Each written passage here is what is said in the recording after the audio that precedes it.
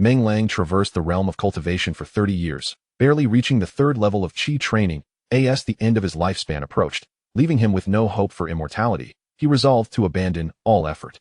Unexpectedly, he was mistaken for a demonic cultivator and forcibly taken to the 100 Flowers Sect. The critical moment, a system that had been delayed for 30 years activated. With a mere percentage, he could earn cultivation points. These points not only enhanced his experience in alchemy, weapon forging, talismans, and formations, but could also be utilized to upgrade techniques and magical treasures. Meng Lang discovered that the people of the 100 Flowers Sect were all beautiful and kind-hearted, eager to assist him in his endeavors. Years later, the 100 Flowers Sect ascended to become the dominant force in the southern celestial region. Upon leaving the sect, Meng Lang soon realized that there was not a single adversary in the entire southern celestial who could withstand his might. Chapter 1. The long-awaited Supreme Harmony System. Don't let me find out who you are. If I don't flay your skin off, I won't call myself Meng Lang. In the southern celestial region, within the dilapidated confines of a cluttered room, Meng Lang sat on the ground, fuming as he shouted at the doorway. Having spent 30 years in this world of cultivation, he had never suffered such a humiliating defeat. A rogue cultivator with a 5-element mixed spiritual root, he had devoted himself to the pursuit of immortality. Unfortunately, his talent was abysmal. After 30 years, he had only managed to cultivate to the third level of qi training. In a bid to earn money for cultivation, he had learned weapon forging, talisman crafting, and formations, investing considerable resources with minimal returns. Just when he finally encountered a master willing to teach him the lucrative art of alchemy, he was swindled out of all his savings. Feeling that immortality was beyond his reach, Meng Lang began to resign himself to a life of indulgence, frequenting the renowned Wanhua Pavilion in southern Celestial City. However, as he entered a woman's room, he was suddenly knocked unconscious from behind and brought to this unknown, shabby chamber. Had it not been for his resilient mindset, he might have succumbed to despair. Ding! The 30-year assessment period has concluded. The Supreme Harmony System is now loading. Upon hearing the abrupt mechanical voice echo in his mind, Meng Lang trembled, nearly collapsing into tears. After 30 years, the system finally remembered his existence as a transmigrant. Yet, after such a lengthy evaluation, did it ever consider his feelings? With indignation, he turned his attention to the system's introduction, Supreme Harmony System. Engaging in harmonious cultivation with the opposite sex will yield harmony points. These points cannot be directly used to accelerate cultivation, but may enhance techniques, artifacts, and support skills. If the opposite sex develops full affection towards the host, the rate of harmony point acquisition doubles, and the host will receive a mysterious reward.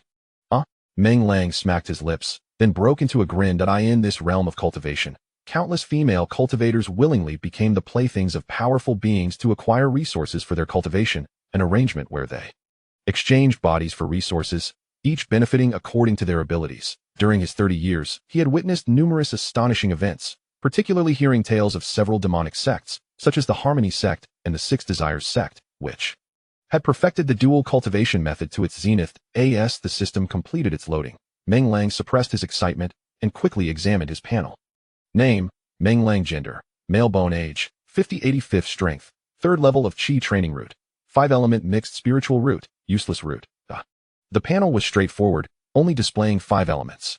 After studying it for a while, he noticed a small arrow beneath the panel. Curiosity piqued. He clicked it, revealing a secondary profession data panel.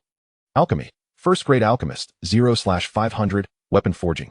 First grade weaponsmith, 0/500. Formation. First grade formation master, 0/500. Talisman crafting. First grade. Talisman master, 0 out of 500. Gazing at the secondary profession panel, Meng Lang's expression twitched. It was a clean slate, glaringly empty. Ding. The host has persevered for 30 years, moving heaven and earth, and the system grants a new arrival care package. Please check your inventory. Really? Moving heaven and earth? Such exaggeration? Muttering to himself, Meng Lang quickly scanned the panel. After a brief search, he found the system's package, inside which lay a gift box elegantly tied with a red ribbon. Upon opening the package, the system's prompt sounded once more. Congratulations, host. You have received a warm heart pill recipe worth 50 harmony points. Is that all? Meng Lang felt a twinge of disappointment. The system was indeed rather stingy with rewards. Just as he contemplated how to utilize these 50 harmony points, the door was kicked open. Instinctively, he looked toward the entrance and was met with a strikingly long, pale leg stepping into the room. Breath caught in his throat. Meng Lang's eyes involuntarily traced up the long leg to a green robe that split nearly to her waist, revealing an enchanting figure and a face as cold as ice. Awake, are you? If so, follow me. The icy beauty's delicate lips uttered her frigid command. Meng Lang furrowed his brow. He did not recognize her. Had he unknowingly offended someone, leading to his current predicament? The azure robe she wore seemed to belong to the lower-ranked disciples of the renowned Hundred Flowers Sect. Had he been captured by the Hundred Flowers Sect? The reality sent a shiver through him. The Hundred Flowers Sect was among the top 5 super sects in the southern celestial region, with profound foundations and influence spanning thousands of miles. Most terrifyingly, the sect was comprised entirely of female cultivators, who inherently harbored a disdain for male cultivators. Any male cultivator daring to commit offenses within their domain faced a grim fate. There was a widely circulated saying in the male cultivation circles of the southern celestial region: better to offend the king of hell than the 100 flowers. The meaning was clear. Even offending the king of hell was preferable to incurring the wrath of the 100 flowers sect. To anger the king of hell meant merely the end of one life, but to offend the 100 flowers sect could mean the end of all reincarnations. What misfortune had befallen him to land in the hands of the 100 flowers sect? Yet, he pondered, during his 30 years, although he had engaged in battles, they were all calculated moves, leaving no trace behind. Moreover, he had never committed any heinous acts. The 100 flowers sect had no reason to target him.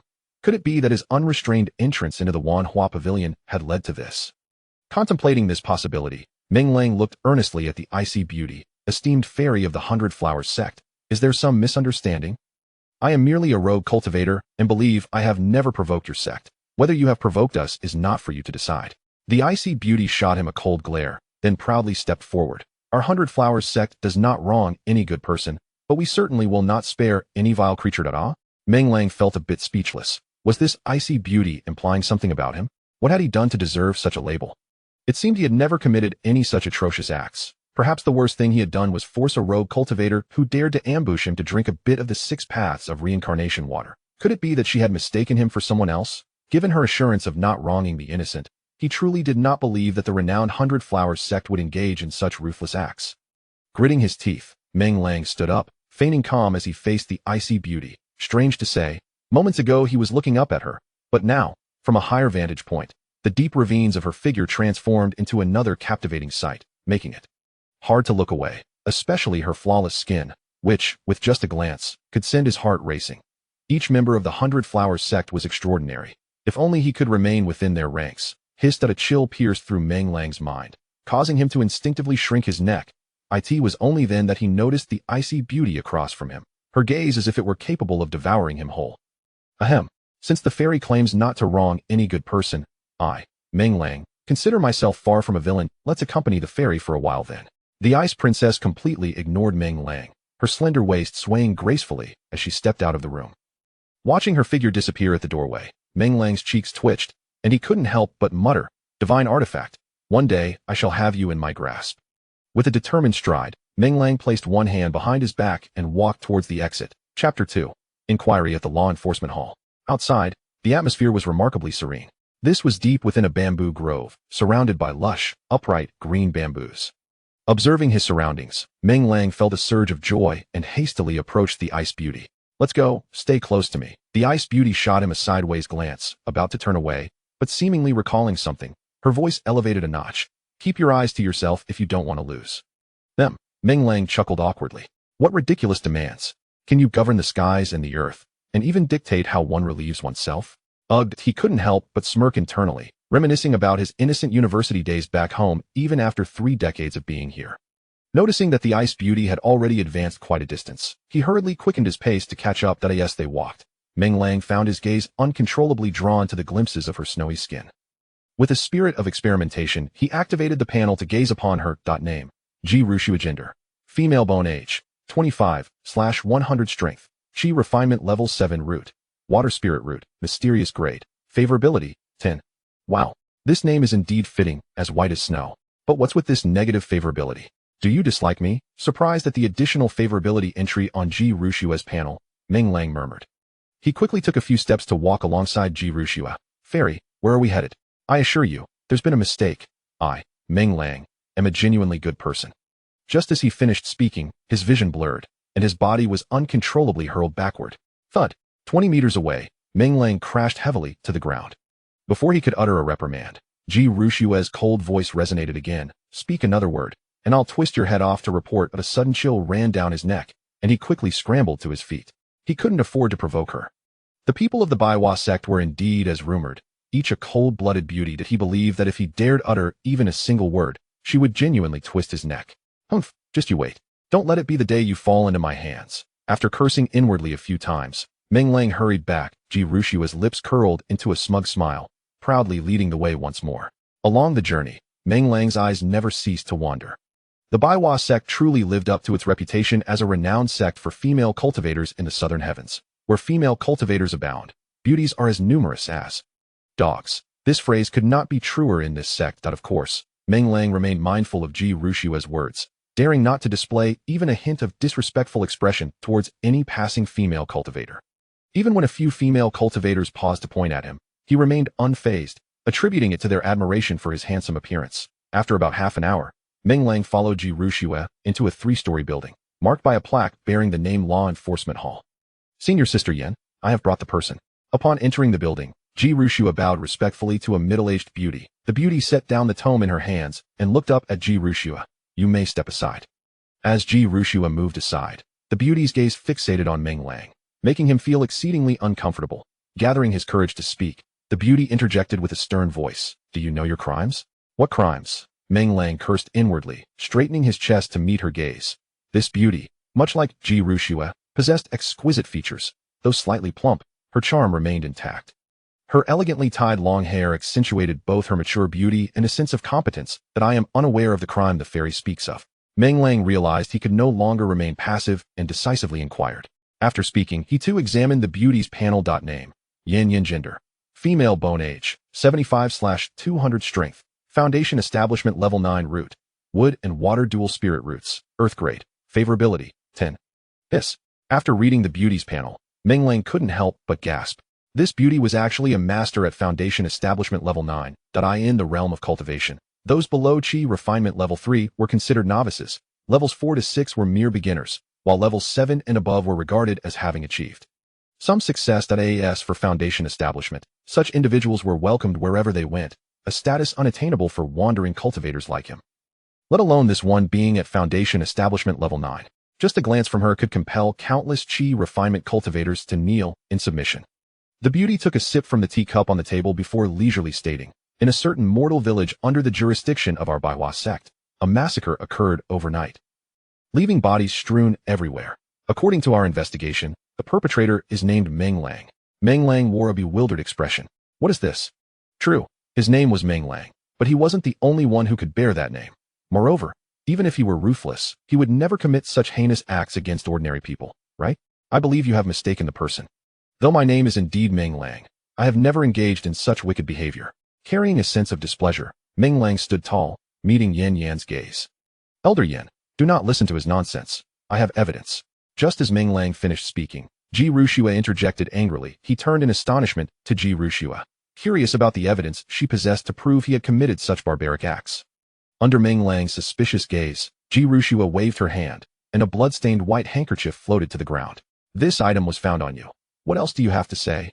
Gazing at the blood-stained handkerchief, Meng Lang furrowed his brow even tighter. This handkerchief was a gift from the unreliable alchemist who had promised to teach him the art of alchemy. At the time, he had wondered if the person was ill, gifting him a woman's item, and it was stained with blood, reeking of bad omens. Combining what Yan Yan had just said, he seemed to grasp the situation. This unscrupulous alchemist not only took his money, but also framed him. Most outrageously, the scoundrel had even misused his name. Just wait until I catch you. Meng Lang had never felt such a strong desire to eliminate someone. Calming himself, he knew the priority was to clear his name, but he recounted the circumstances of meeting that unreliable alchemist and the suspicion of being framed, eagerly looking towards Yan Yan. Though he lacked witnesses, surely they would verify the matter. However, to his dismay, the scene that unfolded was far from what he had hoped. Yan Yan completely disregarded the so-called alchemist, resolutely believing Meng Lang was inverting right and wrong, deliberately shifting the blame onto someone else. Haha, I never expected the illustrious Baiwa sect could be so domineering. Fine, you want me dead, don't you? Come then, let's get it over with. Meng Lang closed his eyes, assuming a posture of resignation. After waiting for an extended period without any sign of action from the other party, he reopened his eyes, only to find Yan Yan and Ji Rushua wearing inexplicable smiles at the corners of their lips, and oh, it seemed he had been played. Chapter 3. I shall brew the heartwarming pill. Just as he was about to question the other party, Yan Yan, with a playful smile, spoke. Our 100 Flowers sect has never wronged any good person. Since you claim to be wronged, we cannot directly inquire about your alleged crimes. How about this? You may temporarily stay in our 100 Flowers Sect while awaiting the clarification of your charges. You want me to remain in the 100 Flowers Sect? Meng Lang was taken aback by the sudden turn of events, looking at the two women with suspicion. He felt as though he had unwittingly walked into someone else's trap. There must be conditions, right? He probed cautiously, with a clap of her hands. Yan Yan rose and approached Meng Lang. Her gaze, tinged with a hint of aggression, swept over him. You are aware that our 100 Flowers Sect is a sect for female cultivators. It would indeed be a challenge for us to accommodate a male cultivator here. Noticing Meng Lang's expression falter, she smiled sweetly. However, if you could assist our disciples from the miscellaneous peak with some tasks during the period of clarifying your innocence. Meng Lang's eyes brightened. So this was the underlying reason for their actions. He harbored serious doubts that they had brought him here merely to serve as free labor. The supposed charges against him were likely fabricated. Further speculation led him to wonder if that suddenly appearing alchemist was perhaps also in collusion, deliberately scouting for free labor on behalf of the 100 Flowers Sect. After all, which eccentric old man would carry a blood-stained handkerchief with him? How careless of him. This was clearly a trap. As he pieced everything together, Meng Lang felt compelled to exclaim just how cunning the 100 Flowers Sect was. Even upon arriving in Myanmar's north, he had to acknowledge their cleverness. They put on a performance, only to reap the benefits of a free laborer. He firmly believed that he would likely spend several years at this miscellaneous peak without ever clearing his name. This was the leverage the 100 Flowers Sect held over him. When he became too old to move, they would graciously allow him to leave. But only after extracting a vow from him to keep the secrets of his time with the 100 Flowers Sect. This was essential for maintaining their reputation externally. Clearly, it was unreasonable to expect the women of the 100 Flowers Sect to engage in all the dirty and laborious tasks themselves. He was convinced that he was not the only one facing such a predicament. There must be other male cultivators within the miscellaneous peak. Well then, they were laying their cards on the table, attempting to make him a free laborer. Absolutely not. Just as he was about to resolutely refuse their offer, a flicker of hesitation crossed Meng Lang's mind. Although he had been ensnared, one could not deny that this could be considered a successful entry into the 100 Flowers Sect, a place where countless male cultivators dreamt of setting foot. In a way, he had indirectly fulfilled the grand aspirations of many men who dared not even dream of such an opportunity. What if he could remain in the 100 Flowers Sect without engaging in menial labor? If he could even become a disciple of the 100 Flowers Sect? That would be even more delightful. Ahem. Is it possible to avoid going to the menial tasks at Zai Peak? As you can see, with my frail limbs, I am ill-suited for heavy labor. Meng Lang, with a hint of pleading, rolled up his sleeves for the two women to see. Yan Yan rolled her eyes, implying that he intended to take advantage of them. If that is your desire, we at Baiwa Sect have a place where disciples who err are confined. You may stay there, and I assure you, meals will be provided thrice daily. However, I must caution you that finding the elder you mentioned is no simple task. It could take 3 to 5 years at the least, or even several decades. By the time you clear your name, he may be too frail to walk. Meng Lang's lips twitched. Look at that. You're not even pretending anymore, are you? When bribery fails, you resort to threats. Well, I can refine pills. I can assist in alchemy. Surely your sect would not have a pill refiner doing menial labor, would they? You can refine pills? Yan Yan raised an eyebrow skeptically and instinctively glanced at Ji Rushua, clearly indicating that this information was not in her records.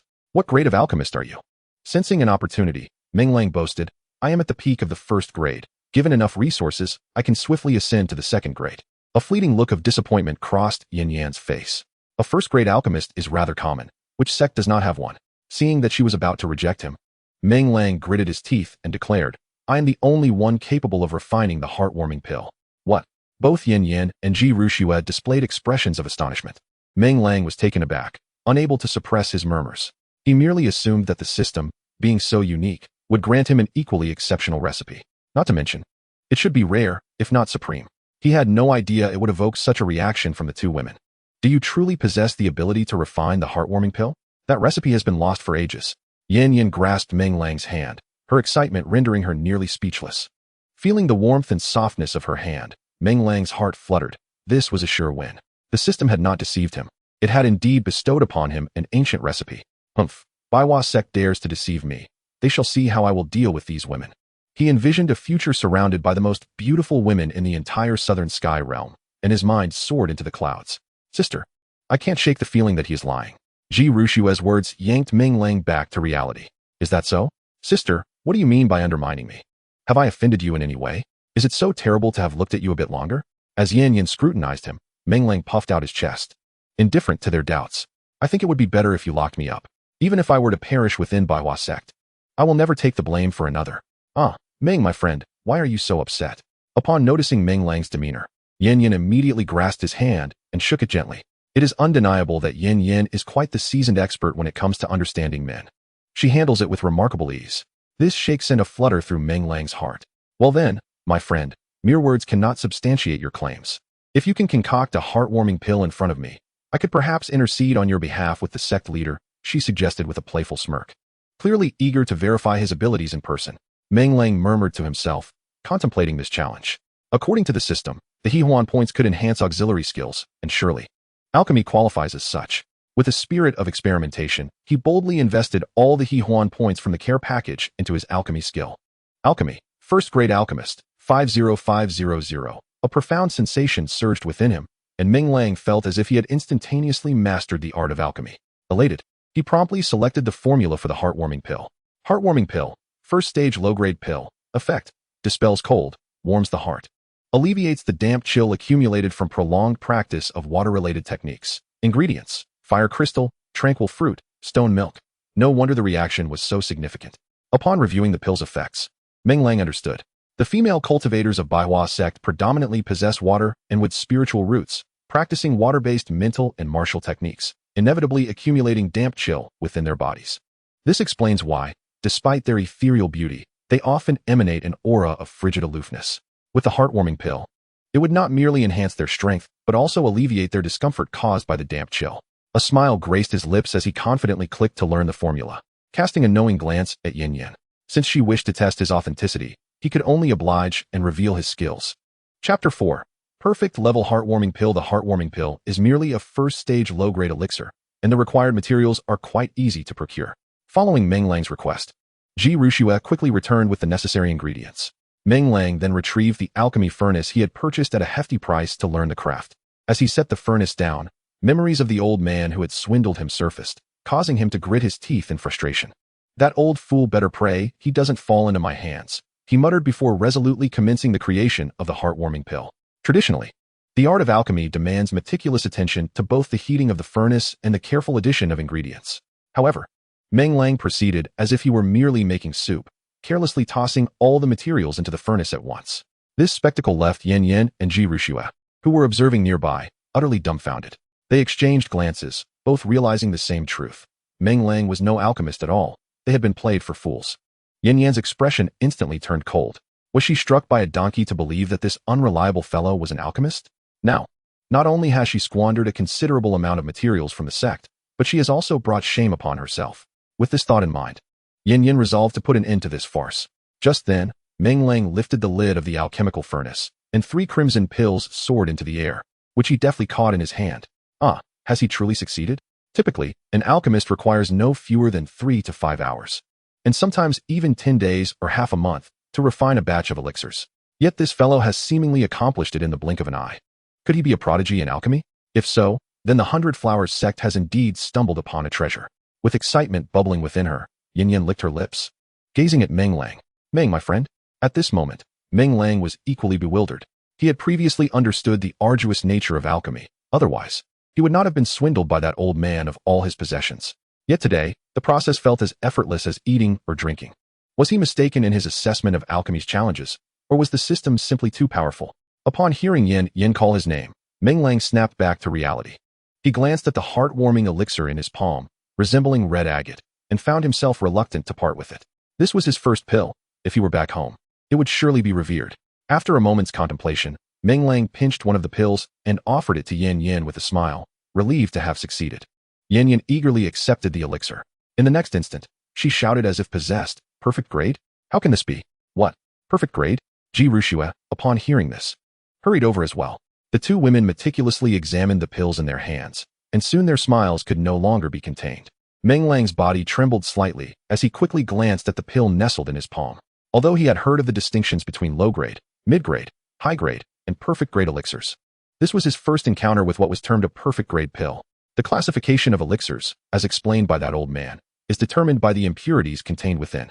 Low-grade elixirs harbor the most impurities, while perfect-grade elixirs contain none at all. One must not underestimate the significance of impurities within elixirs. As the saying goes, every medicine has its poison, and the impurities in these pills are the source of those toxins. While cultivators consume elixirs to accelerate their cultivation, prolonged use can lead to a buildup of toxins in their bodies, resulting in reduced efficacy or, in severe cases, jeopardizing their very lives. This duality of love and hate towards elixirs is the root of a cultivator's complex relationship with them. To produce a perfect-grade elixir is the lifelong ambition of nearly every alchemist. However, achieving such a feat is not a matter of mere skill. Luck plays a significant role as well. Some master alchemists spend their entire lives without ever managing to refine a perfect-grade pill.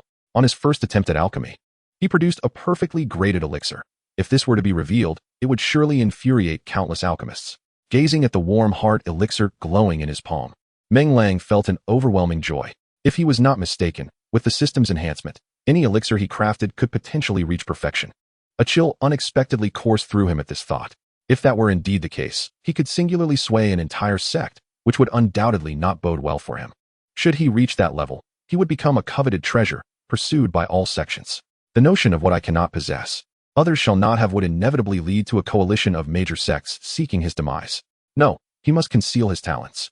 With this resolve in his heart, Meng Lang grinned at the two women, proclaiming his good fortune at producing a perfect elixir for the first time after all these years.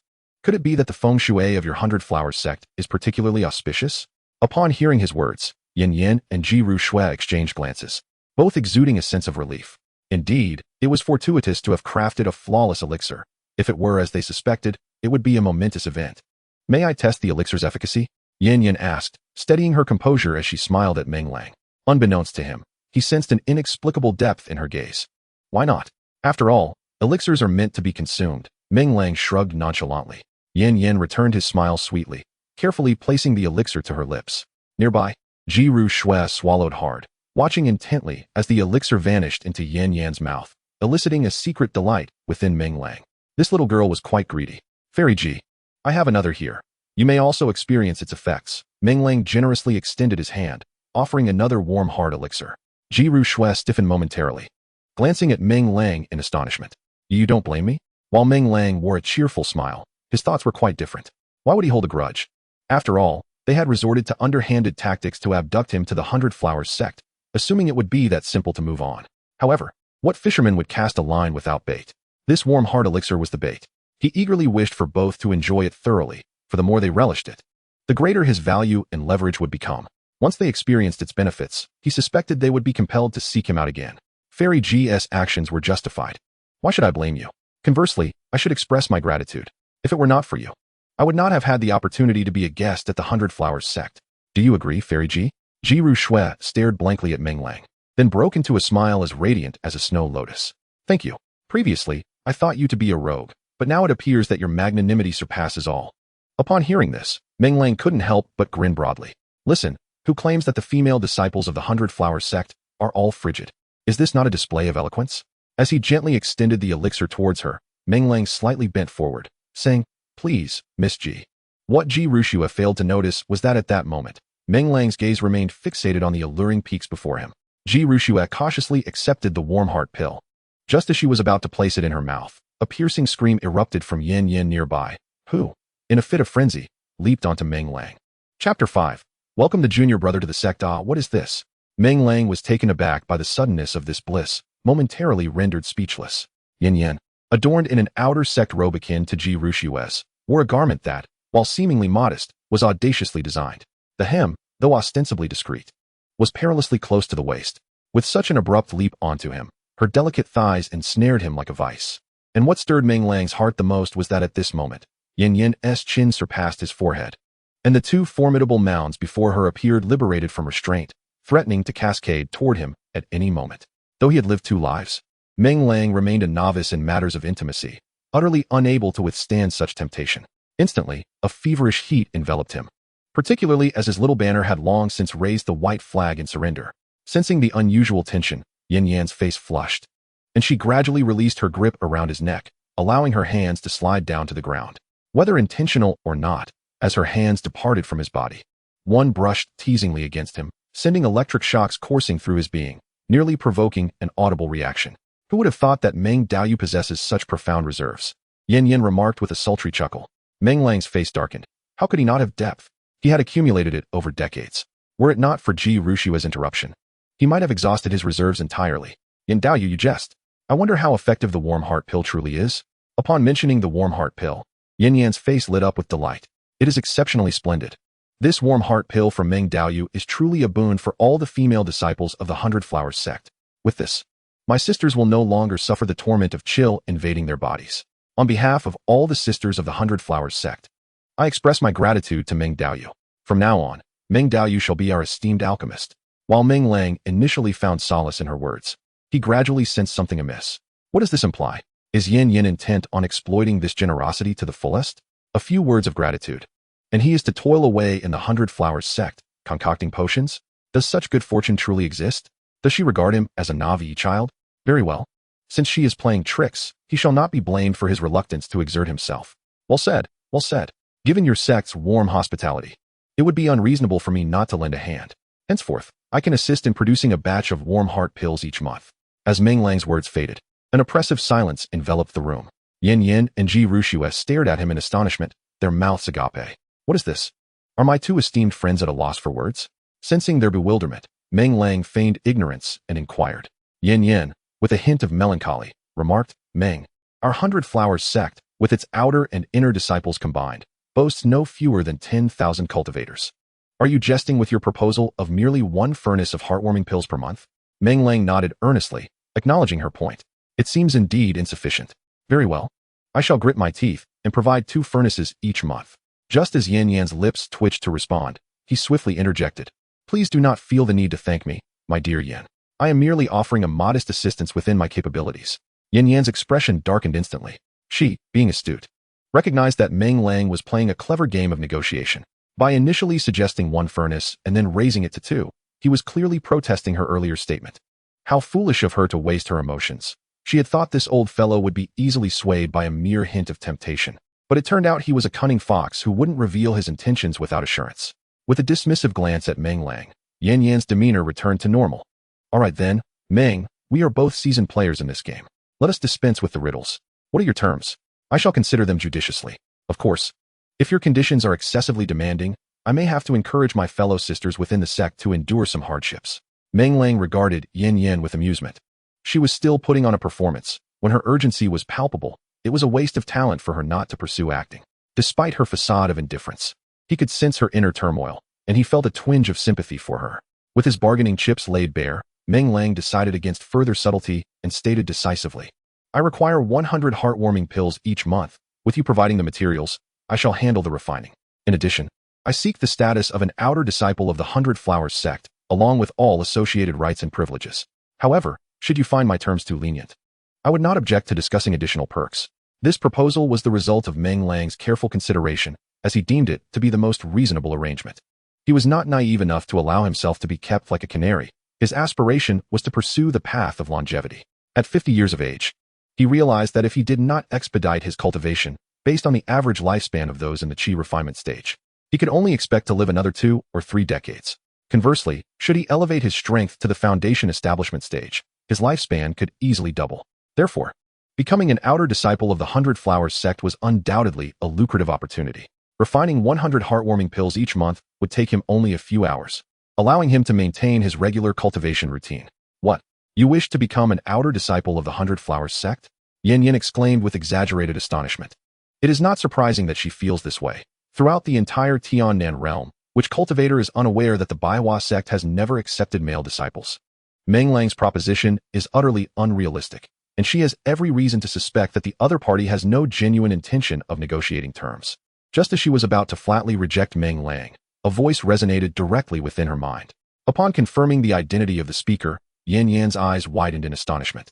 After a considerable moment, the transmission ceased, and her gaze toward Meng Lang transformed into one of peculiar intrigue. What is it about this young man that compelled the sect leader to intervene personally, even at the risk of violating the sect's ironclad regulations that have stood for millennia? Am I not permitted to become a disciple of the Baihua sect? Doubts began to creep into Meng Lang's mind. Perhaps he was indeed mistaken. How could the Baihua sect possibly alter its rules for a mere qi refining stage 3 alchemist? Just as he contemplated whether to lower his demands, Yin Yan's voice echoed once more. Welcome, junior disciple. Ru Shui, since Meng Shidi has just joined, please assist him in acclimating to the sect's environment. Oh, by the way, since Meng Shidi is your disciple, His residence will be arranged next to yours in Qingfeng residence. Meng Lang froze momentarily. One moment, she was adamantly refusing, and the next, she was addressing him as junior disciple. This is more absurd than a melodramatic script. Not only was Meng Lang in disbelief, but Jiru Shui also wore a bewildered expression. She stared at Yin Yan, incredulous, and asked, "Sister, are you certain you haven't made a mistake? He is, after all, male. I can distinguish between genders." Yin Yan replied with a hint of exasperation, shrugging her shoulders. Then why? Jiru Shui was even more perplexed. Yin Yan seemed disinclined to elaborate further, winking at her and saying, "Just go with it." Seeing that she could not persuade Yin Yan, Jiru Shui cast a doubtful glance at Meng Lang. Upon realizing that he, too, was as lost as she was, Jiru Shui suddenly understood. Did a higher authority nod in approval of this? What exactly is this fellow's background? Chapter 6. The Baiwa sect in an uproar following Jiru Shui out of the law enforcement hall. Meng Lang first obtained his outer sect identity token along with an entrance reward of 50 spirit stones. Although there was also an outer sect uniform, it was unfortunately only available in a female version, rendering it unsuitable for him. Despite this, it still left the female staff member at the outer affairs hall questioning her life choices. What on earth is happening within the Baiwa sect? Have they truly begun accepting male disciples? Were it not for Jiru Shui's presence, she would have suspected Meng Lang of being an impostor infiltrating the sect. Preparing to interrogate him, after leaving the outer affairs hall, Jiru Shui guided Meng Lang through the task hall, the martial arts pavilion, and the trading market, familiarizing him with several key locations. By the time they returned to Qingfeng residence, several hours had already passed. Jiru Shui clearly wished to minimize her interaction with Meng Lang. After offering a few instructions, she promptly retreated to her own quarters. Watching her departing figure, a smile involuntarily crept onto Meng Lang's lips. So, she wishes to play the aloof one, does she? It won't be long before you find yourself begging me for a smile. With a mutter, Meng Lang decisively stepped into the Qingxin residence. Though it was called a residence, it was merely a dilapidated shack slightly larger than a straw hut. The furnishings were exceedingly simple, a wooden table, a rickety bed, and a cushion for meditation. Even so, Meng Lang felt an unusual sense of comfort here. It was far more pleasant than being a wandering cultivator without a stable home. At the very least, he no longer had to constantly guard against others plotting to seize his meager possessions while he entered a meditative state. He sank onto the bed, comfortably closed his eyes, and soon drifted into a peaceful slumber. Meanwhile, at the outer sect of the 100 Flowers Sect, news of Meng Lang's presence spread like wildfire among the disciples. What? We have a new junior brother? He is handsome and exudes charm? Is he possibly the illegitimate son of the sect leader? Does he have a romantic entanglement with Jiru Shui? Is he proficient in all manner of martial arts? Once certain rumors take flight, it is impossible to predict how they will eventually morph. During Meng Lang's repose, countless versions of his legend took shape. Upon hearing such tales, Yan Yan not only refrained from clarifying but, whether intentionally or not, embellished the stories, showering praises upon Meng Lang. Eventually, whispers of his alchemical talents began to circulate. Whispered by some anonymous disciple, is the junior brother truly an alchemical prodigy? The warm heart pill, priced at 2,000 low-grade spirit stones each? Can one obtain the warm heart pill for free from the junior brother? Is he genuinely benevolent, willing to bestow pills upon others without charge? A tempest of rumors swept through the sect once more. Many merely indulged in the amusement of the gossip. Yet some discerning individuals began to inquire about the junior brother's residence, preparing to visit and ascertain whether he truly lived up to the tales. Deep within the 100 Flowers Sect, in a loft shrouded in ethereal mist, a stunning woman in white leaned gracefully against the wooden window, lazily gazing at the scenery outside. Her figure was exquisite, and the half of her face concealed by a white veil added an air of otherworldly detachment. This scene resembled a painting, captivating enough that one would regret missing it at a mere glance. A soft rustle of footsteps approached, and the woman turned with a smile, rendering all the flowers of the world momentarily dim in comparison. "You have arrived," she greeted, her voice crisp and melodious, akin to the most beautiful bird singing in the world. The newcomer was a ragged old man, hunched and disheveled, appearing as if he were on the verge of decay. He bowed to the woman in white and slowly lowered his head. "Miss, I do not understand. What is it that you do not comprehend?" The woman rose gracefully and stepped toward the old man, extending her hand to assist him to his feet. "Is that person truly the one you seek?" The old man's voice was tinged with a hint of sorrow. "We can continue our search for a few more years. There is no need to place all our hopes on him." The woman raised her hand to halt the old man's words. "I can wait. But the 100 Flowers Sect cannot afford to linger any longer." The old man stiffened momentarily, then slowly folded his arms. "It is my oversight. Very well, you may go. After such arduous years, you deserve to rest for a while." The old servant took his leave, bowing deeply to the woman before his form shimmered and vanished, as if he had never existed at all. Returning to the window, the woman gazed out at the scenery and could not help but murmur, "Perhaps a turning point has finally arrived." 3 days later, Meng Lang stretched lazily, yawning as he rose from bed. His slumber had been particularly refreshing, arguably the sweetest sleep he had experienced in the 30 years since his arrival. Perhaps he should visit the market to seek out any elixirs that could hasten his cultivation. As he assessed his rather pitiable cultivation level of the third stage of qi refinement, a sudden desire to strive for improvement surged within him. After adjusting his attire, Meng Lang opened the door, but just as he was about to step outside, he was startled back by the sight before him. Outside his room stood a sea of long, snow-white legs. Following the legs upward, he found a group of enchanting female disciples from the 100 Flowers Sect staring at him as if he were a panda. What is this? Meng Lang felt a bit dazed. Was this the welcoming ceremony for new disciples of the 100 Flowers Sect? If only he had known about such perks earlier. He would have stayed awake to chat with the senior sisters at the door, putting on what he believed to be his most charming smile. Meng Lang bowed slightly and said, "Junior disciple Meng Lang greets all the senior sisters." As his words fell, the previously silent scene shattered into chaos. This is the new junior disciple, a useless middle-aged man at the third stage of qi refinement, who told me he was a graceful young prodigy. Step forward. I shall make you pay. Ah, indeed, the greater the expectation, the deeper the disappointment. Who suggested we should engage in a pleasant exchange with the junior disciple? Come on. It's time to reveal your true prowess. Listening to the cacophony of voices that resembled a frenzied dance of spirits, Meng Lang's expression darkened. What does this mean? Is there no need for a semblance of decorum? To belittle him so openly, what is the meaning of this? Humph, how dare they look down upon him? These women are short-sighted despite their long hair. Very well, you may disregard me now, but in a few days, I shall ensure you find it difficult to reach me. With a cold snort, Meng Lang squared his shoulders and stepped out of the room. Ladies, might I trouble you to make way? Oh, look, the junior disciple is upset. One of them scoffed. Indeed, how petty. Shouldn't men be more magnanimous? It was merely a few words. Was it really necessary to take it to heart? All right.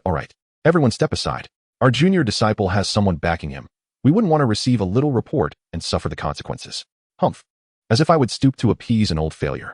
Let us move. Wait for me, senior sister. I promise I won't drag you along to watch the commotion next time.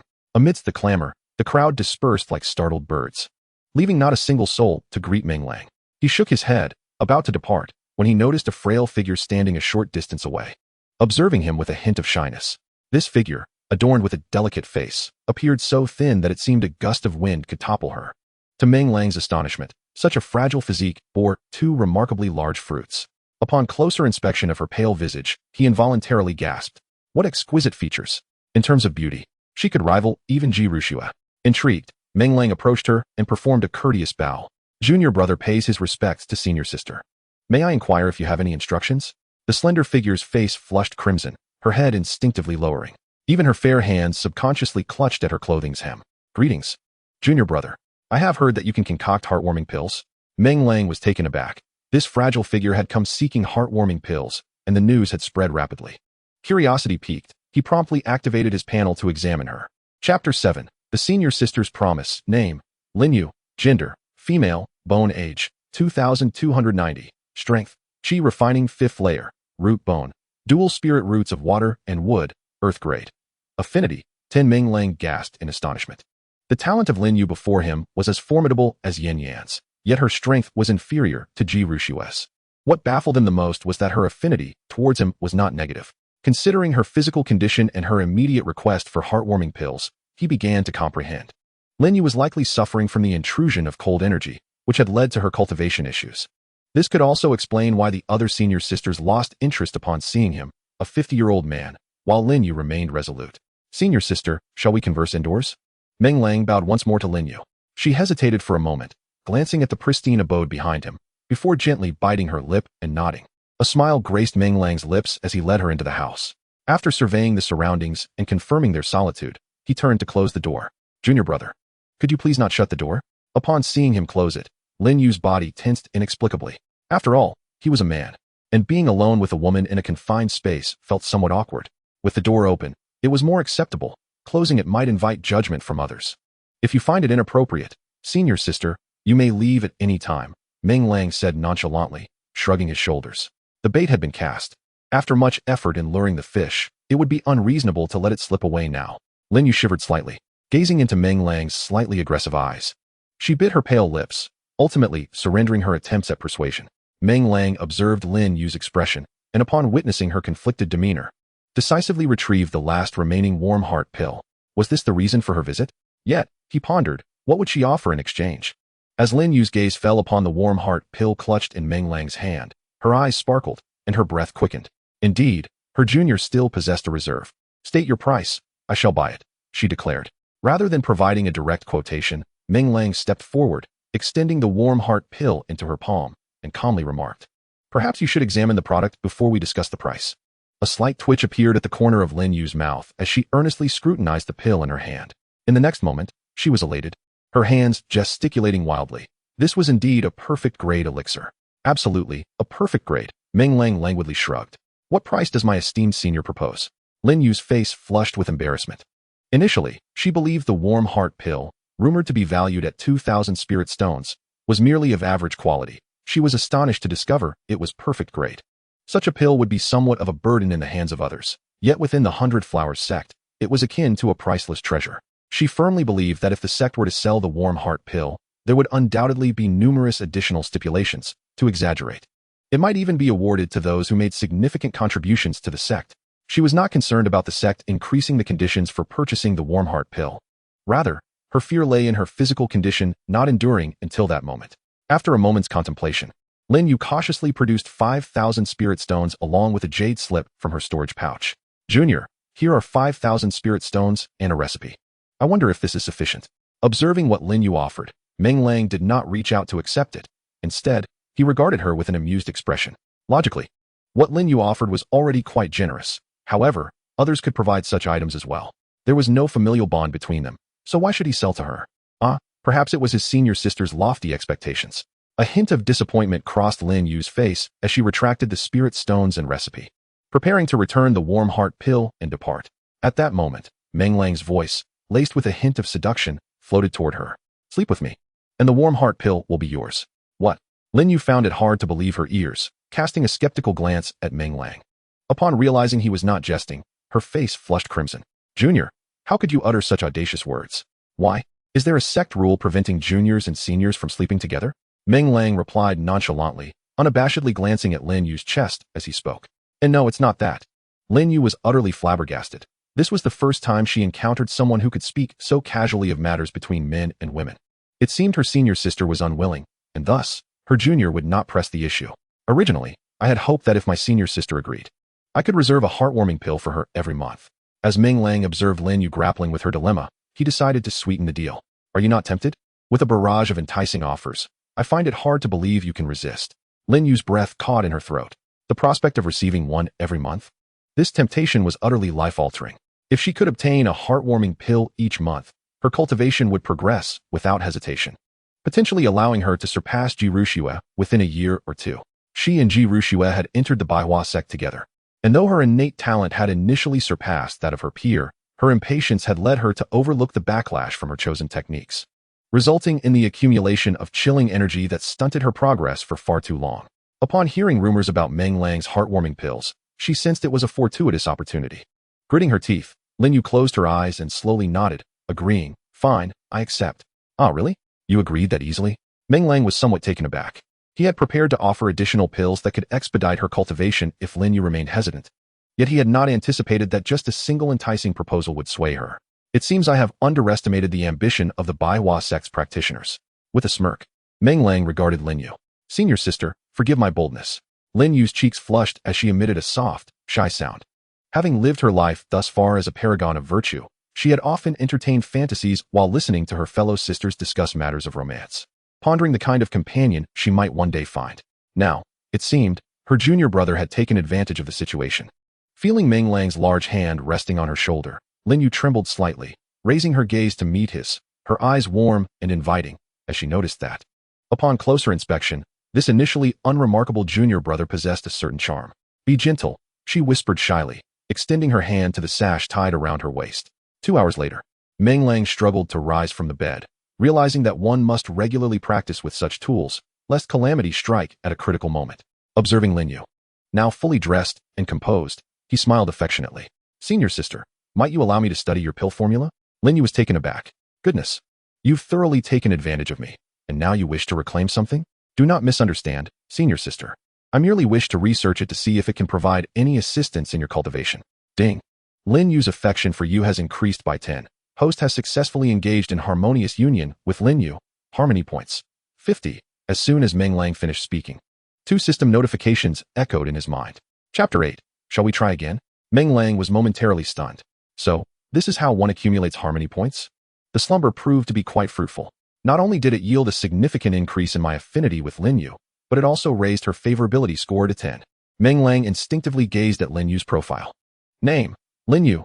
Gender: female. Age: 2290. Strength: 5th layer of Qi training. Root: dual spiritual roots of water and wood. Earth grade. Favorability: 20. Ah, indeed. Observing Lin Yu's favorability surge from 10 to 20, Meng Lang couldn't help but feel a sense of wonder. If a single sleep could yield an increase of 10, might it be possible to reach 100 with 10 slumbers? He recalled that the system had mentioned that upon achieving a favorability score of 100, the acquisition rate of Huan points would double. Junior brother, I have something for you. Lin Yu generously produced a pill formula and handed it to Meng Lang. This formula was a fortunate find during my trip to Tiannan City. It would be a waste to keep it. Consider it a gift. Junior brother. Purchasing materials for pill concoction requires spirit stones as well. Let this bag of 5,000 spirit stones be my token of goodwill. Noticing Meng Lang lost in thought while staring at the formula, Lin Yu tossed a bag of spirit stones onto the bed. Meng Lang's body involuntarily twitched. Was it just him, or did this feel like being consumed? Receiving both a formula and spirit stones felt as though he had unwittingly acquired a heartwarming pill. How could one refuse such a generous offering from a senior sister? With a cheerful demeanor, Meng Lang stowed the spirit stones into his storage bag, expressing his gratitude. Thank you, senior sister. Lin Yu smiled lightly and quietly made her way to the door. Whether it was Meng Lang's imagination or not, he sensed something peculiar in Lin Yu's gait as she walked away. Once she vanished through the door, Meng Lang promptly pressed the jade slip of the formula against his forehead. Qi Gathering Pill, 1st grade inferior formula. Efficacy: accelerates the refinement speed of spiritual energy. Significantly enhances the conversion rate of spiritual energy. Materials: Qi Gathering Grass, Spirit Milk, Cultivation Crystal. Upon reading the description of the formula, Meng Lang felt a surge of joy. It was as if when one was in need of grain, someone provided it, and when one required a pillow, someone offered a bed. Just as he contemplated purchasing materials from the market to concoct the Qi Gathering Pill, the system's notification chimed once more. Detected a subpar pill formula. Would you like to consume 10 Huan points to upgrade the formula? Ah, is that possible? He mumbled to himself before decisively opting for the upgrade. The Qi Gathering Pill has been upgraded to a 1st grade superior formula. Meng Lang cast a glance at the enhanced formula, with the materials unchanged. It had ascended from inferior to superior, marking a substantial improvement. He was confident that with this formula, both his and Lin Yu's cultivation speeds would experience a remarkable transformation. As he opened the door and stepped outside, he spotted someone emerging from a nearby cottage. It was Ji Rushua. Good day, senior sister. He greeted her with a warm smile and a wave. However, Ji Rushua merely glanced at him indifferently, offering a curt nod before continuing on her way. Meng Lang was left utterly perplexed. When did he provoke the other party again? It is utterly exasperating. Feeling disinclined to engage further, Meng Lang meandered toward the market. Along the way, he occasionally encountered some stunning senior sisters, who, without waiting for him to initiate a greeting, would scurry away as if he were a plague. This left Meng Lang questioning whether he had forgotten to wash his face before venturing out. The market of the Baihua sect is rather unique, combining the exclusive inner market of the sect with the outer market where disciples can freely trade. Naturally, Meng Lang held little interest in the outer market. What valuable items could be found among the disciples? His sights were set firmly on the inner market. The inner market was overseen by a mature and alluring woman, who, in Meng Lang's eyes, possessed a charm far superior to that of many outer disciples, especially when she sat behind the counter. The 2 ample orbs resting upon it were nothing short of an extraordinary sight. This was the first time Meng Lang had encountered such formidable assets in the Baihua sect. Silently, he gestured with his hand, arriving at a startling conclusion. He could hardly contain himself. These assets were 3 times the size of Lin Yu's. At that moment, the inner market was relatively empty, and the mature woman quickly noticed Meng Lang's gaze. In an instant, her brow furrowed, revealing a look of disdain. Ahem, hello, senior sister, Meng Lang said, sensing her impatience and hastily retracting his gaze while offering a cheerful greeting. One does not strike a smiling face. He remained unconvinced that she would act against him. You must be the new little junior brother who just joined the sect, she remarked with a disinterested tone. Meng Lang wondered where she derived such confidence to speak to him in that manner. promptly activating his panel to investigate. Name, Nangong Linglong. Gender, female, bone age, 65. 200, cultivation level, foundation establishment 9th layer, root, water spiritual root, heavenly grade. Affection level, 30 goodness, what a revelation. To his astonishment, this was yet another formidable figure at the foundation establishment 9th layer, with a talent even more terrifying than Yin Yan's. The Baiwa sect truly possesses profound depth. Having a foundation establishment 9th layer disciple working as a counter-assistant in the market is hardly a concern for resource wastage. What puzzled Meng Lang was that he had seemingly never encountered her before, yet he began with a negative affection level of 30. This was not merely disdain. It bordered on outright dislike. A strange woman indeed. It would be wise to avoid provoking her. After weighing his options internally, Meng Lang decisively chose to maintain his distance. Wearing a forced smile, he nodded. Senior sister, you truly possess keen insight. Little junior brother pays his respects. Flattering words. Do you think I am blind? Nangong Linglong scoffed. Then continued. What brings you to the market? Are you buying or selling? Meng Lang pouted. Indeed, she was a presence with a negative affection level of 30. Her icy demeanor was profoundly uncomfortable. After contemplating the matter of his qi-gathering pills, Meng Lang could only suppress his inner discomfort and, with a forced smile, said, Senior sister, I wish to purchase some alchemical materials. Please present the list. Upon seeing Nangong Linglong extend her hand, Meng Lang promptly handed over the meticulously prepared list of materials. Upon receiving the list, Nangong Linglong scanned it with her large eyes, and her eyelids involuntarily twitched several times. Are you truly an alchemist? The tone of Nangong Linglong was devoid of the usual aloofness, replaced instead by a hint of warmth. Meng Lang, taken aback, glanced at her and nodded silently, affirming his authenticity. If you require any pills in the future, feel free to seek your junior brother. I shall concoct them for you free of charge. Wait until you can actually refine pills. Nangong Linglong surprisingly did not express anger. Instead, she regarded Meng Lang with a hint of amusement. You are a third-tier alchemist, are you not? By the time you reach that level, the vegetables will have long cooled. Meng Lang shrugged, unbothered by her disdain. Why should she belittle him? If he were to attain the status of a third-tier alchemist, he would hardly be inclined to refine pills for her, even if she sought his assistance. After spending 4,000 spirit stones, Meng Lang procured a considerable quantity of materials for qi-gathering pills and hastily departed the market. Upon returning to his residence, he noticed Lin Yu pacing anxiously outside her door, seemingly troubled. Was she still hungry? An absurd thought crossed Meng Lang's mind. Before he could greet her, Lin Yu had already spotted him and joyfully rushed to him. Junior brother, you have finally returned. Lin Yu exclaimed, leaping into his embrace. Feeling the softness within his arms, Meng Lang's hands instinctively wrapped around Lin Yu's slender waist. Lin Yu shivered slightly, but did not resist him. However, her next words startled Meng Lang, causing him to instinctively retreat several steps. Junior brother, let us do it again. I still want more. Chapter 9. If all else fails, I shall squeeze a bit more. What? Is she even more addicted than I am? How long has it been since? Meng Lang counted on his fingers, calculating that from the moment Lin Yu left until his return, hardly an hour had passed. Once every hour? Even a breeding boar could not withstand such a demand. It was truly said that only exhausted oxen toil the fields. Previously, he had relied on decades of experience to barely subdue Lin Yu. If they were to repeat the encounter, he would be willing, but he feared that his second brother might object. Perhaps he should inquire in the market another day about any formulas for foundational strengthening and body enhancement. After deliberating internally, Meng Lang mustered the courage to say, I'm sorry, senior sister, but I have no stock at the moment. Oh, none left? Lin Yu appeared somewhat dejected. Observing her endearing demeanor, Meng Lang hesitated and said, if it truly comes to that, I could squeeze out a few more. Lin Yu's eyes lit up. How many can you manage to squeeze out? Meng Lang was taken aback. Was this measured by the piece? Was there no standard for their unit? Junior brother, I do not require much, just one more, and I shall be able to expel all the accumulated chill within me. Observing Meng Lang's struggle, Lin Yu felt a twinge of embarrassment. You mean the heartwarming pill? Meng Lang exclaimed in surprise. Good heavens, he thought Lin Yu was merely asking for a few, only to realize he had misunderstood. What else could it be, if not the heartwarming pill? Lin Yu regarded Meng Lang with suspicion, and in the next moment, as if recollecting something, her ears flushed crimson. Junior brother, you are quite mischievous, always thinking of tormenting your senior sister. Lin Yu pouted, resembling a wronged little wife. Meng Lang's heart melted at her expression, yet he feigned innocence. Could this truly be blamed on him? Lin Yu had initiated the request without clearly explaining herself. He instinctively assumed she had not had her fill. Yes.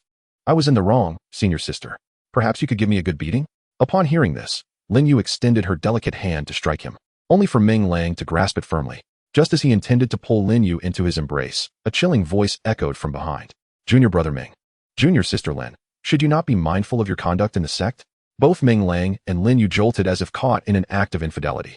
Yet, with his thick skin, Meng Lang quickly turned around with a carefree grin. Ah, it is senior sister Ji. I was wondering who enjoyed eavesdropping. Who enjoys eavesdropping? Ji Rushua, akin to a powder keg, erupted at once, glaring at Meng Lang with her beautiful eyes. Oh, I wasn't eavesdropping. How fortuitous that we could converse in hushed tones and still be discovered by you. As Meng Lang continued, Lin Yu shot him a sharp glance, and then, with a smile, approached Ji Rushua. It is junior sister Rushua. It has been a while. How have you been? Please call me senior sister. Ji Rushua replied with a disinterested tone. Lin Yu's facial muscles twitched slightly. You jest, junior sister. Although we entered the sect together, I reached the first level of chi refinement before you.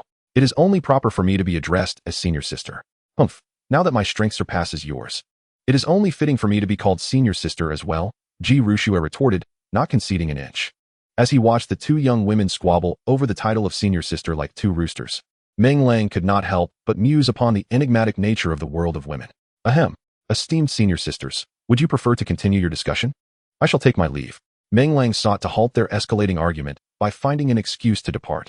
Upon hearing his intention to leave, Ji Rushua's demeanor immediately deflated. She shot a glare at Lin Yu, then, with a huff, approached Meng Lang and handed him a storage bag. Here. This is the material that senior sister Yin asked me to pass on to you. She mentioned that you should pay more attention and expedite the creation of the heartwarming pill. After delivering her message, she did not wait for Meng Lang's response and, with an indignant sway of her petite waist, walked away. As Lin Yu approached, she inexplicably turned back with a cold smirk, admonishing Meng Lang to pay more attention and not to waste his thoughts on inconsequential matters. Meng Lang's expression darkened. It seemed that Ji Rushua was well informed about everything. The problem was, her words carried a hint of bitterness. Was it possible that she harbored some ulterior motives regarding her junior? The thought of being led into the Baiwa sect by Ji Rushua made Meng Lang shrink his neck instinctively. This woman was not to be trifled with. Junior brother. What does Ji Rushua mean? Lin Yu asked, casting a dubious glance at Meng Lang. Oh, why bother with her? Meng Lang replied, seizing Lin Yu's hand and pulling her directly into the room. After they disappeared, Ji Rushua's figure reappeared, her gaze lingering on Meng Lang's door, her expression filled with displeasure. Humph, Lin Yu, I truly overestimated you. To sell yourself for a mere heartwarming pill is quite disappointing. And you, Meng Lang, truly live up to your name, an unrepentant rogue. Unable to refuse anything? Fuming, she muttered under her breath before angrily retreating into her room. Sister, shall we get straight to the point? As soon as they entered the room, Meng Lang pulled Lin Yu to the bedside, a mischievous grin on his face. But you said there was no heartwarming pill, Lin Yu said, clutching her chest and eyeing him suspiciously. Oh, it's just a heartwarming pill. Once we finish, it will be ours, right? Not only the heartwarming pill, but I also have delightful surprises for you. What surprises? Take a guess. How could I possibly guess that? Then take a hit from me. An hour later, Meng Lang lay exhausted on the bed, feeling utterly drained, having once again acquired 50 points of harmony. Lin Yu, during their first encounter, had displayed some modesty, but now, in the second round, she had turned the tables, nearly overwhelming him with her fervor. Junior brother, where is sister's heartwarming pill? Lin Yu stood at the bedside, radiating vitality, her complexion glowing with health, shedding her previous sickly image. Sister, you must honestly tell me, have you secretly mastered some replenishing technique? Meng Lang teased, raising an eyebrow at Lin Yu. Indeed, but it's a pity I didn't tea drain you completely. Lin Yu replied playfully, causing a stir in Meng Lang's heart. Just look at how wonderful she is. Why couldn't he have met her earlier? Had it been a decade sooner, he would have made her unable to rise from bed every day. Alas, now he was filled with desire yet powerless. Taking a deep breath, Meng Lang swung his legs off the bed. Having reaped the benefits, he could not let her down, could he? He took out the alchemical furnace and the materials for the heartwarming pill, beginning his potion making. Lin Yu watched with a glimmer of excitement in her eyes. Stealing glances at Meng Lang, he was treating her like one of his own, not shying away from such significant matters. A warm current inexplicably coursed through Lin Yu's heart, prompting her to resolve to exert herself more diligently in the future, should Meng Lang discover her innermost thoughts. One wonders if he might be so alarmed that he would be unable to produce elixirs at all. In the blink of an eye, the first batch of elixirs emerged. Freshly crafted, Meng Lang tossed them to Lin Yu with the nonchalance of discarding refuse, instructing her to consume them and to return if she required more. Lin Yu responded with a sweet smile, cautiously eyeing the 3 elixirs in her hands. In the next instant, her pupils constricted sharply, revealing her disbelief. Chapter 10. Is it fair to bully someone like this? Perfect grade. All 3 were of perfect grade. When Meng Lang had previously given her a single elixir, she had thought it merely a stroke of good fortune an accidental creation of a perfect grade elixir. At that time, she had been impressed by his generosity, accepting his request with half-hearted consent, as he had offered her such a remarkable elixir upon their first meeting. Now, it appeared she had underestimated this novice junior brother. To casually produce a batch of perfect grade elixirs, should this news spread, the entire southern sky realm would surely be in an uproar. Lost in her astonishment, Lin Yu failed to notice Meng Lang scrutinizing her from the corner of his eye. Meng Lang was no fool. He understood the dangers of possessing such treasures. Yet, considering that Lin Yu would often visit this place, he believed it was wiser to be forthright. He trusted that she would grasp his intentions. As expected, the moment Lin Yu regained her composure, she seized his hand and earnestly implored, "Junior brother, promise me you will never let outsiders know about these perfect grade elixirs." A warmth enveloped Meng Lang's heart. Lin Yu had indeed met his expectations. Thus, she was deserving of the gathering spirit elixirs. A smile graced his lips as he gently tucked a loose strand of hair behind her ear. "What you say is true, senior sister, and I shall remember your words." He thought to himself, "I must swear an oath to the heavens.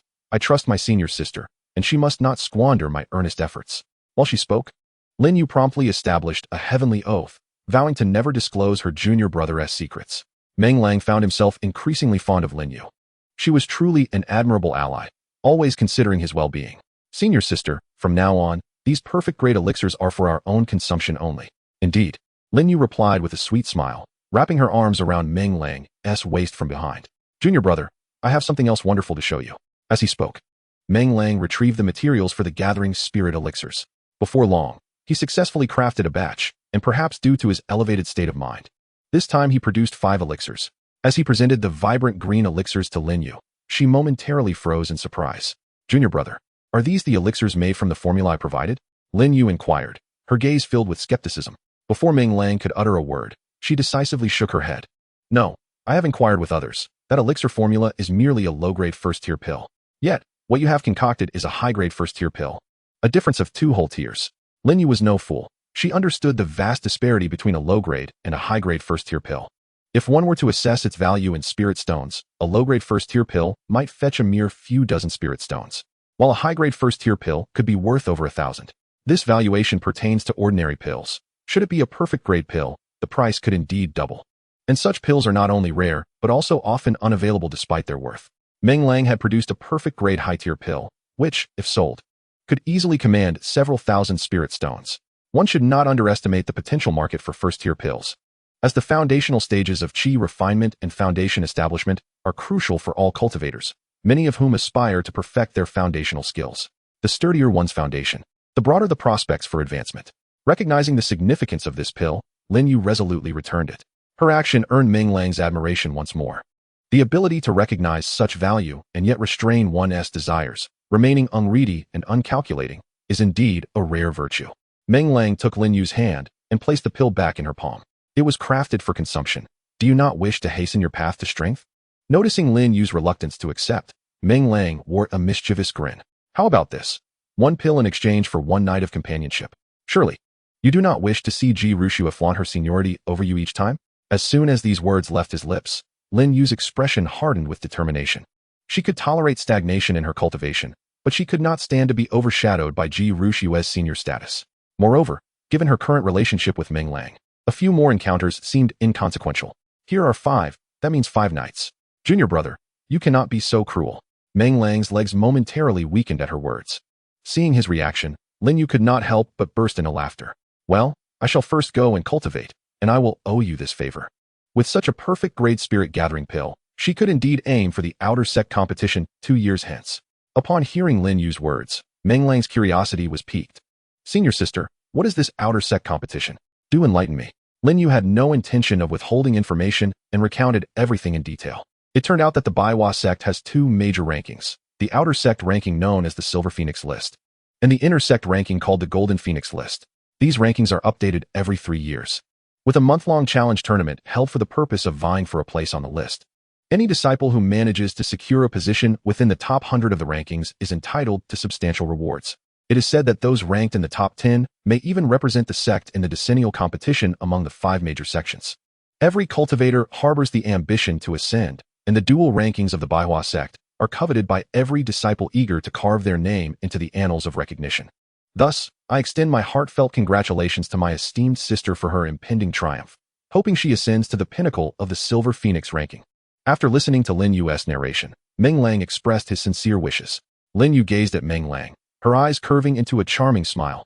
Thank you, junior brother. Just as she finished speaking, a look of surprise crossed her face. Junior brother, you are now a disciple of the 100 Flowers Sect. Do you not wish to reach the summit? Ah, as you can see, my talents are insufficient. It would only lead to embarrassment, Meng Lang replied, shaking his head vigorously. He was indeed correct. A lack of talent would only result in humiliation. However, Meng Lang harbored another concern. Fame can be a double-edged sword. As the only male disciple of the 100 Flowers Sect, it would be wise to remain low-key, lest he become a thorn in others' sides. What truly disinterested Meng Lang was the notion that this ranking bore no relevance to him. Listen to the names, Silver Phoenix, Golden Phoenix. Are they not all feminine? As a proud young man, he found it absurd to compete with a swarm of enchanting ladies for a ranking, fearing the rumors that would ensue. Conversely, it would indeed be splendid for Lin Yu to contend for the ranking. If he could elevate her to the top position, he would have every right to boast. Behold, the first of the Silver Phoenix ranking, my woman. It seemed Lin Yu sensed Meng Lang's apprehensions and ceased her persuasion. Just when Meng Lang thought she would take her leave, Lin Yu began tidying up the room like a gracious hostess. Ah, what is this? After 30 years of traversing realms, I now have a wife? He chastised himself internally, reminding himself that his aspirations were as vast as the stars and the sea. He could not forsake the entire grassland for a solitary tree. At that moment, a knock echoed at the door. Before Meng Lang could respond, Lin Yu took the initiative to open it. Junior brother, come out and let your senior sister see how handsome you are. As the door swung open, a sweet, youthful voice graced Meng Lang's ears. Peering skeptically towards the entrance, Meng Lang's eyes brightened instantly. Good heavens, I had presumed the 100 Flower Sect to be filled with frigid maidens and mature women. Yet here comes a little lowly. Standing at the threshold was a petite girl with white hair, approximately a meter tall. She donned a vibrant red, fluffy robe, her exquisite features instantly endearing her to anyone who beheld her, particularly the two high pigtails of white hair that added a playful charm. Lin Shimmy is here too. Where is my little junior brother? Why are you hiding? Are you shy? The little girl showed no signs of reserve, flashing two sweet dimples at Lin Yu before decisively entering the room. It was then that Meng Lang noticed she was barefoot, her delicate feet resembling white jade. Amusingly, he observed that the girl had painted her toenails a brilliant red. The striking contrast of white jade against bright red was visually overwhelming, nearly causing Meng Lang to lose his composure. Are you the little junior brother? The petite girl remarked, her appearance being somewhat passable, albeit with an air of maturity that rendered her slightly aged. Hurry and greet the senior sister, if she is in good spirits. She may reward you with a few spirit stones to buy some sweets. The young girl approached Meng Lang, raising her head earnestly to offer her critique. Meng Lang's expression darkened. It was rather absurd to be assessed by a young girl, and the prospect of receiving spirit stones from her seemed far-fetched. Just as he was about to respond, the girl took a deep sniff, resembling a curious puppy as she began to investigate the lower half of Meng Lang. As she continued to sniff, a look of realization spread across her face, causing Meng Lang to feel quite alarmed. Could it be that this little girl possessed an extraordinary talent to detect an inappropriate scent? That seemed implausible. Although he had just engaged in a spar with Lin Yu, he had left no trace behind, having given all to her. If she could truly discern something, it would be Lin Yu she should be sniffing. As this thought crossed his mind, he watched as the girl began to follow an unseen trail towards Lin Yu. This was bad. It appeared that the little imp could indeed smell something. Meng Lang shot a desperate glance towards Lin Yu, only to hear the girl excitedly grasp Lin Yu's hand, exclaiming, Senior Sister Lin, quickly show me what you have. I can smell the essence of a perfect great elixir. Yes, that is the scent, so enticing. Meng Lang could only grin nervously, relieved it was merely the aroma of the elixir she had detected. Was it really that remarkable? Lin Yu smiled gently. This elixir was gifted to me by junior brother Meng. If you desire it, you must approach him. How stingy. The little girl pouted, revealing her small canine teeth. In the next moment, her eyes twinkled with mischief as she turned to Meng Lang with a serious countenance. Little junior brother, how about giving me one of those elixirs? She continued, of course, senior sister 1T take it for free. If anyone dares to bully you in the sect, just mention my name, Bai Yuhong, and I shall protect you. Bai Yuhong? Meng Lang muttered to himself. The name was indeed fitting, embodying both white and red. His curiosity regarding Bai Yuhong intensified. Activating his panel to look up Bai Yuhong, he found himself momentarily frozen in place. Name, Bai Yuhong. Gender, female. Age, 199. Strength, golden core. Level 3, root, fire spiritual root, heavenly grade. Affection level, 30. Bai Yuhong was, in fact, a 199-year-old golden core cultivator? What was this fire spiritual root? Wasn't he the 100 Flowers Sect known for its water and wood roots? What did it mean for a fire root to be present in the 100 Flowers Sect? And this affection level. Surely, she did not harbor any inappropriate intentions towards him? Hey, little junior brother, do you agree or not? As Meng Lang remained in a daze, Bai Yuhong grew increasingly anxious, as if fearing his rejection.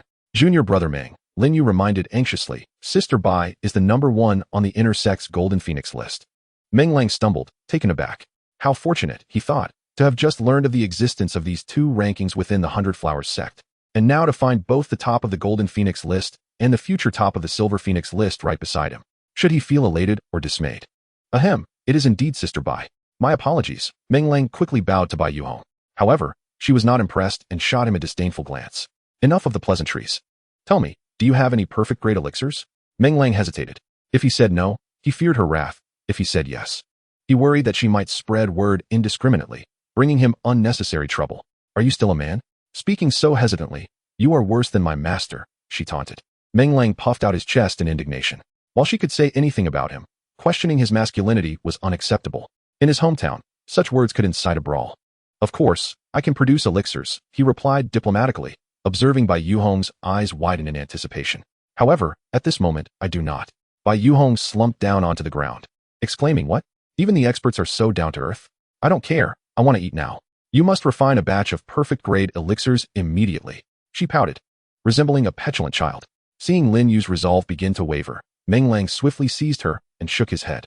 He approached Bai Yuhong and crouched to meet her gaze.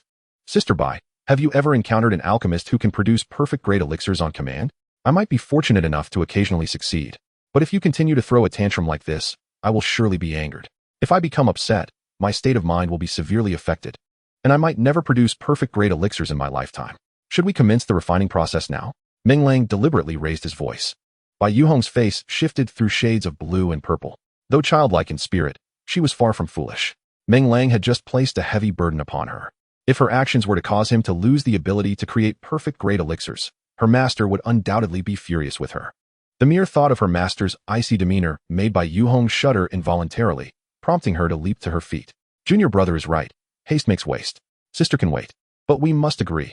If you ever produce a perfect grade elixir again, regardless of its rank, you must prioritize me. Seeing the earnest expression on Bai Yuhong's face, Meng Lang found it both amusing and exasperating. Nevertheless, he nodded in accordance with her nature. Very well, we can seal the deal. What does that mean? Bai Yuhong tilted her head in suspicion, looking over.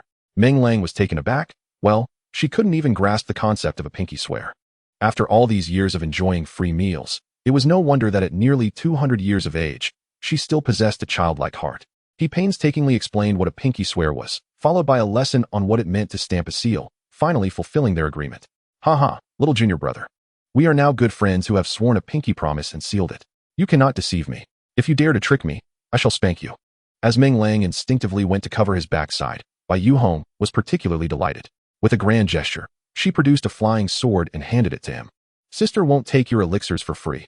Here, this flying sword is a gift from my master upon my apprenticeship. Now, I pass it on to you. Meng Lang curiously gazed at the sword, pondering whether it might be considered a treasure when the system's notification chimed in. Detected inferior quality supreme magical artifact. Would you like to spend 100 harmony points to upgrade it to a spiritual tool? Chapter 12. Sister will protect you. What is this? The harmony system does not deceive me. Meng Lang was taken aback that harmony points could actually be used to enhance magical artifacts. After some contemplation, realizing his harmony points were insufficient and that enhancing the sword might be wasteful, he decisively abandoned the notion. In the Tiannan realm, magical artifacts were categorized into distinct grades. Similar to elixirs, they were classified as inferior, middle, superior, and supreme, with spiritual tools standing above them. And even higher treasures like spiritual relics beyond that. Treasures above spiritual tools were too distant for Meng Lang to comprehend. Yet he could articulate a few details about magical artifacts. For ordinary cultivators, possessing a superior magical artifact was already a considerable achievement. As for someone like Meng Lang, a destitute loose cultivator, he didn't even have a decent inferior magical artifact, let alone a superior one. He never expected Bai Yuhong to be so extravagant as to bestow upon him a supreme magical artifact. It made him feel that not offering her a perfect grade elixir would seem rather stingy. Holding the supreme flying sword, his breath quickened. Sister, this is inappropriate. Isn't it? What is inappropriate? If I give it to you, just accept it. Bai Yuhong waved her hand dismissively, as if recalling something. She rummaged around and produced a jade pendant. Here, This is my communication jade pendant.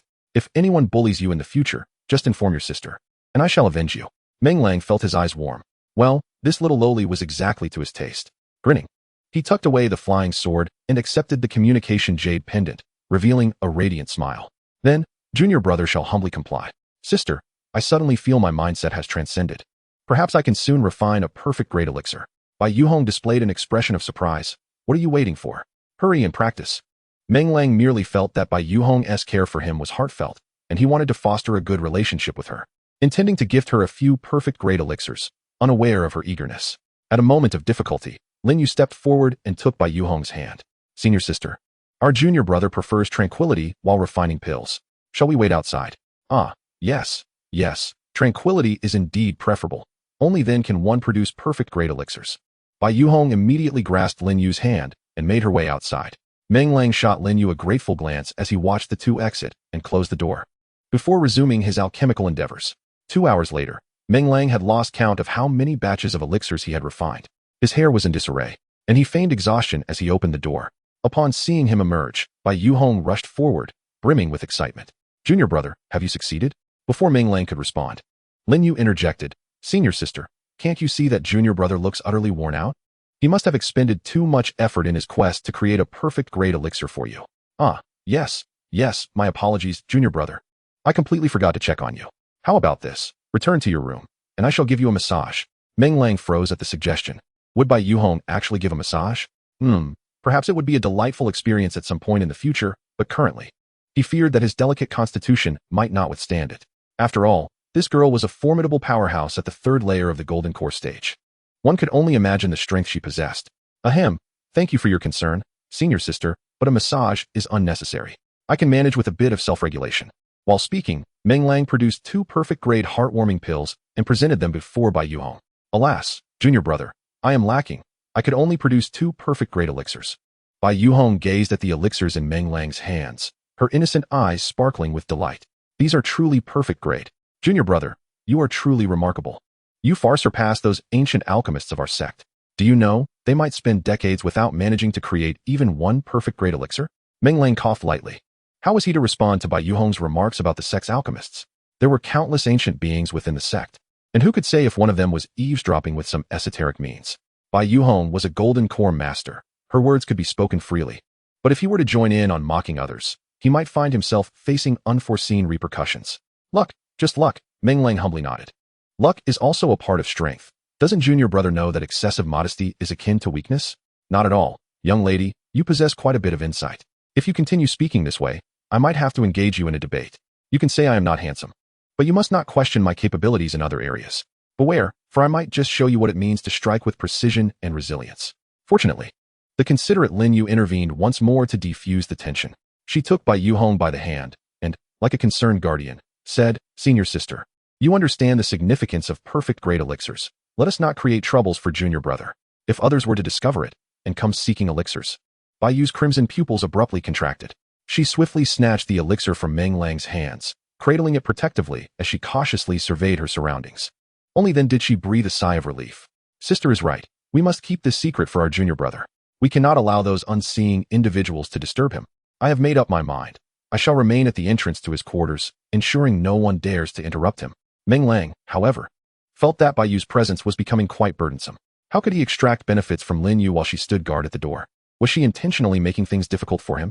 Just as he was about to flatly refuse, Lin Yu leaned in with a smile, whispering something in Bai Yu's ear. Bai Yu cast several peculiar glances at Meng Lang before ultimately nodding in resignation. Very well, Lin's sister, you must take good care of our junior brother. I shall visit periodically to check on you both. Rest assured, everything is in my capable hands, Lin Yu assured, patting her chest confidently. After bidding farewell to Bai Yu, Meng Lang curiously turned to Lin Yu and asked, what did you say to her? She's just a child, don't lead her astray. Lin Yu widened her eyes in surprise. You consider sister by a child? Her age likely exceeds the sum of our years. It's merely her unique cultivation method that has preserved her youthful appearance. Seeing Meng Lang's realization, Lin Yu added a warning. Do not harbor any thoughts about Sister Bai. Her master is renowned within the sect for being fiercely protective. Be cautious. She mimed a downward chopping motion with her hand, causing Meng Lang to instinctively tense. Well, it seems you no longer regard me as an outsider, he remarked, pulling Lin Yu back into the room and closing the door. What's this? Now you feel emboldened? Lin Yu crossed her arms defiantly, gazing at Meng Lang. Whether I am emboldened or not, sister, a little test will reveal the truth, he replied with a mischievous grin, lunging toward Lin Yu. Chapter 13. Jiru Shui seeks an audience. A month passed in the blink of an eye. During this time, Meng Lang had entirely cast aside his cultivation. With a system at his disposal, what did it matter if he slacked off? Throughout this month, Lin Yu would periodically come to settle their debts, which inevitably led to additional obligations.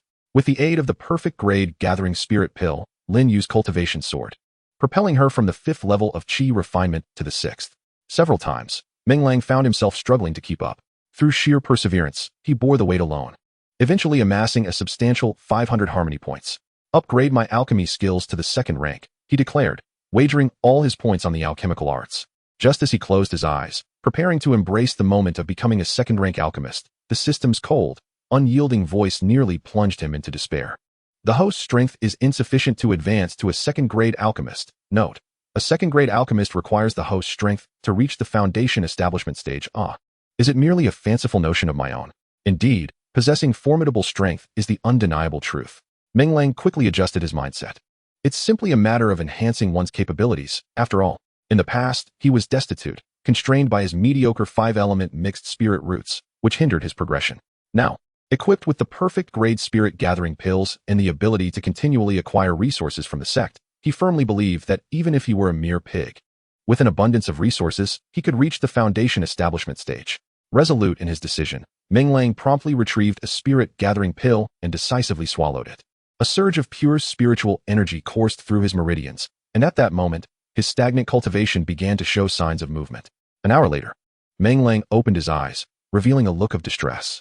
He had consumed a perfect grade pill, yet it had only afforded him a minuscule advancement in his cultivation. If such a pill were given to someone of extraordinary talent, it would likely propel them forward significantly. Regardless, he was determined to press on. Gritting his teeth, Meng Lang swallowed 2 pills simultaneously. 2 hours later, he increased the dosage to 4 pills. By the time he reached 10 pills, he finally sensed a noticeable acceleration in his cultivation progress. Truly, the burden of being a mixed 5-element root was evident, while others required 1 pill. He needed 10 to achieve the same results. Fortunately, being a perfect grade pill, there were no side effects. Otherwise, reaching the foundation establishment stage could be exceedingly difficult. However, while his cultivation speed had indeed increased, the rate of consumption meant that the hundreds of spirit-gathering pills he possessed would soon dwindle. This was not a sustainable strategy. If he were to reach the peak of qi refinement and aspire to establish his foundation, the amount of foundational pills required would be staggering. It seemed imperative to devise a profitable plan for acquiring resources. Meng Lang exited his meditative state, resting his chin in contemplation. He could certainly generate resources by selling pills. Yet as a mere 1st-grade alchemist, he could only make modest profits unless he sold perfect-grade pills. The thought of perfect-grade pills sparked a glimmer of hope, only to fade swiftly. Selling them in bulk would likely be a perilous endeavor. Thus, it appeared he must engage his intellect in the other 3 auxiliary crafts. Meng Lang glanced at his harmony points. After filling the experience bar for alchemy to 500, he had 160 points remaining. Without hesitation, he allocated 50 points to each of the 3 crafts: forging, talisman making, and array formation. In an instant, he felt a newfound mastery in these disciplines. After reviewing the tools required for each craft, Meng Lang slowly rose, preparing to venture to the market for purchases. As I opened the door, I beheld Jiru Shui standing outside. It had been a month since I last laid eyes upon her, and in this sudden encounter, she appeared somewhat unfamiliar. Jiru Shui was still clad in the robe of an outer disciple, yet her complexion seemed markedly haggard, reminiscent of the frail aura I sensed during my initial meeting with Lin Yu. Good morning, senior sister Ji. Noticing Jiru Shui's hesitation, Meng Lang took the initiative to greet her with a smile. Jiru Shui's face twitched slightly as she forced a smile in return. Good morning, junior brother Meng. After the exchange, silence enveloped them once more, leaving Meng Lang in a state of confusion. It was perplexing. Jiru Shui had previously exuded confidence, yet today she seemed oddly reserved. Could it be that she sought something from him but found herself unable to voice it? The thought struck Meng Lang as highly plausible, prompting him to remain silent and observe Jiru Shui, awaiting her words. After several breaths, Jiru Shui bit her lip and finally asked, Junior brother, do you still have any warm heart pills? A smile crept across Meng Lang's lips. He had indeed guessed correctly. He possessed over 100 warm heart pills, varying in quality. While refining pills previously, Meng Lang had taken care to open the furnace early, discovering that doing so yielded imperfect pills. The earlier the furnace was opened, the lower the quality and the greater the toxicity of the pills produced. The materials Ji Ruxue had previously provided were abundant. Meng Lang had only consumed 2/3 of them to fulfill his quota, submitting it 10 days prior. Among the pills he had crafted, there were varieties of each grade.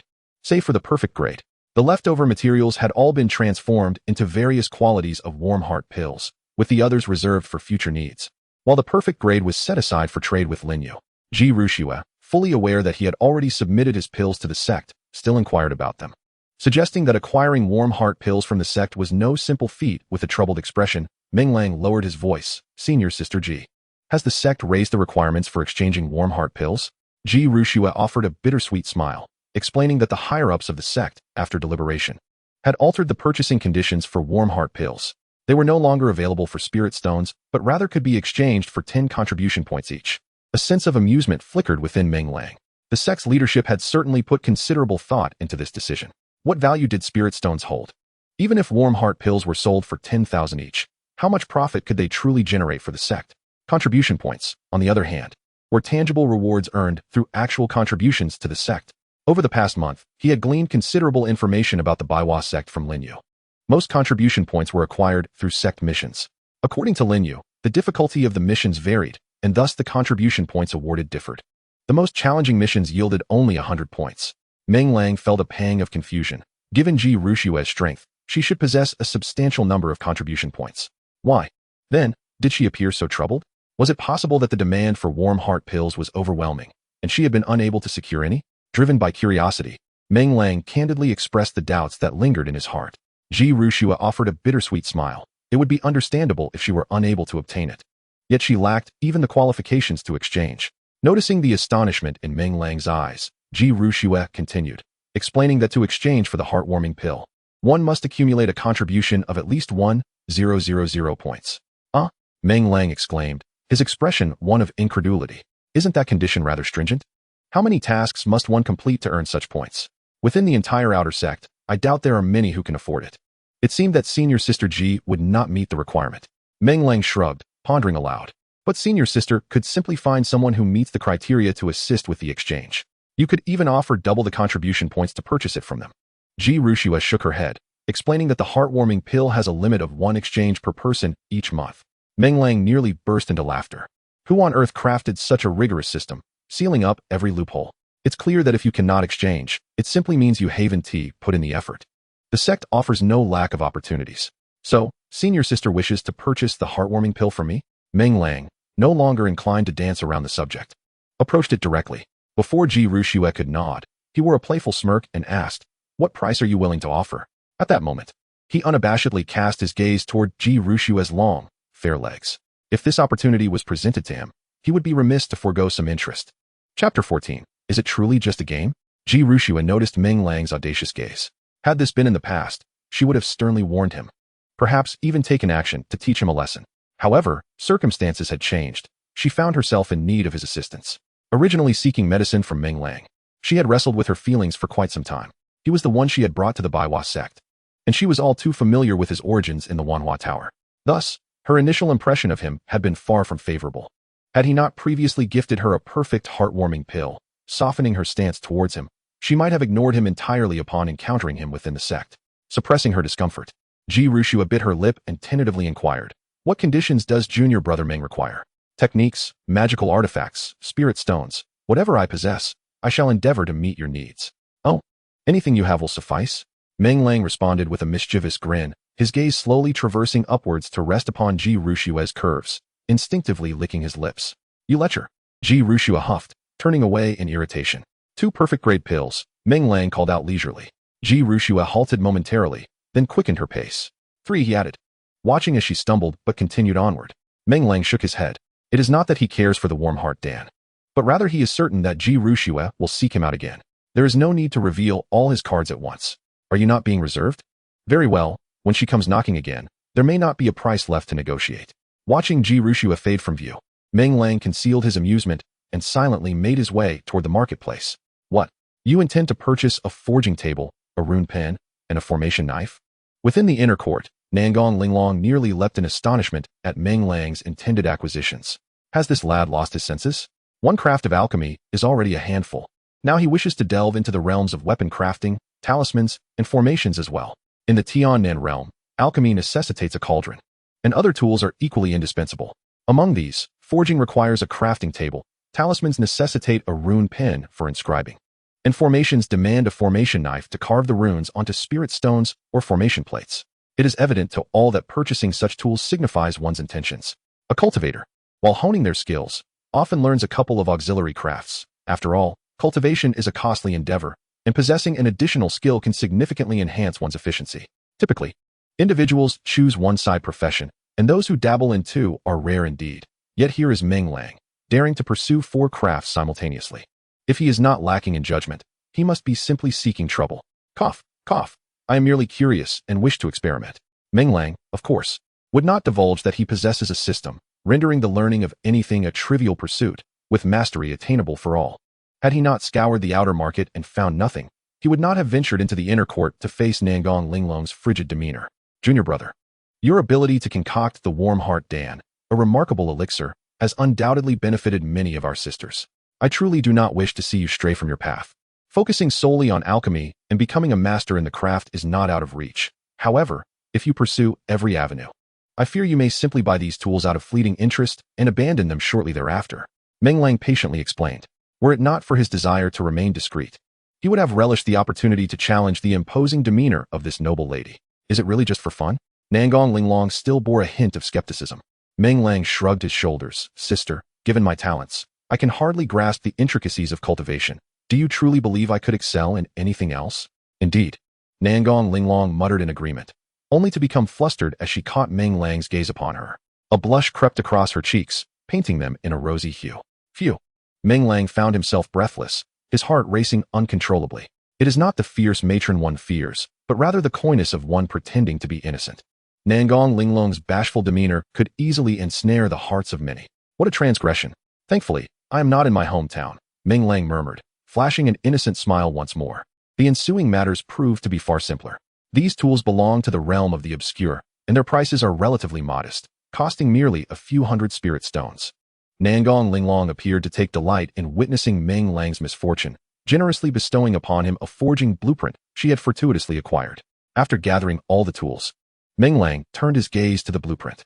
Water Spirit Needle, low-grade first-tier magical artifact. Upon infusing it with water spiritual energy, it inflicts continuous damage on the target 3 times invisibly. Thank you, senior sister. You are not only beautiful, but also kind-hearted. You are the most enchanting fairy of the 100 Flowers Sect. As he praised her, Meng Lang showered her with compliments as if they cost nothing. Enough with the flattery. If you truly care, you might as well secretly procure a warm heart pill for me. Indeed, I was already contemplating that, Meng Lang replied, glancing around before decisively pulling out a premium warm heart pill and handing it over. I knew you had some hidden treasures, Nangong Linglong said, her eyes narrowing in delight as she accepted the pill. With a smirk, Meng Lang said, Senior sister, look at my rune brush and array carving knife. I've purchased them. Hey, you rascal. Nangong Linglong, instinctively raising her hand to pat Meng Lang's head, hesitated midway, retracting her hand. Quick-witted, Meng Lang seized her hand and playfully tapped it against his head. If you wish to strike, then do so. After all, we are family. Nangong Linglong withdrew her hand, playfully wagging her finger at him, her expression filled with mirth. You incorrigible fellow, taking advantage of your senior sister. Cough, cough. Meng Lang cleared his throat, realizing his small intentions had been discovered. Yet, he felt unconcerned. Having already indulged, he thought little of the matter. He had to admit, Nangong Linglong's delicate hand felt remarkably smooth. Here, each costs 200 spirit stones. Nangong Linglong laid out a rune diagram and an array diagram on the table, extending her fair finger toward Meng Lang. With a flicker of thought, Meng Lang reached for his spirit stones, only to discover he had a mere 300 left. Discreetly taking the diagrams, he slipped the pouch of spirit stones into Nangong Linglong's hand, taking the opportunity to steal a quick touch before dashing away. As he reached the doorway, he turned back to make a silly face. I owe you 100 spirit stones, senior sister. Consider it a debt. With that, Meng Lang sprinted out without looking back. Nangong Linglong weighed the storage pouch in her hand, revealing a peculiar expression. You little rascal, always seeking to profit. Just wait until next time. After leaving, Meng Lang glanced back thrice, finally allowing his heart to settle upon realizing Nangong Linglong had not pursued him. He surveyed his surroundings and began to hum a cheerful tune as he prepared to depart. Suddenly, a figure crouched in the corner caught his attention. Approaching cautiously, Meng Lang's skepticism faded as he recognized the exposed feet of the figure, prompting an uncontrollable burst of laughter. Senior sister Bai, what are you doing? Meng Lang squatted down, gesturing with his chin. The figure was entirely shrouded in a black cloak, with only her delicate, fair feet exposed. Upon hearing Meng Lang call her name, she lifted the black veil that concealed her face, gazing at him in astonishment. Junior brother, despite my disguise, how did you recognize me so quickly? Meng Lang chuckled softly. He could not reveal that he had immediately noticed the crimson polish adorning her toes. In the entirety of Baiwa sect, it seemed only Bai Yuhong was so unconventional, preferring to go barefoot and paint her nails. Naturally, I have a vivid impression of senior sister. Even without the concealing cloak, just a whiff of your scent would suffice for me to identify you. Bai Yuhong's youthful visage flushed slightly. Junior brother, are you serious? Do you have feelings for me? At this, she glanced around cautiously before whispering, I must inform you, I cannot harbor affections for men. Meng Lang was taken aback. What did she mean by that? Could it imply an alternative inclination? Nevertheless, he was disinclined to delve deeper into the matter. With her petite frame, he wouldn't entertain any thoughts of intimacy, especially not over a pair of lovely feet. Ahem, senior sister, you jest. I have no interest in girls either. Really? Then we can truly be good friends. Bai Yuhong, believing him, extended her fair fingers to grasp Meng Lang's hand. From now on, we shall be like sisters. Meng Lang was taken aback. Did she misunderstand something? Never mind. It was of no consequence. As he pondered, his gaze fell upon the tattered cloth beneath Bai Yuhong's feet, where he noticed an array of items laid out. Senior sister, what treasures are you selling? Do you have anything suitable for your junior brother? With that, Meng Lang began to rummage through the items. To his astonishment, he discovered that the girl possessed a remarkable collection. Each piece was of a quality befitting magical artifacts. However, as the prospect of forging his own magical items approached, his interest waned, and instead, a fragment of an ancient jade slip caught his attention. Just as he grasped the slip, a cold voice commanded from behind, put that down. Meng Lang turned, puzzled, and found 3 figures had appeared behind him. Leading the trio was an unattractive, sullen woman, flanked by 2 dark-skinned girls, both exuding an air of superiority. This does not bode well, Meng Lang thought, instinctively glancing at Bai Yuhong. Her mischievous gestures only deepened his confusion. Rising slowly, he forced a smile and addressed the 3 women. Esteemed sisters, were you not just conversing with your junior brother? If you can hear, then yes. We were speaking to you, the sullen woman retorted dismissively. A wave of displeasure surged within Meng Lang. With a welcoming smile and a gentle tone, does one expect the other to feel honored? Even a clay Buddha has its temper. Does one truly believe that Meng Lang would not be provoked? Alas, sister, do you not smell that foul odor? Ignoring the 3 women, Meng Lang directed a broad grin towards Bai Yuhong. Bai Yuhong instinctively nodded before quickly shaking her head, her comical expression nearly breaking Meng Lang's composure. Hey, who are you referring to? The sullen woman glared at Meng Lang, flanked by 2 other women. Whoever speaks next, I shall address. You. What? Does sister intend to cause a scene in the market? Meng Lang shrugged nonchalantly, as if to say that the sect forbids any private disputes. Are the 2 sisters seeking to report him to the law enforcement hall for a reward? You shameless one, the 2 women huffed, their chests heaving with indignation. The leading sullen woman, however, regarded Meng Lang with a playful glint in her eyes, slowly speaking, I did not expect you, junior brother Meng, to truly embody your name. Today has been quite enlightening. Oh, so you are aware of me? Given that you are seeking trouble, I feel pity for your intellect. Humph. I cannot be bothered to engage with a fool like you. Hand over the jade token. You demand it as if it were yours. The jade token is in my possession, thus it belongs to me. As Meng Lang spoke, he gazed at the token. A broken alchemical formula? Oh, it seems I cannot part with it now. He murmured to himself, stowing the formula in his storage bag, entirely indifferent to the 3 women's growing fury. After a while, the leading woman spoke coldly once more. That jade slip was first seen by me. If you saw it, how could it possibly be in my possession? Meng Lang crossed his arms defiantly, his posture unwavering. Are you even being reasonable? You ought to be grateful that I am being reasonable, otherwise, I would have simply walked away. I found the jade slip first and had arranged with Sister Bai to gather spirit stones, only to return and see you take it. Who do you think the jade slip belongs to? The sullen woman's voice trembled with rage, evidently incensed by Meng Lang's words. Meng Lang glanced at Bai Yuhong, saw her nod, and nonchalantly replied, the market rules dictate that payment is made upon delivery. Once a deal is struck, it is final. Sister, since you have not paid, it signifies that the jade slip is not meant for you. You are causing a scene. You have not made any payment either. What gives you the right to claim the jade slip? Ah, you are unaware, but I have, in fact, made payment long ago, right sister? Meng Lang winked at Bai Yuhong. Oh, yes, yes, Meng junior brother did pay earlier. Bai Yuhong quickly chimed in to support him. Nonsense. I clearly saw him not pay. You are aiding him. The sullen woman retorted fiercely, glaring at Bai Yuhong. Bai Yuhong stood her ground, and what of it? Why should I not assist him? Lu Rian. Do not think that being the favored disciple of the alchemy elder gives you the right to act so arrogantly. I am not intimidated by your antics. Very well. By you home, you have some nerve.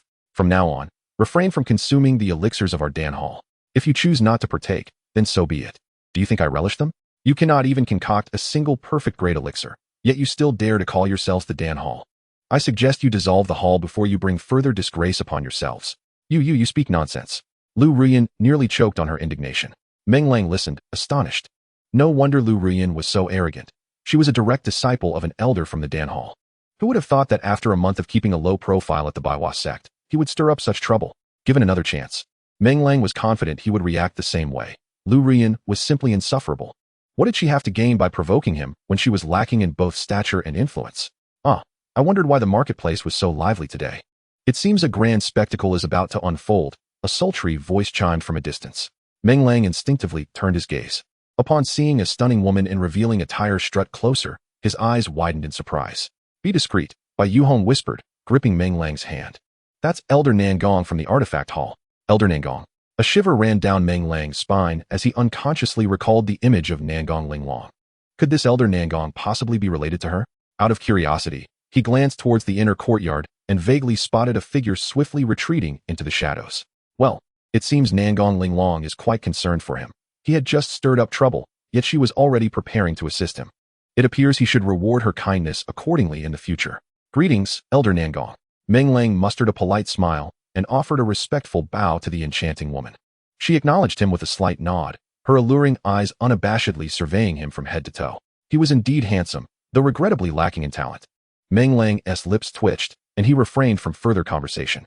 Meanwhile, Lu Ruyan shot a glare at him before provocatively addressing the beautiful woman. Is Elder Nangong planning to show favoritism? It is only natural for you from the artifact hall to harbor resentment, having been suppressed by our Dan Hall for so long. I advise you not to jeopardize the harmony between the Dan Hall and the artifact hall over someone inconsequential. No sooner had Lu Ruyan's words left her lips than her body was uncontrollably sent flying. Meng Lang was left dumbfounded by the spectacle. He hadn't even caught a glimpse of how the woman had struck. However, it was undeniably satisfying. Lu Ruyan had clearly grown accustomed to her domineering demeanor, treating everyone with an air of superiority. Yet, who was this beautiful woman before her? Surely, she held a status comparable to Lu Ruyan's master. The woman showed no regard for the setting, continuing to mock Lu Ruyan, and it was no surprise that she faced retribution. One might argue that the woman had been too lenient. Had it been him, he would have thoroughly humiliated her. Did you actually lay a hand on me? Lu Ruyan stumbled to her feet, one side of her face already swollen and red. With one hand pressing against her cheek, she pointed angrily at Elder Nangong. If you do not desire my assistance, then continue to point at me, came Elder Nangong's icy retort. Lu Ruyan's body stiffened, hastily retracting her finger, though her eyes brimmed with unyielding resentment. This is more like it. Elder Dan has been so engrossed in alchemy that he has neglected his responsibilities, and today I have the opportunity to discipline those beneath him. You, young man, are the alchemist who recently joined the sect and concocted the heartwarming pill, are you not? Elder Nangong disregarded Lu Ruyan and turned his attention to Meng Lang, a captivating smile gracing his lips. Would you be interested in learning the art of forging?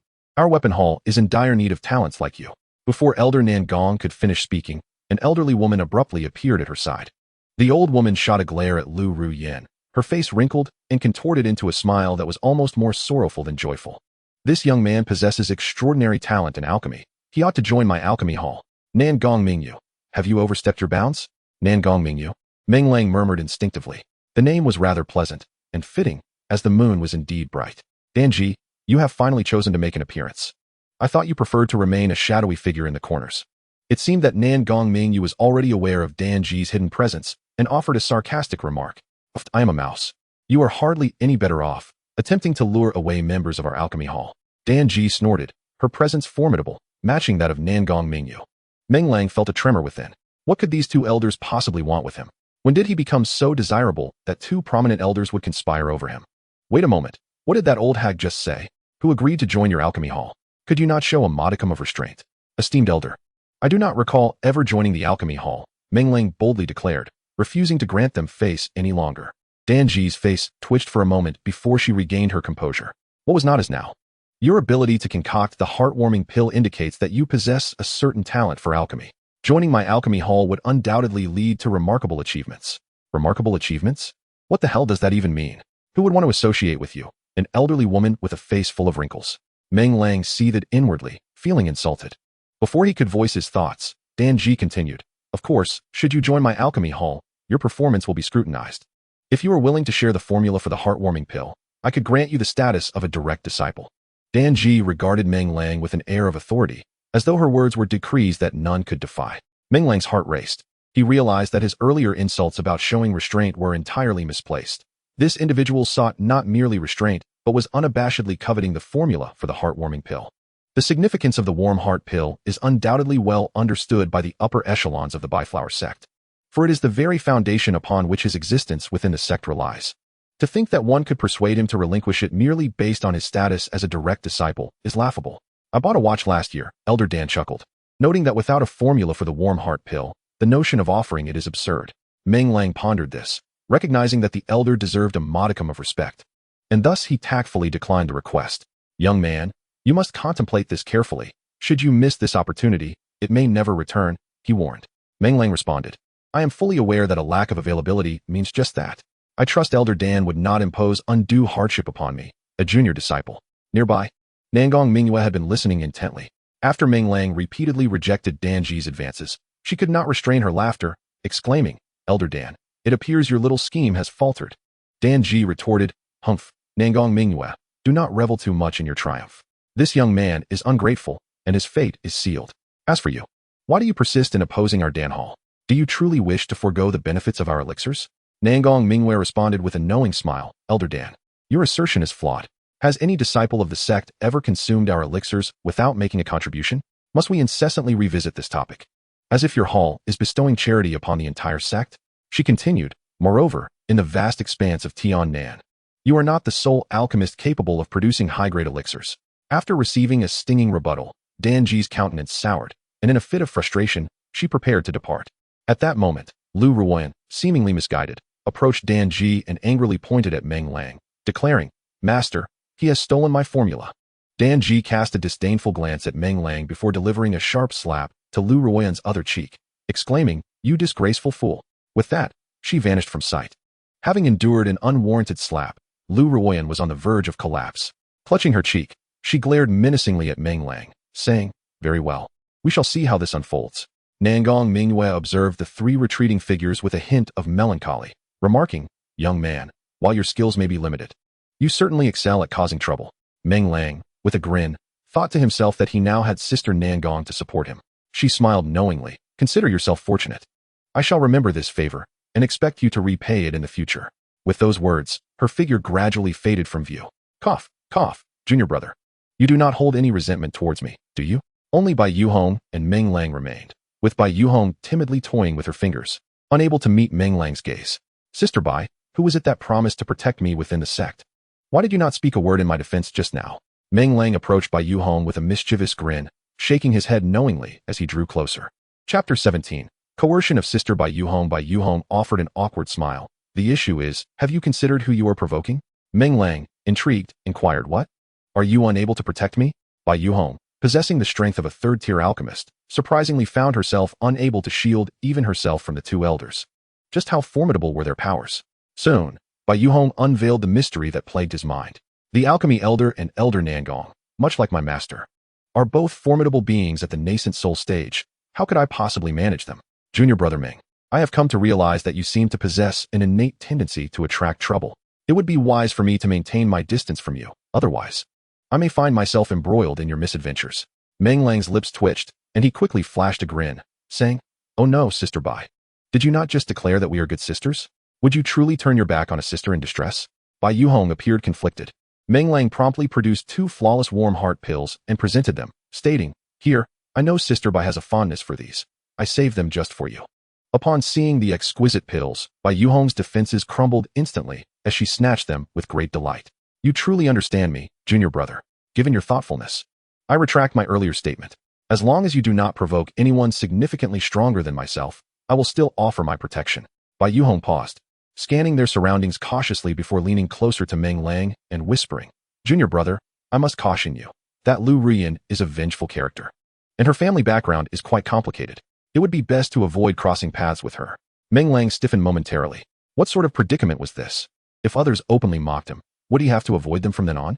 Wouldn't that render him rather spineless? Yet, considering that he remained within the sect where they could do little against him, he quickly found solace. Lu Rian would do well to remember her place.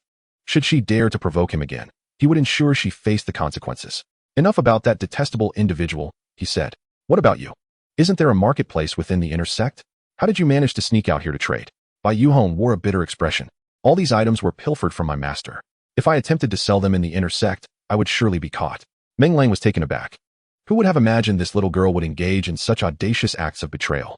A grin spread across his face as he looked at Bai Yuhong. Sister, you wouldn't want your master to discover your little escapades, would you? Upon hearing this, Bai Yuhong exclaimed, Oh, junior brother, you are quite bold to even think of extorting your elder sister. Now, speak up. In light of your generous nature, what is it that you desire? Meng Lang chuckled and gave her a thumbs up, praising, Sister Bai, you truly are perceptive.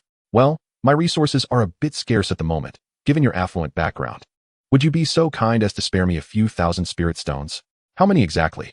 Bai Yuhong asked, hastily covering her storage bag, distancing herself from Meng Lang. Junior brother, your appetite is quite substantial. A few thousand spirit stones, and you treat them as if they were mere candies. Meng Lang shrugged, asking, Will you or won't you? Bai Yuhong hesitated for a brief moment before finally sticking out her small, fragrant tongue. Fine, encountering you is my misfortune. Not only did I lose a piece of jade slip for nothing, but I also have to part with spirit stones.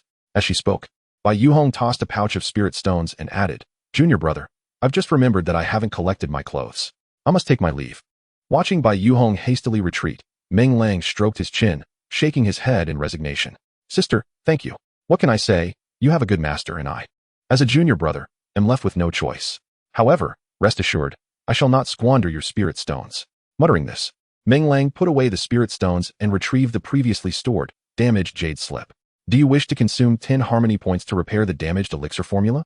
Meng Lang pondered for a moment, realizing he still had 10 harmony points remaining, and without further hesitation, he decisively selected yes. It was merely harmony points, if they ran out. He could always seek Lin Yu's assistance a few more times. The damaged elixir formula has been repaired. Discovered a low-grade body refining pill formula of the first tier. It can be upgraded to a high-grade body refining pill formula of the first tier by consuming 50 harmony points. Do you wish to upgrade? Hiss, a body refining pill? Fortune indeed smiles upon me. Meng Lang disregarded the system's prompt, his face alight with excitement. Recently, after several sessions of harmony cultivation with Lin Yu, he had acutely felt his body struggling to keep pace with her growing strength. He had been contemplating methods to enhance his physical prowess when he unexpectedly stumbled upon this body refining pill. With a surge of enthusiasm, Meng Lang examined the materials required for the body refining pill. Although the names were somewhat convoluted, they did not seem overly difficult to acquire. After a brief contemplation, he returned to the inner courtyard. Sister Nangong, thank you for earlier. Upon spotting Nangong Linglong, Meng Lang respectfully bowed. Nangong Linglong was savoring a spirit fruit, a drop of juice adorning the corner of her mouth, enhancing the allure of her already enchanting visage. She cast a glance at Meng Lang and coolly remarked, All right, it's good to know you have my support. Just don't dwell on these empty gestures. Meng Lang chuckled and promptly presented her with a high-grade warm heart pill. It wasn't that he didn't wish to offer something perfect. Rather, he deemed it prudent to be cautious. Seeing Meng Lang's thoughtful gesture, Nangong Linglong accepted the pill with satisfaction. You didn't return merely to express gratitude, did you? Speak up, what else do you desire? But I must inform you. No credit this time. Look at what you're saying, sister. Do you think I lack such a trifling amount? Meng Lang boldly pulled out the pouch of spirit stones Bai Yuhong had given him, displaying it proudly before Nangong Linglong. Nangong Linglong paused for a moment, struggling to comprehend how the individual who previously could not even produce 100 spirit stones suddenly revealed such a substantial amount. The pouch was bulging, and to her discerning eye, it contained no less than 8 or 9,000 spirit stones. This junior brother is indeed a talent. His ability to amass wealth is truly remarkable. Meng Lang, however, had no inclination to explain the origins of his spirit stones. Now that he had wealth, it was only fitting to indulge a little. Not only did he purchase several hundred materials for body refinement pills in one breath, but he also extravagantly acquired a significant amount of rune paper and array discs that he had previously hesitated to buy, alongside several suitable blueprints. Upon bidding farewell to Nangong Linglong, Meng Lang noticed that her gaze towards him was akin to that of someone who had seen a ghost. Humming a cheerful tune, he sauntered back to his residence. Just as he was about to open the door, he saw Ji Rushue's door swing open. Their eyes met, and Meng Lang was taken aback to find a hint of shyness in Ji Rushue's expression. Could it be that she had already made her choice? A tremor ran through him. Chapter 18. Lin Yu has disappeared just as he was about to assume an air of superiority to put Ji Rushue's pride in check. He noticed a peculiar smile appear at the corner of her lips. Meng Shidi, I heard you've offended the esteemed disciple of the alchemy hall, Lu Rian? A wave of disappointment washed over Meng Lang. She wasn't here to seek his help. It seemed more like she had come to relish his misfortune. Could he endure this? Senior Sister Ji, I always thought you were someone entirely devoted to your cultivation. I never imagined you, like the other senior sisters, had a penchant for gossip. What is this? You seem rather pleased, don't you? Ji Rushue's expression twitched, her annoyance barely contained. How can you be so ungrateful? Never mind.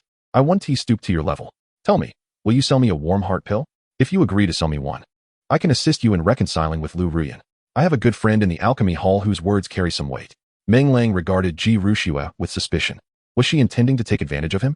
He wouldn't flinch even before the esteemed elder of alchemy, let alone a mere Lu Rian. The audacity of Ji Rushue wanting to find someone to help her soften her stance. If he were to acquiesce to that, how could he ever hold his head high again?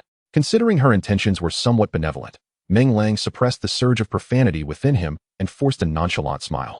No need. Lu Rian ought to be the one to apologize, not me, Meng Lang. If Senior Sister Ji has no other matters, I shall take my leave. With that, Meng Lang crossed his arms and turned to depart. Hey you, ungrateful wretch. Just wait for Lu Rian to take her revenge on you. Ji Rushue's irate voice trailed behind him, but Meng Lang paid it no heed, resolutely returning to his room and shutting the door. After carefully inspecting the room, he found no signs of disturbance. Plopping down onto his bed, he began to ponder. Someone had warned him.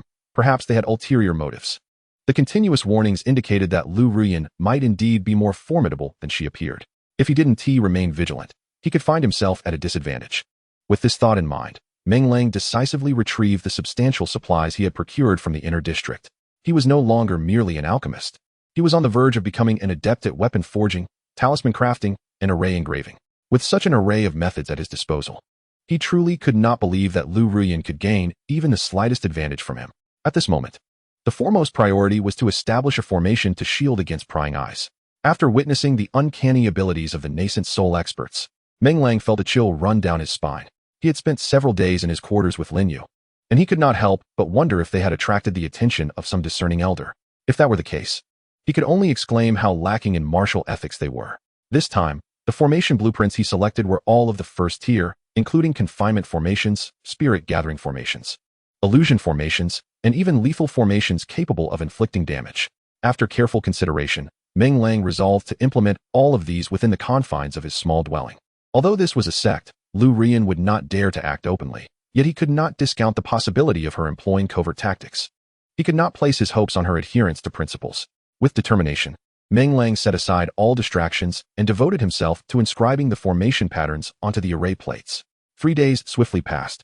Upon placing the last inscribed array plate in its designated position, the room was instantly suffused with spiritual energy, transforming it into a veritable paradise.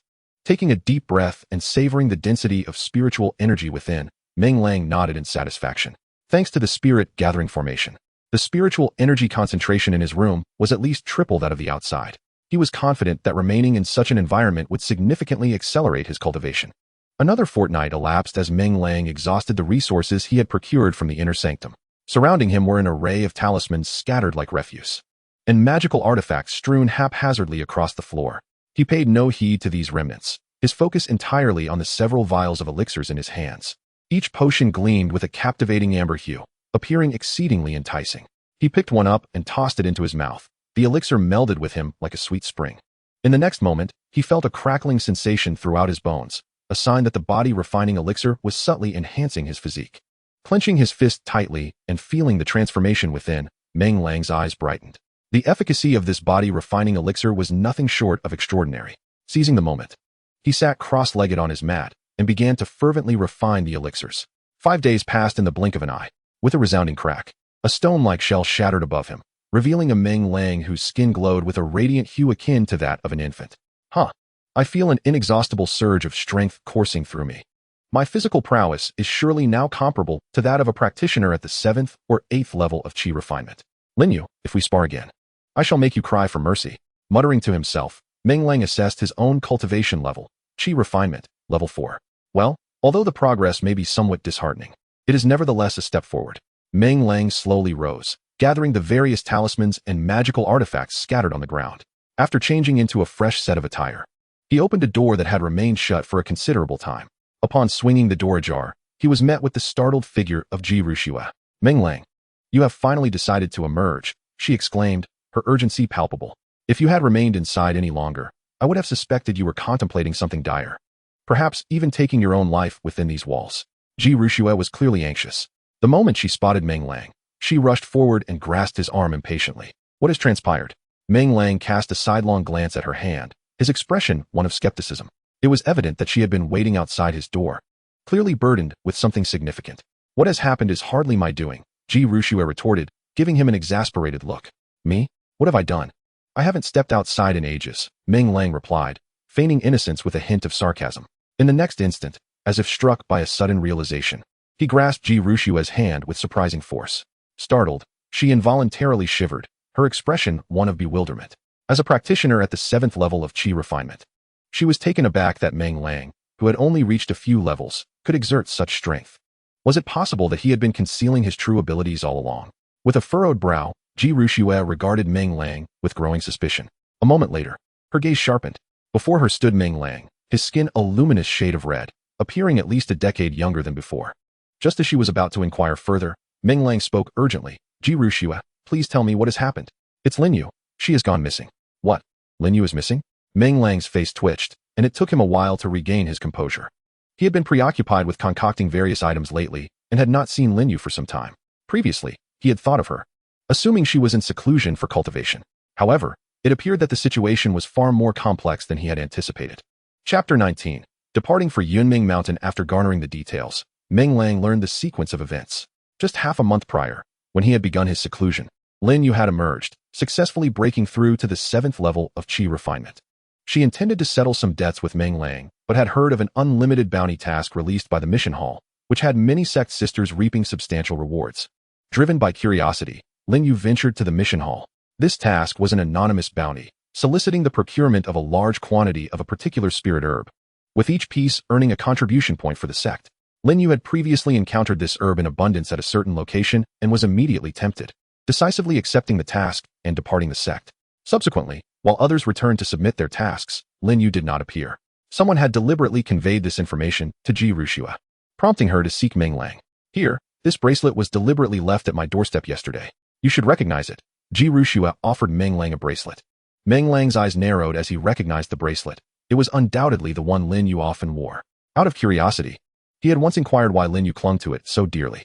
She had confided that the bracelet was the sole memento left to her by her mother, a treasure more precious than life itself. The fact that Linyu's bracelet had been deliberately tossed back to the sect clearly indicated that she had fallen under someone else's control. Piecing together the clues, a cold smirk crept across Meng Lang's face. Lu Ruyan had underestimated him. This was evidently Lu Ruyan's scheme. Capturing Linyu was merely a ruse, while the true target was Meng Lang himself. Junior brother Meng, I understand that some things may be difficult to say, but Linyu has been ensnared because of you. You must help her, urged Ji Rushue, her teeth lightly biting her lip, her gaze intense as it bore into Meng Lang. Rest assured, Linyu is my woman. I, Meng Lang, am not so heartless as to abandon her after the game is played, he replied. Besides this bracelet, there must be another location, correct? Speak. Where do they intend to ambush me? A glimmer of realization flashed in Ji Rushue's eyes as she instinctively replied, Yunming Mountain. No sooner had she spoken than a system prompt echoed in the air. Ji Rushue's favorability towards you. 20. Meng Lang was taken aback. What did Ji Rushue mean by this? He had only acted like a man once, and yet her favorability had surged by 20 points? Shaking his head, he dismissed such thoughts. He had heard of Yunming Mountain, a vast range of mountains situated between the 5 major sects of Tiannan. The mountain was abundant with various spiritual herbs and home to many mystical beasts, particularly in its periphery, making it an ideal training ground for Qi refining stage cultivators, a recognized paradise for low-tier disciples across all sections. Of course, dangers lurked within Yunming Mountain. It was said that within its depths resided beasts capable of rivaling human nascent soul cultivators. The major sects warned their disciples against venturing too deep.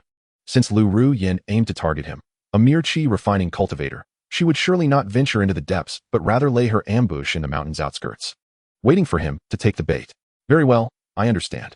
May I ask, if one were to kill a fellow disciple outside the sect, would the sect intervene? With clarity in his thoughts, Meng Lang did not rush to rescue, but instead posed a curious question to Ji Rushue. Although the sect had regulations against internecine strife, conflicts among cultivators were common. The sect could ensure peace within its walls, a feat unmatched by the other 5 sects. Yet it could hardly control the occurrences beyond its borders. However, if a disciple of Baiwa sect were to be maliciously slain, the sect would investigate and would not simply turn a blind eye. Ji Ru Shui answered candidly. As she spoke, she instinctively glanced at Meng Lang. Junior brother. Senior sister is aware that you have built some connections through the warm heart pill. It would be wise for you to exercise caution this time. Since Lu Ruyin dares to carry out such actions, she must have her own backing. If you venture there alone with your current strength, not only may you fail to save Lin Yu, but you might also lose your own life. Why not accompany me to seek out Sister Yin? With your remarkable ability to concoct the heartwarming pill, the sect cannot possibly neglect this matter. Meng Lang smiled, but remained silent. Clearly, Ji Ruxue had devised a strategy on her own prior to their conversation, testing him to see if he could step forth like a true man and rescue Lin Yu. It appears that this girl is not as cold and heartless as she seems. Rather, she possesses a warm heart beneath her frosty exterior. No need for that, sister. Sister Yin is quite busy, and we wouldn't want to add to her burdens. Moreover, seeking help from the sect for minor issues will only make us appear incompetent. I will successfully bring Lin Yu back. Just await my good news. With that, Meng Lang closed the door behind him and respectfully clasped his fists at Ji Ruxue before departing. Watching Meng Lang's retreating figure, Ji Ruxue's beautiful eyes flickered with a hint of complexity. Junior brother, if you truly manage to rescue Lin Yu this time, perhaps I shall reconsider our arrangement. Meng Lang did not leave the sect immediately. Instead, he boldly made his way to the marketplace, greeting every beautiful sister he encountered along the way, projecting an air of nonchalance. After spending half an hour in the inner courtyard, he swaggered out of the sect. Sister Lu, he has already left the sect. Deep within the alchemy hall, in a somewhat secluded alchemical chamber, Lu Rian slowly opened her gloomy eyes upon receiving the report. Who followed him? Only himself. However, he visited Sister Nangong Linglong in the inner courtyard before leaving the sect. Bold enough to venture out of the sect alone? This Meng Lang possesses a certain audacity. Lu Rian raised her head, her expression unperturbed. It's surprising that Nangong Linglong did not accompany him. I initially intended to deal with both her and her backing. Nangong Mingyue. It seems I overestimated Meng Lang. With merely his heartwarming pill, he cannot attract any significant figures. Inform everyone to withdraw. The sect members may return. This time, not only will I eliminate him, but I shall also ensure that I remain unscathed. The sect will not be able to hold us accountable in any way. Sister, your brilliance in using others to accomplish your goals is truly admirable. Learn from this and refrain from fixating on trivial gains and losses. The alchemy hall shall be the pinnacle of the entire Baiwa sect from now on. Upon hearing this, the figure delivering the report trembled uncontrollably. 3 days later, after a tumultuous journey, Meng Lang arrived at the entrance uniquely belonging to the Baiwa sect at Yunming Mountain. 2 disciples were stationed at the entrance, and upon seeing Meng Lang, they first paused in surprise before revealing expressions of disdain. Junior brother, are you truly planning to venture to Yunming Mountain alone for training? Forgive me for being so bold, but you might want to wait here a moment to see if any other sisters are also going for training, so you can tag along. Otherwise, with your cultivation at the 4th level of Qi refinement, you may enter with your life but exit without it. Meng Lang halted in his tracks and turned to face them. The individual, though of unremarkable appearance, possessed a commendable physique. Initially inclined to engage in playful banter, his interest waned upon hearing the remarks of others.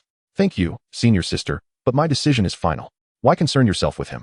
Our 100 Flowers sect has already become the laughingstock of the entire southern sky for admitting a male disciple despised by many. It would be best if he perished on Yunming Mountain. That way, we might spare ourselves further disdain.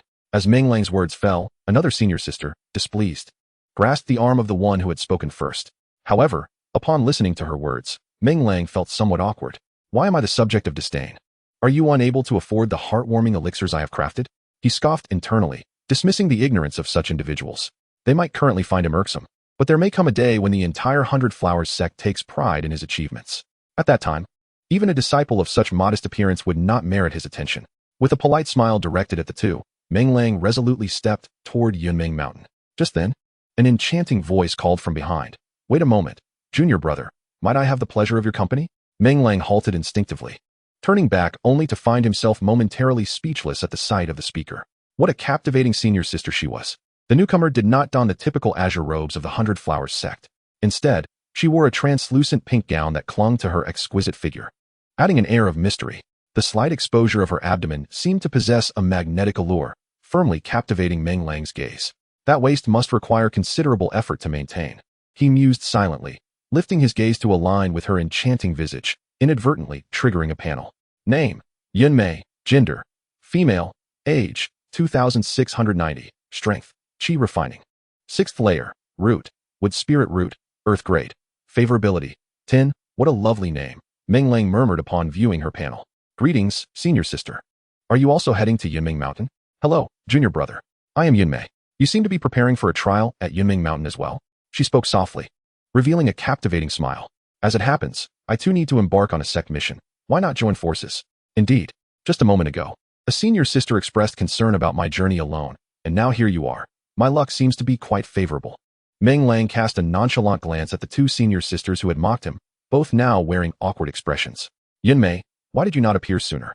Your timing is rather unfortunate for them, one of the sisters remarked, bending slightly in a bow towards Yunmei. However, with junior brother's current abilities, you might want to reconsider. He may not be of much assistance. One must be wary of being taken advantage of by those one intends to help, ultimately resulting in one's own detriment. In this day and age, one can discern a person's appearance yet remain oblivious to their true intentions, particularly when it comes to men, whose ulterior motives are often myriad. What does this imply? Meng Lang felt an uncontrollable surge of anger bubbling within him. Does he not exist? Is he so brazen as to undermine us?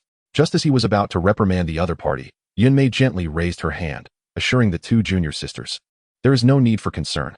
I find our junior brother to be quite amiable, radiant, and handsome, unlike certain individuals who engage in despicable acts behind closed doors. Upon hearing Yunmei's words, the expressions of the two individuals darkened instantly. One, incensed, was about to confront Yunmei for clarity on who had committed such vile deeds, yet was firmly restrained by the other. Since our senior sister is resolute in her opinion, we shall refrain from further discourse and wish her and our junior brother a safe journey. I appreciate your kind intentions, junior sisters. Yunmei replied with a gentle smile and proceeded towards the entrance of Yunming Mountain.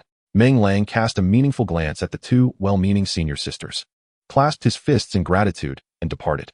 Once Meng Lang and Yunmei's figures had completely vanished, the forced smiles on their faces evaporated, giving way to unbidden curses. How foolishly altruistic. This Yun sister truly is lacking in intellect. Indeed, who would choose to accompany our useless junior brother? She must be quite lonely and intends to drain him dry. Humph, that useless junior brother. Did you see the way his eyes lit up at the sight of Yun's sister? They seem like a match made in heaven, a pair of insufferable fools. Mark my words, with his meager abilities, he will surely drag Yun's sister down. I shall eagerly await their return to see if she can maintain her haughty demeanor. I spit. Returning? It would be best if both were devoured by a ferocious beast. One of them felt an arm tugging at them, unable to suppress their rising voice. When they turned to see a diminutive figure clad entirely in black robes standing before them, their bodies tensed in alarm. What do you intend to do? One bravely puffed out her chest, proclaiming, We are disciples of the 100 Flower Sect. If you dare. Before she could finish her sentence, a slap rang out, striking her face with unexpected force. Unprepared, her body flew backward like a kite severed from its string. The other, witnessing this, immediately fell to her knees, exclaiming, Senior, please spare me. Before she could complete her plea, a similar slap landed upon her. For speaking ill behind someone's back, consider this a lesson. Should it occur again? Well, the low voice of the figure in black resonated ominously, leaving the two on the ground in tears, forced to offer insincere smiles and repeated apologies. Senior, we were in the wrong. We shall never dare again. Yes, we understand our mistakes. You had best recognize the gravity of your errors. The figure cloaked in black let out a cold snort and stepped into the passage of Yunming Mountain. Alas, how unfortunate we are. Who was that person in the black robe? Could they possibly be one of our Baihua sect? I must return to the sect to lodge a complaint against her.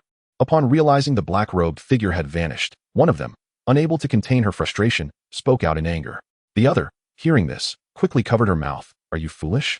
The person is shrouded in a black robe, clearly wishing to conceal their identity. Do you really intend to accuse her?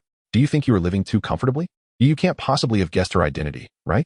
Do not inquire or ponder. Her identity is beyond our reach, and we can only accept our misfortune.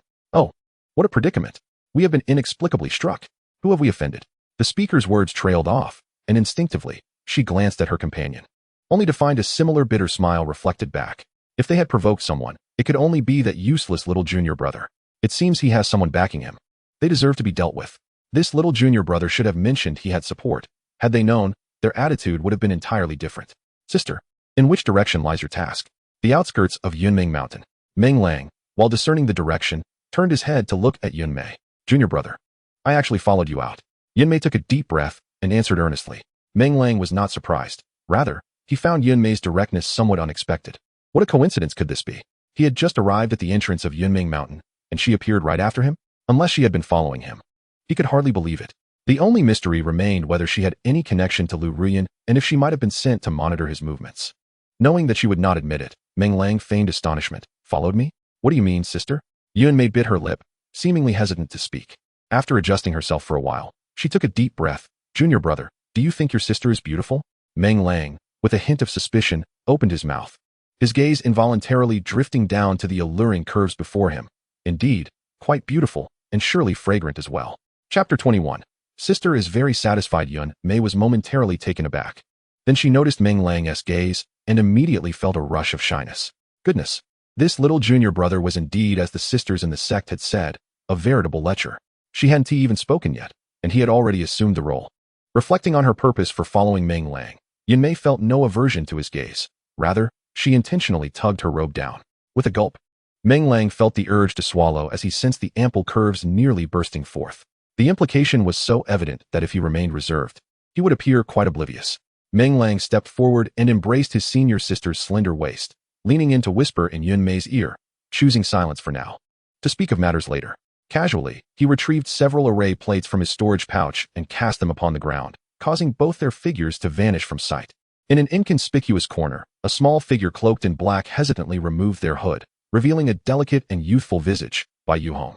A sense of confusion washed over her. Where had her junior brother gone? Surely he had not been abducted? Had she known, she would have knocked out that pesky junior sister who had been following them long ago. This junior brother, who had claimed to harbor no interest in girls. What was this all about? Just wait until I return. I shall deal with you for daring to deceive a child. As she muttered to herself, Bai Yuhong approached the spot where Meng Lang had vanished. Extending her jade-like hand into the emptiness before her, she felt a ripple of array fluctuations, her eyes widening in disbelief. Was this an array capable of concealing one's presence? How peculiar. Even with her golden core strength, she could not penetrate it. Wait a moment. Wasn't he the little junior brother an alchemist? When had he learned to manipulate arrays? Perhaps he had purchased the array plates from the marketplace. If it were indeed crafted by him, that would be quite extraordinary. With a sigh, Bai Yuhong donned her black hood once more, retreating silently into the shadows. 3 hours later, Meng Lang and Yunmei reappeared. Meng Lang wore a refreshing expression, his smile as radiant as the rising sun.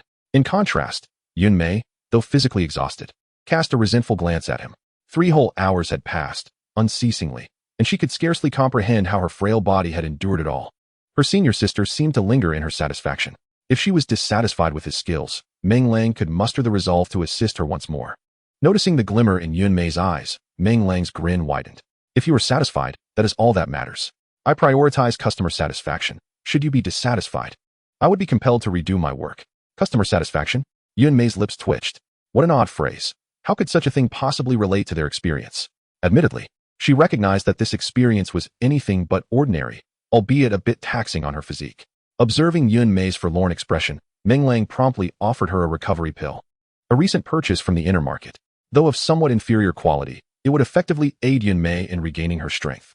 Without hesitation, she accepted the pill and swallowed it whole. After a brief moment of recuperation, she looked skyward. Entering Yunming Mountain had occurred in the afternoon, and with several hours now past, twilight was fast approaching. As practitioners of Qi, they naturally possessed night vision. However, this was Yunming Mountain, where demonic beasts roamed freely. After a moment of contemplation, she decisively proposed, Junior brother, shall we find a place to set up camp for the night? Meng Lang nodded, a playful smile gracing his lips. I shall heed sister's words. Upon uttering this, he was struck by an inexplicable sensation. A chilling aura of murderous intent emanating from a shadowy corner, prompting him to instinctively draw in his neck. Following Yunmei, they trudged forward, one foot sinking, the other barely skimming the surface, towards a lofty mountain. According to Yunmei, this mountain was surrounded by sheer cliffs, dotted with numerous caves suitable for camping. Before darkness enveloped the land, they swiftly stumbled upon a secluded cave. Its concealment was so profound that even Meng Lang found it challenging to discern its existence upon approaching, leaving him somewhat skeptical about how Yunmei had discovered this hidden refuge. Junior brother, come inside quickly. What are you standing there for? Noticing Meng Lang lingering outside, Yunmei poked her head out to urge him. Oh, all right. You go ahead. I suddenly feel unwell and need to relieve myself, Meng Lang replied, feigning discomfort. Yunmei, believing him, expressed concern. What happened? Is it a problem with your cultivation? Try not to stray too far. Call for me if you need anything. Understood, he replied, promptly turning and disappearing into the underbrush. After approximately half an hour, Meng Lang returned to the cave, humming a little tune. However, upon entering, he was nearly left agape at the sight before him. There lay Yun Mei on a large, plush fur mat, propped up on her elbows, striking poses that ignited a fiery passion. Upon noticing Meng Lang's arrival, she licked her lips and beckoned him with a finger. Junior brother, do you think I am beautiful? Could Meng Lang simply let this moment pass? He strode forward decisively. The ensuing details are far too intense to recount here. Approximately 4 hours later, Meng Lang slowly opened his eyes, realizing Yun Mei was absent. He found no surprise in this and instead closed his eyes again, pretending to doze. Soon, sounds of a struggle echoed from outside the cave, occasionally mingled with the roars of wild beasts. The commotion lasted for about 10 minutes before footsteps approached the cave. Humph. The newcomer was none other than Bai Yuhong. She gazed at Meng Lang, languidly reclining on the white mat, her irritation flaring as she let out a cold huff to express her displeasure. Meng Lang, with a smile, rose, revealing a perfect warm heart pill in his hand. Bai Yuhong's countenance shifted faster than summer clouds, her expression brightening instantly. You have kept your word. My feelings were not wasted. Meng Lang, still wearing a cheerful grin, replied, have you subdued them? Of course, they were merely 3 Foundation establishment trash. Had you not instructed me to leave them alive, I could have turned them into mush in less than a round. Meng Lang's pupils slightly contracted. To think they were indeed 3 Foundation establishment cultivators, he was rather esteemed. You should rest for a moment. I will check outside, he instructed, taking a few steps towards the entrance. Upon witnessing the 4 figures bound and struggling on the ground, he found himself at a loss for words. What peculiar inclination did Bai Yuhong possess? Observing the 4 beautiful women ensnared, it was undeniably suggestive. One might mistakenly believe they were on the brink of some nefarious deed. Nonetheless, the method employed was quite impeccable. Meng Lang approached Yun Mei first, his smile broadening as he bent down. Sister, dear sister, our rapport has always been splendid. Why must you resort to such desperate measures against me? Just look at the current predicament. You're not only jeopardizing yourself, but also ensnaring several other sisters in this debacle. Come at me if you must. All of this was orchestrated by me alone, and has nothing to do with Yun Mei. Meng Lang's words had scarcely left his lips when a frigid voice echoed from the opposite side. Turning to gaze in that direction, Meng Lang felt a surge of excitement. This sister was truly remarkable. Chapter 22. A decade later, I restore your freedom. Meng Lang activated his panel, directing his attention to the sister who had spoken. Name, Yun Yun. Gender, female. Bone age, 78, 200. Strength, Foundation Establishment Level 3. Root, Water Spirit Root, Earth Grade. Favorability, 10. Ah, another name from the Yun family? He murmured, curiosity piqued as he glanced at the other 2. Name, Yun Lan. Gender, female. Bone age, 82, 200. Strength, Foundation Establishment Level 2. Root, Water Spirit Root, Mystic Grade. Favorability, to name, Yun Hong. Gender, female. Bone age, 65, 200. Strength, Foundation Establishment Level 1. Root, Water Spirit Root, Earth Grade. Favorability, 10. After observing them, Meng Lang was momentarily speechless. Could it be that he had inadvertently captured all the members of the Yun family within the 100 Flowers Sect? Gazing at Yun Yun, he casually settled onto the ground. Now, let's have a word. I trust one haven't provoked any of you. So why resort to such a beautiful scheme against me? Yun Yun shook her head with a bittersweet smile. There's nothing more to discuss. You may do as you please. We prepared for the possibility of failure and are ready to face any consequences. Oh, is that so? Meng Lang nodded, unperturbed. It was clear to him that these 4 members of the Yun family were indeed after the heartwarming pill. First, they had sent Yun Mei to approach him under the guise of friendship, and then planned to strike later that night.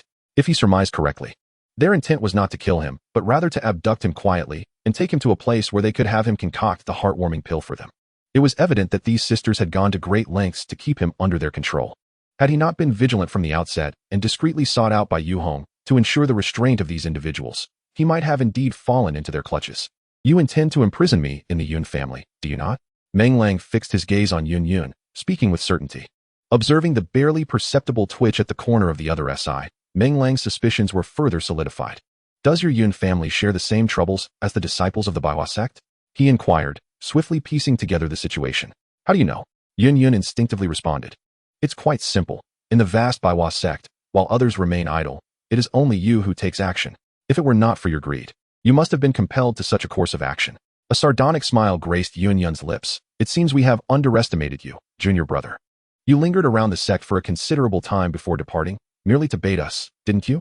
How amusing it is that we thought you were foolish, when in truth, you were already aware that someone would seek to harm you.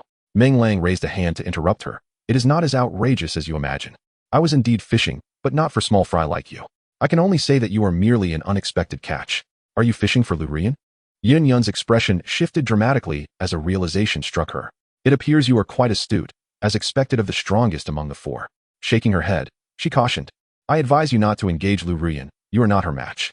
Without a fight, how could one know? Meng Lang shrugged nonchalantly. The matter was no longer whether he would confront Lu Ruyan, but rather whether she would allow him any reprieve. From the moment Lu Ruyan orchestrated the abduction of Lin Yu, there was no turning back between them. Casting aside distractions, Meng Lang turned to Yun Yun. 10 heartwarming pills each month. The 4 of you shall follow me, or I will bury you all in Yunming Mountain. Tell me your choice. As he spoke, Meng Lang slowly rose, shedding the air of frivolity that once surrounded him.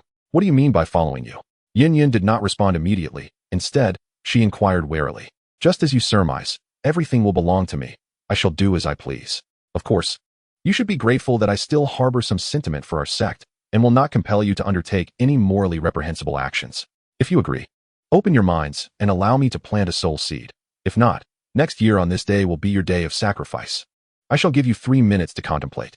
As Meng Lang began to distance himself, granting them space to deliberate, he heard Yin Yun resolutely declare, no need to deliberate. We agree. Meng Lang was taken aback. Such a hasty agreement seemed rather casual. Was it possible that Yin Yun had long been scheming for her own benefit? It appeared she could read his thoughts, for she chuckled lightly. From your ability to discern our plots to your desire to control us, you are not as simplistic as you seem. We are willing to follow you, as we hope to one day restore the glory of the Yun family. Will you not consult with the others? Meng Lang inquired, intrigued by Yun Yun. The more he observed her, the more he found himself captivated by her, as if she emanated a natural aura of leadership. As you surmised, I am indeed the head of the Yun family in this generation. I bear the responsibility for all decisions concerning the Yun family. Meng Lang stared blankly at Yun Yun for a considerable time before nodding, stating that in 10 years, he would restore their freedom. This time, it was Yun Yun who was taken aback. This man was truly enigmatic. After a while, she revealed a grateful smile, thanking him. In the ensuing moments, Meng Lang meticulously implanted soul seeds into the minds of the 4 individuals. The so-called soul seed is a secret technique that allows one to leave a fragment of their consciousness within another's mind, thereby gaining the ability to control that person's life and death at a whim. It can be said that once a soul seed is sown, the individual dares not harbor any rebellious thoughts. After planting the soul seeds, Meng Lang untied the ropes binding each person, and when he reached Yun Mei, she shyly lowered her head. Meng Lang lifted her chin, guessing what was on her mind, yet remained indifferent. In Meng Lang's eyes, there were only allies and outsiders. He could resort to any means against outsiders, yet he would show unreserved loyalty to his own. Each of you must possess some latent cold energy affliction. You should refine these warm heart pills. He tossed a perfect grade warm heart pill to each person. Refine them and come find me. The accounts for today remain unsettled. As Meng Lang's figure vanished, Yun Yun cast a suspicious glance at Yun Mei. What does the master mean? Aren't we all now his subordinates? What accounts could still be due? A faint blush crept onto Yun Mei's face as she bashfully remarked, it seems the master has quite significant needs in that regard.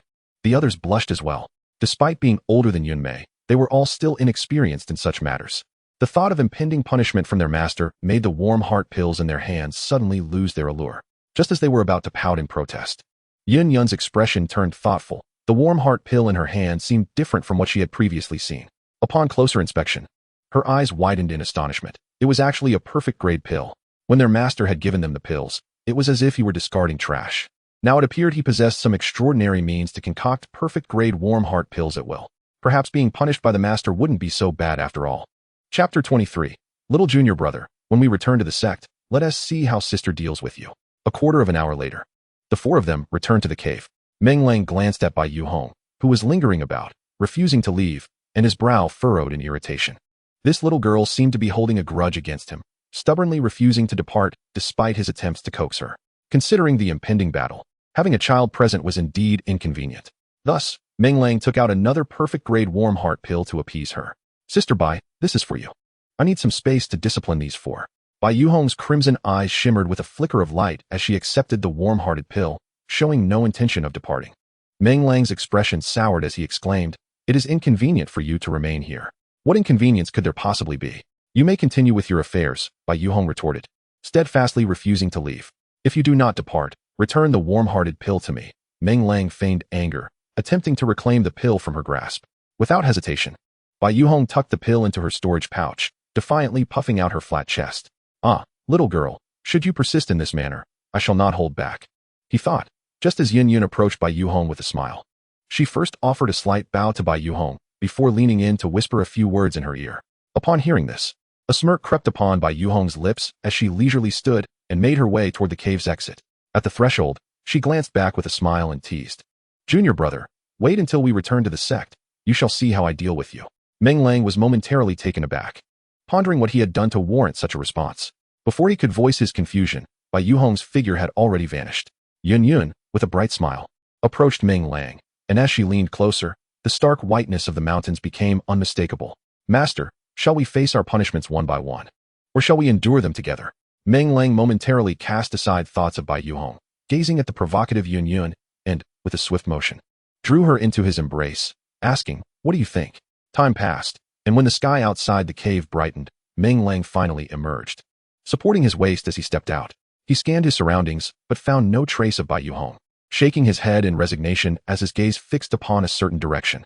Based on the location provided by Ji Rushua, Lin Yu was being held captive in a valley in that vicinity. Master, do you truly not require our assistance? That Lu Ruyan is cunning.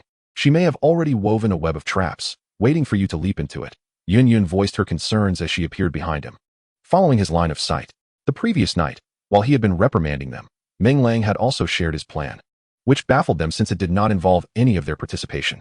It was as if Meng Lang possessed an unwavering confidence in his ability to successfully rescue Lin Yu and escape unscathed. This compelled her to reevaluate Meng Lang. Did he truly possess a hidden ace, or was he merely overestimating himself? Meng Lang waved his hand dismissively, instructing, you all return to the sect and prepare, I will handle the rest. Yun Yun hesitated for a moment, but ultimately nodded in agreement with Meng Lang's wishes. After bidding farewell to the four women, Meng Lang set off alone. As they watched his resolute figure grow distant, the four women exchanged glances, pondering in silence. Can Master truly return safely? If anything were to happen to him? Yun Lan voiced the worry that lingered in their hearts. Yun Hong also echoed the sentiment, expressing her optimism for their master. However, she mused that since Lu Ruyan dared to orchestrate such a scheme, she must possess some form of leverage. Do you think our master might view us as a hindrance? Yun Mei glanced at Yun Yun, her lips slightly parted. Sister, you speak, we shall heed your words. If all else fails, we can quietly follow our master. Yun Yun shook her head, insisting it was unnecessary. Though I am uncertain of our master's exact resources, I am convinced that if he were not completely confident, he would not risk venturing forth alone. Let us not forget, the four of us were caught off guard by him. As she reached this point, Yun Yun's words abruptly ceased.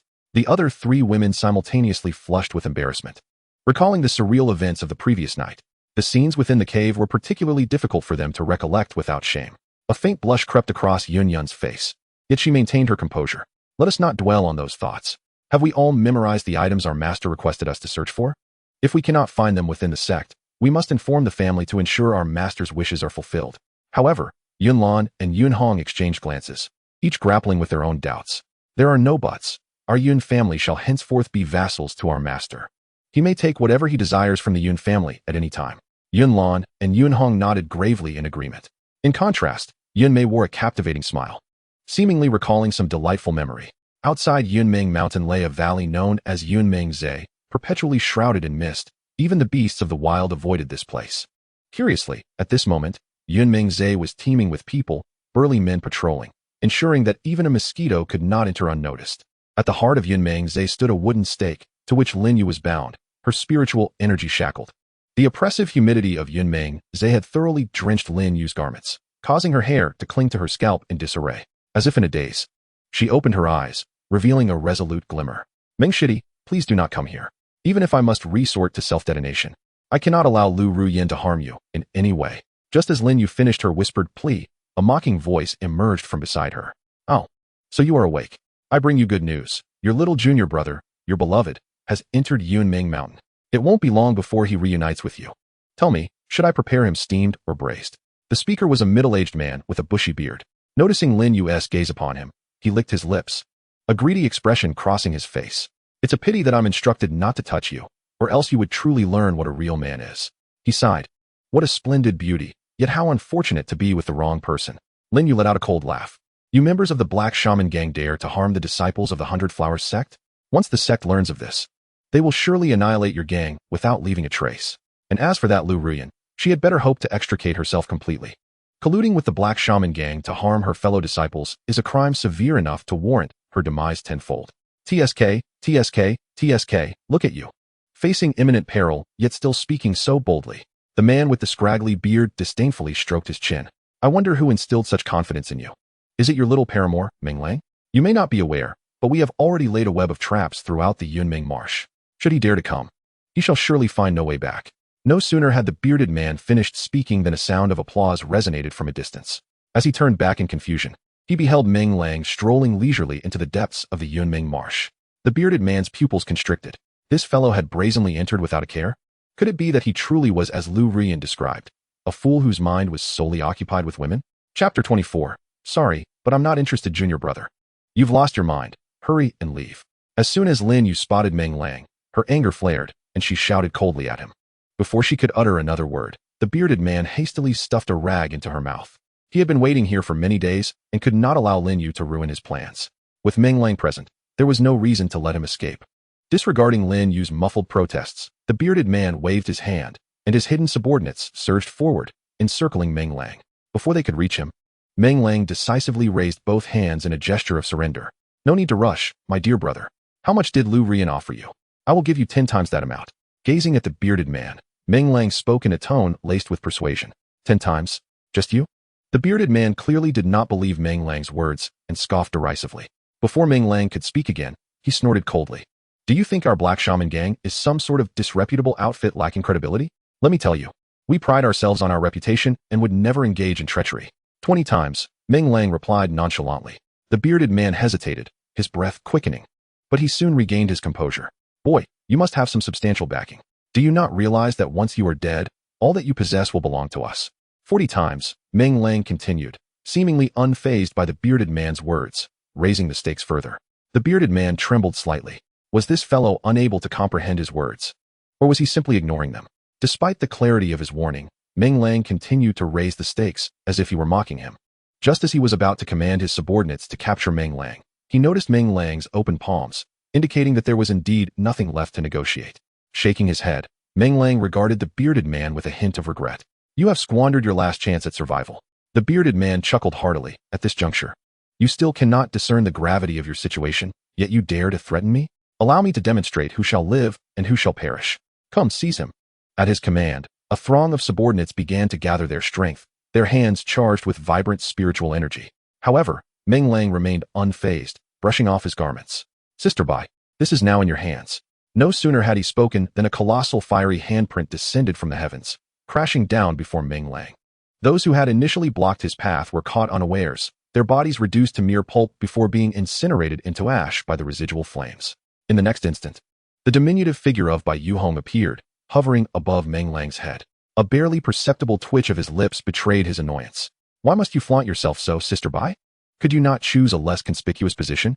Realizing that this was not the time for distractions, Meng Lang pointed at the bearded man. Sister Bai, eliminate him. Bai Yuhong clenched her fair palm, conjuring a shadow of a fiery fist before her. With a mischievous smile directed at the bearded man, she swiftly unleashed her punch. The condensed fist shadow, under her command, surged toward the bearded man in the blink of an eye. The bearded man, of course, would not remain passive. With a mighty roar, a shield of earthy hue materialized around him, enveloping him in its protective embrace. The fiery fist struck the shield with a thunderous crash, producing a resounding boom. The shield, seemingly made of paper, shattered upon impact, and the fist shadow continued its relentless trajectory, slamming into him and sending him hurtling backward. With a resounding thud, the bearded man crashed several dozen meters away, spewing a mist of blood before gazing up in disbelief. You shattered my earthen armor shield with a mere casual punch. You can't possibly be a golden core cultivator? Bai Yuhong, exhaling softly, regarded him with a condescending gaze. Not too foolish, I see. How does my fiery fist feel? You should consider yourself fortunate that I only exerted 30% of my strength. Otherwise, with your foundation establishment cultivation, I could have dispatched you with a single blow. Meng Lang, upon hearing Bai Yuhong's words, fell silent in exasperation. Oh, dear sister. If you possess the ability to eliminate him with a single strike, why only employ 30% of your power? You could simply obliterate him in one go. Now, not only have we failed to kill him, but you are here engaging in idle banter. Are you concerned he has a hidden trick up his sleeve? We are here to vanquish villains, not engage in friendly sparring. Do you understand? Clearing his throat, Meng Lang raised his gaze and reminded her, Sister, the night is long, and dreams are many. As he raised his gaze, Meng Lang was momentarily taken aback, for he was met with the sight of a strikingly red figure. Bai Yuhong, oblivious to Meng Lang's astonishment, cast a glance at the bearded man and, with an air of superiority, remarked, Understood, how utterly tiresome. Meng Lang was taken aback, thinking me? Tiresome. Does this young girl not comprehend the fleeting nature of opportunity? However, upon witnessing Bai Yuhong's impending action, he refrained from uttering his thoughts. Bai Yuhong moved with the grace of a swallow, swiftly approaching the bearded man. Just as she raised her palm, poised to deliver a lethal strike, a figure suddenly appeared, intercepting her deadly blow. Meng Lang's eyes narrowed.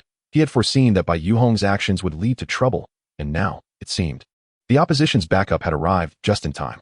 Haha, my young friend, as a golden core cultivator, it would be beneath your dignity to engage with a mere foundation establishment practitioner.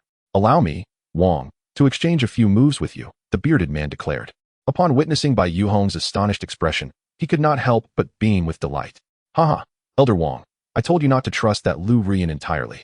Had we heeded his advice and withdrawn you, we might have truly tarnished the reputation of the Black Shaman gang today. Well then, consider it your accomplishment, young man. You are quite cunning, managing to arrange for reinforcements while cleverly evading Lu Rian's surveillance. Sensing the situation had turned against her, Bai Yuhong quickly retreated to Meng Lang's side, casting a furtive glance at him before sheepishly admitting, Junior brother Meng, Meng Lang waved his hand dismissively. It's fine, you hold off that old man. I shall handle the rest. But you, Bai Yuhong hesitated, her words left unspoken. Meng Lang, however, raised his hand to interrupt, asserting, no buts. Trust me, Bai Yuhong nodded, focusing her energy on Elder Wang. Why persist when the odds are against you? The bearded man sneered, wiping the blood from the corner of his mouth. His earlier despondence replaced by mockery directed at Meng Lang. One must at least make an attempt. One might just strike fortune. Meng Lang shrugged nonchalantly. You do possess a certain charm, young man, but alas, you have offended those you ought not to have. Otherwise, with your cunning, you might have earned a place within our Black Shaman gang. Join the Black Shaman gang? Meng Lang retorted incredulously. To engage in the sordid dealings you partake in? Apologies, but I find myself disinterested. Elder Wang's expression darkened, unable to conceal his humiliation. There is no need for further discussion. This fellow is merely a waste at the 4th level of chi refinement. I could dispatch him with a single finger, he declared, eager to engage Meng Lang. The bearded man, seemingly impatient to confront Meng Lang, bowed to Elder Wang and exuded an intimidating aura. Elder Wang nodded, urging him to act with haste. Oh, and do be cautious. We need his head intact for the bounty. The bearded man chuckled ominously. Just watch. With that, he cracked his neck, producing a series of sharp sounds. Prepare to meet your end.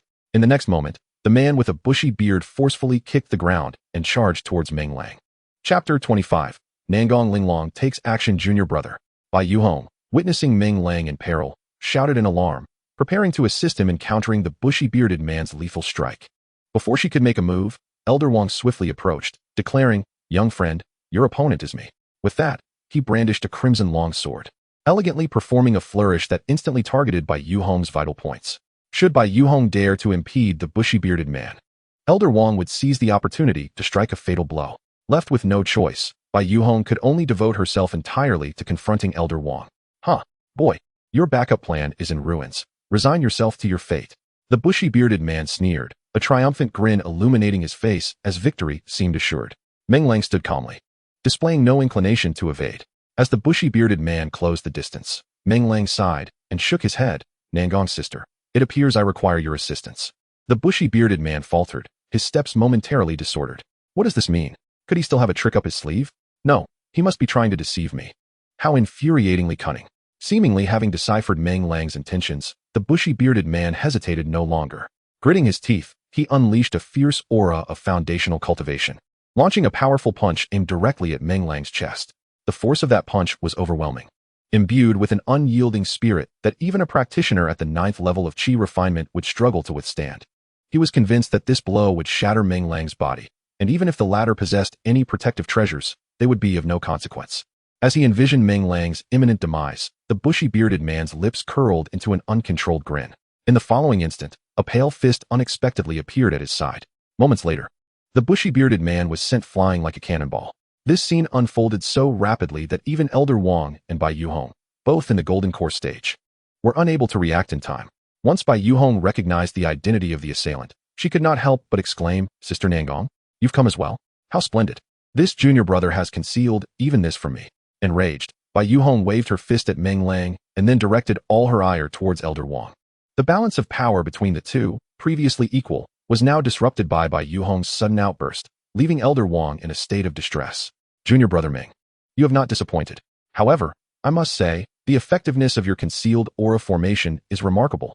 I've been wandering here for an entire night without anyone detecting me.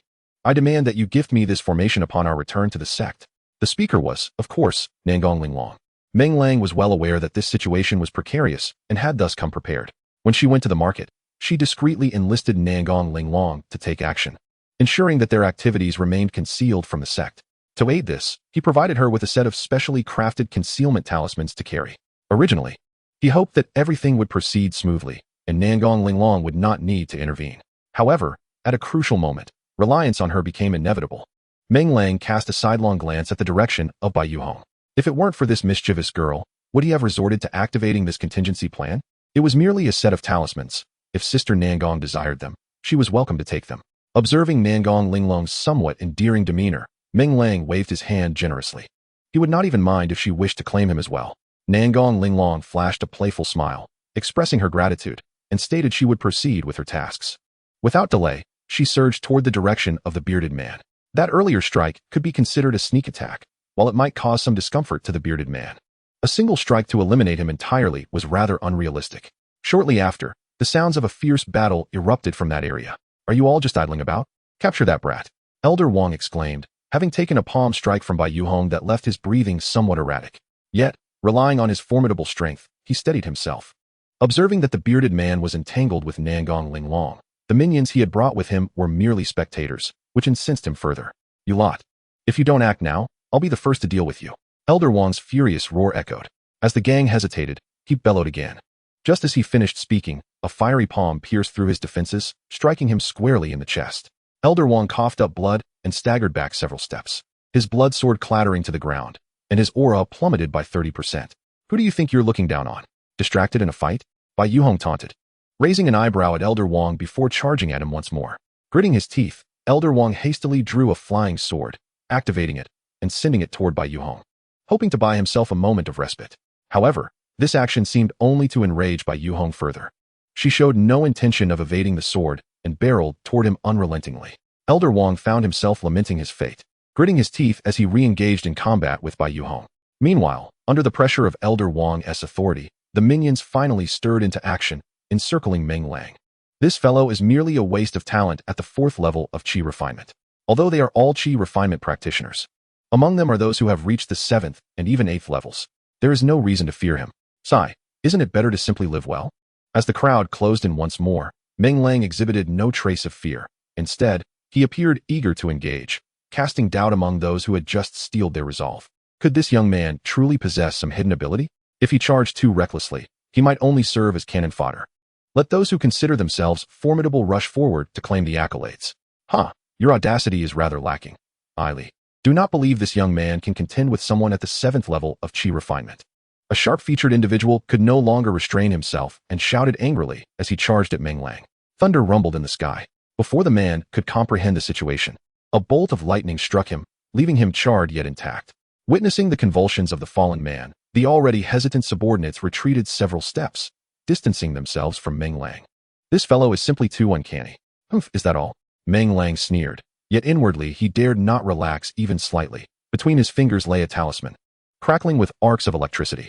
Just moments ago, he had swiftly thrown a thunder-summoning talisman, invoking the lightning to bring down the practitioner at the 7th level of Qi refinement. Observing the pitiful state of that individual, Meng Lang felt a tinge of astonishment. This thunder-summoning talisman seems to possess remarkable power. Noticing the members of the Black Fiend gang, a strange smile began to form at the corners of Meng Lang's mouth. Chapter 26. Lin Yu's affection level reaches 100 hiss. What is happening? Why do I sense such a dense aura of killing intent around me? A few of the subordinates, sensing Meng Lang's murderous aura, instinctively shrank back. Brothers, heed my words. If we do not subdue this young man, we are all doomed regardless. Do you think Elder Wang, with his cunning, will let us off? It is better to act in chaos. Let us all engage together. No matter who ultimately captures this young man. The credit belongs to us all.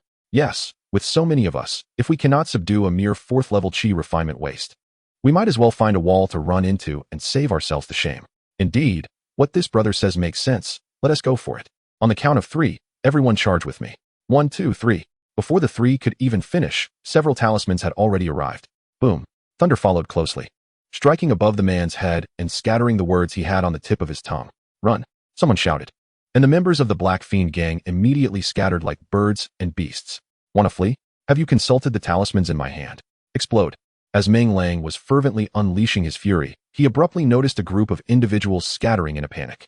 Reluctant to let them escape, he decisively pursued them, indiscriminately hurling thunder talismans. The resounding booms echoed throughout the valley, leaving the ground pockmarked from the relentless bombardment. After dispatching another slow-moving comrade, Meng Lang finally approached Lin Yu. Feeling a sense of relief, he swiftly removed the rag stuffed in her mouth and untied the ropes binding her, revealing a naive grin. Lin Shiji, are you all right? At that moment, Lin Yu's eyes were already brimming with tears. Without waiting for Meng Lang to utter another word, she leapt into his embrace.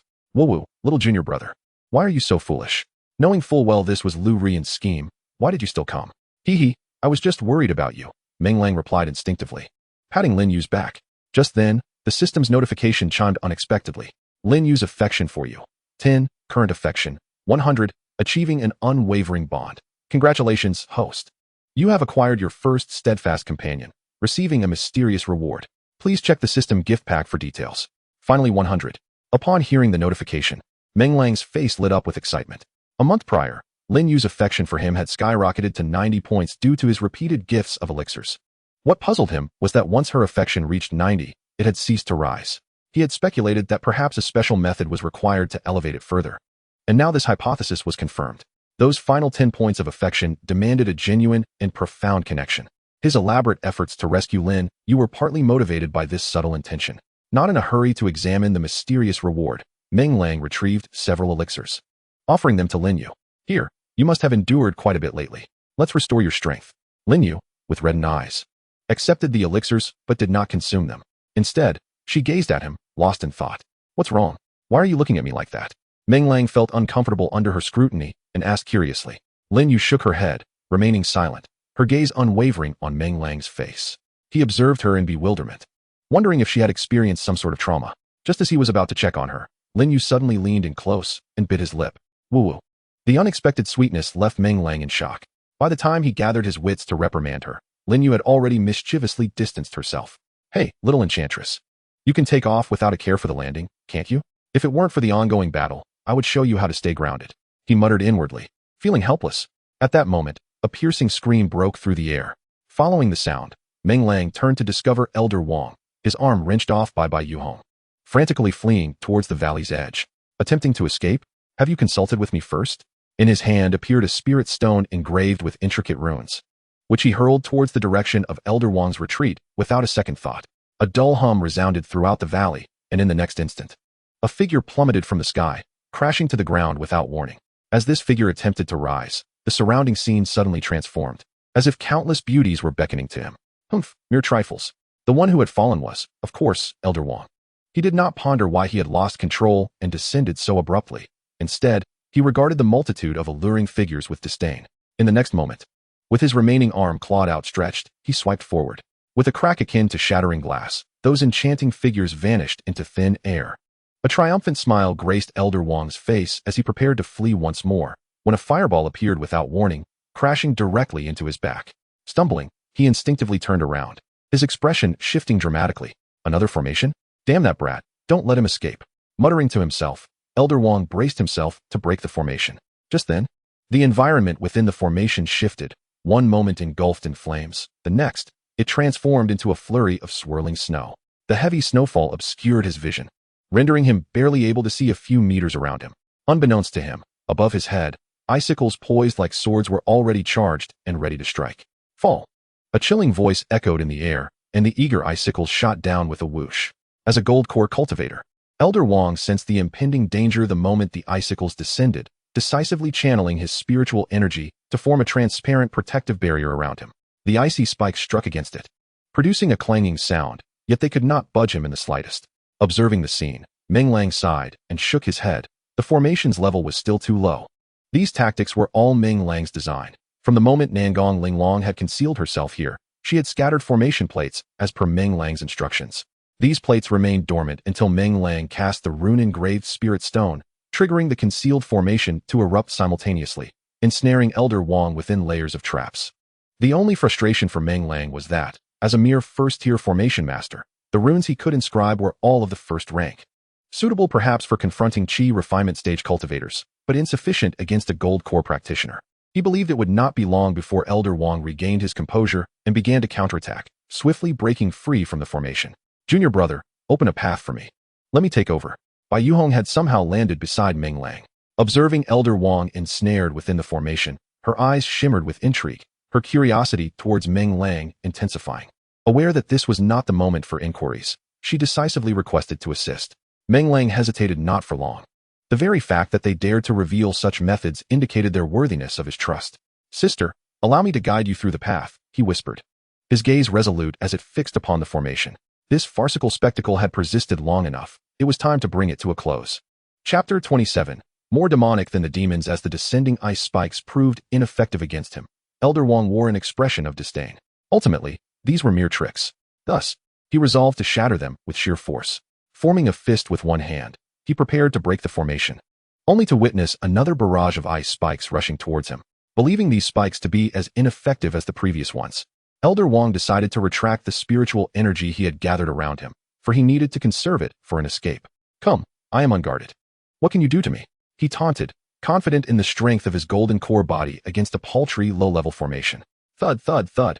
Several ice spikes struck Elder Wang, causing no harm and shattering into fragments instead, just as he was about to revel in his superiority. A piercing sword aura intertwined with the ice spikes, aiming directly for his neck. By the time Elder Wang reacted, the blood sword he had previously wielded had found its mark, embedded firmly between his neck. Bai Yuhong's form gradually materialized, a smirk gracing her lips. You old fool. How could you be so unguarded? I am at a loss whether to commend your audacity or lament your folly. You. Elder Wang clutched his neck, attempting to speak. Yet his words faltered. As he teetered on the brink of collapse, a voice echoed behind him. I hear golden core cultivators are all quite affluent, Sister Bai. Do not miss this opportunity. Elder Wang's thoughts raced. What is the meaning of this? I am not dead yet, and they are already rifling through my assets? Despite his unwillingness, he could not halt the ebbing of his life force. Soon, he begrudgingly fell to the ground, his eyes wide open in disbelief. Such reluctance. Bai Yuhong scoffed. If you seek revenge, go find that ugly woman, Lu Rian. Meng Lang stepped forward, placing a foot upon Elder Wang's head. Producing a sword in hand, poised to strike at his dantian. Once was not enough. Meng Lang repeatedly thrust the blade, over 10 times in total. Meng Shitty. Do you really? Bai Yuhong questioned, puzzled. Is there a need to continue attacking him when he is already dead? Tilting his head, Meng Lang sported an innocent smile. Sister Bai, you do not understand. In my hometown, a competent assassin ensures that the kill and the follow-up are executed flawlessly. Ideally, even the ashes of the victim must be scattered. Oh, and anyone related to him must not be spared. Even the mice in his household should be captured and punished for 3 days.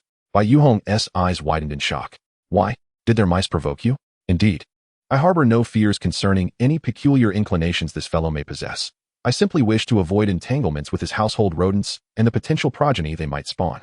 As the saying goes, wildfires cannot be extinguished. Spring winds will foster new growth. What if his son seeks vengeance upon me, and then his grandson follows suit? Should I continue my cultivation in such a scenario? It is reasonable to consider that we might as well launch an assault on the Black Shaman gang, razing their very lair to the ground. Bai Yuhong appeared intrigued, eager to engage in the prospect. Meanwhile, Lin Yu felt a pang of embarrassment, discreetly covering her face. Behold, are these truly practitioners of the righteous path? They seem far more sinister than even the demonic cultivators. Yet, does this not appear rather plausible? Ahem. Enough of your chatter. Do you realize the caliber of experts within the Black Shaman gang? Elder Wang alone, as far as I understand, does not even rank within the top 100. Nangong Linglong approached, half-dragging a half-conscious bearded man, dousing the fervor of Meng Lang with a bucket of cold water. Is that so? He pondered, feeling his recently ignited passion extinguish in an instant. Sister Nangong, is the Black Shaman gang truly that formidable? With a hint of skepticism, Meng Lang stepped forward to confront Nangong Linglong. What do you doubt it? She retorted, discarding the bearded man and crossing her arms defiantly. You may inquire of him. Meng Lang promptly approached the bearded man, raising his hand to deliver 2 resounding slaps to rouse him. Please, do not kill me. This was all Elder Wang's scheme. I am but a mere pawn in this game. The bearded man, upon awakening, immediately fell to his knees in supplication, bowing fervently. Meng Lang kicked him back to the ground, dismissing his blubbering. Do not peddle your nonsense. Tell me, did you torment her? He gestured towards Lin Yu. The bearded man froze, glancing at Lin Yu, then shook his head vigorously as if trying to dispel a deluge of doubts. Grandfather, I swear I did not lay a finger upon her. Consider yourself fortunate. Now, enlighten me. How did Lu Rian manage to contact you? And what trap did you set? What benefits did she bestow upon you? The bearded man rubbed his eyes, staring eagerly. Lu Rian contacted Elder Wang through someone from her Lu family. As for the specifics of the scheme, I am not entirely certain. I only know that she sent a message, indicating that you had left the sect and advised us against overreacting. Humph. She clearly wished to avoid incurring additional costs. Had we brought more people, the outcome would have been quite different. What does that look? Do you disagree? No, I concede. I am entirely convinced. In the ensuing moments, the bearded man divulged all he knew. According to him, Lu Rian had paid a handsome sum to engage Elder Wang, and due to his close association with the Elder, this bearded man was permitted to participate at the Foundation establishment level. The others merely assisted, receiving whatever Elder Wang deemed appropriate. Meng Lang further learned that Lu Rian had expended at least over 100,000 spiritual stones to obtain his head, explicitly demanding to see it in person. This infuriated Meng Lang, who questioned whether Lu Rian was seriously ill. Was it not enough to end her own life? But she also had to collect her own head? Was she not horrified by such a notion? I ask you, how many skilled individuals does your Black Shaman gang possess? Are there many like Elder Wang? Upon grasping the entirety of this farce, Meng Lang shifted the conversation to the Black Shaman gang, a group that dared to conspire with Lu Rian against him. This debt would not be easily forgotten. The bearded man seemed to anticipate Meng Lang's thoughts, a smirk of disdain gracing his lips. It is not that I look down upon you, but with your meager numbers, you likely haven't even brushed against the threshold of the Black Shaman gang, unaware of how you shall meet your demise. Hey, my temper. Meng Lang raised his hand, ready to strike. Did he not understand who was the captive here? How dare he look down upon them? The bearded man twitched his lips. I speak nothing but the truth. Our Black Shaman gang boasts 36 celestial generals and 72 terrestrial fiends. Elder Wang is among the 72 terrestrial fiends. Do you truly believe your mere cultivation at the 4th level of Qi training can contend with us? Upon hearing this, Meng Lang's facial muscles twitched violently. Well then, over 100 formidable figures at the Golden Core stage were indeed beyond his capacity to confront. It seemed that his plan to strike directly at the heart of the enemy would have to be postponed. Nevertheless, he would remember this debt, and when he grew stronger, he would ensure the Black Shaman gang faced a reckoning, if not leaving them with nothing, at least ensuring they never dared to show their faces before him again. Suppressing his amusement, Meng Lang regarded the bearded man from a superior vantage. Everything that needed to be clarified had been, and keeping him alive seemed to serve little purpose. Cough. Tell me, how do you intend to meet your end? Chapter 28. Am I dreaming? The bearded man's body stiffened. What did he mean? Had he not divulged everything? Why was he still to be killed? These people truly lacked martial ethics. Anger aside, the bearded man swallowed his fury, pleading with a forced smile. My lord, I am but a small fry. Killing me would yield you no benefit. It would be wiser to keep me alive as an informant within the Black Shaman gang, wouldn't it? A glimmer of intrigue crossed Meng Lang's eyes. The bearded man's suggestion was indeed quite astute. If he had an informant within the Black Shaman gang, it might greatly facilitate any future troubles he wished to cause them. Just as Meng Lang was about to negotiate further, he heard Nangong Linglong's alarmed voice. Junior brother, be careful. Startled, Meng Lang had yet to comprehend the situation when he heard the bearded man's maniacal laughter. Ha ha ha. Do you truly think all members of the Black Shaman gang are cowards? Even in death, I shall take you with me. As his words fell, the bearded man's body began to swell rapidly, resembling an inflated balloon. Was he really going to self-destruct without warning? This was utterly absurd. Realizing the intent to take him down with a self-detonation, Meng Lang felt a surge of panic. Alas, due to overwhelming tension, Meng Lang found himself unable even to lift his legs. Witnessing the bearded figure on the verge of explosion, he despairingly closed his eyes. At that critical moment, a figure rushed in without hesitation, embracing him and shielding him from harm. In the next instant, a deafening roar erupted, causing the entire valley to tremble. The self-detonation of a foundation-building cultivator unleashed a force comparable to a nuclear bomb. Once tranquility returned to the surroundings, Meng Lang stared blankly at the figure crumpled in his arms, his senior sister, Nangong Linglong. At this moment, Nangong Linglong lay with her eyes tightly shut, her complexion as pale as paper, devoid of any trace of color. Sister, why are you so foolish? Trembling, as he attempted to support her, Meng Lang's body froze, and he slowly raised his hand, only to discover it stained with vivid crimson blood. Realizing that this blood belonged to Nangong Linglong, his mind was instantly engulfed in confusion, akin to a thunderclap. No, sister, don't, you cannot die. If you perish, my heart shall never find peace. Junior brother, can you hear me? How are you? Meng Lang and Nangong Linglong were at the epicenter of the explosion. The blast had come too swiftly, but Yu Hong managed to grasp Lin Yuefei in the critical moment. Retreating from the fray, as the explosion subsided, they called out towards the center, their faces ashen. Within their sight, the ground had been transformed into a bottomless pit, an inexplicable force seemingly preventing them from approaching it. In a daze, Meng Lang heard Lin Yu and Bai Yu Hong's voices calling out. His throat moved as he attempted to respond, but he felt a tremor emanating from the ground. Not good, the formation here has been activated. With only enough time to utter this warning, Meng Lang swiftly merged into the ground, cradling Nangong Linglong's body. Indeed, it was a fusion as fluid as water. Time passed without his awareness. Meng Lang sensed a rising heat around him, and his consciousness began to return. At the moment he opened his eyes, blood rushed to his nostrils, an uncontrollable warmth gushing forth. Before him stood Nangong Linglong, unclad, gazing at him with an infatuated expression. Her ample curves exuding an allure that seemed to possess a magical quality, drawing one in with just a glance. This cannot be real. Am I dreaming? Closing his eyes, a flicker of clarity pierced through Meng Lang's mind. Everything felt so surreal, reminiscent of a dream. Yet, he quickly dismissed this notion. It was not a dream. Suppressing his inner impulses, Meng Lang averted his gaze from Nangong Linglong and scanned his surroundings. He and Nangong Linglong were immersed in a steaming pool of water. The pool was modest in size, approximately 10 meters in diameter, yet it was shrouded in layers of mist, rendering it impossible to discern their location. The water in the pool seemed to be infused with a potent energy, causing both him and Nangong Linglong's garments to be completely incinerated. As he silently assessed his own body, Meng Lang was astonished to discover that his cultivation had inexplicably advanced to the 5th level of qi refining. What is this? Such a fortunate turn of events?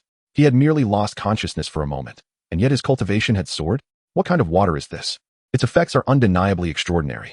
Filled with skepticism, Meng Lang bent down to scoop up a handful of water, and without hesitation, he took a small sip. Ugh!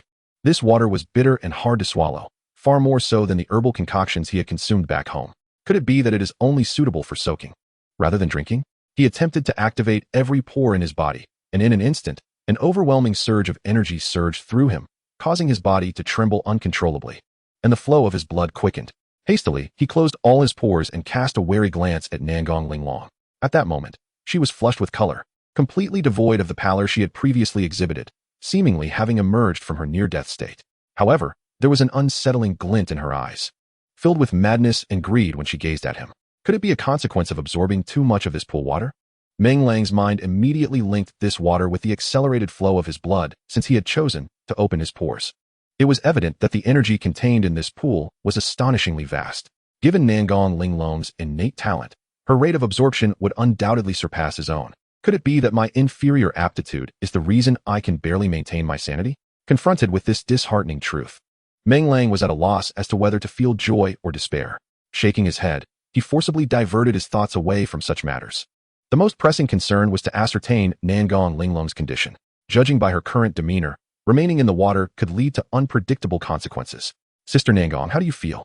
He asked, striving to avert his gaze from inappropriate sights, yet his eyes betrayed him, fixating on her ample bosom. Never mind, a glance wouldn't hurt. It was unintentional, after all. Attempting to comfort himself, Meng Lang awaited her response with anticipation. After a considerable pause, there was still no sign of reaction from Nangong Linglong. Gritting his teeth, he waded through the pool water towards her. Reaching out, he attempted to touch her shoulder, but in the next moment, he recoiled his fingers abruptly. It was scorching, akin to searing hot coals. My apologies, Sister Nangong. Realizing she could no longer remain in the water, Meng Lang murmured to her and resolutely stepped forward, intending to lift her from the pool. At that moment, a peculiar smile graced the lips of Nangong Linglong as her hands firmly grasped Meng Lang's waist. Startled, Meng Lang instinctively believed that Nangong Linglong had regained consciousness. Senior sister, allow me to explain, he began, eager to defend himself. After a prolonged silence without a response from her, he suspiciously lowered his gaze. In an instant, Meng Lang's body began to tremble uncontrollably. Seizing the opportunity while he was distracted, Nangong Linglong audaciously captured his younger brother. Chapter 29. From now on, senior sister will take responsibility of him. Senior sister, please release your hold. That is not an appropriate area to grasp, and it could lead to unintended consequences. Feeling an electric surge coursing through him, Meng Lang's lips twitched as he swiftly raised his hands in a gesture of surrender. Unfortunately, no matter how he pleaded, Nangong Linglong remained oblivious to his words. Not only did she refuse to let go, but she also began to engage in increasingly audacious movements. A rush of blood surged to his head, and Meng Lang found himself surrounded by a haze of peach blossoms. "Forgive me, senior sister Nangong," he mumbled, as his body, seemingly of its own volition, embraced Nangong Linglong. Here, a vast expanse of narrative has been omitted. Perhaps 3 or 5 hours passed. Meng Lang himself was unsure of the exact duration. All he could recall was traversing every corner of the expansive pool with Nangong Linglong. Ultimately, driven by a primal instinct for survival, he struggled to claw his way to the shore. "Ouch, that hurts. What has happened to me?" In a daze, he heard Nangong Linglong's voice and, with great difficulty, opened his eyes. To his astonishment, the brightness nearly blinded him. "Ah, junior brother, you and I." Nangong Linglong seemed to suddenly realize something, hastily diving back into the water. "Senior sister, you cannot remain in the water. Otherwise, you will still have to." Meng Lang, feeling parched, managed to remind her. He was not concerned about Nangong Linglong's well-being. Rather, he feared for his own endurance. "Wait, is this the heart of the earth rock liquid?" Nangong Linglong's sudden exclamation prompted Meng Lang to sit up abruptly. "Senior sister, do you recognize this pool's water?" Nangong Linglong nodded, though a rather unnatural blush crept onto her face. "Junior brother, oh, never mind. It is all the fault of this heart of the earth rock liquid. You need not take it to heart. This liquid was rumored to possess extraordinary healing properties, capable of mending even the most grievous wounds." However, Nangong Linglong hesitated as she continued. Meng Lang clicked his tongue, given the circumstances. Surely there was no need for her to conceal anything further. Nangong Linglong nodded, explaining that an excessive intake of the heart of the earth rock liquid could adversely affect one's mental state, amplifying human desires infinitely. "So, your desire is for men?" Meng Lang feigned an expression of deep grievance. Nangong Linglong, with a shy demeanor, lowered her head and murmured, "I apologize, junior brother. I shall take responsibility for you in the future." Meng Lang's eyes sparkled with intrigue. "Responsible for me? In what manner? Will you always be at my beck and call?" As he observed Nangong Linglong retracting her head like a quail, he reconsidered his inquiry. "Senior sister, is there a way to escape this place? Although it is quite comfortable, it is unbearably hot, and I find it rather intolerable." Nangong Linglong shook her head. "It is said that the earth core rock liquid is exceedingly rare and typically accompanied by formidable concealment methods. Although we inadvertently entered this pool, leaving it is indeed a formidable challenge. What then? Are we destined to remain here forever?" Meng Lang expressed his dissatisfaction. He had just awakened his system and had yet to truly save her life. Moreover, with Lu Ruyin plotting against him, he could not simply disregard her schemes without destabilizing his resolve. Additionally, the Black Sha gang, with that bearded man who attempted to drag him down with a self-detonation, was a grudge that could not be easily overlooked. Perhaps it must be so, Nangong Linglong sighed, a hint of disappointment gracing her features. Concerned that Meng Lang might brood over it, she stepped closer and gently patted his shoulder. "Junior brother, try to think positively." Meng Lang looked up, unable to suppress a slight grimace. From this angle, Nangong Linglong seemed to radiate a maternal glow, igniting a renewed warmth within him. "Senior sister, considering we were unconscious before, shall we take this opportunity to have another contest while we are awake?" "Huh." Nangong Linglong was taken aback. Once she processed his words, a playful pout emerged on her face. "You, junior brother, must have harbored ill intentions since the very first time you saw me, didn't you?" Meng Lang chuckled. "Senior sister, may I speak candidly? What? Were your previous words to me mere fabrications?" "Humph, how cheeky." Nangong Linglong feigned a playful strike, yet her touch was tender. Meng Lang seized her arm and pulled her toward him, causing her to tumble into his embrace. This playful skirmish lasted only 2 hours, but left Meng Lang feeling profoundly fulfilled. They say that at 31 is as fierce as a wolf, at 40 as formidable as a tiger, and at 51 can draw strength from the earth. Today, he truly felt the truth in those words. Nangong Linglong, who often appeared indifferent to everything, surprised him with her carefree spirit. Meng Lang thought to himself that whether it be Lin Yu or Yun Mei, they could only be considered younger sisters in comparison to Nangong Linglong. If he could elevate her favorability to 100, perhaps the rewards would be extraordinary. As this thought crossed his mind, Meng Lang felt a sudden jolt.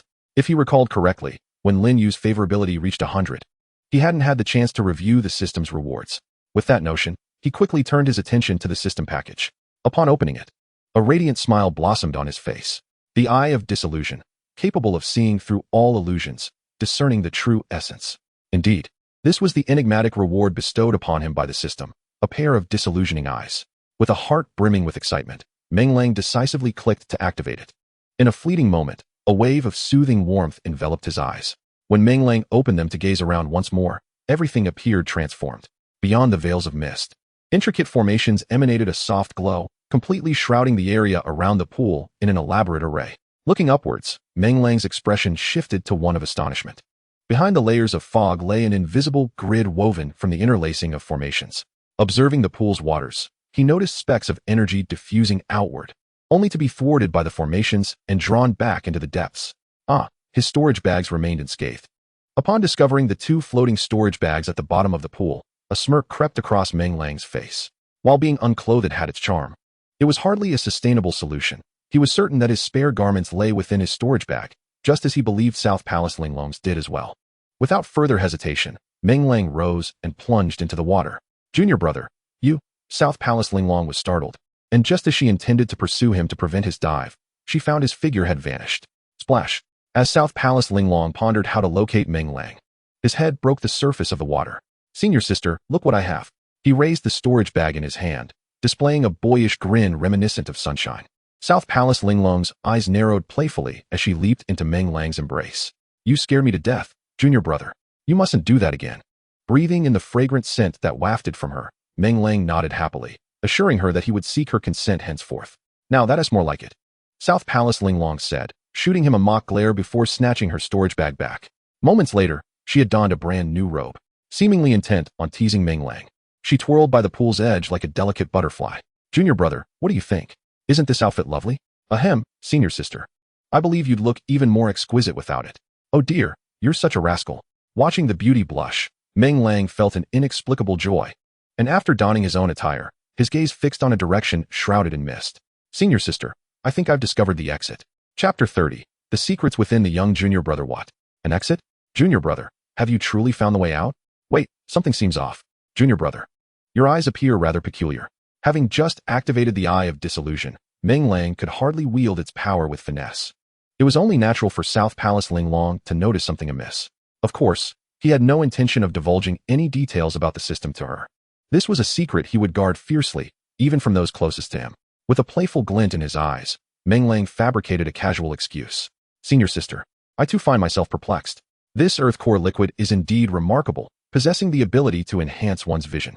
Suddenly, I feel as though I can see much farther." Nangong Linglong nodded in acknowledgement, her expression neutral. The earth core liquid was undeniably potent.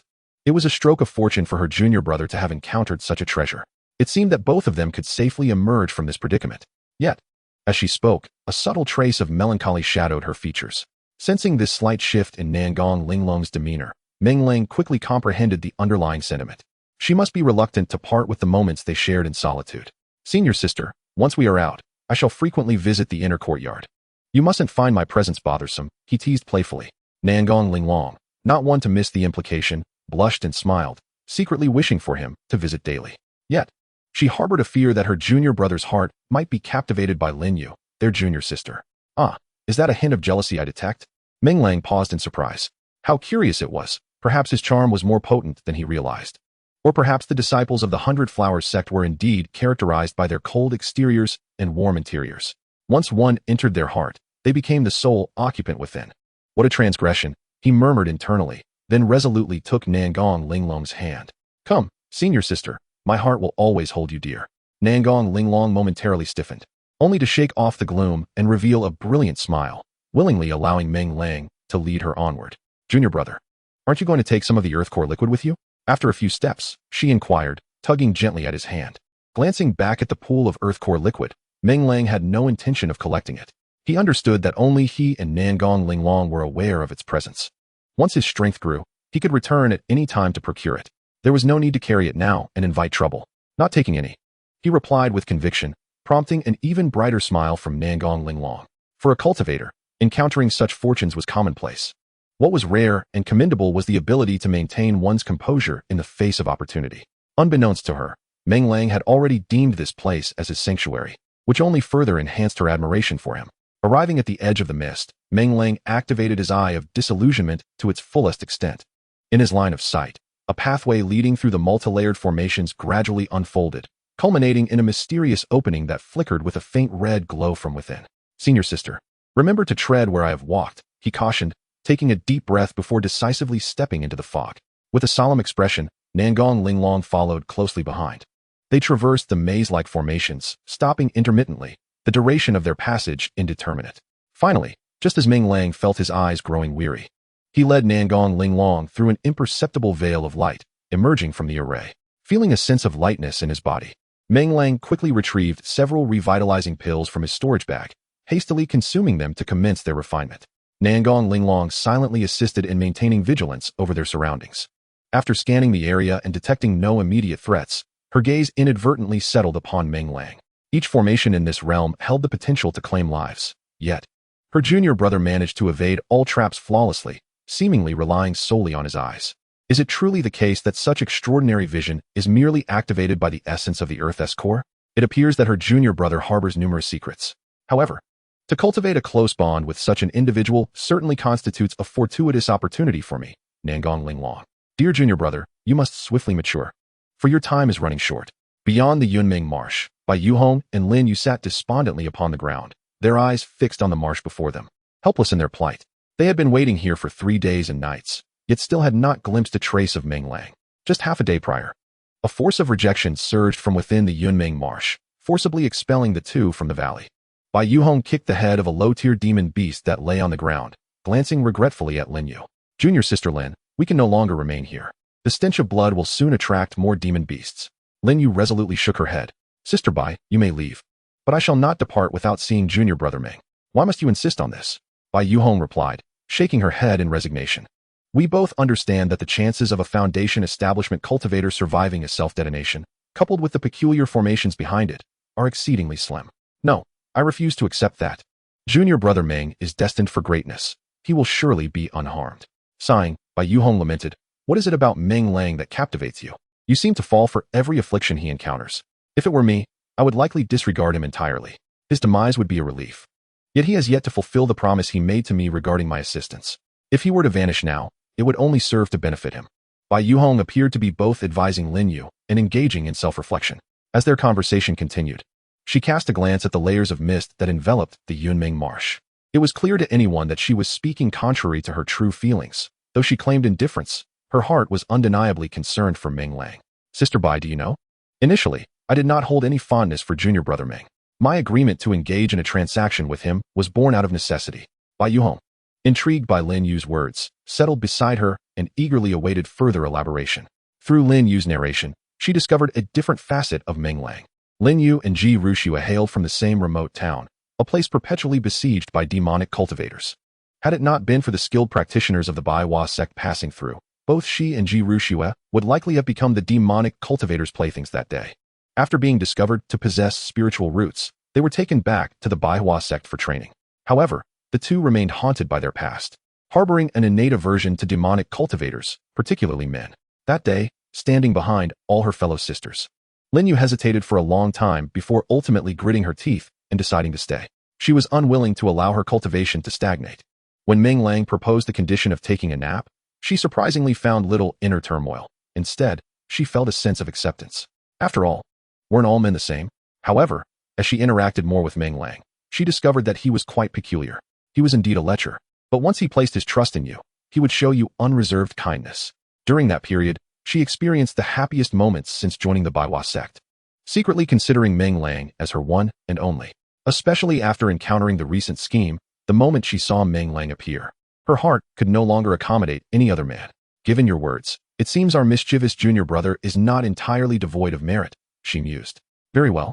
For this reason, I shall wait one more day. A day later, regardless of the circumstances, she had to leave with her senior sister. Bai Yuhong, after a brief summary, looked determinedly at Lin Yu. Noticing Lin Yu nodding, she bit her lip and silently prayed, Meng Shidi, you must certainly come out. Senior sister, I am ready. Let us continue our journey, Meng Lang declared, opening his eyes outside the formation, where he found Nangong Linglong staring at him, immediately breaking into a radiant smile. Nangong Linglong nodded. Thank you for your hard work, junior brother. Meng Lang slowly rose, casting his gaze toward the depths of the passage. He couldn't shake the feeling that the depths of this cavern concealed some grand secret. Chapter 31. The nest on the island winding through the passage, it seemed endless. and Meng Lang began to question whether it led to the Earth's core. After all, where did the pool of molten rock outside come from? Fortunately, there were no other dangers surrounding him, and he didn't need to constantly activate his eye of divination, which made him feel more at ease. At long last, he sensed that he had reached the end of the passage.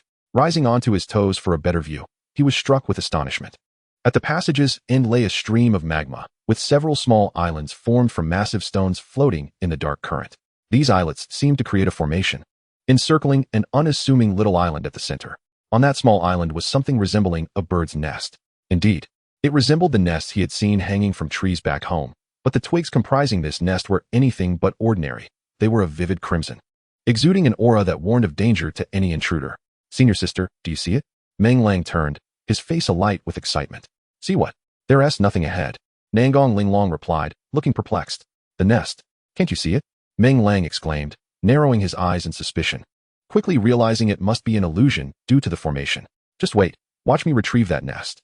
If there are any eggs inside, I'll roast them for you to eat," he declared, eagerly approaching the magma stream. Having determined the optimal route, he leaped onto one of the small islands. Whoosh! As the surroundings shifted dramatically, Meng Lang stood on the island, his expression one of astonishment. Where else could there be an island? Beneath his feet lay a verdant expanse adorned with blossoms in hues of red and yellow. At the edge of this green meadow stood a towering tree swaying gently in the breeze. However, what was peculiar was that this grand tree bore not a single leaf. Rather, a massive crimson nest was embedded within its branches. Based on Meng Lang's estimation, that nest could rival the size of a modest dwelling. With no danger in sight, Meng Lang ventured towards the tree. As he walked, his steps faltered, and he suddenly realized there was no longer a tree ahead. He felt as if he were a mountaineer trapped atop a precipice, surrounded by sheer cliffs. Just as he contemplated retreating, the scene before him shifted once more, and the great tree re-emerged. Accompanying its appearance was a celestial flame, descending from the heavens like a meteor. When this heavenly fire landed upon the tree, Meng Lang discerned that it was not fire at all, but a bizarre bird engulfed in crimson flames. The strange bird cast a wary glance around before decisively diving into the enormous nest. Gradually, Meng Lang came to understand that he remained ensnared within a mystical formation. The giant tree, the nest, and the strange bird were all manifestations crafted by the formation's extraordinary means. He seemed to have triggered a mechanism reserved by some enigmatic presence. In the ensuing moments, Meng Lang watched as if in a film, witnessing the transformation of the giant tree and the nest. For reasons unknown, one day the great tree suddenly exploded, causing the colossal nest to plummet to the ground. At a critical moment, the peculiar bird appeared, using its formidable powers to protect the core of the nest as it gently descended onto a small island. At this sight, Meng Lang couldn't suppress a twitch at the corners of his mouth. Wasn't that small island the very one he had first glimpsed, cradled in the center? Subsequently, the strange bird enveloped the island in layers of protection before reluctantly departing. Eons passed, the landscape transformed beyond recognition, and several larger islands gradually emerged surrounding the small island. Eventually, a surge of intense energy approached from afar, causing molten lava to begin coursing around the island. With a snap, the scene seemed to freeze, dissipating into nothingness. Once again, Meng Lang's gaze fell upon the island and the nest. Driven by curiosity, he followed that direction, leaping several times until he finally landed upon the small island. Upon approaching the nest, Meng Lang's pupils constricted in surprise. Within the enormous nest lay a red egg, roughly the size of a chicken egg. Yet, this egg appeared weathered by the ages, shriveled and fossil-like. After a moment's hesitation, Meng Lang reached into the nest. There were no barriers. The nest, seemingly extraordinary, was as ordinary as any other, and he effortlessly retrieved the egg. Could it have long since perished? Observing the egg in his hand, which felt no different than stone, Meng Lang was left speechless. In order to validate his assumption, he brought the egg close to his ear and shook it gently, ultimately shaking his head in resignation. This egg was undoubtedly as good as gone. He hesitated to discard it, for he had witnessed quite a spectacle, and it was common knowledge how extraordinary this bird's egg was. "Fine, let me play the part of a benevolent soul and take you away," he murmured, preparing to stow the egg into his storage pouch. A peculiar occurrence transpired. The egg could not be deposited into the pouch. According to his understanding, the storage pouch was a unique spatial artifact capable of containing nearly everything except living beings. Could it be that the egg had not completely perished? A strange thought flickered in Meng Lang's mind. He scrutinized the egg once more, even activating his eye of disillusionment to observe it intently for a while. Yet he discerned no clues. "Well, I suppose it's just my misfortune," he conceded. He retrieved a tattered bag that he had previously used to hold materials for magical artifacts and carefully placed the egg inside, securing it at his waist. Fortunately, The egg was not large. Had it been the size of a watermelon, he would have had no choice but to return it to its nest. Just as Meng Lang was about to return and seek accolades from Nangong Linglong, the small island beneath his feet trembled with a resonant sound. Before he could comprehend the situation, the surrounding formation cracked and shattered, revealing Nangong Linglong standing not far away. Oh, could it be that this egg is the core of the formation? Meng Lang pondered, shaking his head as he decisively waved at Nangong Linglong, signaling her to approach. He realized that with the egg taken from the nest, a teleportation array at the base of the nest had inexplicably been activated. Junior brother, how did it go? Any gains? I can suddenly see the nest. Nangong Linglong leaped over, landing with curiosity directed at the nest. A petrified egg lay within, uncertain if it could still hatch. But it was hardly sufficient for a meal. How mischievous, Nangong Linglong remarked, giving Meng Lang a sidelong glance as she pointed at the teleportation array within the nest. What is this? Meng Lang pondered for a moment before confidently declaring, it must lead to the outside. Really? Nangong Linglong's eyes sparkled with intrigue. Whether it's true or not will be revealed through a trial. Sister, hold on to my hand. Meng Lang instructed as he stepped into the formation and swiftly pulled Nangong Linglong into his embrace. With a flash of light, their figures vanished from the spot. Where are we? Upon discerning his surroundings, Meng Lang instinctively opened his mouth. All around him were uneven ground and, notably nearby, a deep, bottomless pit. Wait, could this be the Yunming's Valley?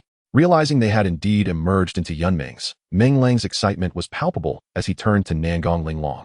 We've truly made it out.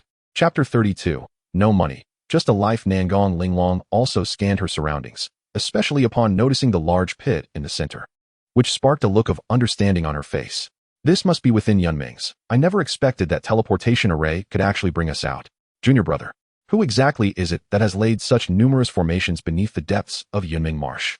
No wonder they say the mist here is so dense that even the beasts dare not venture in. It must be these formations at play. Nangong Linglong's words stirred Meng Lang's curiosity. However, he was not well versed in the mysteries of Yunming Mountain and could not fathom the reasons behind it. Moreover, within those formations lay only a heart of earth liquid and a single egg. He had already claimed both benefits and cared little for the significance of who had arranged it all. What was his alone, and no one could alter that. Let us depart, senior sister. I sense that Yunming Marsh will soon undergo a transformation. It is unwise to linger here. I wonder where senior sister Lin and senior sister Bai have gone. They wouldn't think we've left them behind and returned to the sect, would they? Cough cough. Junior brother, when you say such things, you ought to reflect on your conscience. Senior sister has waited for you until the flowers have withered. As soon as Meng Lang finished speaking, a cold, mocking voice echoed from above. Meng Lang looked up in surprise and beheld Bai Yuhong floating in midair. At that moment, Bai Yuhong's countenance was as frosty as ice, clearly on the brink of a rage. Oh, senior sister Bai, you haven't left. I thought I would never see you again, Meng Lang exclaimed, flashing a broad smile as he clasped his hands in greeting. Bai Yuhong cast him a sidelong glance before gracefully descending to stand before him. She circled around Meng Lang, then cast a few scrutinizing glances at Nangong Linglong, her eyes narrowing with suspicion. Junior brother, your speed is astonishing. Have you already devoured everything Nangong's senior sister had to offer? Meng Lang was taken aback. Could it be that this little girl possessed extraordinary talents, enabling her to discern whether a woman's essence still lingered? Just as he was about to inquire, he saw Nangong Linglong step forward and pull Bai Yuhong aside. Upon their return, Bai Yuhong's gaze toward Meng Lang held a hint of gratitude. Junior brother, it seems I have wronged you. What is going on here? He exclaimed, bewildered. Had he suddenly transformed from a scoundrel into a hero? He surmised that Nangong Linglong must have concocted a reasonable explanation for him, so he chose not to delve deeper, maintaining a facade of nonchalance. A bit of hardship is nothing to fret over. Oh, by the way, where is senior sister Lin? Suddenly recalling he had not seen Lin Yu, Meng Lang hastily inquired. Bai Yuhong's expression darkened, causing Meng Lang to feel a surge of anxiety. Could it be that Lin Yu was in peril? Observing Meng Lang's flustered demeanor, Bai Yuhong's lips curved into a smirk. It seemed Lin Yu had been correct. This fellow, while somewhat flirtatious, possessed a kind heart and knew how to care for others. Enough of these trivialities. Where is senior sister Lin? You, a full-fledged golden core cultivator, cannot protect me, let alone ensure Lin Yu's safety? Hey, what are you saying? What do you mean I couldn't protect you? Indeed, if you had protected me well, I wouldn't have been blown to bits, nor would sister Nangong have hovered on the brink of death. Very well, junior brother, I admit my fault. If it pleases you, I shall forego my remuneration this time. Humph, remuneration? How dare you mention that? I believe you should compensate for my losses instead. Oh, not only is there no reward, but I must also pay? No way, junior brother, you might as well kill me. Indeed, with no money, I possess but my life. Bai Yuhong defiantly declared, striking a pose of fearless resignation. At this moment, Nangong Linglong could no longer contain her laughter, cackling with delight. Sister Bai, can you not see that this junior brother is merely jesting with you? Oh, is he teasing me? Bai Yuhong turned to glance at Meng Lang, and upon noticing the playful curve of his lips, she became furious and charged at him with clenched fists. Meng Lang let out a shriek, exclaiming that sister was out for blood, and fled towards the outskirts of Yunming Marsh. Nangong Linglong shook her head, following him step by step. Once everyone had departed from Yunming Marsh, an inexplicable aura surged forth, and the mist swirling within began to coalesce, as if inscribing something profound. Sister Lin, help. As soon as he burst out of Yunming Marsh, Meng Lang spotted Lin Yu, standing still like a statue. Without a moment's hesitation, he shouted her name and dashed forward. Lin Yu was momentarily taken aback, but upon recognizing Meng Lang, she could no longer contain her excitement and rushed to him, her eyes glistening with emotion. When they embraced tightly, it was as if Lin Yu had been revived, unable to let go for a long while. Junior brother, you nearly terrified me to death. If anything were to happen to you, how could I possibly carry on? After a lengthy embrace, Lin Yu spoke, her voice choked with emotion. Meng Lang was taken aback. He had not anticipated that his brief absence would have such a profound impact on Lin Yu, and he felt a twinge of embarrassment. While he had been carefree within, he had inadvertently caused her distress. However, could he truly be blamed for that? All right, sister, if you continue to weep, you want to look your best, he remarked. As his words faded, Bai Yuhong's teasing voice chimed in. Indeed, this fickle-hearted lad is hardly worth your tears. Junior brother, it seems this matter has reached a conclusion. You should spend some time with Sister Lin, while Bai and I return to the sect. We have been away for too long. One cannot say what schemes Lu Rian may have concocted in our absence. Meng Lang patted Lin Yu's shoulder and directed a grateful glance toward Bai Yuhong and Nangong Linglong. In the next moment, a perfect grade warm heart pill appeared in his hand. Here, Sister Bai, this is your reward. I am truly grateful. Upon my return, I shall express my gratitude in another manner. Bai Yuhong stepped forward, snatching the pill and counting it with glee, her lips curling into a smile. See, I told you. Within the sect, your sister will always protect you. If it were not for the opponent's dexterous speed in collecting the medicinal pills, Meng Lang might have almost believed their words. He took out several pills and handed them to Nangong Linglong. Senior sister, although I am unaware of why you have yet to break through to the Golden Core stage, please trust me. I will surely be able to assist you in the future. Nangong Linglong felt a warmth in the corner of her eye. She had never voiced her struggles. Yet her junior brother seemed to have discerned them. Was he truly as carefree as he appeared? She nodded earnestly at Meng Lang. I too look forward to your assistance. Junior brother.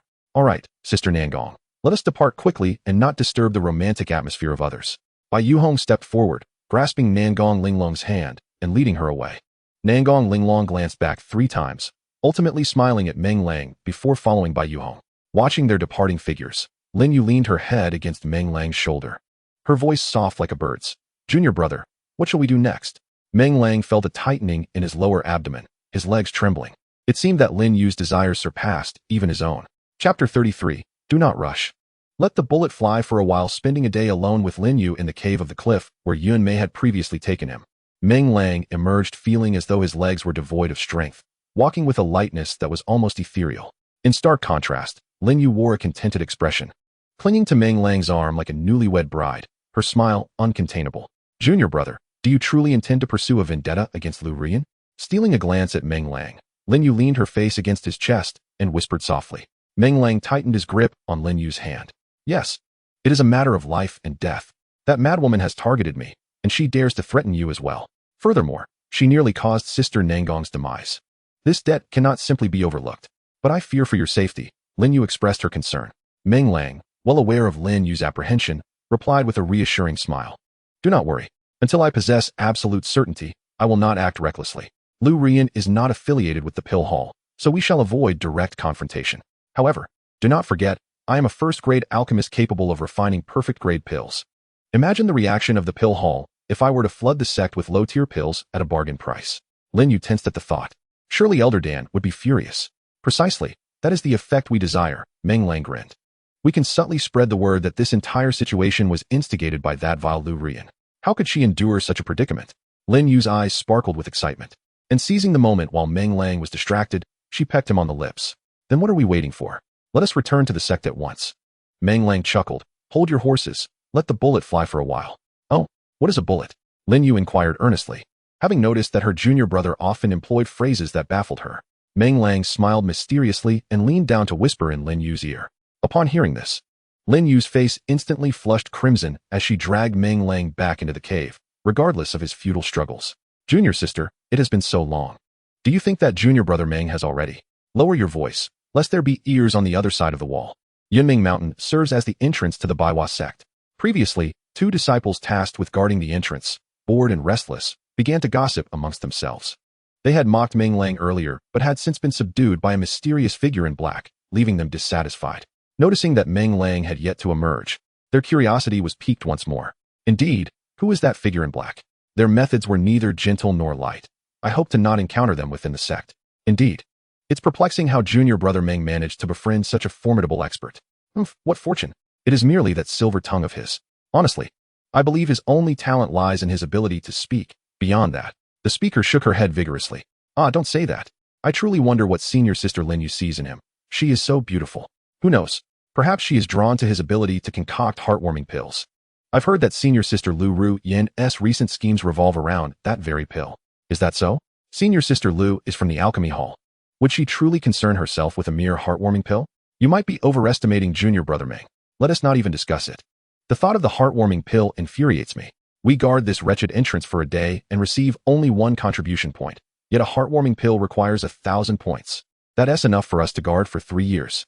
I still can't fathom what luck that Meng Lang has stumbled upon to acquire the formula. If I were Lu Ruyan, I would simply capture him and extract the formula for the heartwarming pill. Without that advantage, Meng Lang wouldn't dare to be so brazen. Just then, as they were engrossed in their conversation, a sudden cough echoed from behind them. Startled, they instinctively turned to see Meng Lang and Lin Yu, leaving them momentarily speechless. Junior brother Meng Yu, you're alive? Meng Lang twitched the corner of his mouth. Do you not know how to converse?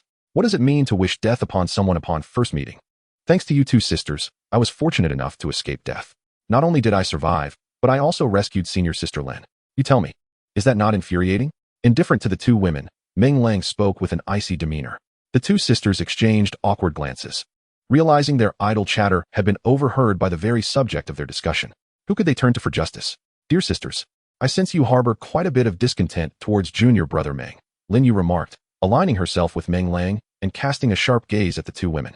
With the resources provided by Meng Lang, Lin Yu had already attained the cultivation level of the 7th layer of qi refinement, while the 2 women, being assigned to guard the entrance, were clearly of inferior skill and talent. Confronted by Lin Yu's formidable presence, they found it increasingly difficult to breathe. Ultimately, the 2 could no longer endure the oppressive atmosphere and fell to their knees simultaneously. Junior brother Meng, we beg your pardon. We were blind and foolish. Please, show mercy and do not hold it against us, your seniors. Indeed, Lin senior sister, we were in the wrong and shall never speak ill of junior brother Meng again. Humph, Lin Yu coldly snorted, showing no signs of acquiescence. Meanwhile, Meng Lang, with a slight smile, kindly addressed the 2 sisters. Please rise. It is unseemly to kneel like this. The 2 women paused for a moment, a barely noticeable smile creeping onto their lips. Their young junior brother seemed excessively benevolent. Did he really intend to let them off so easily after a mere display of grievance? Just as the 2 were about to stand, Meng Lang suddenly exclaimed, "Who goes there? Quick, Lin senior sister, protect the 2 of them." The sisters froze, and before they could comprehend the situation, they felt a dark shroud enveloping their heads. The next moment, they sensed their spiritual energies being sealed, rendering them utterly powerless. Help! In a panic, they cried out. Their cries were met with a brutal punch. Both emitted muffled groans and collapsed, convulsing on the ground. Time seemed to stretch indefinitely until they slowly regained consciousness, discovering Meng Lang sitting not far away, visibly distressed. Their bodies involuntarily trembled, followed by a grimace of pain. They felt as though their bodies had been shattered, each movement sending waves of excruciating agony coursing through them. Senior sisters, I am powerless, Meng Lang lamented. I pursued for but a moment, and you too. Alas, I shall report this to the sect. Regardless of who the assailant is, anyone who dares to bully disciples of the Baiwa sect must face severe punishment. The 2 women exchanged bewildered glances. Is it really necessary to act so convincingly? Were you not the one who struck first? They thought, incredulous at his feigned compassion. Realizing they had no substantial evidence to refute him, the 2 ultimately gritted their teeth and decided to endure this silent humiliation. After all, being bested in a fight simply indicated their own inadequacy. They would accept their misfortune without involving their junior brother or the sect. This simply cannot stand. Meng Lang sprang to his feet and approached them. Look at your faces. They are nearly unrecognizable. How can we let this go unaddressed? If you can swallow this indignity, I cannot. I must avenge this grievance. Otherwise, my resolve will waver. The two women were once again taken aback. Could it be that they had wronged their junior brother? Was there another attacker? Chapter 34. The artifact from your hometown? Then we must rely on you, junior brother. After some deliberation, the two women bowed solemnly to Meng Lang. Unbeknownst to them, behind Meng Lang, Lin Yu covered her mouth, nearly unable to suppress her laughter. Ahem. Very well. As disciples of the Baiwa sect, we ought to assist one another when venturing into the world. Two senior sisters must temporarily endure and remain steadfast in their posts. Upon my return to the sect, I shall certainly report this matter. Meng Lang, with a composed demeanor and an expression of profound sympathy, executed his performance to perfection. After bidding farewell to the two women, Lin Yu could no longer contain her laughter, chirping like a young chick. Junior brother, I never imagined you to be so cunning. You have struck them and yet feigned to be the benevolent one. What do they call this? Right? Selling someone off while expecting them to count the money for you. Meng Lang chuckled, casting a playful glance at Lin Yu, and mischievously patted her backside before boasting. They had it coming. It's one thing to speak of me, but to drag you into this as well is quite unfair. I haven't left them lacking limbs, so I have certainly spared their dignity. All right. It seems I must remind some close sisters not to speak ill of you behind your back, lest they find themselves unexpectedly subdued one day. Oh, by the way, what was that bag you used previously? I noticed it had the remarkable ability to seal spiritual energy. How astonishing. Meng Lang, with a calm demeanor, produced the two black cloth bags he had used earlier. Speaking of this, I must express my gratitude to Sister Ji. Oh, was it given to you by Ru Shui? Lin Yu's voice carried a hint of jealousy. Meng Lang realized she was feeling envious and hastily clarified. I was not abducted by Sister Ji to Baiwa sect, you know. Later, I delved into formations and forging, pondering whether I could merge this sealing formation with a certain artifact from my homeland to create a unique magical tool. With a gleam of pride, he continued, after several attempts, I actually succeeded, though it may be somewhat rudimentary and only beneficial to Qi refinement stage cultivators. Its efficacy appears quite promising. What? An artifact from your homeland? Lin Yu's eyes widened in astonishment. Where could his homeland be that it possessed such artifacts? Yet, no matter how peculiar this artifact was, it could not compare to her shock at what Meng Lang had just revealed. If she had heard correctly, her junior brother had just mentioned formations and forging, recalling the scene in Yunmeng's, where Meng Lang had effortlessly utilized a lightning talisman to send the minions of the Black Sha gang scattering. She was struck with amazement. Could it be that her little junior brother was a genius? First, he could casually concoct perfect-grade pills, then master talismans, and now formations and weapon crafting. Was it possible he was proficient in all auxiliary skills? This seemed rather extraordinary. Junior brother Yu. Lin Yu realized the gravity of the situation and found herself at a loss for words. Meng Lang, fully aware of her concerns, waved dismissively. Sister, there's no need for alarm. I understand that in the path of cultivation, strength is paramount.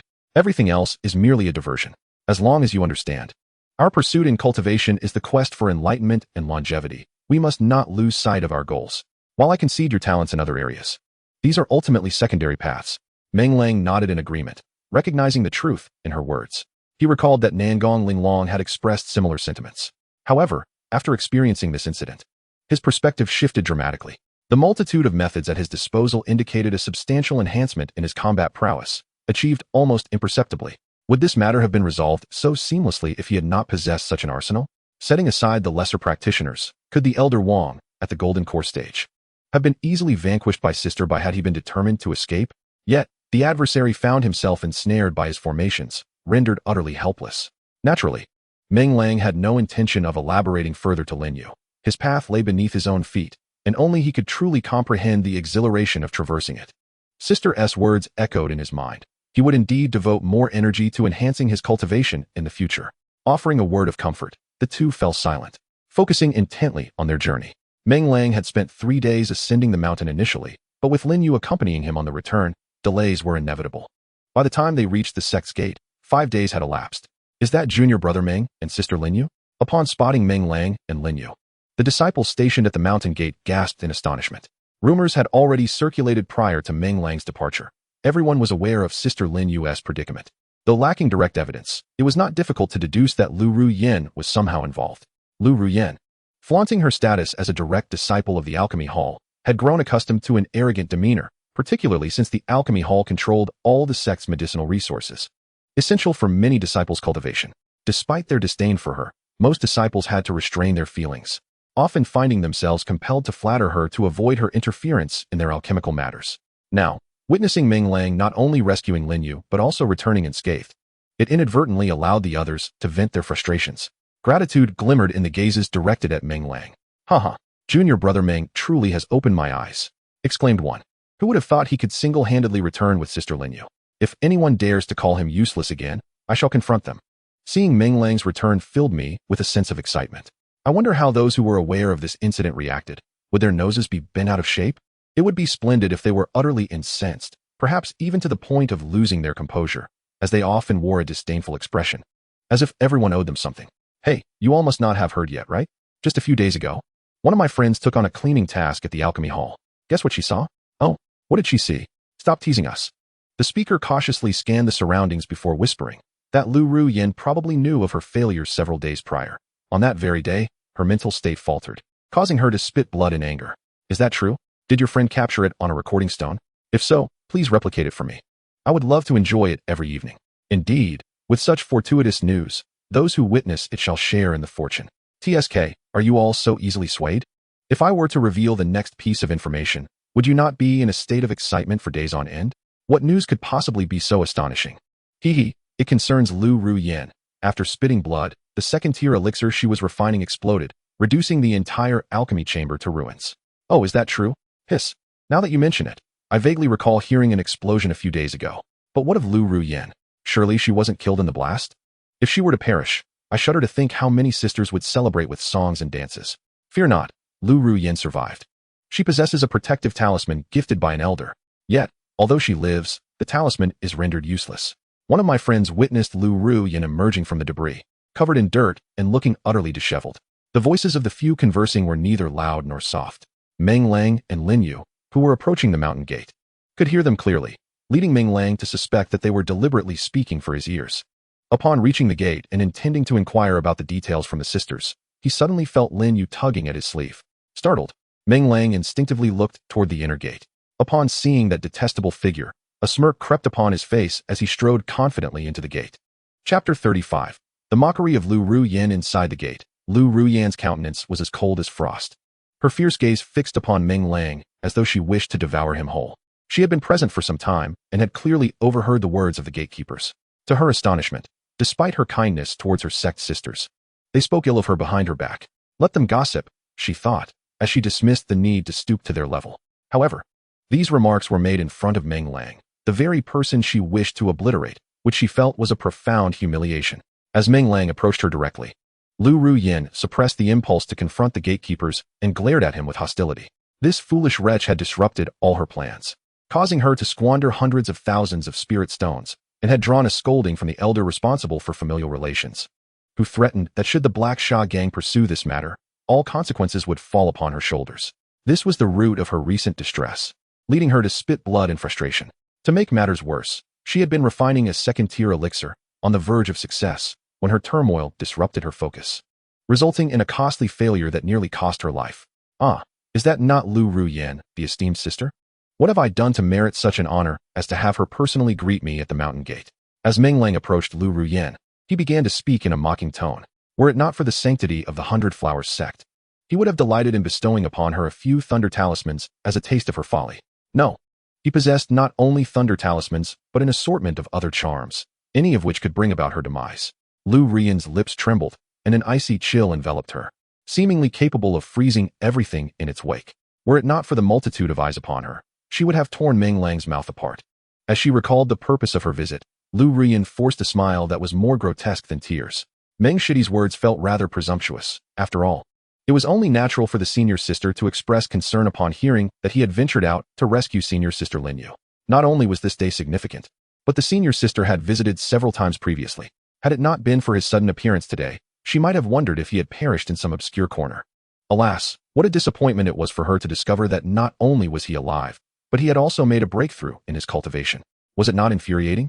Meng Lang, unconcerned with Lu Ruyin's intentions, spoke with an air of bravado, deliberately choosing the most provocative remarks. As he observed Lu Ruyin's chest heaving, he fanned the flames. Did you know, senior sister, that it was the Black Shaman gang who abducted Lin Shiji this time? Yet these fools seemed to lack sense, as they withdrew their formidable fighters, leaving only a few useless pawns. One must wonder if their mastermind is truly bereft of intellect. Lu Ruyin's expression darkened. forcing herself to remain composed. Oh, there is a mastermind. Do you know who it is? You must not let him escape, shitty. Meng Lang cast a peculiar glance at Lu Ruyan, suspecting that she was trying to ascertain whether those individuals had revealed her identity. With that thought, he could not help but snicker inwardly. It was baffling to him how Lu Ruyan could harbor such delusions of grandeur, believing she could manipulate events from the shadows with such limited wit.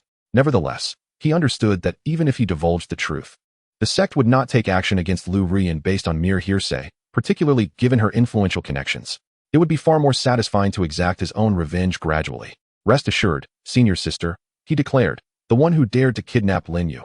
Even if he were the king of heaven, I would ensure he is flayed alive.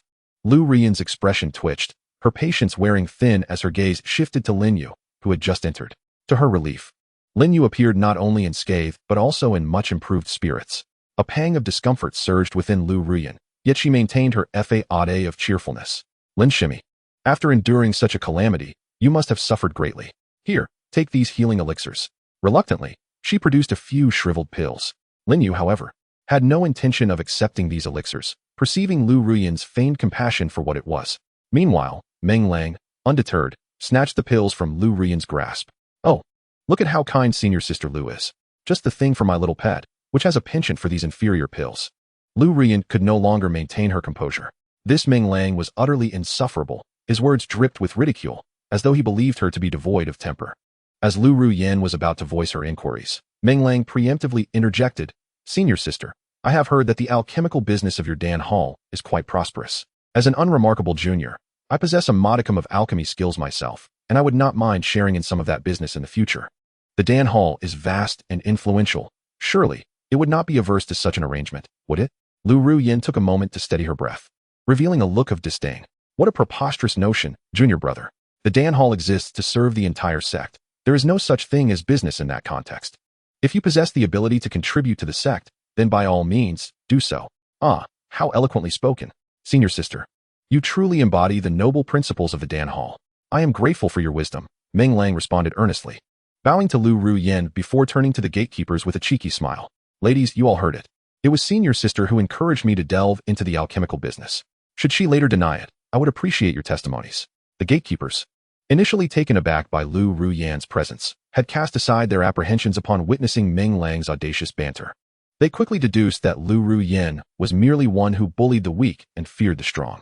Upon hearing Meng Lang's words, they nodded eagerly without a moment's thought. Junior brother speaks truthfully. We shall depend on you for our future alchemical needs. Rest assured, we will bear witness to senior sister's high integrity. She would never go back on her word. Lu Ruyan's lips twitched slightly. What do you mean by that? Do you believe that those who provide sustenance are to be revered? Very well, since you have chosen to ally yourselves with this incompetent fool, you shall never procure a single pill from the Dan Hall henceforth. While internally condemning the gatekeepers, Lu Ruyan managed to display a rare, gentle smile. What my younger sisters said holds merit. Junior brother is indeed acting for the betterment of the sect. How could I possibly renege on such a promise? With the knowledge that both Meng Lang and Lin Yu were safe, Lu Ruyan felt a sense of relief and decided not to prolong their rest. She offered a slight bow and prepared to depart, but as she turned, she provocatively glanced at Meng Lang. Junior brother, crafting alchemical pills is no simple feat. I eagerly await your greater contributions to the sect. Meng Lang shrugged. I shall not disappoint you, senior sister. As he watched Lu Ruyan's figure fade away, Meng Lang's smile vanished, replaced by a glint of frost in his eyes. Junior brother, you are being foolish. Why confront her directly? Lin Yu remarked. Meng Lang turned to her with a grin. Senior sister, you do not understand. Subtlety may suffice in the outside world, but within the sect, we must engage with forthrightness. As he spoke, Meng Lang casually raised his gaze to the sky. Possessing the eye of the void, he perceived things that Lin Yu could not. In that space, several figures were observing him with enigmatic smiles. Lin Yu pondered for a moment, but chose not to press further. After Meng Lang expressed his gratitude to the gatekeepers once more, he departed with Lin Yu. After escorting Lin Yu back to her quarters, Meng Lang leisurely made his way back to his own abode. Upon arriving at the entrance, Meng Lang's eyes brightened as he cheerfully approached the figure that had long awaited him. Hello, senior sister Ji. Have you been waiting for me? Ji Rushua shyly nodded, cautiously glancing around before she pointed towards the Qingxin residence, her pearly teeth parting as she asked, Junior brother, may we enter to converse? Meng Lang instinctively cast a glance at Ji Rushua, sensing an unusual frailty in her demeanor this time. Could it be today? A surge of joy filled his heart as he promptly gestured for her to proceed. Chapter 36. Senior sister, I fear I may disappoint you. Are you not going to intervene? This Meng Lang is simply outrageous. At the mountain gate, a void loomed. Elder Dan could no longer maintain his composure, his irritation spilling forth. Nangong Mingyue smiled gently. Why intervene? I believe this young fellow is in the right. Yet, Elder Dan, you allow your own disciple to abduct and harm the outer disciples of the sect. How do you intend to justify this? You speak nonsense. Ryun could not possibly commit such acts. Besides, without evidence, on what grounds do you accuse Ryun? Elder Dan, flustered, immediately defended Lu Ryun. As her words fell, several others shook their heads in resignation. Nangong Mingyue scoffed, casting a disapproving gaze at Elder Dan. Enjoy your little victory while you can. Meng Lang is clearly offering you face. If this escalates, do you truly believe Lu Ryun can escape unscathed? To keep secrets, one must not engage in wrongdoing. You know well what kind of person Lu Ryun is, Elder Dan. Humph. Mingyue, I have no desire to argue with you. Elder Dan maintained her stance.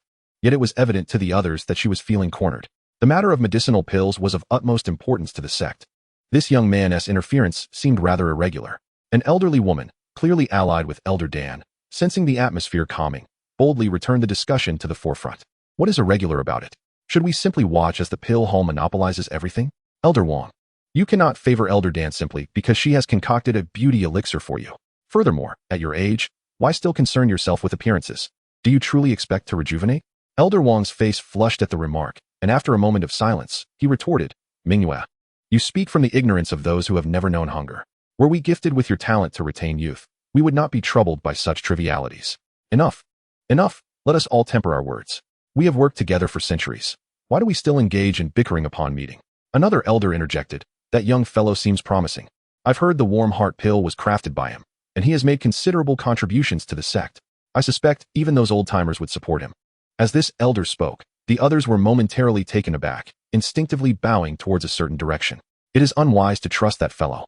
One cannot ascertain whether the elixirs he concocts harbor ill intentions. If he engages in any clandestine actions, our sect would be in peril. Elder Dan remains reluctant to allow Meng Lang to encroach upon his interests. Just as Nangong Mingyue was about to speak, a voice transmission wafted into the ears of the gathered individuals. Upon receiving this message, Nangong Mingyue cast a provocative glance at Elder Dan, her silence radiating triumph. Elder Dan's countenance darkened considerably as he crossed his arms in a particular direction, casting a sidelong glance at Nangong Mingyue before vanishing with a flourish of his sleeve. Elder Wang shook his head, offered a salute to Nangong Mingyue, and two disappeared from sight. When only the two remained, the elder who had initially spoken regarded Nangong Mingyue with suspicion. Mingyue, did you know she would acquiesce to this matter all along? Nangong Mingyue responded with a mysterious smile. Elder Wu, I have said nothing. Ah, you, forever playful. Elder Wu sighed, his gaze brightening slightly. Alas, the world now belongs to the youth. I only wonder when I shall find a worthy successor for my array. Nangong Mingyue paused, unconsciously envisioning Meng Lang's figure, and soon shook her head, smiling at Elder Wu. You still have several decades left, surely you will find one. Then I shall take your auspicious words to heart. Elder Wu bowed to Nangong Mingyue, his form gradually dissipating. She gazed in a certain direction, unable to suppress a murmured thought. Meng Lang, the stage has been set for you. I wonder what grand performance you shall deliver? The 100 Flower Sect has enjoyed tranquility for far too long. It is time for change. Sister, please take a seat. In the fresh breeze abode. Meng Lang gestured towards his wooden bed after ushering Ji Ruxue inside. Ji Ruxue's face twitched slightly as she spoke in a voice barely above a whisper. How is junior sister Lin? Meng Lang smiled and glanced at Ji Ruxue. Sister, feel free to speak openly. Had you not known that junior sister Lin was well, you would not have entered my room, would you? Caught in Meng Lang's revelation, Ji Ruxue felt a tinge of embarrassment. Her lips moved for a while. Yet the words remained stuck at the tip of her tongue, leaving Meng Lang in a state of anxious anticipation. If you want something, just say it. Being coy is truly perplexing. He grumbled internally before directly asking, Sister, do you seek a heartwarming pill? Ji Ruxue stiffened, nodding mechanically. To be candid, ever since you gifted me a perfect grade elixir last time, I have been fervently cultivating and inadvertently triggered a hidden ailment. If I cannot consume a heartwarming pill promptly, I fear it may hinder my progress for a lifetime. Thus, dear junior brother, I implore you to sell me a heartwarming pill. I could reconsider your previous terms. Observing Ji Ruxue's bashful demeanor, Meng Lang found himself both amused and exasperated. Isn't this simply a case of pride leading to unnecessary suffering? It would have been better to agree sooner rather than complicate matters. Clearing his throat, Meng Lang replied, Sister, I fear this time I may disappoint you. He feigned a serious expression, intent on toying with Ji Ruxue's emotions. Seeing Ji Rushue's complexion turn pale, he couldn't help but feel a sense of amusement. You dared to mock me, to feign indifference, to act aloof. Where is your cold demeanor now? Your lofty pride? In the face of reality, are you not rendered utterly worthless? Junior brother, surely you have not exhausted all your heartwarming pills? Ji Rushue looked at Meng Lang in horror. Didn't you mention having 3 last time? Sister, circumstances have changed. I did have a stockpile previously, but I had to venture out, you see. Meng Lang shrugged nonchalantly. You are aware of how sought after these heartwarming pills are. It would be exceedingly difficult for a junior brother, bereft of support, to save Sister Lin Yu on his own. So, you used all the heartwarming pills to seek assistance from experts? Ji Rushue felt a wave of despair wash over her. Her eyes beginning to redden. Meng Lang felt a pang of conflict within. Look at how frightened this aloof beauty has become. Am I being a bit too cruel? But why should I concern myself with the feelings of others? Did Ji Rushue consider my feelings when she turned her back on me? Do not be fooled by her current pitiful appearance. Once she obtains the heartwarming pill, she may very well turn her back on me again. Resolutely, Meng Lang cleared his throat. Sister Ji, I fear our previous agreement cannot be honored. Of course, I cannot bear to see you tormented like this. I still possess one last perfect-grade heartwarming pill, which I had intended for Sister Lin Yu. As you know, she has always treated me kindly. Since you are in such a hurry, I shall give you this perfect-grade heartwarming pill. But of course, the terms of our previous agreement still stand. One will suffice. Ji Rushue grasped Meng Lang's hand tightly, as if afraid he might change his mind. A subtle smile graced Meng Lang's lips. I have you in my grasp now. Unless I reclaim every grievance past and present, I am not Meng Lang. Chapter 37. Junior brother, be gentle producing a perfect-grade heartwarming pill. Meng Lang handed it to Ji Rushue. Thank you, junior brother. Ji Rushue accepted the heartwarming pill as if it were a treasure, examining it closely before carefully storing it in her pouch. Having completed this, Ji Rushue suddenly remembered the conditions she had promised Meng Lang. Looking at him with a bashful expression, Junior brother, shall we do it here? What if someone discovers us? Meng Lang's expression darkened. What? Are you already trying to evade? Fear not, sister. This place is sufficiently secluded. Even if you were to scream at the top of your lungs, no one would question it. Meng Lang teased with a smile. Ji Rushue shivered slightly. This junior brother truly has no sense of discretion. Knowing there was no escaping this fate, she slowly closed her eyes. Junior brother, be gentle. Meng Lang stepped forward, placing his hand on Ji Rushue's shoulder. Experienced as he was, he understood that the more his sister spoke in such a manner, the more fervently she would respond. Sister, I shall begin now. In a hushed whisper near Ji Rushue's ear, Meng Lang boldly reached for the belt at her waist. After a grueling 5 hours, the struggle concluded with a pained cry from Ji Rushue. Meng Lang rose with a sense of satisfaction, casting a glance at Ji Rushue, who lay on the bed exuding an aura of despair, a slight smirk of triumph gracing his features. What of the aloof goddess? In a moment of crisis, was she not the one to cry out the loudest? It was only his benevolent nature that prevented him from further tormenting her. Senior sister, how do you find the skills of your junior brother? Ji Rushue trembled slightly, attempting to respond, but quickly realized her body ached all over, leaving her without the strength to speak. After regaining her breath, she cast a resentful glance at Meng Lang and remarked, Junior brother, did I not merely strike you once? Must there be such animosity? Feigning innocence, Meng Lang exhibited a look of bewilderment. From whence does this grievance arise, senior sister? Humph, we both know the truth. Ji Rushue's affinity for you. 20. At this, Meng Lang was taken aback by the system's notification. While others experienced a steady increase in favorability, Ji Rushue's affinity had inexplicably decreased. Had he truly erred in his actions? Was it merely that he had been a tad too forceful, tugging and pulling until she winced in pain? It appeared that Ji Rushue held a grudge against him because of this. With a furrowed brow, Meng Lang contemplated whether to apologize and smooth over their discord, yet an unexpected wave of irritation surged within him. Why should he concern himself with her feelings if this was merely a transaction? If she was displeased, so be it. She should refrain from seeking elixirs in the future.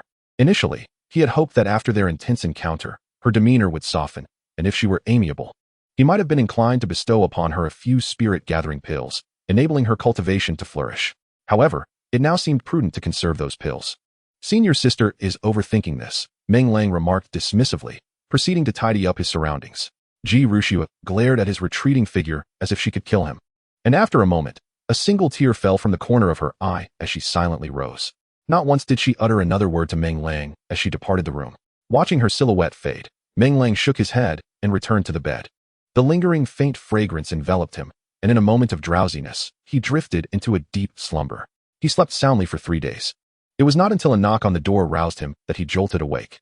Senior sister Lin, is that you? The visitor was indeed Lin Yu. who had secluded herself for 3 days since returning to the sect. Eager to see Meng Lang, she approached him with concern. "Junior brother Meng, what is the matter? Have you been overexerting yourself lately?" Noticing his pale complexion, Lin Yu reached out to touch his forehead, her worry evident. Meng Lang waved his hand dismissively. Could he claim that in punishing Ji Ruxue, he had overexerted himself? If he dared to voice such a sentiment, Lin Yu would surely erupt in fury. "I'm fine. Senior sister. Perhaps it's just that I've been sleeping too much," he replied. "Oh, I see," Lin Yu said, half convinced but choosing not to pursue the matter further. An awkward silence ensued before Lin Yu spoke again. "Junior brother, I plan to enter seclusion for a while. I want to emerge until I reach the 8th level of qi refinement." "Oh, why the urgency?"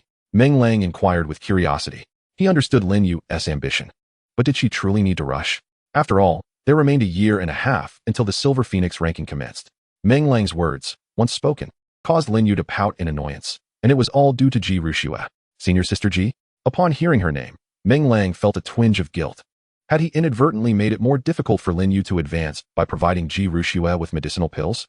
Indeed, the next moment, Lin Yu delivered shocking news. Ji Ruxue had leveled up and had become a practitioner at the 8th level of qi refinement.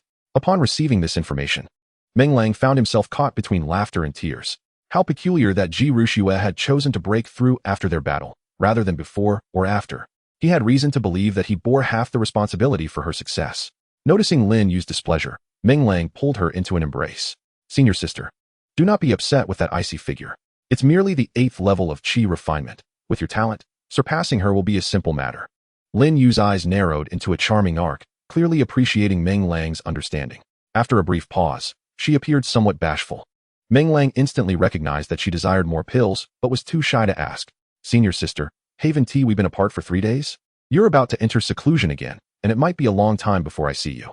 "So," Lin Yu replied with a playful smile. "Thus, junior brother must thoroughly examine senior sister to ensure her health is unblemished. If there are any hidden ailments, I possess an extraordinary remedy that will surely cure you," Meng Lang declared, as he began to touch her arms and shoulders. Lin Yu leaned against the wall as she left, enduring her discomfort, yet smiling brightly. For Meng Lang had gifted her 10 perfect spirit-gathering pills. She was confident that with these pills, catching up to Ji Ruxue would soon be within her grasp. When the room was once again left to Meng Lang, he held the shriveled bird egg he had retrieved from the nest, a look of skepticism crossing his face. Just moments ago, when he had taken out the spirit-gathering pills for Lin Yu, he had felt a peculiar movement from the egg. Staring at it, Meng Lang was momentarily taken aback. Was it merely an illusion? The egg remained as lifeless as a fossil, devoid of any vitality. Undeterred, Meng Lang retrieved a perfect-grade medicinal pill. At that very moment, a miraculous scene unfolded. The egg cradled in Meng Lang's palm trembled once more. Although the movement of the bird's egg was minuscule, Meng Lang observed it clearly. It was indeed in motion. "Do you wish to consume the spirit-gathering pill?" Meng Lang queried, gazing at the egg with skepticism. Noticing the egg's sudden stillness, he grimaced. Surely he had lost his senses, expecting to converse with an egg. Just as he contemplated putting the egg away, an astonishing occurrence transpired. The egg stood upright in his palm and seemingly nodded in response. Chapter 38. Let us call you Stone Egg by heavens. Meng Lang's hand trembled, nearly causing him to drop the egg. This bird's egg could genuinely respond to him. It was utterly absurd, an absurdity that could not be overstated. Regaining his composure, Meng Lang scrutinized the egg once more, noting that, apart from its newfound stance, it had not changed otherwise. Gritting his teeth, he affixed a perfect spirit-gathering pill to the shell of the egg. Suddenly, a mysterious red light flickered across the surface, and the pill vaporized, vanishing into the shell. In the next instant, the egg reverted to its original state, as though everything that had transpired was merely a figment of imagination. While Meng Lang was momentarily dazed, the egg stirred again, hopping to his thumb and gently nudging it. As if to say, "I desire more." Elated, Meng Lang retrieved 2 more spirit-gathering pills. At present, while he lacked many things, he was certainly not short on elixirs. This time, the egg jumped with even greater enthusiasm, eliciting a smile from Meng Lang. After a while, the egg once again expressed its yearning for sustenance. At that moment, Meng Lang realized something was amiss. If he were to feed this creature all the pills, how would he cultivate? How would Sister Lin Yu ascend the Silver Phoenix rankings? Was it truly worth such investment for a mere stranger? Enough already. You've consumed plenty. Do you think this is a charity? I'm telling you, the pills are gone. Meng Lang raised his voice, issuing a grave warning. The egg, however, paid no heed to his admonition.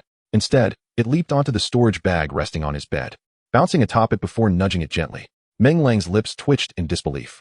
Remarkably, this creature could sense the presence of pills even through the storage bag. Such talent was unparalleled. Though he admired the egg's abilities, Meng Lang firmly resolved not to yield any further. If this creature were to gorge itself and then vanish, he would be left with nothing. That is not for you, Meng Lang declared resolutely, shaking his head. The egg, however, was not deterred. It continued to jump around the storage bag, embodying an unyielding spirit. Could he truly be threatened by an egg? Meng Lang seized it decisively, exclaiming, "Little one, I rescued you from that formation and brought you back to the sect. Surely that is sufficient kindness. You are quite something. Not only do you lack gratitude, but you also seek to extract every ounce from me. If you continue to create such disturbances, I believe it would be best for you to find a more comfortable place to reside." Upon hearing this, the creature fell silent in an instant. Meng Lang, noticing the creature's surprising intellect, revealed a mischievous grin. "Of course, should you choose to remain by my side as my companion, I would welcome that." No sooner were these words uttered than the creature erupted with excitement, leaping into the air. Fortuitously, it could not speak. Had it possessed the ability, it might have rendered Meng Lang in fits of laughter. "Very well, given your earnestness, I shall reluctantly accept you as my little companion. Do you have a name? I have a knack for naming things. Shall I bestow one upon you?" After a moment's contemplation, Meng Lang observed the creature's resemblance to a stone and declared, "Henceforth, you shall be known as Stone Egg." The creature remained silent, which Meng Lang took as acquiescence. As soon as Meng Lang's words left his lips, the creature began to jump about frantically, clearly opposed to its new name. "Look at your enthusiasm. It seems you have taken quite a liking to it." The creature, in a fit of exasperation, responded with a vigorous shake. Unfazed, Meng Lang continued to ignore its protests. Realizing resistance was futile, the creature begrudgingly lay flat on the ground. "Stone Egg?" Meng Lang called out experimentally. The creature showed no reaction whatsoever. A smirk played on Meng Lang's lips as he promised 5 spirit-gathering pills each day. Instantly, the creature sprang from the bed. "Ah, see, I have you under my thumb." With a sly grin, Meng Lang scooped the creature into his palm. After a moment's hesitation, he placed a spirit stone on the table and, using the creature, struck the stone with force. Crack! The incredibly hard spirit stone shattered into dust. "I knew it. Though not the most pleasing to the eye, at least it possesses some utility."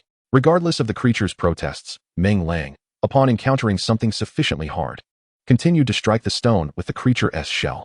Amidst the creature's despondency, Meng Lang concluded that the shell was remarkably sturdy and might rival even that of a spiritual artifact. Holding such a thing, if one were to hurl it at someone. A chill ran down Meng Lang's spine as he envisioned the aftermath, someone with a bruised and battered visage. If paired with his uniquely crafted bandit hood, one could manage the capture while the other delivered the blow. "TSK, TSK, TSK. I regret naming you Stone Egg. Perhaps it would be more fitting to rename you Brick." The once inert creature, feigning death, now protested vehemently. After finally coming to terms with the name Stone Egg, the creature was now faced with yet another alteration. "You think you're clever, do you? Brick sounds good, but let me see if I can crush you." "Enough, enough, it shall remain Stone Egg. The name is resilient and easy to sustain." Not wishing to engage in further debate, Meng Lang produced 2 more spirit-gathering pills. The moment the creature spotted them, it erupted into a frenzy of ecstatic jumps, while Meng Lang simply grinned and plopped down onto the bed. Another person has joined the ranks of those consuming plain rice, and the burden upon his shoulders has become even heavier. It is time to embark on a lucrative venture, and if he wishes to oppose the Dan Hall, he must possess the necessary capital, does he not? Contemplating this, Meng Lang began to rummage through his storage bag, extracting other storage bags. These bags were filled with the possessions of the members of the Black Sha gang, collected by Lin Yu and by Yu Hong and Yun Ming's. Naturally, they were unwilling to keep them and had entrusted them all to him. Meng Lang counted them, and there were easily dozens. Aside from the storage bag belonging to the bearded man who had self-destructed, all the others were accounted for. Meng Lang first set his sights on the most opulent-looking storage bag, and even without thinking, he guessed that it belonged to Elder Wang, who was at the Golden Core stage. Since Elder Wang had passed away, the imprint on the storage bag had dissipated on its own, and Meng Lang opened it with little effort. A sweep of his divine sense within caused his mouth to water profusely. This Elder Wang was quite generous, carrying valuable items on his person indeed. Inside the storage bag, there were over 100,000 spirit stones. Meng Lang surmised that at least 100,000 of those must have been contributed by Lu Rian. Sister Lu was indeed generous, and he silently expressed his gratitude towards her. With a grin, Meng Lang performed a mock bow. If Lu Rian were to witness his current demeanor, he could only imagine how furious she might become. He swiftly transferred the spirit stones into his own storage bag, and with a flick of his mind, he began to spill the other contents of the storage bag. True to his status as a Golden Core powerhouse, Elder Wang had amassed quite a collection.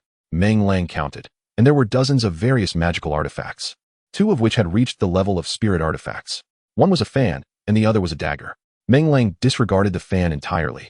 Who in their right mind would wield a fan in the open? That would surely invite trouble. His gaze fell upon the dagger, and he felt a sudden tightening in his breath. The dagger emanated a sinister black sheen, instilling an immediate sense of discomfort. It was evident that the nature of a person is reflected in the weapons they wield. Recalling how Elder Wang had clashed with Bai Yuhong while brandishing a blood-red sword, Meng Lang suddenly understood. This black dagger and that crimson blade were likely crafted through unconventional means. To put it bluntly, Elder Wang was probably half a demon cultivator. The initial excitement drained away as Meng Lang carelessly tossed the dagger into his storage bag. He would not use items belonging to demon cultivators lightly. It was not a matter of pretentiousness, but rather that the appearance of such items could provoke righteous cultivators to pursue vengeance without relent. What strength did he possess now? To wield such a weapon would be tantamount to inviting a swift demise. Of course, this item might prove useful in a critical moment, and Meng Lang certainly had no intention of discarding it outright. His gaze moved past the magical artifacts to a final, tattered jade slip. As he picked it up and examined it closely, a surge of excitement coursed through him. If he was not mistaken, this jade slip likely contained yet another alchemical formula. Chapter 39. The pseudo-second-grade beauty pill detected a damaged recipe for the beauty pill. Do you wish to spend 100 harmony points to repair it? In the next moment, the system's prompt resonated, affirming Meng Lang's conjecture. A beauty pill? It requires a staggering 100 harmony points for repair? After days of delving into the intricacies of the system, Meng Lang observed that the rarer the item, the greater the expenditure of harmony points required for its restoration or upgrade. Reflecting on his diligent efforts over the past few days, which had amassed nearly 1,000 harmony points, he felt a sense of ease. Repair. The damaged recipe for the beauty pill has been successfully restored to a first-grade superior elixir. Would you like to expend 200 harmony points to upgrade it to a pseudo-second-grade elixir? Upon upgrading, the host will be capable of crafting pseudo-second-grade elixirs using first-grade alchemy skills. What? A pseudo-second-grade? Meng Lang was momentarily bewildered. Is there even such a classification for elixirs? Considering that this elixir was indeed categorized as a second-grade pill, he did not hesitate long before decisively opting for the upgrade. The beauty pill exuded an extraordinary allure. Who was most concerned about their appearance? Naturally, it is women. Here at the 100 Flowers Sect, where women abound, presenting such an elixir would surely be enough to captivate the attention of many in the alchemy hall. Before long, the elixir was successfully upgraded. Meng Lang glanced at the materials required for its creation. Aside from a somewhat rare flower known as the beauty blossom, the rest were relatively easy to procure, provided one is willing to invest the effort. Restraining his impulse to rush to the market to purchase materials for the beauty pill, Meng Lang turned his attention to other items. Soon, he shook his head in disappointment. Within Elder Wang's storage bag lay an assortment of disorganized items, none of which held any real value. The sole item that caught Meng Lang's eye was a red bodice, evidently intended for women. He couldn't help but wonder whether Elder Wang harbored some peculiar preference. After all, which normal man would carry a woman's bodice in his storage bag? Not to mention treating the beauty pill like a treasure? After stuffing the unremarkable items back into Elder Wang's storage bag, Meng Lang began to inspect other bags. It was evident that practitioners of qi refinement and those of the golden core stage were on entirely different planes. The total number of spirit stones across all the storage bags barely amounted to 20,000. As for the other low-grade magical artifacts, although there were dozens, not a single one piqued Meng Lang's interest. Well, even the smallest mosquito leg is still meat. Treating these as refuse should still yield a few thousand spirit stones. With a mutter of disdain, Meng Lang collected all the items. Just as he finished, a knock sounded at the door. Master, it is Yunmei. Are you in there? Meng Lang's eyes lit up. Just as he was contemplating finding someone to dispose of the trash, here came a visitor. He swiftly approached and opened the door, revealing the humble visage of Yunmei standing outside. Master. Upon seeing Meng Lang, Yunmei beamed with a warm smile. Come in. Meng Lang stepped aside to allow Yunmei to enter the room. After casting a quick glance outside and confirming the absence of others, he shut the door once more. This place seems rather shabby, doesn't it? Why not tidy it up and join us, sisters? Our abode is far more spacious, Yunmei remarked as she began to survey her surroundings. Unable to contain her thoughts, she voiced her critiques. Meng Lang chuckled. He had indeed considered the suggestion. Yet he had grown fond of this place over time. Besides, as a man, he did not concern himself too much with such trivialities. Practicality often outweighed aesthetics. Nevertheless, how have your endeavors fared? After subduing a few individuals on Yunmeng Mountain, Meng Lang chose not to bring them along to Yunmeng Zhe for the rescue mission, instead sending them back to the sect. This decision was meticulously calculated. He anticipated a relentless confrontation with Lu Ruyan and knew it prudent to prepare in advance. The task assigned to Yunmei and her companions was to assist in gathering low-tier alchemical formulas and materials. During his brief return, Yunmei and her group had not rushed to see him, likely out of a desire to avoid confrontation. He suspected their progress had not been particularly smooth. Indeed, as soon as he spoke, an awkward expression crossed Yunmei's face. Biting her lip, she hesitantly admitted, "Master, you may punish me. We have been back for several days and collected a considerable amount of materials, yet the formulas—" "Oh? You haven't gathered the formulas?" Yunmei initially shook her head, then nodded, leaving Meng Lang somewhat bewildered. What was she implying? Did they have them or not? Fortunately, Yunmei was straightforward, admitting they had only managed to acquire a few commonly used formulas, while none of the rare ones had been found. As she spoke, a blush crept onto her cheeks, and she lowered her gaze shyly. Meng Lang glanced at her, and upon observing her bashful demeanor, a surge of warmth washed over him. He had noticed her striking appearance when she first entered, and now, upon closer inspection, her attire radiated an alluring charm. It was no wonder the others had refrained from visiting, opting to send Yunmei alone to deliver their report, perhaps intending to employ a beauty ploy. Suppressing his inner turmoil, Meng Lang extended his hand. "Show me the formulas." Oh, yes, here you go," Yunmei stammered, having anticipated a reprimand that never came. In her flustered state, she hastily retrieved her storage bag, and with a thought, 3 jade slips materialized in her hand. After handing them to Meng Lang, she stole a glance at him, and, noticing his lack of anger, exhaled in relief. In a soft voice, she revealed, "The 3 formulas are for the recovery pill, used for restoring magical energy during the chi refinement stage, the bruise remedy pill for healing, and the tranquil heart pill for enhancing cultivation. Oh, and here are some corresponding alchemical materials as well." Yunmei produced another small storage pouch, hesitating momentarily before speaking. Each type of elixir had hundreds of materials, and her master should not find this insufficient. Sister Yun had already requisitioned spirit stones from the family, which would soon be delivered, allowing for the purchase of even more materials. Meng Lang felt a warmth in his heart. He had merely requested a few individuals to assist in gathering the recipes and materials, forgetting that acquiring these required spirit stones. To his surprise, these young maidens had not mentioned finances at all. They had not only procured a considerable amount of materials, but had also intended to utilize the family's resources. This made him feel somewhat embarrassed.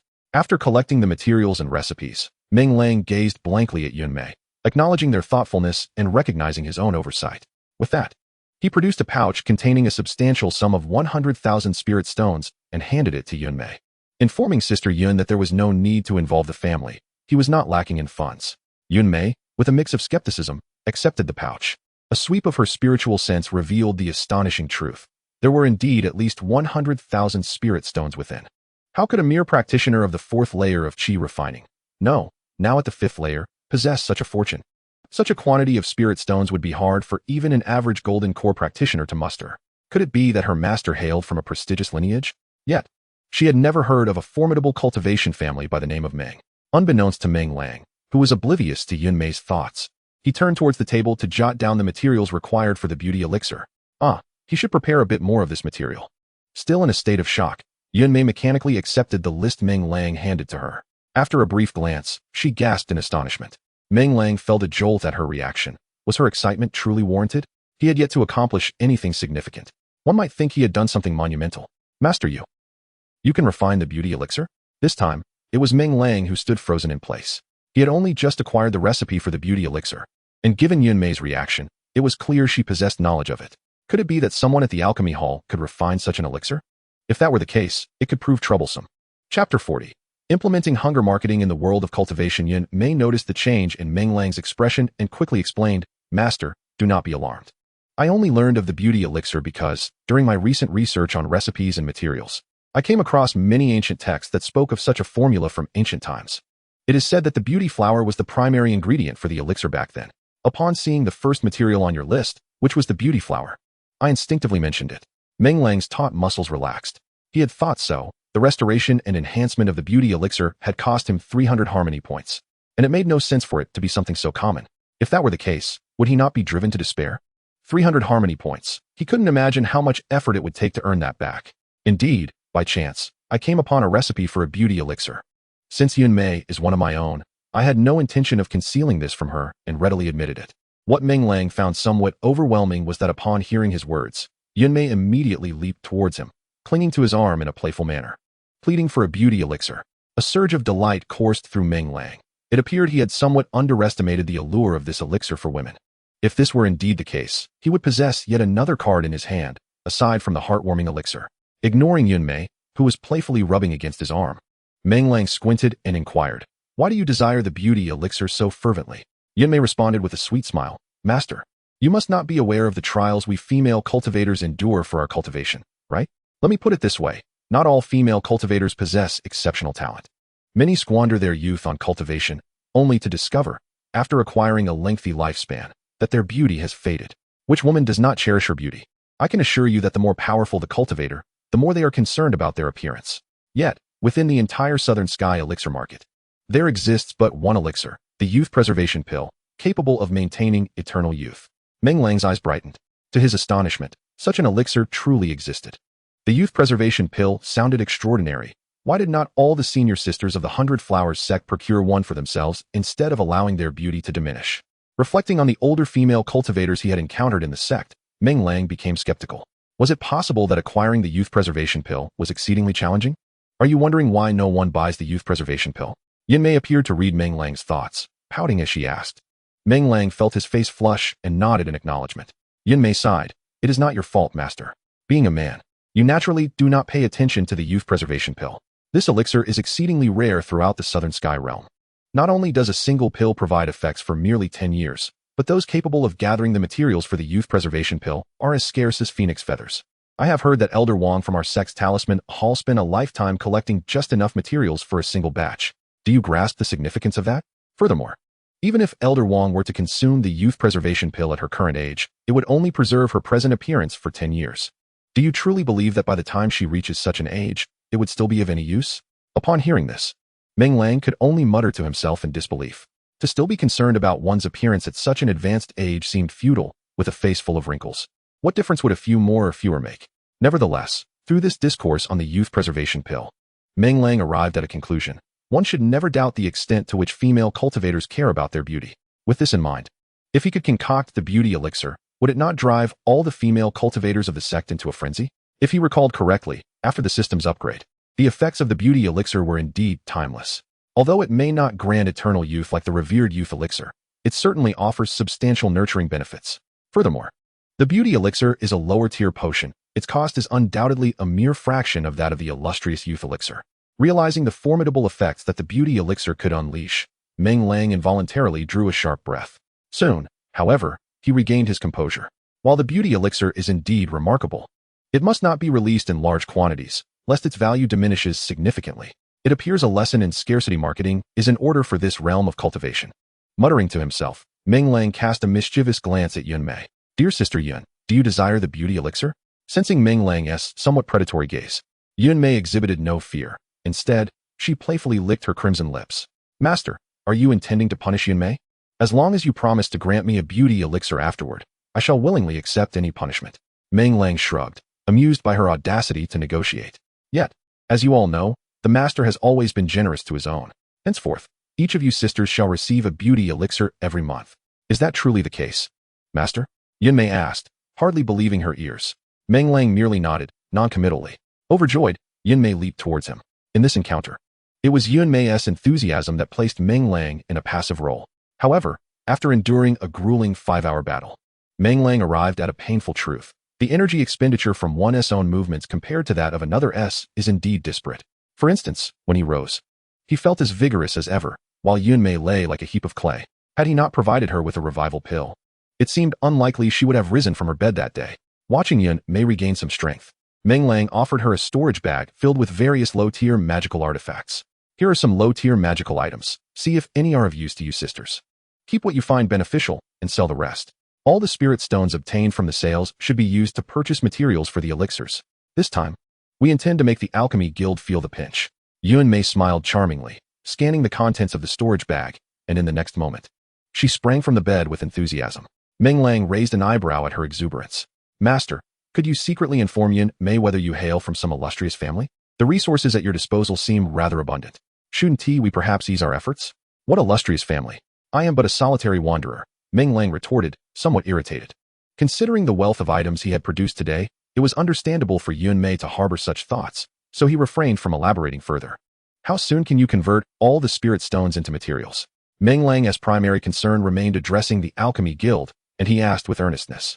Yunmei understood the significance of this matter, contemplated for a moment, then decisively nodded. 3 days, at most 3 days. If this matter cannot be resolved within 3 days, my sisters shall leave it to your discretion. Very well, 3 days it is. Should it remain unresolved, I shall not show mercy. Meng Lang instinctively made a grasping motion, causing Yun Mei's face to flush, and she dared not look at him any longer. Chapter 41. We cannot compete with the Dan Hall. A month swiftly passed. During this time, Meng Lang sequestered himself in the Qingxin residence to refine elixirs. When he finally opened the door and felt the sun's embrace once more, he exhaled a breath of stale air and murmured to himself, refining elixirs is indeed enjoyable, yet it can be quite intoxicating. Ever since he entrusted Yun Mei with the procurement of alchemical materials a month ago and promised a 3-day time frame, the group only arrived together at the very last moment on the 3rd day to present all the materials to Meng Lang. Clearly, they came with a mindset of accepting punishment, and Meng Lang would not deny them their wish. He retained their company in the Qingxin residence for a full 2 days before allowing them to leave. Naturally, the girls were not angered. Rather, their fondness for him surged immensely, all because Meng Lang, before their very eyes, successfully concocted a batch of beauty elixirs. Experiencing the effects of the elixir, the girls nearly refused to depart from Meng Lang's abode. It was only due to Meng Lang's commitment to refining elixirs in the following days that he refrained from demonstrating his prowess, lest they continue to linger. Later, while reflecting on his alchemical endeavors, Meng Lang reached a conclusion. Discipline fosters filial piety. Junior brother Meng, you have finally emerged. The market is prepared, awaiting your elixirs. The speaker was Yun Yun. Previously, Meng Lang had instructed her to refer to him as master in private, but to maintain the title of junior brother in public. Clearly, Yun Yun adeptly navigated these roles. As for the preparations at the market, Meng Lang had discreetly informed the girls to spread the news of his elixirs for sale. With particular emphasis on the beauty elixir, Meng Lang surmised that once the beauty elixir was unveiled, the senior sisters of the Baihua sect would undoubtedly become frenzied. Is the market crowded? Have you secured additional personnel to maintain order? He inquired, scanning Yun Yun's expression. Noticing a pained look on her face, Meng Lang immediately sensed something was amiss. What's wrong? Has something gone awry? Yun Yun nodded, letting out a sigh as she replied, Junior brother, perhaps we should reconsider. We cannot compete with the Dan Hall. Meng Lang's expression darkened. What do you mean? I have yet to take action, yet you all are already faltering? He understood Yun Yun and the others well. They were undoubtedly on his side and had no reason to undermine him. Thus, the conclusion was evident. They must have encountered significant pressure. The only force capable of instilling such pressure within the sect was likely the Dan Hall. As this thought crossed his mind, Meng Lang took a few steps forward to stand before Yun Yun. Senior sister, you know me well. After nearly a month of preparation, I cannot easily give up. What has truly transpired? Yun Yun hesitated for a moment, but ultimately chose to disclose the truth to Meng Lang. It turned out that upon hearing rumors of Meng Lang, the young disciple, allegedly selling beauty elixirs, the Dan Hall was the first to voice skepticism. They claimed that such elixirs simply did not exist, and that Meng Lang had conjured this from thin air. In the end, they even insinuated that Meng Lang had stolen their formula for the heartwarming elixir.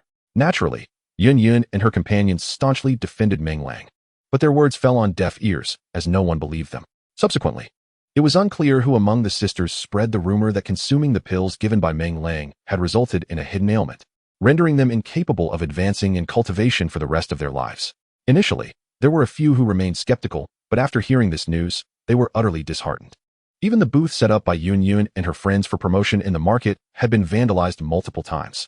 After listening to Yun Yun's account, Meng Lang initially felt a surge of anger, but soon transformed it into laughter. Junior brother, how can you still find amusement in this? Yun Yun retorted, her displeasure evident as she muttered under her breath.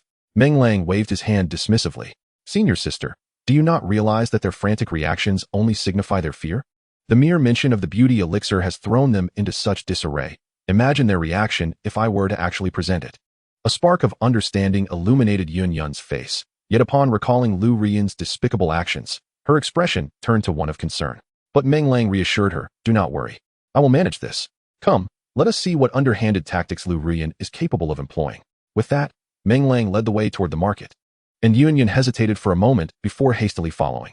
These individuals dare to mislead everyone. Sisters, overturn their booth entirely. Just as Yun Mei and her companions had set up their table, 3 fierce-looking female cultivators charged forth. Without a word, they proceeded to upend Yun Mei's table. Furious, Yun Mei was about to confront them, but was stopped by Yun Lan. Seeing Yun Lan shake her head, Yun Mei's chest heaved in agitation. Yet she forced herself to suppress her anger. Oh, you shameless wretches! How dare you glare at me? Are you not satisfied? She exclaimed. It is one thing for the naive junior brother to cause trouble, but you not only fail to dissuade him, you even assist in promoting him. Should we not topple your booth? The leader among the three female cultivators bore the appearance of a middle-aged woman, exuding the demeanor of a nosy neighbor from a rural village. She pointed at Yun Mei with an aggressive demeanor, her voice booming and drawing the attention of many passers-by. What are your true intentions? Do you really think we are unaware? Yun Mei shot a glance at the crowd gathering around them, unable to contain her frustration, and retorted coldly. Yet, with that singular utterance, it seemed to fall precisely into the adversary's trap. The elderly woman leapt forward, bounding 3 feet, and confronted Yun Mei with an accusatory tone. What did you say? Repeat that. We were merely striving to guide you back onto the righteous path, and yet you harbor suspicions of our intentions. It appears you have indeed conspired with that junior disciple, engaging in clandestine activities. I have come to realize that with your brazen demeanor, you are nothing more than a scandalous temptress, shameless and vile. As she spoke, the woman spat directly onto Yun Mei's face. Though Yun Mei was enraged, a surge of spiritual energy coursed through her, compelling her to retaliate. However, she was cautious. For in their sect, the first to wield spiritual energy in conflict would violate the sect's rules, especially with so many witnesses present. Yun Hong swiftly grasped Yun Mei's arm. With a fierce glare directed at the old woman, Yun Mei turned away to wipe the spit from her face. Unbeknownst to her, the old woman, emboldened by her advantage, continued her tirade against Yun Hong, subsequently shifting her ire toward Yun Lan. The young members of the Yun family, unaccustomed to such brazen insults, were seething with indignation yet felt powerless to retaliate. At that moment, Meng Lang's figure pushed through the crowd of onlookers. He cast a disapproving glance at the 3 distressed women before directing his fierce gaze toward the trio of middle-aged female cultivators. In the blink of an eye, seizing the opportunity, he discreetly tossed a formation disc from his hand, enveloping an area of 10 meters around him. A resonant hum of the formation echoed, and in an instant, the 3 female cultivators, along with Yun Mei and Meng Lang, vanished from sight. Chapter 42. Master, is this truly appropriate? Where have they gone? How did they just disappear? I have no idea. I just sensed a peculiar aura wash over, and then they were gone. Could it be that a powerful figure from the sect has taken them?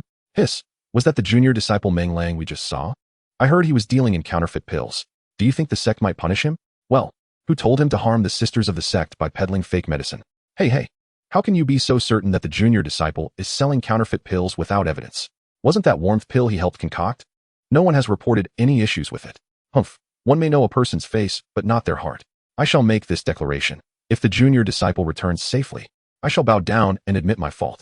As the female cultivators witnessed a group of seemingly living beings vanish before their eyes, speculation began to brew among them. Some even ventured into more sinister thoughts. They failed to notice an inconspicuous old woman in the corner, her eyes glimmering with barely perceptible light, fixated on the empty space. Lost in contemplation, after a considerable pause, she shook her head and muttered, quite the talent, yet regrettably misapplied. If someone were to pay attention to the old woman, they would undoubtedly recognize her as Elder Wu from the Array Hall. Where's this place? The middle-aged lady was the first to sense something amiss and questioned Meng Lang, harboring grave suspicions that this entire affair was somehow linked to him. I have no idea. Have you employed some nefarious means to abduct me here? What is the meaning of this? She exclaimed. You truly have insidious intentions. Coveting the heartwarming Dan formula from me? No, we do not, was the immediate denial from the middle-aged woman, who clearly understood the significance of the heartwarming Dan. Upon hearing Meng Lang's accusation, she quickly refuted it. However, Meng Lang spat a thick phlegm onto her face, retorting, Bah, you may have an ugly appearance, but your thoughts are rather fanciful. You are not after my heartwarming Dan. Instead, it seems you desire my body. Have you looked in the mirror? With that wrinkled face, you could be my mother. Junior brother, cease your nonsense. How could senior sister possibly desire your body? Meng Lang's incessant rambling had clearly thrown the middle-aged woman off balance. Just as she was vehemently denying the claims, Meng Lang suddenly cast a fierce glance behind her and shouted, Who are you? And what do you intend to do to my sisters? The middle-aged woman was momentarily taken aback, instinctively turning to glance behind her. The 2 other middle-aged female cultivators accompanying her mimicked her actions, bewilderedly looking back. At that precise moment, 3 black cloth bags swiftly and accurately descended upon their heads. Oh no, I can't see anything. My spiritual power. What is hitting me? Meng Lang muttered to himself as he gripped the stone egg tightly. He approached the middle-aged woman and swung the stone egg down upon her. With a resounding thud, the woman collapsed to the ground, her spiritual power having been sealed. It must be said that after consuming a significant amount of gathering spirit pills, the hardness of this stone egg was indeed unparalleled compared to before. Using the same method, he incapacitated the other 2 women before finally turning to the astonished Yun Mei and her companions. What are you still dawdling for? If you have grievances, seek vengeance. If you have enmity, retaliate. Look at you all, being bullied even within your own sect.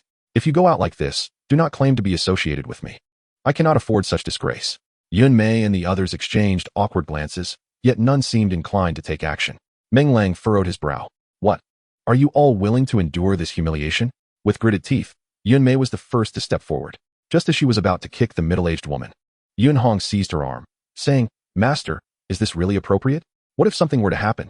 Upon hearing this, Yun Mei broke free from Yun Hong's grasp, lunging forward to grasp the middle-aged woman's collar. She raised her hand and began to strike, venting her frustrations. How dare you insult me, spit at me, and disgust me? As she struck, Yun Mei released her pent-up resentment. After delivering a slap to the middle-aged woman, she was still unsatisfied and turned to give each of the other two subordinates a slap as well, before finally returning breathlessly to Meng Lang's side. Upon seeing Meng Lang give her a thumbs up, Yun Mei let out a delicate giggle, shyly approaching him. Seizing the moment when he was distracted, she playfully kissed his cheek. Meng Lang chuckled and turned to Yun Lan and Yun Hong, signaling that it was their turn. The two women were momentarily taken aback, casting pleading glances toward Yun Yun. Just as Yun Yun intended to intercede on their behalf, Meng Lang abruptly raised his hand to interrupt her. Insisting on the necessity of retribution, this was non-negotiable.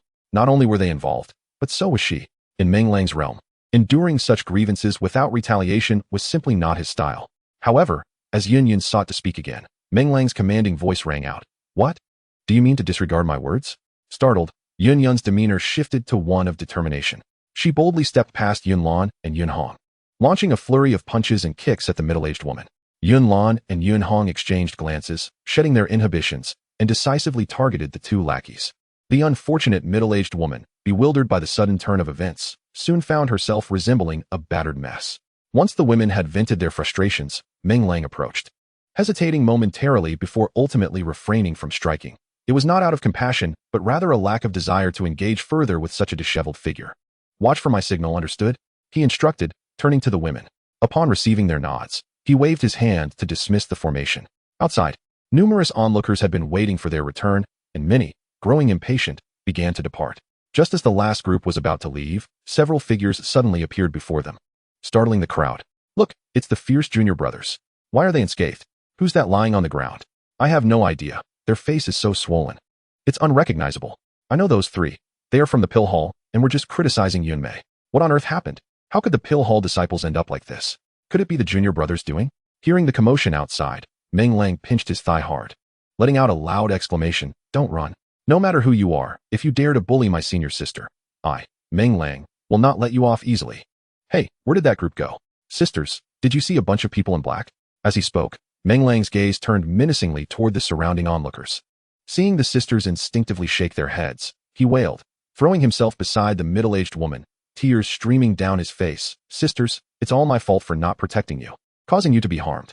I am guilty. Oh, what a great shock has befallen the little junior brother. Who could be so vile as to strike so mercilessly? Indeed.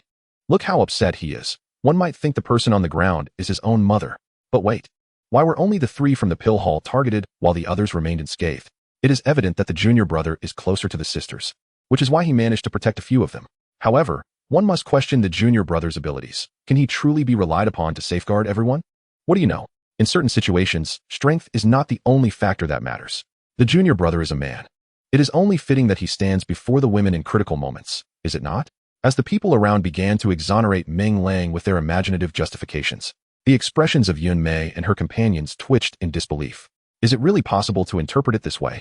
Just as she contemplated whether to embellish her own role in the narrative, a pained groan escaped the lips of a middle-aged woman on the ground. Chapter 43. Sister, you must be in great pain, right? As the groan subsided, the middle-aged woman abruptly sat up as if resurrected. Before she could comprehend the chaos surrounding her, Meng Lang seized her hand, exclaiming, Sister, please strike me. It is my fault for failing to protect you all. The woman was momentarily taken aback. Just as she was about to admonish him, a wave of pain coursed through her body, causing her to grimace. Sister, you must be in excruciating pain. I have a self-crafted bruise remedy. Quick, take it. Meng Lang instantly produced a pill and, without hesitation, shoved it into her mouth. The middle-aged woman remained in a state of confusion. By the time she realized Meng Lang had fed her a medicinal pill, it was far too late to protest. It is all you're doing. She glared at Meng Lang, recalling the earlier events with growing fury. Sister, what are you talking about? Have you lost your mind? Meng Lang rose, feigning innocence. Humph. Do not pretend. I know it was all your misdeeds." Just as she finished speaking, a chorus of exclamations erupted from the onlookers. The middle-aged woman, mistakenly believing her words had garnered support, stood up and grasped Meng Lang's collar. "Come with me to the law enforcement pavilion. I want to see who will shield you for assaulting a disciple within our sect." "Hey, why are you acting this way? It was clearly the junior brother protecting you. Why this unjust treatment?" Someone interjected. "Exactly. What wrong has the junior brother done? He simply failed to protect you while safeguarding others. Is it necessary to hold on to this grudge? I always wondered why those from the pill hall are so domineering. It seems you are deliberately seeking trouble. The junior brother is a good person, and we shall not allow you to slander him." The middle-aged woman was taken aback. "Slander him? Did you not see what he did to me?" She gestured to her face. In the next moment, her body stiffened, and she released Meng Lang. Reaching for her own face. What is happening? Wasn't my face battered to a pulp? Why are there no injuries at all? Am I dreaming?" In disbelief, she hastily retrieved a bronze mirror, inspecting her reflection closely. Her eyes widened in astonishment. "What kind of pill did you just give me, you rascal?" "Oh, the self-crafted Huayu Dan. Senior sister, one must not confuse good with bad. Without my contribution, your complexion would not have improved so swiftly, and everyone is watching." "The Huayu Dan?" The middle-aged woman paid no heed to Meng Lang, instead murmuring incessantly. "This is unusual. Our Dan Hall can also concoct Huayu Dan. Yet I've never heard of such potent effects. Indeed, the elixirs I have produced possess at least a 50% increase in efficacy." Meng Lang puffed out his chest with pride. Upon uttering this proclamation, a dozen exquisite Huayu Dan appeared in his hand as he bowed respectfully to the surrounding senior sisters, inviting them to witness. "I still have the same Huayu Dan in my possession. Everyone is welcome to try it and ascertain if it lives up to my claims. Could you spare me one, junior brother?" As soon as Meng Lang finished speaking, a senior sister eagerly approached to request one. With one person initiating, others were quick to follow suit, and in the blink of an eye, a multitude of elixirs had been distributed. Among the onlookers were those with discerning eyes who immediately recognized the extraordinary nature of these pills, their gazes sparkling with intrigue. Having just witnessed Meng Lang administer the elixir to the middle-aged woman with almost instantaneous results, they initially assumed he had given her some miraculous potion, only to discover it was merely an ordinary Huayu Dan. Now, with the Huayu Dan in their hands, they were utterly convinced that such an elixir was unprecedented, a veritable panacea for healing. If one could procure a few of these pills, would it not greatly enhance their chances of survival in the outside world? That middle-aged woman truly is a good soul, serving as a living advertisement in front of everyone. Meng Lang observed their reactions, a subtle smile playing at the corners of his mouth. Why was he so certain that striking the middle-aged woman would leave him unscathed? In truth, he had contemplated this thoroughly before commencing the concoction of the Huayu Dan, ultimately upgrading all the formulas with a touch of Hahuan essence.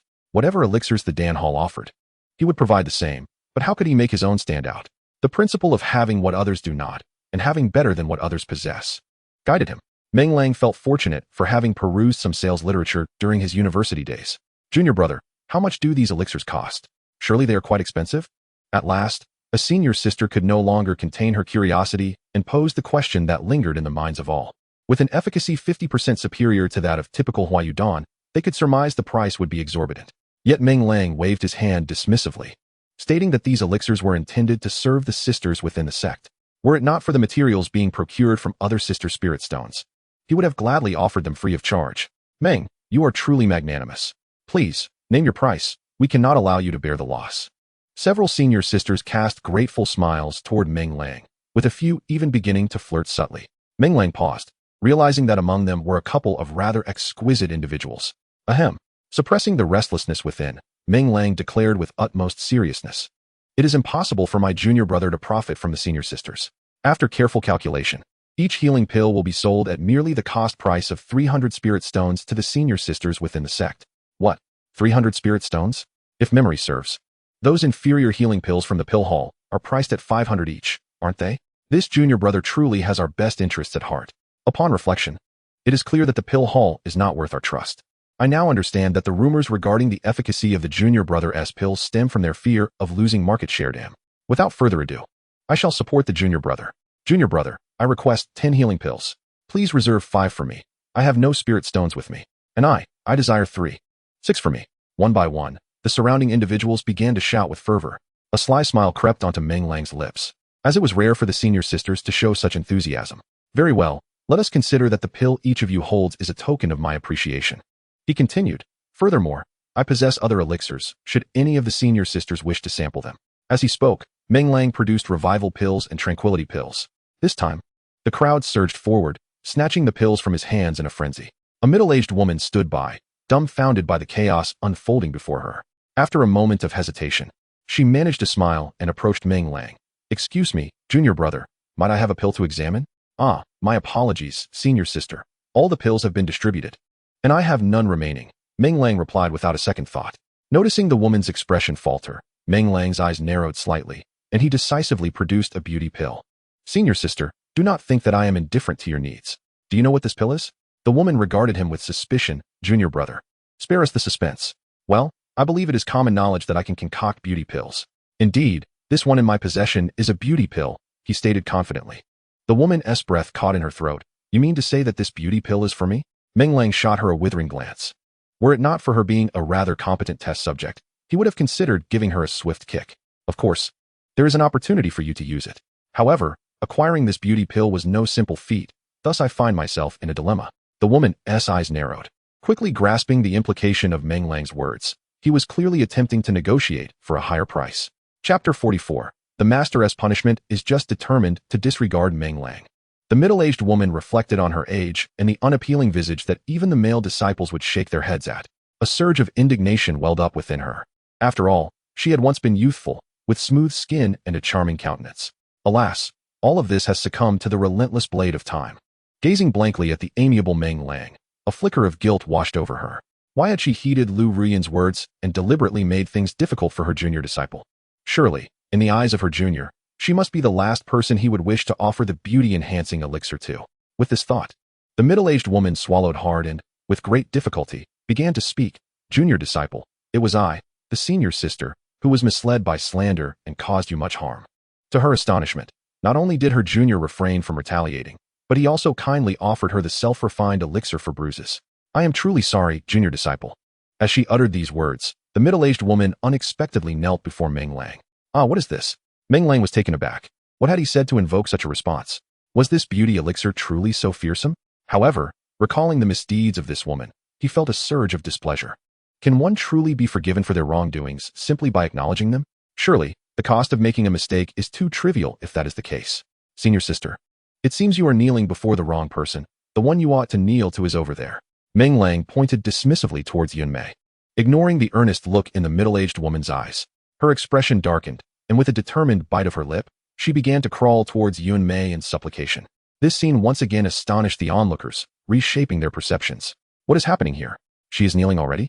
Who cares? Everyone from the pill hall is up to no good. Indeed, if it weren't for her desire for the beauty elixir in Meng's possession, would she be so shameless? Is the elixir even genuine? If it possesses the miraculous effects as rumored, surely its price would soar to the heavens. It's most likely authentic. Have you not seen that every type of elixir in Meng's hands appears ordinary, yet their effects far exceed those of the same grade from the pill hall, right? It seems Meng truly has a knack for this. His talent in alchemy is unparalleled. Have you heard? Senior sister Lin Yu has a close relationship with junior disciple Meng. When she was under the control of the Black Sha gang, it was Meng who ventured out to rescue her. Oh, now that you mention it, I recall that Lin Yu's cultivation has indeed accelerated significantly. Could it be that all of this is due to Meng's influence? Goodness, I should never have believed the malicious slander against Meng. Had I fostered a good relationship with him from the beginning, perhaps I would have everything I desire by now. It seems it is not too late. I've come to realize that while Meng may lack a bit in cultivation talent, in every other aspect, he is undoubtedly a genius. Oh, in every other aspect? You haven't already secretly taken advantage of Meng, have you?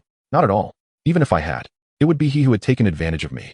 As Yun Mei listened to the surrounding chatter and observed the middle-aged woman crawling towards her, a swell of pride surged within her. Earlier, she had only focused on venting her inner rage by delivering a harsh blow to that very same woman. As she stepped outside, her palms were clammy with sweat, uncertain of how to navigate the situation. To her astonishment, everything that transpired was entirely beyond her expectations. Meng Lang merely staged a simple performance, then produced a healing elixir that swiftly altered the entire course of events. Subsequently, he expertly maneuvered all the senior sisters around him, pricing the healing elixir at 300 spirit stones, pocketing a hefty profit of 200 spirit stones, while the senior sisters expressed their gratitude towards him. It was in the moment Meng Lang unveiled the beauty-enhancing elixir that Yun Mei suddenly experienced a moment of clarity. The disparity between them and their master was as vast as heaven and earth. All the intricate dilemmas seemed trivial in the presence of their master. as if everything he had done was a prelude to the emergence of the beauty-enhancing elixir. She believed that no one could surpass her master in today's events. Not only had they vented their frustrations, but the opposing party would also come to them on their knees, willingly apologizing. She mused that if she were to withhold her forgiveness, the other party would surely suffer. Raising her gaze towards Meng Lang's silhouette, Yun Mei felt a profound sense of gratitude, realizing that being a servant to Meng Lang was a blessing earned through the merits of their past lives. Henceforth, she vowed to labor even more diligently for her master. After all, he had a particular fondness for such matters, and she had several close sisters who, as it seemed, lacked partners. With her mind racing, Yun Mei's resolve strengthened. Similar sentiments echoed among Yun Yun, Yun Lan, and Yun Hong. Yun Lan and Yun Hong were relatively unfazed, rarely engaging in deep thought. However, Yun Yun was entirely different. She held the title of the current head of the Yun family. Initially, her admonition to Meng Lang against impulsive actions stemmed from a place of reason. To her surprise, Meng Lang not only disregarded her advice, but compelled her to confront her pent-up frustrations. She acknowledged the exhilaration she felt during that moment, yet her heart wrestled with inner conflict. Nevertheless, the subsequent events utterly shattered her understanding. A situation that seemed so disadvantageous was flawlessly resolved through Meng Lang's unconventional approach. She began to question herself, pondering where her own shortcomings lay in comparison to Meng Lang. The punishment administered by their master was indeed justified. In the end, Yun Yun concluded that Meng Lang frequently mentioned punishment, indicating his dissatisfaction with their efforts. It appeared that she would need to exert herself even more diligently in the future. Murmuring to herself, she glanced at Meng Lang, who was resting his chin on his hand, his expression shifting repeatedly. A sense of foreboding washed over her. It seemed her junior brother might be concocting yet another mischievous scheme. Indeed, in the next moment, Meng Lang beckoned with a shout that captured everyone's attention. "Sisters, please lend me your ears. I am aware that you all wish to test the efficacy of this beauty-enhancing elixir and see if it truly lives up to its legendary reputation. Unfortunately, I possess a limited quantity of the elixir and cannot satisfy everyone simultaneously. To ensure fairness and justice, and to prevent any grievances from my senior sisters, I have decided to adopt a novel approach to distribute the 10 heartwarming pills I possess." "What new approach, junior brother?" queried the sisters with curiosity. "Indeed, junior brother. Do not keep us in suspense. Speak quickly, lest we be forced to take action." A particularly temperamental sister, upon hearing Meng Lang's words, immediately pouted to express her displeasure. Another sister mimicked a gesture of striking, yet it was evident that a hint of allure graced her features, suggesting that her intentions were not entirely serious. Recognizing that the moment had arrived, Meng Lang wasted no further time and spoke directly. "The method is simple. It will be a lottery." "A lottery?" The sisters collectively furrowed their brows in confusion. Among them were those who had cultivated for a century, yet none had encountered such a method. In a moment of bewilderment, they exchanged glances, each reflecting a shared uncertainty. Meng Lang, with a slight smile, stepped forward. "Indeed, it is a lottery, and the prize will be the beauty pills. Junior brother, how will this lottery be conducted?" One sister, realizing the implications, was the first to voice her inquiry. Meng Lang offered a slight bow in response and retrieved a handcrafted wooden box from his storage pouch. The box was modest in size, roughly half a meter square, adorned with shimmering runes that indicated protective formations to prevent prying eyes. "Dear sisters, please observe," Meng Lang called out, extending his hand into the box. When he withdrew it, several rolled talismans were now in his grasp. Noticing the sisters' keen attention on the talismans, Meng Lang wasted no time in explaining. "Indeed, these are the lottery tickets." As he spoke, he unfurled one, revealing various numbers inscribed upon the paper. "Oh, junior brother, these numbers correspond to the prize levels, correct? Can we draw now?" An eager sister exclaimed, rushing forward. Meng Lang quickly interposed. "Hold on, sister. Since we are conducting a lottery, we must ensure fairness and equity, right?" Seeing the sisters momentarily taken aback, Meng Lang swiftly retracted the wooden box, smiling as he continued. "In principle, all sisters should have the opportunity to draw. But there are only 10 beauty pills. If everyone participates, the chances of winning would be exceedingly slim. Indeed, junior brother makes a valid point. I propose that only those who purchase your pills be eligible to enter the lottery." A voice suddenly arose from the crowd. Meng Lang's heart stirred. Someone had taken the initiative to respond. With curiosity piqued, he discreetly glanced over to find Yun Yun winking at him, and he quickly realized, of course, it was his own kin who understood him so well. "Yes, Yun Yun, you are correct. Purchasing my pills signifies recognition of my efforts, thereby granting the right to draw for the beauty pills. I concur with this method." "I concur. I believe that not only should one purchase elixirs, but there should also be a minimum expenditure requirement to qualify. Indeed, I think one must spend at least 10,000 spirit stones to be eligible." "What? 10,000? Senior sister, surely that is rather excessive. Do you intend to exclude the majority of our sisters and hoard the beauty elixirs for yourself? Precisely. 10,000 is far too much. I believe 1,000 would suffice, as participation is what truly matters. 1,000? That would mean not every disciple of the 100 Flowers Sect could participate. That simply wouldn't be fair. Meng Lang, unable to voice his opinion amidst the cacophony of senior sisters already establishing restrictions, was content to observe. After all, he had already set the tone, and the remainder was of little consequence. Before long, a senior sister shyly addressed Meng Lang, "Junior brother, we have discussed it and unanimously agreed to set the condition at a minimum expenditure of 2,000 spirit stones to participate in the drawing for the beauty elixirs. What do you think?" Meng Lang waved his hand. "Sister, your acknowledgement of the junior brother is already a tremendous support, and since you all have proposed this, I have no objections. Naturally, regarding the lottery, I have considered that we must not disappoint the uninformed senior sisters. Thus I have decided to offer one beauty elixir each day for a total of 10 days. Additionally, various prizes will be set within the raffle, categorized by the value of the elixirs, ensuring that no sister need worry about leaving empty-handed due to ill fortune." A collective gasp echoed around as Meng Lang spoke, astonished by the generosity of the junior brother. Not only was the grand prize a beauty elixir, but also smaller prizes included other elixirs. And even winning a bruise remedy would recoup 300 spirit stones. This junior brother was indeed bestowing benefits upon the sisters of the sect. "Junior brother, what are you waiting for? Let us commence," urged one. "Yes, junior brother, my thoughts have been clear lately. Perhaps I shall draw a beauty elixir in one go," exclaimed another. "Ah, junior brother, I shall not relent. This is a chance I intend to seize." Listening to the enthusiastic voices of the surrounding senior sisters, Meng Lang exchanged a knowing glance with Yun Yun and the others. They immediately understood and began their preparations. Before long, a table draped in red silk was set up. Meng Lang personally ascended the platform, arranging various elixirs upon another table similarly adorned in red silk, placing the lottery box in the most prominent position, before casting a calm gaze upon the throng of eager senior sisters surrounding the platform. "Dear sisters, I have an abundance of elixirs. So let us not allow competition to mar our camaraderie. And remember, no underhanded tactics during the drawing. Rest assured, junior brother, the beauty elixir relies on personal fortune, not on who arrives first. Exactly, we merely wish to support our junior brother, and besides, the efficacy of his elixirs is evident to all." Meng Lang nodded. "Then I wish all sisters great fortune." With that, he acknowledged Yun Yun with a nod. With a knowing smile, Yun Yun glanced at her senior sisters. "Ladies, please line up and come one by one. Do not panic if you lack spirit stones. You may gather them and return to participate. Our lottery will last for a total of 10 days. As she observed her senior sisters frantically purchasing elixirs with their spirit stone bags, Meng Lang felt reminiscent of the bustling scenes at a supermarket in his hometown during a sale, where elderly patrons scurried about. "Lu Rian, I have made my move. I wonder how you shall respond next. Get lost, you shameful wretch." The voice of a middle-aged matron reached Lu Rian's ears, igniting her fury. Without hesitation, she raised her hand and slapped the woman across the face. "I instructed you to target Meng Lang, yet you not only failed but were thoroughly humiliated. In the end, you even kneeled before him, begging for forgiveness. You have brought disgrace upon our alchemy hall, and when my master learns of this, I shall see how you all fare." The middle-aged matron covered her face, her gaze unwavering as she regarded Lu Rian. She was well aware that such repercussions awaited her return, yet she had not anticipated Lu Rian's audacity. After all, it was her idea that had led to this debacle, and yet they bore the blame. Reflecting on Meng Lang's various actions towards her, the matron felt a twinge of disappointment. Perhaps the alchemy hall was not suitable for her after all. With this thought, she quietly reached for her storage pouch.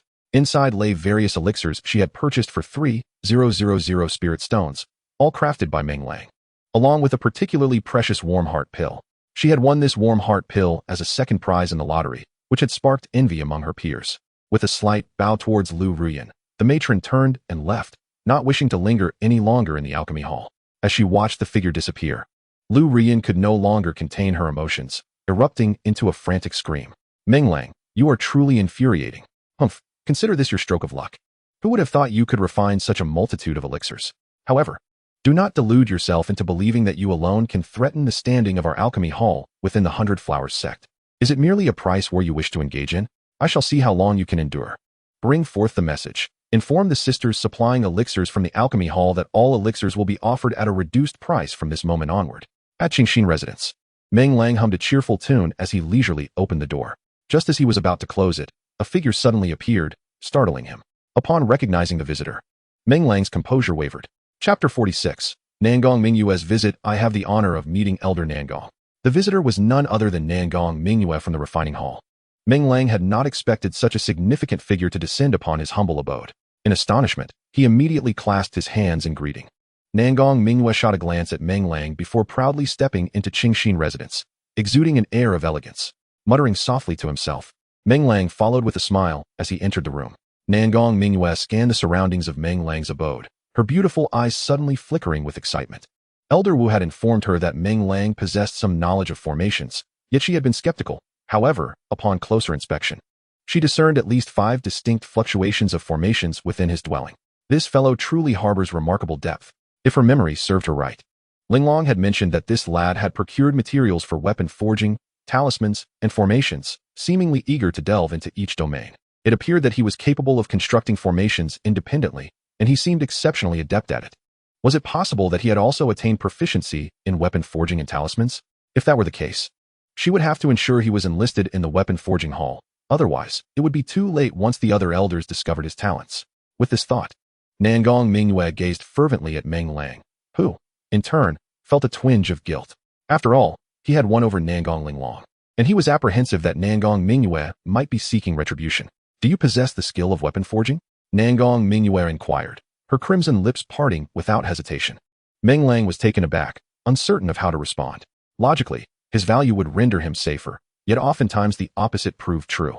With Nangong Mingyue's intentions still unclear, he resolved to probe cautiously. A subtle smile graced his lips as he leaned slightly, feeling the weight of the elder's presence bearing down on him. Why had Elder Nangong suddenly brought this up? Be at ease. Given your closeness with Linglong, it would be unreasonable for you to regard me as an outsider, he replied, a twitch at the corner of his mouth. It seemed this Nangong Linglong had shared too much. Was she not being reckless? He realized he could not place complete trust in the women around him. Rest assured, it was not Linglong who divulged anything. I employed an illusion on her. Meng Lang's eyes widened in surprise at Nangong Mingyue's words. What? Are you blaming me? She shrugged indifferently, then gracefully seated herself on Meng Lang's bed. I have no qualms in revealing that Linglong is the cherished jewel of the Nangong family, since she has come to the 100 Flowers Sect. As a senior member of the family and an elder of the weapon forging hall, it is only natural for me to take an interest in her affairs. At the very least, I must ascertain whether the one she favors harbors ulterior motives, correct? Yet here you are, secretly consuming all that our Nangong family has to offer. Do you not think I should punish you? As she spoke, a seductive expression graced Nangong Mingyue's face, causing Meng Lang to swallow hard. Elder Nangong. The circumstances at that time were quite complex. Allow me to explain. Just as Meng Lang was about to defend himself earnestly, he felt as though his body had been ensnared, rendering him utterly immobile. Alas, as a mere chi cultivating practitioner before an infant soul expert, he was likely no more significant than an ant. Should the elder wish to end his life, it would be as effortless as a breath. Explanation is merely a guise. I wish to know one thing. Do you indeed possess the skill of weapon forging?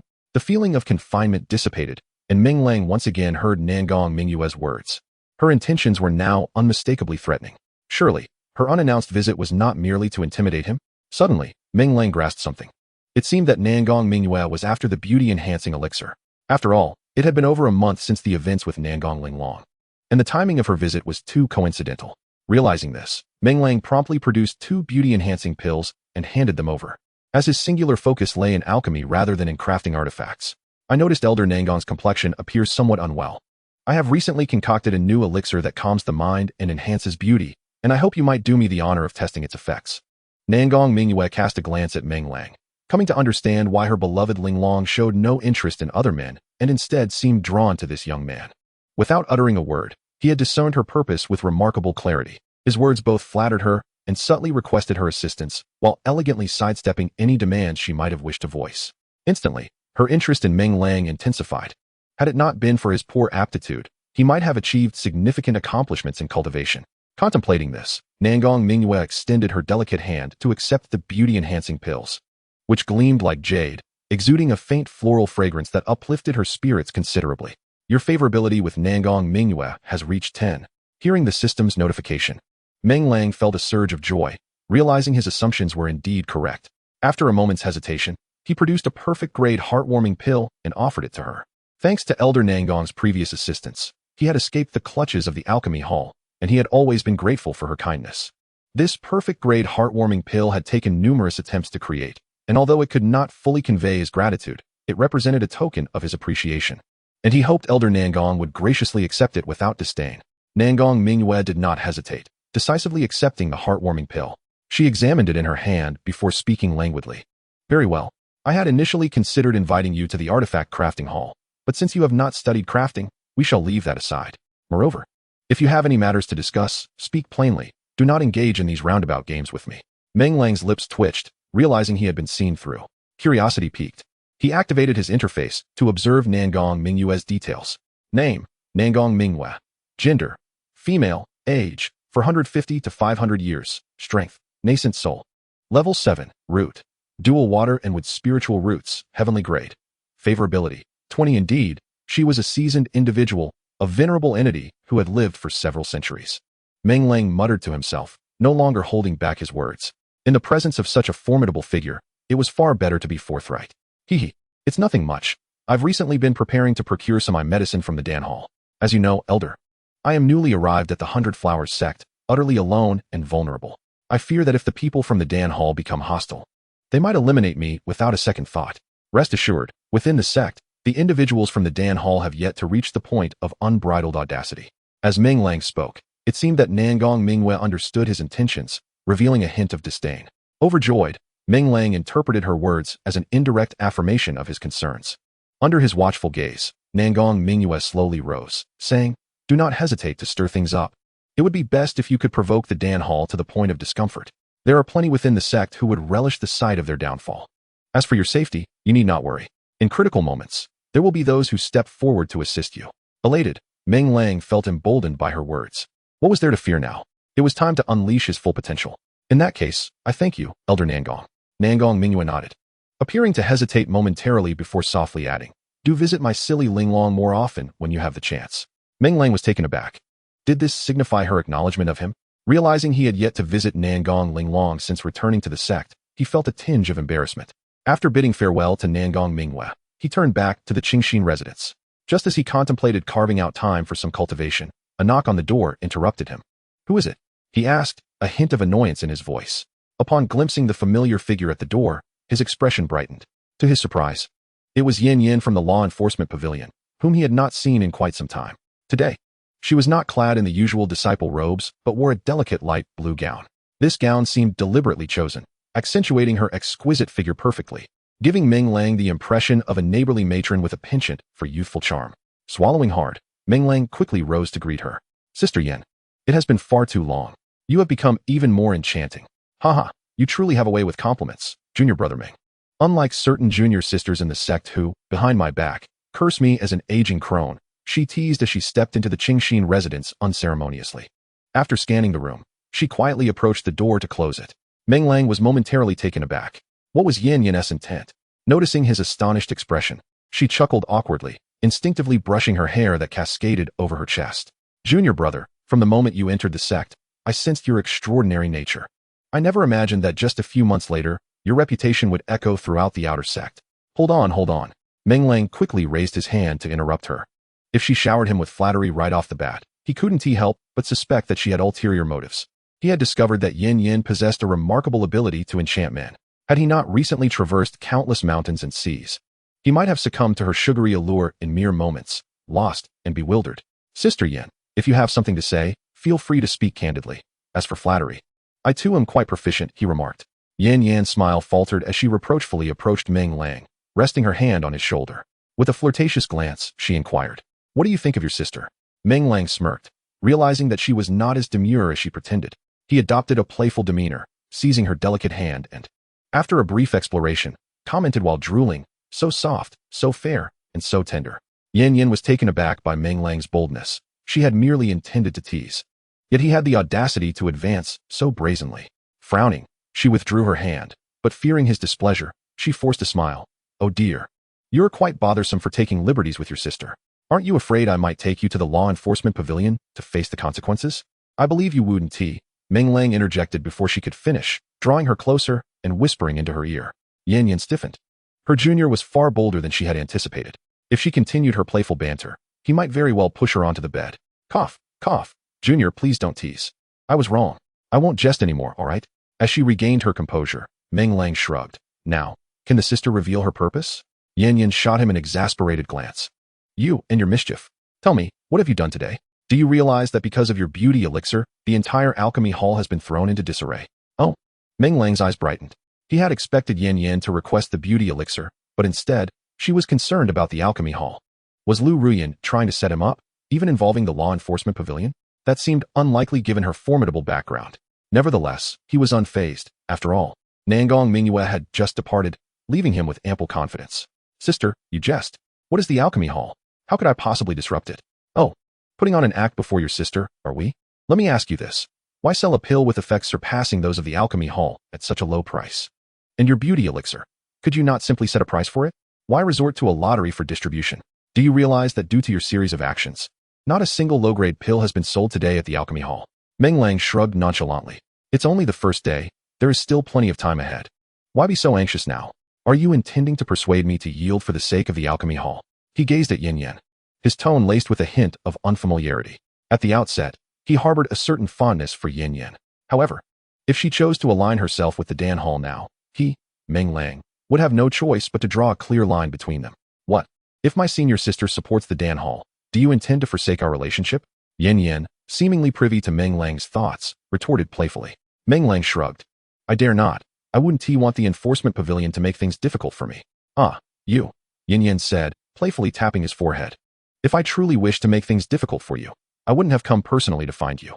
Upon hearing this, Meng Lang was taken aback. If she was not supporting the Dan Hall, could it be that Yan Yan had come to offer him a warning? It seemed he had nearly misjudged her intentions. Yan Yan continued to observe Meng Lang, noticing his furrowed brow relaxing, and she couldn't help but smile. This junior brother of hers changed his expressions far too swiftly. As you might expect, the Dan Hall reported you to the enforcement pavilion, accusing you of disrupting the sect's order and engaging in malicious competition, hoping to have you apprehended. But I intervened. The elixirs I refine, I shall sell at whatever price I choose. Who are they to dictate? Meng Lang grumbled indignantly. Yan Yan stifled a laugh, covering her mouth. Do you think they haven't reduced their prices? The bruise resolving elixir you know of was selling for 500 yesterday. Do you know how much it has dropped to now? Surely not down to 100 each. 100 each? Why don't you go and rob them? Well, in terms of your competition style, it seems quicker than stealing.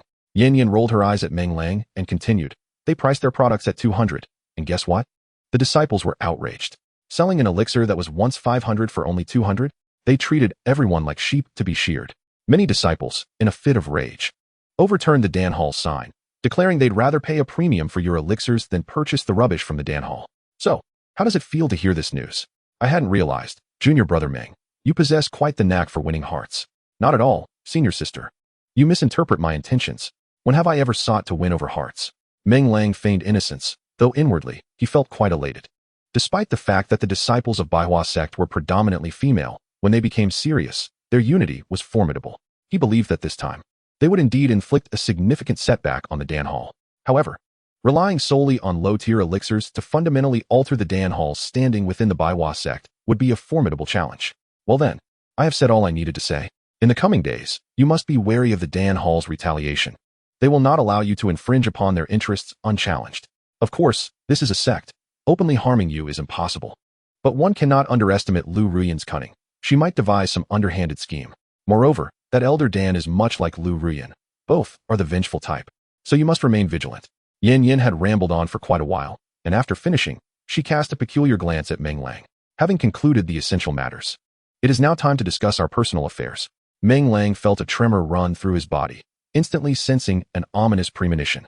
Chapter 48, Little Junior Brother. You truly are quite vulnerable. What personal matters could there be? Realizing there was no escaping the topic, Meng Lang decided to cut straight to the chase. As he spoke, his gaze remained fixed upon Yan Yan. Noticing her biting her red lip, seemingly too shy to speak, a flicker of doubt arose within him. Could it be that Yan Yan's objective was also the beauty-enhancing elixir? Meng Lang inhaled sharply. First, it was Nangong Mingyue who sought him out. And now it was Yan Yan. It appeared he had significantly underestimated the allure of this elixir. However, if every notable figure within the sect were to come knocking at his door for it, how much of the elixir would he have to distribute? While it was true that those who obtained his elixirs would likely harbor some goodwill or owe him a favor, such sentiments were ephemeral. He preferred something far more tangible. No, he could not simply hand over the elixir to Yan Yan without a second thought. He at least needed to gain something in return. With this thought in mind, Meng Lang did not wait for Yan Yan to muster the courage to speak, but boldly asked, Senior sister, Are you in need of the beauty-enhancing elixir? Yin Yan's cheeks flushed, and she shyly nodded. Junior brother, you know how it is. Though I maintain my appearance decently, time is relentless. Senior sister does not wish to take the elixir for free. Name your price. With your standing, I believe you can afford it. Senior sister, you jest. Given your concern for me, personally visiting to remind me to be cautious around the Dan Hall, I should willingly offer you any surplus beauty elixirs I may have. Meng Lang watched as Yin Yan began to speak, only to abruptly stop, causing her to fidget with anxiety. What is the meaning of this build-up? Will you provide the elixir or not? Just be straightforward, please. There is nothing more vexing than keeping someone in suspense. Seeing Yin Yan increasingly flustered, Meng Lang shrugged and responded, however, junior brother currently does not possess any surplus beauty elixirs. What? None at all? Yin Yan's expression fell. After a moment of contemplation, her eyes brightened with an idea. Then, senior sister will gather the materials herself. Could you assist me by refining a batch? Meng Lang scoffed internally. Gather materials? Surely. All the ingredients capable of producing the beauty-enhancing elixir had already been swept clean by Yun Mei and her companions. Not only that, but he had heard that Yun Yun had dispatched her family members to scour many towns surrounding the 100 Flowers Sect. While there was a slim chance for Yin Yin to collect the materials required for a batch of the elixir, it would undoubtedly be a formidable challenge. At this critical juncture, he could not easily let Yin Yin depart. Senior sister, you may not be aware, but all the materials within the 100 Flowers Sect and the surrounding towns have already been exhausted. What? Yin Yan's beautiful eyes widened in shock. Are you perhaps puzzled as to why, despite the depletion of so many materials, the beauty-enhancing elixirs remain so scarce? Upon seeing Yin Yan, Meng Lang nodded mechanically without a moment's hesitation. A bitter smile crept upon his lips, unperturbed by the thought that senior sister Yin might deem him a disgrace. It was indeed his own incompetence that led him to underestimate the arduous nature of concocting the beauty-nourishing pill. As a mere fifth-layer qi practitioner, his chances of success in crafting this pseudo-second-grade elixir were alarmingly low, not to mention the immense mental toll it exacted. He managed to produce fewer than 20 pills, and for the next 6 months, he would likely be confined to a state of recuperation. Yin Yan's complexion paled as she grasped Meng Lang's hand, summoning her spiritual sense to probe deeper. Meng Lang was taken aback by her decisiveness, quietly lamenting that his fabrications might soon be unveiled. To his surprise, a trace of sorrow appeared on Yin Yan's face, causing a pang of guilt to stir within him. Could it be that his health was truly compromised? Was this what he deserved? The subsequent words from Yin nearly caused him to falter. Junior brother, your body is indeed quite frail. It seems you have been overexerting yourself lately. I should be ashamed for not being more considerate. Meng Lang was momentarily speechless, but upon reflection, he soon found solace in the truth. How could he not feel depleted? The materials brought by Yun Yun and her companions were overwhelmingly abundant, and he had been laboring day and night, having barely utilized half of it. Had he not felt the pressing urgency to hasten his work, he would have likely toiled for another month.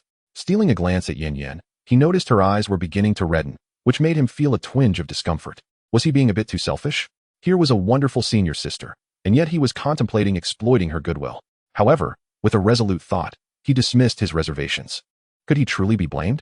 He was a man destined for the pursuit of eternal life, and each senior sister would serve as a stepping stone on his path. Moreover, the senior sisters would not be at a loss either. Without the heartwarming pills he provided, how many would endure the torment of chilling energies? Without his beauty-nourishing pills, how many would be left to lament before their bronze mirrors, mourning the relentless passage of time? No, he was in the right. Rather, all the senior sisters ought to express their gratitude towards him. Clearing his throat, he declared, Senior sister, there is indeed another batch of materials for the beauty-nourishing pill at my disposal. After some contemplation, Meng Lang resolved to seize the moment and win over Yin Yin today. What? You truly have more materials? Yin Yin exclaimed, her excitement reminiscent of a child. A smirk played on Meng Lang's lips. Indeed, there was another batch, originally intended for senior sister Lin Yu. Oh, Lin Yu? A hint of conflict flashed across Yin Yan's face. It was evident she had caught wind of the connection between Lin Yu and Meng Lang. His mention of Lin Yu seemed to solidify her suspicions. Senior sister, I suspect you have heard some rumors. Indeed, my relationship with senior sister Lin Yu is somewhat special. But within the sect, the others only know part of the story. Yin Yin froze, her mouth agape in curiosity. Meng Lang forced a bitter smile. For his senior sister might be unaware that his cultivation state had long been in turmoil due to his efforts in refining the sect's heartwarming pill. It was Sister Lin Yu who selflessly sacrificed her own reputation time and again for the sake of her junior brother's mental state. If there is any issue with the junior brother's mindset, sister, I can certainly assist, Yin Yin remarked without a moment's hesitation. However, Meng Lang revealed a look of struggle, hesitating to speak. Did the junior brother harbor some unspeakable secret? Yin quickly grasped the crux of the matter. Meng Lang gritted his teeth and sighed. Well, it would be no harm to confide in his sister. After all, she was family. The troubles of the junior brother's mindset stemmed from matters of the heart. If left unfulfilled, it could lead to extreme agitation, rendering him incapable of refining even a single batch of pills. If sister wishes to laugh, then let her laugh. The junior brother is prepared for ridicule now that he has spoken, he added. Upon hearing this, Yin did not mock him. Instead, a hint of shyness appeared on her face. She understood that many cultivators encounter various challenges in their practice, particularly when their mental state is compromised, which is exceedingly perilous. This was the first time she had heard of a predicament such as Meng Lang's, but observing his earnest demeanor, she feared it to be quite plausible. No wonder rumors circulated within the sect regarding Lin Yu and Meng Lang's relationship. It seemed that Lin Yu had indeed been tragically misunderstood, as she was merely extending a helping hand. She was not only aiding Meng Lang, but also silently supporting the entire Baihua sect. With a tumult of emotions surging within her, Yan's admiration for Lin Yu reached its zenith. Casting a glance at Meng Lang, she felt another wave of sympathy wash over her. Was Meng Lang not in a similar plight? His mindset troubled, yet he had not confided in the sect, choosing instead to silently bear all the anguish. Such a commendable junior brother deserved her assistance. A notification from the system chimed. Yan's favorability towards you has reached 10. Meng Lang was taken aback. He had merely fabricated a story for a short while, and already his favorability had soared? It seemed today would not be fruitless after all. Just as this thought crossed his mind, he noticed the resolute glimmer in Yan's eyes. Chapter 49, Junior Brother. This time, please be gentle. Junior Brother, your sister wishes to help you too. Meng Lang's heart leapt with joy. Was this not perfect? He truly was a genius. While he felt elated, he maintained an expression of hesitation. Sister, what are you saying? This simply cannot be. Sister Lin Yu has already done so much for the junior brother. He is truly at a loss for how to repay her. Although Sister Lin is currently in seclusion, unable to assist him, he should be able to persevere on his own. Sister, being a high-ranking member of the law enforcement pavilion, how can you sacrifice yourself for the junior brother? How could he possibly agree to such a thing? Observing Meng Lang's resolute refusal, a unique tenderness flickered in Yan's eyes. Had Meng Lang revealed a triumphant expression at the outset, she might have harbored doubts regarding the veracity of his claims. However, in retrospect, what ill intentions could Meng Lang possibly possess? Her concerns were entirely unfounded. Yan approached with a smile, gently grasping Meng Lang's hand. Little junior brother, do not evade this. After all, my actions are not solely for your benefit. I shall also receive the beauty elixir, shall I not? Noticing Meng Lang's inclination to refuse, Yan feigned annoyance. What? Do you look down upon your senior sister? Not at all. Senior sister, you are as beautiful as a flower, with a figure that is undeniably alluring. How could I possibly disregard you? Yan playfully placed her delicate hand over Meng Lang's mouth, silencing any further protest. No need for more words. With your assurance, I am content. With that, she withdrew her hand, discreetly reaching for the sash at her waist. Meng Lang's body stiffened, and in the next moment, a surge of heat coursed through him. Senior sister, forgive me, he murmured, stepping towards Yan. This battle was particularly arduous, lasting a full 6 hours. Meng Lang had never anticipated that a month of devoted alchemy practice would culminate in such intensity. Observing Yan, who lay on the bed, rendered as helpless as a limp rag, Meng Lang's heart softened. He promptly retrieved a blood-cleansing pill and a revival pill, placing them gently into her mouth. Seeing that Yan remained with her eyes closed, he shook his head and produced his alchemical furnace to begin his work, having already reaped the benefits. It was only fitting to showcase his skills. Before long, a rich floral fragrance filled the room. Just as Meng Lang prepared to open the furnace, he felt a soft weight settle on his shoulder. His body tensed momentarily, and he tenderly grasped the soft hand. You're awake? Would you not prefer to rest a little longer? No, I fear if I rest any further, I shall be reluctant to leave. Yan blushed, wrapping her arms around Meng Lang's head like a devoted wife. Feeling his head enveloped by two soft masses, Meng Lang's breath caught in his throat, nearly overwhelming him.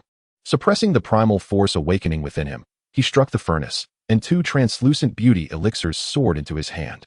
Senior sister, you are indeed fortunate. This is my first time successfully concocting a perfect-grade beauty elixir. Of course, as he uttered these words, a twinge of uncertainty flickered within him. The beauty elixirs he had previously given to Yun and the others were also perfect grade, though the lottery prizes were of a far lesser quality. Oh, it seems your senior sister's sacrifices were not in vain, Yan remarked, accepting the beauty elixir with a warm smile. Meng Lang couldn't help but drool at the sight. Senior sister, why not take it now? I am eager to witness the effects of a perfect-grade beauty elixir. Yan readily agreed, directly placing one of the elixirs between her lips.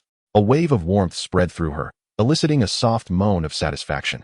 In the next moment, she felt her entire body begin to rejuvenate, a heat enveloping her, particularly on her face, which flushed a rosy hue as if she were soaking in a hot spring. Sister, I have a mirror here.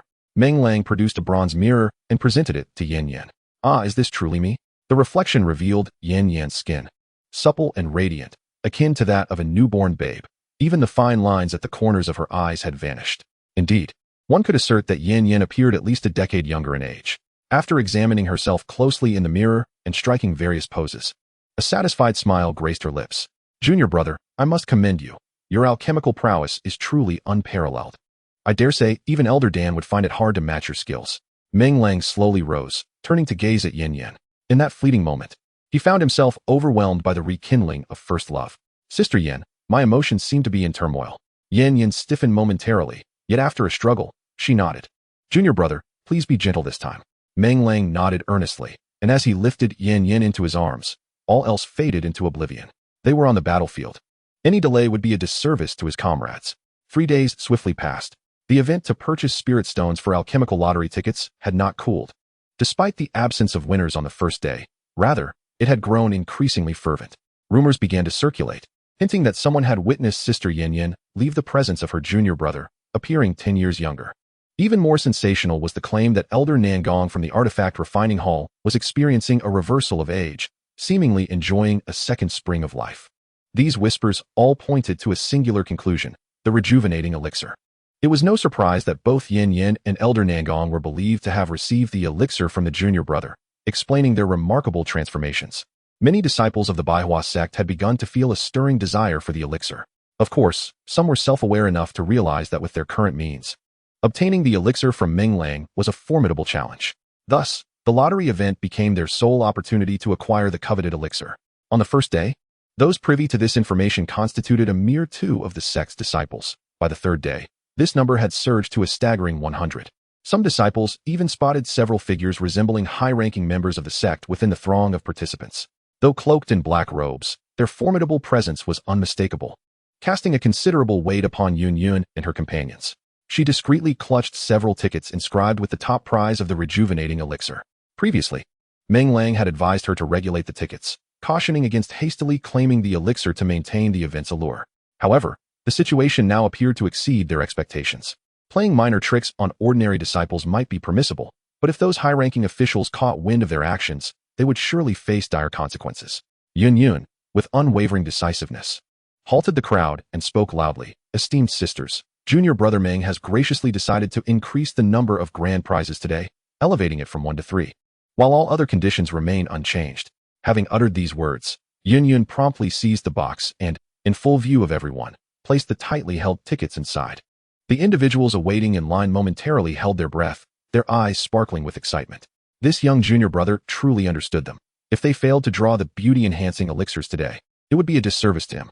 Just as Yun Yun was about to reignite the fervor of sales, a sharp voice pierced through the crowd from the rear. Junior sister Yun, I suspect that your prize box contains no beauty-enhancing elixirs at all. You are deceiving all your sisters. Upon hearing this voice, everyone instinctively turned to look.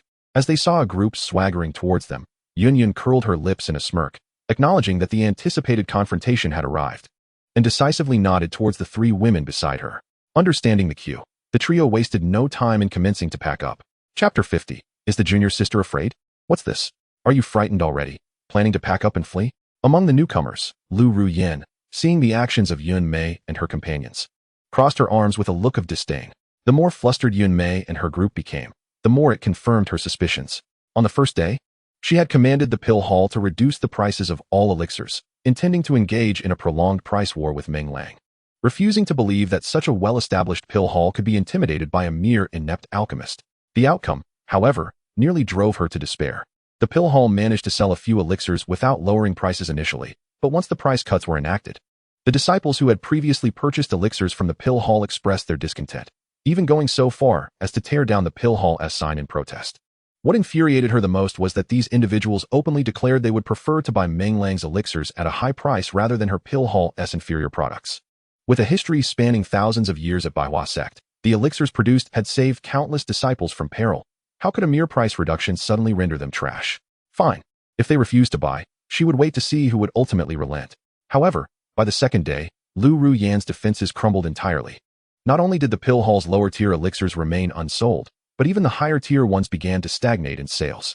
After some inquiries, a disciple informed her that they were waiting for junior brother Meng to produce higher-priced elixirs before making comparisons, to avoid being duped. Lu Ruyan could hardly contain her anger.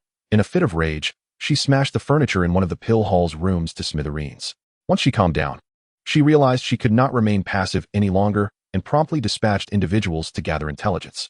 Before long, she caught wind of an opportunity. Due to the prize box set up by Yun and her companions, which purportedly allowed for the drawing of beauty-enhancing elixirs, not a single disciple had won one after 2 days, and she keenly sensed that something was amiss. She firmly believes that exposing the few individuals surrounding Yun will undoubtedly enable the disciples within the sect to discern the true nature of Meng Lang, thereby alleviating the crisis plaguing the Dan Hall without any direct confrontation. Initially, she had intended to arrive yesterday, but after careful consideration, she restrained herself, choosing instead to wait for the tempest to reach its zenith before decisively taking action. Today marks the moment she has awaited. Does our decision to withdraw have any bearing on you? Yunmei expressed her profound disdain for Lu Ruyan, and upon hearing her speak, she immediately retaliated as fiercely as a mother cat cornered. How can it not relate? As a participant in this event, do I not possess the right to voice my doubts? Your refusal to provide an explanation and your immediate preparation to flee only reveals your guilt, Lu Ruyan countered. Unwilling to yield, after delivering her retort, she turned to the gathered sisters. Ladies, you have witnessed their unease. Do you truly wish to see your expenditure of thousands of spirit stones reduced to mere amusement? In front of everyone, I propose we jointly inspect that lottery box to restore fairness. It must be said that Lu Ruyan possesses a keen insight into human nature. What matters most to those present is indeed the tickets corresponding to the beauty-enhancing elixirs within that box. If Lu Ruyan's claims hold merit, would they not find themselves as mere objects of ridicule? Upon this realization, many sisters, already somewhat impatient from their prolonged inability to procure the beauty-enhancing elixirs, began to join in the clamor. Sister Yun, what Lu's sister says does hold some truth. While I trust in Brother Meng's character, seeing is believing. Otherwise, you ought to provide proof to silence our concerns. Yes, Sister Yun, I have been here for 2 days, spending over 10,000 spirit stones. Surely, there cannot be a single ticket for the beauty-enhancing elixir in that box. I demand we open the box immediately, if there truly are no tickets for the elixir. Sister Yun must offer a reasonable explanation. Everyone, keep your eyes wide open and watch them closely. We cannot allow them to employ any tricks later. As she listened to the rising tide of skepticism around her, Yunmei was the first to feel a wave of panic. She had heard Yun mention the possibility of foul play within the lottery box, and had found it hard to believe at the time. Was this young disciple truly so wicked? With so many senior sisters supporting him and purchasing his elixirs, did he truly intend to deceive them? Yet, this doubt dissipated upon witnessing the ongoing fervor surrounding the lottery event. Now that Lu Ruyan had seized the opportunity to voice her doubts, what would happen if they were indeed discovered? Wouldn't the young disciple's illustrious reputation be tarnished forever? Lu Ruyan kept her gaze fixed on the few individuals, perfectly capturing the subtle changes in Yunmei's expression. Not only was Yunmei anxious, but Yun Lan and Yun Hong also bit their lips in tension. Among them, aside from Yun, none exuded confidence. This Yun had gathered intelligence. She seemed to be the head of the small Yun family. In the face of such a small family, crushing them would be as effortless as squashing an ant. It would be prudent for these individuals to recognize their position and distance themselves from Meng Lang promptly. Otherwise, she would inevitably bring about their demise. Yin Shimi? Everyone is saying this. You wouldn't still insist on proceeding, would you? Lu Ruyan pressed once more. Yun deliberately revealed a fleeting look of panic, quickly masking it thereafter. She fixed her gaze on Lu Ruyan and asserted firmly, "It is entirely reasonable for you to question, Senior Sister Lu, and it is only fair for everyone to inspect. However, we are entrusted by Junior Brother Meng to oversee this lottery event. If we allow you to conduct arbitrary checks, it would be impossible to account to Junior Brother Meng. What if, after your inspection, issues arise? In that case, it would merely tarnish Junior Brother's reputation in the eyes of the senior sisters. But what if no issues are found? This casual questioning of others, with the interrogators facing no consequences, seems to impose a rather trivial cost for such doubt, does it not?" Lu Ruyan's eyes narrowed as she fixed her gaze intently on Yun. Soon, she straightened her chest confidently. "Ah, so Yun Shimi is afraid? Of course. I understand your concerns. If Junior Brother is indeed misunderstood by everyone, it would be quite unjust, considering he has crafted such a flawless image. Why not propose a condition?" Yun Shimi? Yun coldly regarded Lu Ruyan, feeling a surge of triumph within. Her admiration for Meng Lang grew. He had evidently anticipated today's developments. No, she even sensed that junior brother Meng was skillfully baiting Lu Ruoyan, the bloodthirsty piranha. Reflecting on Meng Lang's earlier words, Yun decisively shook her head. What? Even at this stage, do you still refuse to allow the inspection? Lu Ruoyan's expression darkened, a hint of smugness flickering in her eyes. The more Yun opposed, the more it suggested that something was amiss. As long as she held her ground, she could surely turn the tide today. I agree to the inspection. But since it was proposed by senior sister Lu, it is only fitting that the conditions be articulated by you to avoid any accusations of our side deliberately raising barriers. Yun stated. Lu Ruoyan's eyes brightened. To her, it seemed Yun intended to turn the tables on her, compelling her to concede. Humph. Did she truly believe I would fall for such a trick? A smile involuntarily tugged at the corners of Lu Ruoyan's mouth. Very well. Should it be proven that junior brother Meng engaged in any deceit, let the promised 3 beauty-enhancing pills be presented immediately, and of course, junior brother must also face some punishment. All the elixirs for sale in your possession shall be confiscated and distributed freely among all present disciples. But what if no deceit is found? Yun retorted coldly. Lu Ruoyan shot Yun a glance. Yun Shimi, do not harbor any biases against me. I am merely seeking to restore fairness for everyone. Should it be proven that junior brother Meng acted without malice, I shall personally apologize to him on the spot. Is that all? Yun let out a cold laugh. We have forfeited all the elixirs. When you lose, all you offer is an apology. Do you comprehend the worth of these elixirs? Is your apology truly so precious? Lu Ruoyan displayed her displeasure. What do you intend to do? A smirk curled at the corners of Yun's mouth, causing an involuntary shiver to run through Lu Ruoyan's body. We must increase the stakes. Chapter 51. What I mean is we must increase the stakes. Third update. Increase the stakes. Lu Ruoyan echoed Yun's words, astonished by such blatant terms. For a moment, she questioned whether she had been deceived. Why else would Yun exude such confidence? It was as if this statement had been meticulously crafted over an extensive period. Of course, our elixirs are worth no less than 1,000,000 spirit stones. Unless you present something of equivalent value as a condition, I suggest you find a more comfortable place to remain, Sister Lu. A rare hint of provocation appeared on Yun's face. Her companions, Yun Mei and others, exchanged glances, instinctively puffing out their chests. It became evident that Yun's calm demeanor stemmed from a prior arrangement with her junior brother. The call for increased stakes was executed flawlessly, embodying her junior brother's teachings. It seemed to release all the pent-up frustration they had harbored. They were not only demanding an increase, but a doubling of the stakes, urging Lu Ruoyan to be even more arrogant. Observing the triumphant expressions on Yun and her companions, Lu Ruoyan's face shifted through shades of blue and purple. How intriguing. She had sensed that this reckless individual was not as simple as she appeared. It became clear that they had been anticipating her arrival. She believed that if she could not produce something of equal worth, she would lose face, and the entire pill hall would be disgraced alongside her. However, it was unfortunate that this reckless individual was nothing but a fool, unaware of the immense power of the Lu family's backing. While she could not immediately procure 1,000,000 spirit stones, she possessed several treasures of her own. With a bit of effort, she could still meet that value. Lu Ruoyan promptly prepared to retrieve a treasure to slap Yun and her companions in the face. Wait, could it be that I have fallen into Meng Lang's trap from the very beginning? Reflecting on the details of her confrontations with Meng Lang, she felt it impossible that he could not have anticipated her seeking trouble. If he knew, then what confidence did Yun and her companions possess? Were they merely bluffing? Or did they truly believe in their position? As this thought crossed her mind, Lu Ruoyan narrowed her eyes, scrutinizing the group of women once more. While Yun Mei and the others were filled with pride, Yun appeared to harbor some hidden concerns, seemingly distracted. They are indeed deceiving me. You few wretches from the Yun family nearly ensnared me. With a cold huff inwardly, Lu Ruoyan decisively produced a healing pill, capable of remedying impure spirit roots and refining innate spirit roots. I trust you are aware of the value of this pill. Yun's eyes brightened momentarily before she shook her head. Not enough. The celestial repairing pill is considered a remarkable item for those who are just beginning their cultivation journey. However, it holds little allure for seasoned practitioners. Lu Ruoyan cast a sidelong glance at Yun and produced another pill, accompanied by a cleansing marrow pill. Yun took a deep breath, but still shook her head. Was this intentional? Lu Ruoyan's tone grew colder as she revealed a tattered scroll, along with the crafting blueprint for the exquisite artifact, the Escape Sky Shuttle. Surely this would suffice? Yun nodded, stating that she needed to ascertain the authenticity of the blueprint. Lu Ruoyan shot her a look and tossed the scroll over. As Yun began to examine it earnestly, Lu Ruoyan scoffed, declaring that the Escape Sky Shuttle was a gift from the elders of her family when she broke through to the Golden Core stage.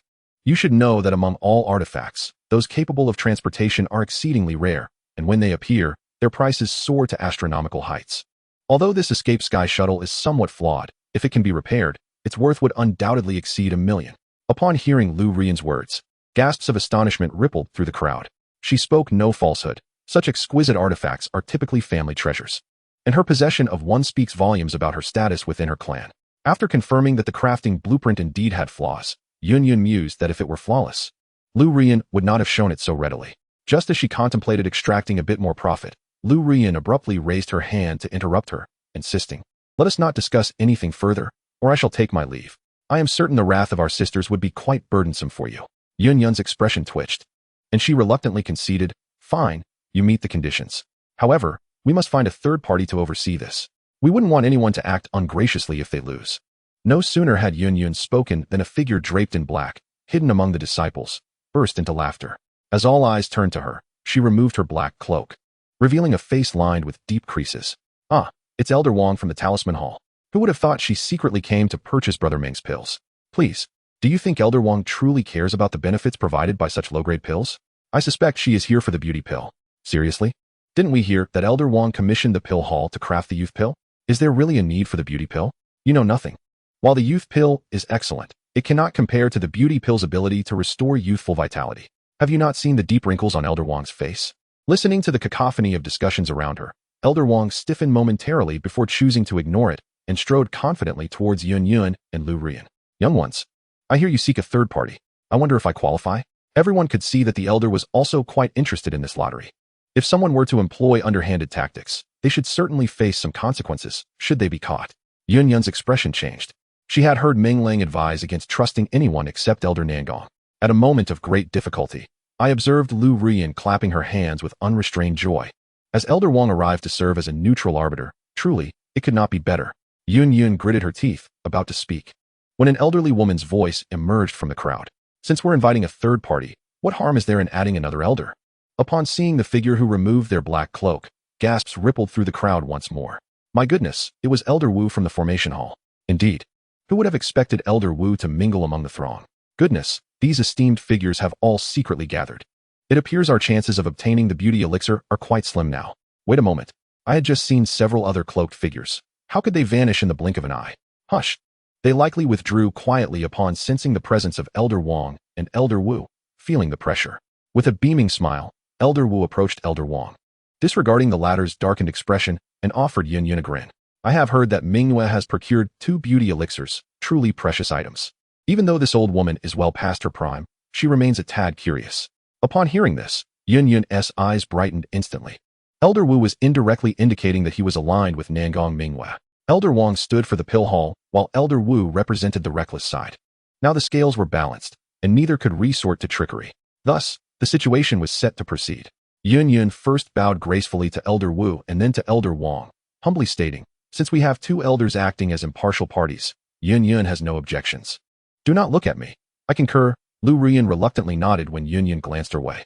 Elder Wang cast a sidelong glance at Elder Wu and with a cold snort declared, "If that is settled, let us commence."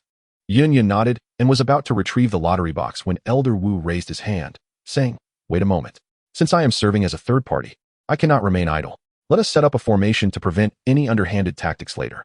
As he spoke, Elder Wu produced several formation plates. "Hey, old Wu, what do you mean by this? It's merely a trivial matter. Is it necessary to set up a formation?" Elder Wang scoffed. With a warm smile, Elder Wu replied, "Good and evil can manifest in an instant. Why discuss the magnitude of the matter?" Noticing Elder Wang's lips twitching in silence, Elder Wu turned to Yun with a knowing smile. Understanding his intent, Yun stepped forward to accept the formation plates and placed them at each corner of the marketplace. A formation barrier materialized out of thin air, causing everyone to pause in their breathing, feeling their spiritual energy confined within their bodies. What Elder Wu had conjured was indeed a spirit-locking formation. Now, everyone's spiritual energy was trapped inside, and no one could resort to underhanded tactics. Chapter 52. Are you interested in a game? Under the anxious gaze of the crowd, Yun lifted the lottery box and emptied all the tickets onto the ground. Observing the scattered tickets, the onlookers could not help but gasp in astonishment. If there truly were beauty elixirs among them, was this action not a tad too casual? What if the tickets for the elixirs were lost? Wouldn't everyone be left in despair? Yun disregarded the eager gazes of those around her and bowed respectfully to Elders Wang and Wu, confident that with their prowess, Locating the coveted beauty-enhancing elixir ticket would pose no challenge. I entrust this task to both esteemed elders. No sooner had she spoken than the atmosphere around her erupted once more with lively chatter. Sister, do you think junior brother Meng would truly withhold the beauty-enhancing tickets from us? It's hard to say, although junior brother Meng treats everyone well. Selling other elixirs at remarkably low prices, the beauty-enhancing elixir holds immense value. Who could resist a touch of selfishness? Perhaps he never intended to include it, merely seeking to amass a fortune in spirit stones from us sisters. Sister, your perspective seems a tad too subtle. If junior brother truly included it, why has no one drawn the beauty-enhancing elixir in the past 2 days? I suspect he is merely toying with us, and despite our private praises of him. Should it be proven that he did not include it, I shall not hesitate to scold him. Come now, that seems a bit extreme. Even if junior brother did not include it, we wouldn't be at a loss, would we? Such inexpensive elixirs could easily be resold for a profit. Would he really go to such lengths? Please, you know nothing. The reason junior brother is so generous towards us is clearly a rivalry with the alchemy hall. Do you genuinely believe him to be a benevolent soul? Yet, I did not see you frown when purchasing elixirs. I have paid my spirit stones. So let us not act as if we owe him a debt of gratitude. Indeed, I am convinced that junior brother harbors ill intentions. Why else would such fine elixirs be sold for such a pittance? Perhaps the elixirs sold to us harbor some hidden flaw? If I were junior brother and heard such words, I would rather feed the elixirs to dogs than sell them to you. I would be ashamed to share a sect with you. Exactly. While we pursue our cultivation, some individuals have allowed their hearts to darken. Please, continue your fawning. I will state my position unequivocally. Should there be a beauty-enhancing elixir within the lottery box, I shall kneel at junior brother's door tonight to beg for forgiveness. Shoo. Quiet down. Elders Wang and Wu are making a move. With this statement, everyone craned their necks towards the center. Elders Wang and Wu exchanged glances, stepping forward slowly. Elder Wang cast a sidelong glance at Elder Wu and provocatively asked, Elder Wu, since you insist on wading into these murky waters, are you interested in a little wager? Elder Wu, with his aged eyes half closed, scrutinized Elder Wang. Despite both being elders, their appearances seemed to span generations. One was entirely silver-haired, while the other had a mix of gray and black, the latter even possessing more dark strands than white. What do you wish to wager? Elder Wu asked, a knowing smile playing on his lips. Elder Wang grinned greedily. I hear you possess a formation that can slow the passage of time, granting one several decades more of lifespan. Why not bring it forth and let us wager whether the ticket contains the so-called beauty-enhancing elixir? Very well, what is your stake? A glimmer of intrigue flashed in Elder Wu's eyes. Elder Wang's face twitched momentarily, and in his hand appeared a golden talisman. At the sight of the golden paper, Elder Wu's eyes narrowed sharply. The golden talisman could almost teleport 1,000s of miles away in times of crisis. Elder Wang, are you truly willing to part with it? This is your precious lifeline, is it not? What is there to hesitate about? I simply ask if you dare to engage in this wager. With a cold snort, Elder Wu replied, if you are so generous as to gift me your treasure, what is there to fear? It remains uncertain who is truly gifting whom, my old friend. Elder Wang gestured with his hand. After you, I insist. Elder Wang and Elder Wu exchanged glances, both focusing on the pile of prize tickets that lay upon the ground. In the next instant, the tickets began to swirl around them, moving of their own accord. Hiss, weren't we supposed to have restricted spiritual power? What kind of force are these two elders employing? A disciple, unable to contain his curiosity, voiced the collective doubt of the crowd. How could one not know? It is the power of divine consciousness. The awareness of a nascent soul expert is formidable enough to sever a head with but a thought. An insightful senior sister promptly elucidated. As soon as her words fell, she attracted envious glances from many. Which cultivator does not yearn to become a formidable figure? Under the envious gazes, Elder Wang waved his hand, and all the prize tickets gently descended. Shaking his head, he cast a disapproving look towards Yun Yun. Elder Wu similarly gestured, and the tickets, as if receiving a command, began to align themselves neatly, soon stacking into a harmonious array of various colors. After completing this task, she too regarded Yun Yun with an inscrutable expression. Is this the conclusion? What is the outcome? Did our junior disciple truly manage to amuse everyone? I understand your impatience, but please restrain yourself. Have you not noticed that neither elder has spoken yet? Senior sister, the junior sister's temperament is quite impatient. My palms are already sweating. Surely, our junior disciple wouldn't truly toy with everyone, would he? Seeing Elder Wang's darkened expression, it seems quite likely. I never imagined our junior disciple would possess such a nature, which renders my previous admiration for him utterly misguided.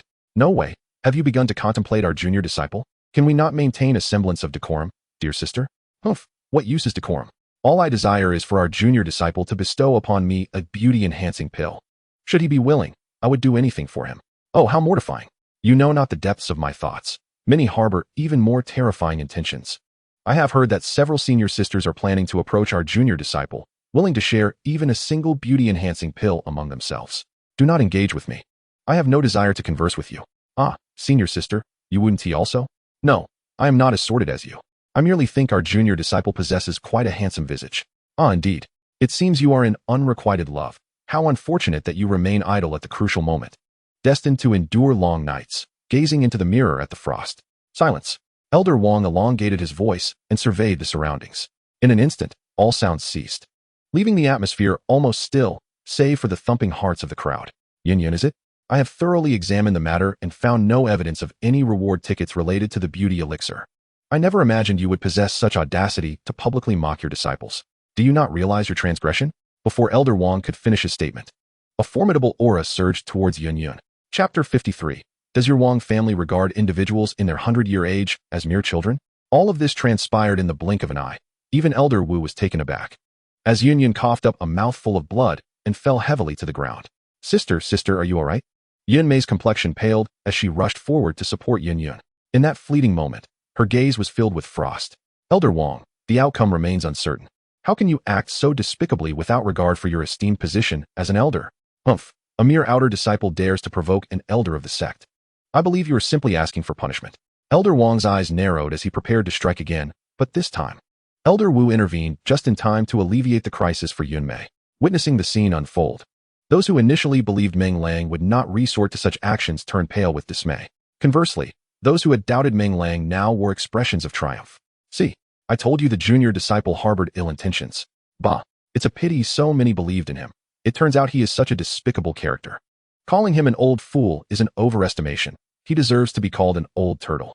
Ah, one can know a person's face, but not their heart. Lu Rian, overhearing the discussions around her, could no longer conceal the smile upon her lips.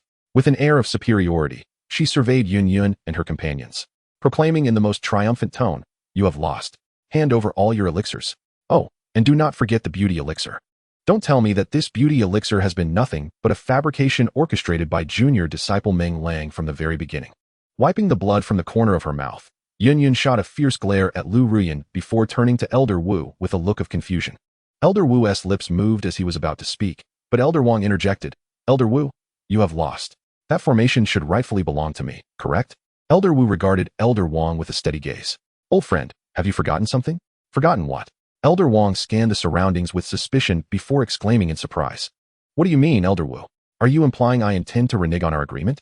We are all individuals of standing within the sect, and besides, there are so many disciples witnessing this. Surely, Elder Wu would not refuse to acknowledge the truth?" As soon as Elder Wang finished speaking, Lu Rian chimed in, "Elder Wang, and what are these for? If they dare to play tricks, you must stand up for Rian." Elder Wang chuckled coldly. "Rest assured, should anyone dare to play tricks today, even this old woman shall not show them mercy." As he spoke, Elder Wang cast a seemingly casual glance at Elder Wu. "Oh, why is it that no one wishes to allow others to finish their sentences?" Elder Wu muttered, revealing a hint of dissatisfaction as an invisible pressure began to radiate outward. Elder Wang was suddenly engulfed by an overwhelming sense of pressure, instinctively shrinking her neck. When she turned her gaze back to Elder Wu, the latter extended her gnarled finger towards a nearby stack of neatly arranged lottery tickets. I implied that Elder Wang had overlooked something, suggesting that while she had only considered her half of the tickets, my portion surely originated from the same lottery box. Elder Wang's body stiffened, her instincts alerting her to the irregularity. She had discreetly employed a special tactic to stealthily substitute 2 tickets containing beauty elixirs into her storage pouch, and in her excitement, she had forgotten about Elder Wu's share. Could it be that this old crone's tickets also contained beauty elixirs? For a moment, the expression on Elder Wang's face was a spectacle to behold. Before she could confirm her suspicions, Lu Rian interjected with displeasure, questioning Elder Wu's sense of humor. After all, Elder Wang's share contained none. Was it possible that Elder Wu's half possessed them? It would be better not to prolong the matter. Accepting defeat is also a form of cultivation, is it not? Elder Wu had no need to lose her composure over such trivialities. In the realm of cultivation, a practitioner's resolve directly influences the smoothness of their journey. Lu Rian, fully aware that jesting about one's resolve is a grave taboo among cultivators, chose to provoke nonetheless, displaying an extreme malice. As her words echoed, the surrounding murmurs quieted considerably. Cough, cough. Elder Wu, Rian is still a child. Do not stoop to her level. As Elder Wu's eyes widened in fury, teetering on the brink of wrath, Elder Wang hastily intervened as a peacemaker. Yet, Elder Wu remained unmoved, narrowing her eyes at Lu Ruyan. In an instant, Lu Ruyan began to bleed from her orifices, clutching her head in agony as she collapsed to the ground. Everything unfolded so swiftly that, by the time everyone comprehended the situation, they couldn't suppress a shudder.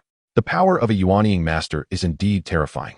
Thankfully, they had refrained from speaking out of turn. Elder Wu, this is rather excessive, isn't it? Why engage in conflict with a child? Elder Wang's tone turned sharp as she regarded Elder Wu. A child? You consider someone over 100 years old a child? Elder Wu snorted coldly, adding, moreover, I learned this from Elder Wang. Her methods were far more despicable than mine. Elder Wang's face twitched, striving to maintain her composure, and she retorted, enough. Let us announce the results. We've wasted enough time. Elder Wu shrugged, as you wish. With that, she directed her gaze towards the distant lottery tickets. In an instant, 3 tickets bearing a specific inscription levitated into the air. While Elder Wang's share contained none, the old crone had indeed drawn 3. Was it a matter of the old woman's fortuitous luck, or was it Elder Wang's misfortune? Impossible, absolutely impossible. How can you possess 3 tickets? I clearly swapped 2 earlier. As Elder Wang's words echoed through the air, a wave of astonishment swept over those present. Ah, so this was a confession in disguise. Was it? Ha ha ha, how delightful. Who was it that just labeled Junior Brother Meng as despicable and shameless? Do you have the courage to step forward and witness how the senior sister might retaliate? The case is resolved. Indeed, Junior Brother Meng did not deceive us. How foolish we were to question him, for human prejudice can be lethal. I do not care. Where is that sister who just declared she would kneel at Junior Brother's door? Are you intent on self-destructing your own resolve, or shall you fulfill that promise yourself? From now on, if anyone dares speak ill of Junior Brother Meng, I shall confront them fiercely. What a kind-hearted individual he is. What wrong has he committed to deserve such scrutiny? Now, if his feelings are hurt, and he chooses not to present us with the beauty-enhancing elixir, so be it. But if he decides to cease selling any other elixirs to us, then let those who doubted him weep in despair. How ridiculous. Some individuals truly deserve their fate. They should not be granted access to his potions. Let them consume the inferior concoctions produced by the alchemy hall. They are unworthy of enjoying Junior Brother Meng's kindness. The surrounding disciples chattered incessantly, causing Elder Wang's expression to shift dramatically. She glared fiercely at the wretched-looking Lu Ruyan. This wretched girl. Not only did she dig her own grave, but she also dragged others down with her. Losing face is trivial to her. But the crucial matter lies in that golden talisman, which has accompanied her for nearly a century. The last time she was pursued by dark forces for nearly half a month, she had refrained from using it. And now, she hands it over willingly to another. No, she cannot suffer this loss in silence. She must confront the alchemy elder to reclaim what is rightfully hers. Had it not been for her prized disciple, would this predicament have arisen? With this thought, Elder Wang could no longer remain and promptly withdrew the golden talisman, handing it to Elder Wu. Her disciple was indeed forthright, unwavering in her decisions. Elder Wu, with a heart as cold as steel, nearly drove Elder Wang to the brink of bloodshed. Observing Elder Wang's hasty departure, Elder Wu appeared unsatisfied, casting a languid gaze toward Lu Ruyan. If memory serves, Lu Ruyan still owes a significant debt. Chapter 54. Next time, seek out the junior sister. At this moment, Lu Ruyan resembled one who had just lost a parent, her countenance ashen. Ignoring the surrounding accusations, she murmured in confusion. How could this be? This defies all reason. If there had always been tickets inside, why has no one drawn one? Wait, when I arrived, that union seemed to have placed tickets inside right before everyone's eyes. Damn it, there truly were none before. They only inserted them upon realizing I would question the matter. Having unraveled the truth, Lu Ruyan glared viciously at Yun Yun and her companions. You placed those tickets in just now, didn't you? At that moment, Yun Yun was in high spirits, regarding Lu Ruyan as if she were a mere clown. A subtle smile graced her lips as she replied indifferently, Sister, perhaps your memory is failing you? Just before your arrival, I informed everyone of the addition of tickets. Everyone is aware, you know? You understand my meaning. There were no beauty-enhancing elixirs among the tickets in the lottery box before. Lu Ruyan remained obstinate, unwilling to concede defeat. Yun Yun, disinterested in further engagement, coldly contemplated, Sister Lu, are you contemplating to default on your debt? If you cannot bear the loss, it suffices to declare before all these sisters that the pills crafted by your Dan Hall are worthless. Who said I intend to default? Lu Ruyan's countenance twitched. To assert that the pills of the Dan Hall are trash would be tantamount to undermining the foundation of the Dan Hall within the Baihua sect. Once her master emerges from seclusion, would she not face dire consequences? Reluctantly conceding, she hoped for another opportunity to regain her standing in the future. Clenching her teeth, Lu Ruyan shot a fierce glare at Yun Yun and her companions. In her heart, Her animosity toward these four women surpassed even her disdain for Meng Lang. You four, wait for me. With a cold huff, Lu Rian unwillingly produced the 3 items she had previously promised. Upon receiving the items from Lu Rian, Yun smiled at her, remarking, Sister Lu, you truly embody the essence of the Dan Hall. Your resources are indeed substantial. Should you wish to engage in such games again, you may seek out your junior sister privately. No need to do so before so many witnesses. Lu Rian's lips trembled. How scathing. This is truly a matter of killing not just the body but the spirit, she thought. Wanting to retort, she ultimately shot a glare at Yun and turned away. As she walked a few paces, she seemed to recall something and glanced at Elder Wu, who appeared to be in deep contemplation. Today, Elder Wu had displayed unwavering integrity. Lu Rian would surely commend him before her master upon returning. Elder Wu's half-closed eyes flickered but did not open to regard Lu Rian. The thought of being threatened by a junior was intolerable. Were it not for the many young ones present, he would undoubtedly have dealt with this audacious individual more severely. Did she truly believe this elder was easy to provoke? Yun watched as Lu Rian's figure faded from sight. Supported by Yun Mei, she approached Elder Wu and bowed in gratitude. Thank you, Elder Wu, for your righteous intervention. As she rose, she presented a beauty-enhancing pill, a token of appreciation from her junior brother. My junior brother has remarked that while this beauty-enhancing pill is indeed fine, it is best suited for those destined for it. Destined? Elder Wu echoed the term, quickly revealing a gentle smile. I find myself increasingly curious about that young lad. Inform him that I gladly accept this gesture. Should he find a moment, he is welcome to visit my formation hall to savor the tea I cultivate myself. Yun felt a surge of joy. Offering the beauty-enhancing pill had been entirely her own idea, and she had not anticipated earning Elder Wu's friendship in return. She believed that even if her junior brother were present, he would have acted similarly. Once more, she bowed to Elder Wu, a smile gracing her features. I shall certainly convey this to my junior brother. Well then, since matters here have concluded, I must return to rest. The elderly tire easily, Elder Wu chuckled. Raising a hand, the array plates that Yun had scattered earlier floated back to him, seemingly guided by an invisible force. Feeling the once-blocked spiritual energy returning, the surrounding disciples displayed expressions of exhilaration. However, when they turned their gaze towards Yun, they discovered that Elder Wu had long since vanished. Esteemed colleagues, a farcical episode has finally come to an end. I trust that everyone has gained a new understanding of our junior disciple. He has never intended to play tricks on the senior sisters within the sect. All of this was merely the machinations of a malicious individual behind the scenes. Henceforth, I declare that our activities shall proceed as usual. I also hope that one of our esteemed sisters today will fulfill her wish and successfully draw the beauty-enhancing elixir. As Yun's words fell, a chorus of admiration erupted around her. I knew our junior disciple would never deceive us. With such charm, how could he possibly harbor ulterior motives? Oh dear, it seems the alchemy hall has suffered a failure, bringing shame upon themselves. I have decided, from now on, I shall only purchase elixirs from our junior disciple, and as for the alchemy hall, they can go to the devil. Who is it that claimed they would kneel before our junior disciple to apologize? Will you go on your own, or shall the sisters accompany you? No need for the sisters to escort me. I shall take responsibility for my own actions and go apologize to our junior disciple right now. The individual who previously suggested that our junior disciple was wronged had indeed mustered the courage to turn and head towards Meng Lang's residence. A few close companions hesitated for a moment, but then resolutely followed suit. After a flurry of commotion, Yun and her companions tidied up briefly and resumed selling elixirs.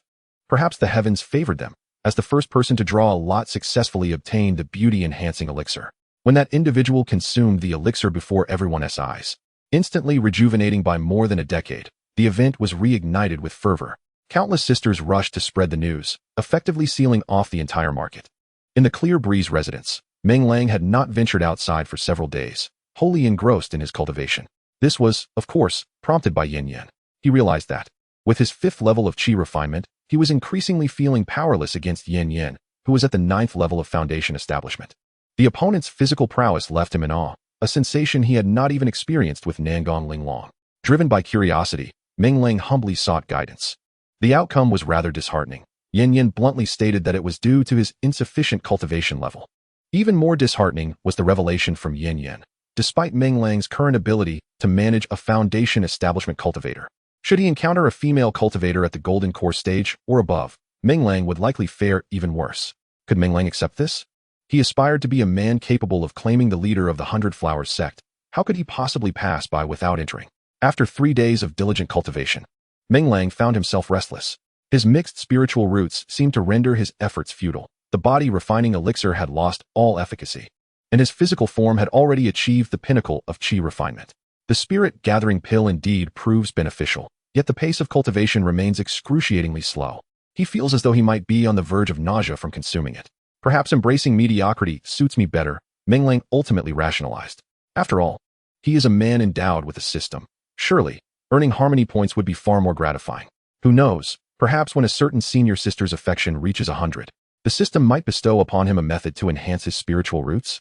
With such thoughts in mind, Meng Lang opened the door, intending to take a leisurely stroll through the market, only to be startled by the scene before him. Chapter 55. The Enthusiasm of the Senior Sisters, a special edition for all the supporters of the author. At his doorstep, a woman, as exquisite as a lotus emerging from water, and with a figure as graceful as a water snake, knelt on the ground, her gaze unwaveringly fixed upon his door. Upon seeing Meng Lang, she uttered without hesitation, "Junior brother, I am truly sorry." This left Meng Lang somewhat bewildered, akin to a monk unable to comprehend his surroundings. When did such practices become fashionable within the 100-Flower Sect? What drama is about to unfold? Is this an act of seeking forgiveness, or perhaps an homage akin to 3 visits to a humble abode? Previously, during his cultivation, there had been senior sisters who sought beauty-enhancing pills, yet he had always excused himself under the pretense of being in meditation. He instinctively assumed that this kneeling sister was also here for the beauty pills. However, he had never encountered a sister kneeling at his door before. Does such a gesture signify sincerity? Uncertain of this, he maintained his composure and regarded the sister once more. Upon closer inspection, he couldn't help but find her quite charming, to the extent that he felt inclined to assist her in rising, perhaps even to take advantage of the situation. Ahem. Senior sister, what brings you here? After some contemplation, Meng Lang decided to uphold a gentlemanly demeanor and inquired politely. Before the sister could respond, a few other senior sisters nearby began to chatter animatedly. Junior brother, just let her kneel. If she doesn't her resolve will falter. Indeed, this is the punishment she has earned. It is the consequence of her own actions. Junior brother, you must not be unaware of what transpired earlier after a considerable duration. Meng Lang managed to sift through the chaotic dialogue to glean some useful information. In the market, Lu Ruyan had made another attempt, only to suffer a humiliating defeat at the hands of Yun Yun and her companions, resulting in the loss of items valued at no less than 1 million.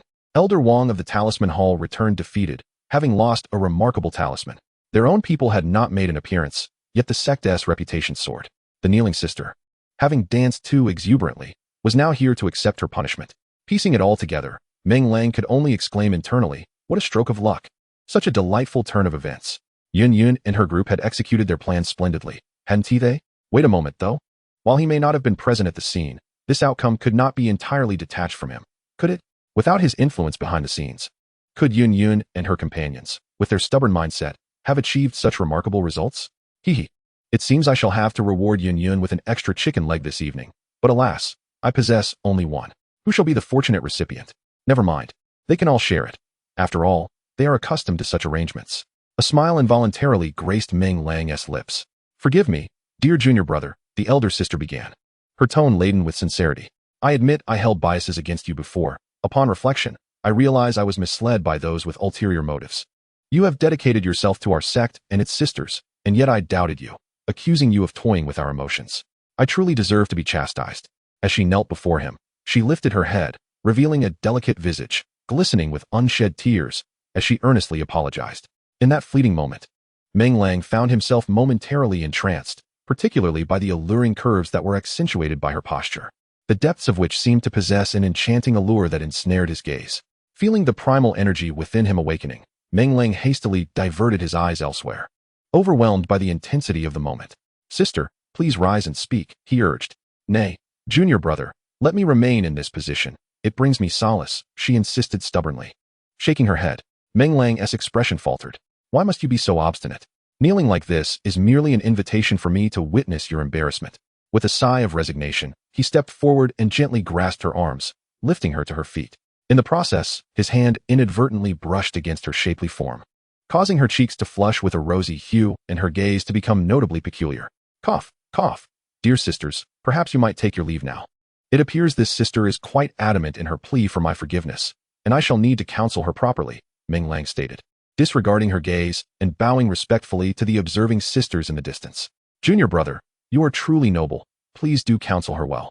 With her disposition, she may encounter difficulties in the future, one sister remarked. Indeed, junior brother, we shall take our leave. If you harbor any discontent, do not hesitate to impose a fitting punishment upon her. She has certainly earned it, another sister added, the emphasis on the word punishment seemingly intentional. Junior brother, we must return to claim the beauty-enhancing pills you provided us. We shall not linger any longer, another sister chimed in, offering a bright smile to Meng Lang before ushering the others away, leaving him momentarily bewildered. Sighing, Meng Lang turned his attention to the only remaining sister. Reflecting on Yan Yan's words, uncertainty crept into his heart as he activated the panel to examine her profile. Name, Chun Xingyao. Gender, female. Age, 55, 200. Strength, foundation establishment. Level 2, root, wood spirit root, earth grade. Affinity, 20. Thankfully, all is well. Once it was confirmed that the other party was merely at the second level of foundation establishment, Meng Lang felt an immense sense of relief and instinctively patted his chest. Senior sister Meng, what is so good? Chen Xingyao looked at Meng Lang with suspicion, puzzled by what the young disciple was muttering. Oh, senior sister. You are quite beautiful. Chen Xingyao was momentarily taken aback, then shyly lowered her head. After a while, she mustered the courage to look up at Meng Lang and asked, Junior brother, am I truly beautiful? Upon seeing Meng Lang instinctively nod, her face blossomed with joy. Then can you forgive your senior sister for her previous rudeness? To Chen Xingyao's disappointment, Meng Lang shook his head resolutely. Indeed, how could you possibly forgive your senior sister after she spoke so of you? She truly deserves to be scolded. Chen Xingyao raised her delicate hand to slap herself, but was swiftly caught by Meng Lang. Meng Lang glanced around and leaned closer to Chen Xingyao, saying, Senior sister, if you wish for my forgiveness, it is not impossible. Junior brother, what must I do to earn your forgiveness? Just say the word, and I will agree to any condition. How about we go inside to talk? Meng Lang did not respond directly, but instead pointed towards the open door of the refreshing abode. After a brief hesitation, Chen Xingyao decisively nodded.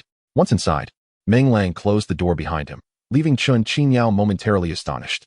Before she could inquire about the reason for closing the door, Meng Lang transformed from a gentleman into someone with a mischievous smile, saying, Senior sister, you wouldn't want your mind to waver over whether or not I will forgive you, would you?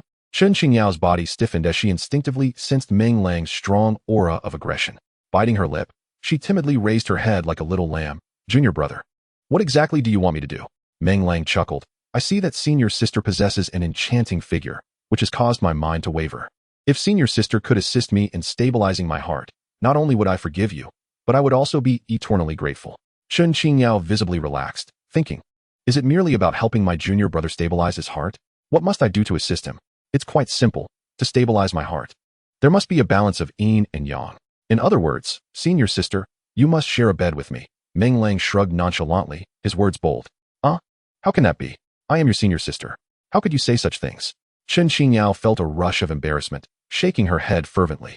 She realized then why rumors spread within the sect about her junior brother's flirtatious nature. This was indeed the truth. Just look at him. The moment his other senior sisters left, his true nature was fully revealed. She had thought herself guilty and was planning to sincerely apologize. It seemed, however, that the senior sister had no intention of helping. Meng Lang's voice took on a note of unfamiliarity. Chen Xingyao froze, feeling quite troubled. She seemed hesitant to express her reluctance, yet there was no overt aversion. After all, she harbored a certain mental readiness for such matters. If she managed to win over her junior brother, perhaps in a moment of joy, he might gift her a few beauty elixirs. However, the thought of her junior brother being a complete slacker made her feel somewhat awkward. It seemed to her that the situation was inherently flawed. Well, it was just her junior brother overthinking things. Her words were merely a playful attempt to amuse him. Junior brother, you should go seek Sister Lin Yu instead. She is the only one in this sect who genuinely cares about your path. As Meng Lang observed Chen Xingyao caught in her internal struggle, he narrowed his eyes and began to entice her. He was determined to prove that a person as talented as he could certainly handle a single sister. If all else failed, he would resort to the secret weapon he had used against Ji Rushua. Just as this thought crossed his mind, Chen Xingyao bit her lip and softly said, Junior brother, you must keep this a secret for your sister. Oh, is that it? Indeed, the sisters were too reserved. He realized he needed to be more proactive in the future. Rest assured, sister, my lips are sealed. Upon hearing Meng Lang's words, Chen Xingyao bashfully lowered her head, unsure of what to say next. Seeing that the moment had arrived, Meng Lang decisively took action and wrapped his arms around Chen Xingyao's slender waist. Sister, your waist is truly delicate. With that, he effortlessly lifted her into his embrace. The skirmish commenced swiftly, yet the struggle endured for a full 3 hours. As he watched Chen Xingyao bury her face in the bed, still too bashful to meet his gaze, Meng Lang cheerfully offered her a beauty elixir. Sister, I believe your skin could use some nourishment. This elixir is a small token of my affection. Upon hearing beauty elixir, Chun Qingyao's shyness dissipated, and she snatched the elixir from him. Confirming that it was indeed the coveted item every disciple in the sect longed for, her gaze towards Meng Lang softened considerably. This junior brother may have his flaws, but he was undeniably generous. She had heard whispers among her sisters, who spoke of others borrowing spirit stones to acquire a beauty elixir, and that those fortunate enough to obtain one could sell it for at least 100,000 spirit stones.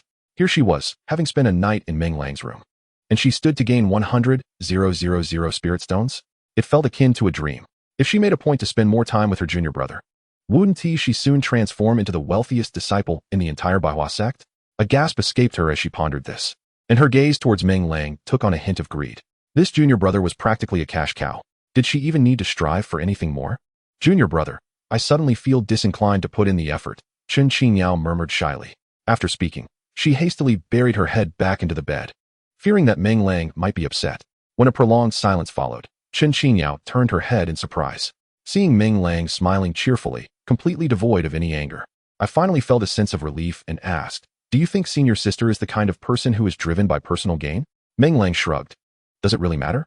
At what point in our cultivation do we not expend resources? How many cultivators can resist the allure of resources? I actually believe senior sister is genuine. Her willingness to voice such sentiments is far more candid than many others. Coincidentally, I appreciate this honesty of hers. If she were to claim she desires nothing, I would seriously question the veracity of her words. Of course, junior brother doesn't care about such things.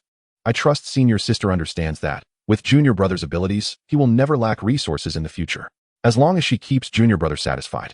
He is not one to be stingy. Chun Qingyao's eyes instantly curved into crescent moons. Though junior brother's words were quite pragmatic, they struck a chord deep within her. She had no faith in the ethereal notions of love between male and female cultivators. Licking her lips, Chun Qingyao beckoned to Meng Lang. Junior brother. Senior sister finds it a bit challenging to gauge your dimensions. Meng Lang shrugged in response. Well, it seems junior brother is also somewhat oblivious to senior sister's depths. Shall junior brother allow senior sister to measure again? Meng Lang's face darkened, yet he gritted his teeth and nodded. A man must never admit to his inadequacies. As he bid farewell to Chun Qingyao, Meng Lang once again profoundly understood the phrase, only a weary ox is truly exhausted. Releasing Chun Qingyao felt akin to a harvester mercilessly draining him of his vitality. For the first time, he experienced fear towards a woman. Knock, knock, knock. Just as he contemplated a nap to replenish his energy, a knock echoed at the door. Struggling, Meng Lang opened the door and sighed in relief upon seeing who stood outside. What brings you all here? Has the event at the market concluded?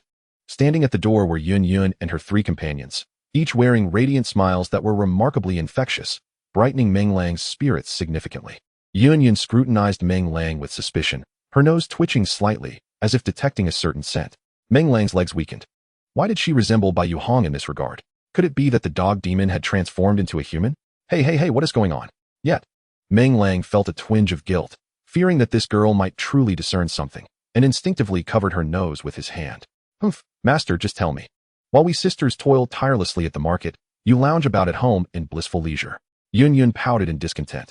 Meng Lang's face contorted in frustration. Indeed, this Yun Yun was exceptionally gifted, able to deduce events merely from a scent.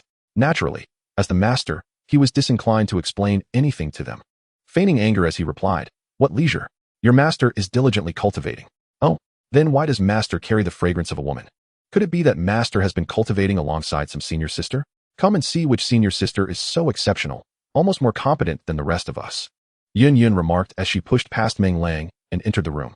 The trio of Yun Mei followed suit, each wearing radiant smiles as they rushed inside. Left standing at the door, Meng Lang felt a wave of speechlessness wash over him. It appeared that these girls had grown rather spoiled by his indulgence. How audacious they were, leaving him behind so casually. Taking a deep breath, he was about to enter the room to impart some lessons on decorum when he noticed a delicate azure scroll in Yun Yun's hand. His breath hitched. Could this possibly be the celestial shuttle he had obtained from Lu Ruyen? Chapter 57. Master, how dreadful you are, I no longer wish to engage with you. Master, guess what this is? Yun Yun glanced around the room, confirming the absence of others, and a dazzling smile illuminated her face as she turned to Meng Lang. Her voice laced with charm. Seemingly eager to flaunt her find, she even weighed the scroll in her hand. Meng Lang snorted softly. How brazen of this little girl to tease him. If he did not curb her arrogance, she might genuinely believe he was oblivious to the happenings within the room. Well, what if I guess correctly? Meng Lang retorted. Yun Yun cast a suspicious glance into his eyes, and for a fleeting moment, she sensed that he might be concocting some mischief. If you guess correctly, we shall willingly submit to your whims, Yun Yun declared, winking at the other girls. They understood the cue, instinctively puffing up their chests, leaving Meng Lang parched and flustered. So, you all conspired to bully me, did you? Meng Lang mused internally, casting a challenging glance at Yun Yun. The design blueprint for the celestial shuttle is still incomplete, I assenti it? Upon his words, the four girls exchanged glances, surprised. They had hoped to flaunt the scroll before him, only to realize he was already well aware of its content. With a hint of disappointment, Yun Yun pouted. Master, you are insufferable. I no longer wish to bother with you. Master, do tell me which senior sister confided in you. I shall have her silenced, she exclaimed, her voice tinged with mock outrage. Cough, can I say I merely guessed? Meng Lang quickly feigned ignorance. Seeing the girls exchange looks that questioned his intelligence, he awkwardly smiled and stepped forward to pull Yun Yun into his embrace. All right, Master admits his mistake. You all performed splendidly today, and I was thinking of rewarding you. Really? Yun Yun's face lit up with a shy excitement. Without hesitation, Meng Lang planted a quick kiss on her cheek. Of course, it's true. Feigning shyness. Yun Yun leaned her head against Meng Lang's chest and asked, what shall our master reward us with? How about some chicken legs? Meng Lang replied without a moment's hesitation. Yun Yun stared wide-eyed in astonishment. In the next moment, her gaze slowly descended, fixating on the small white flag raised by Meng Lang. It seemed that the chicken leg provided by the master might not suffice for the both of us sisters. Ahem. Meng Lang coughed awkwardly.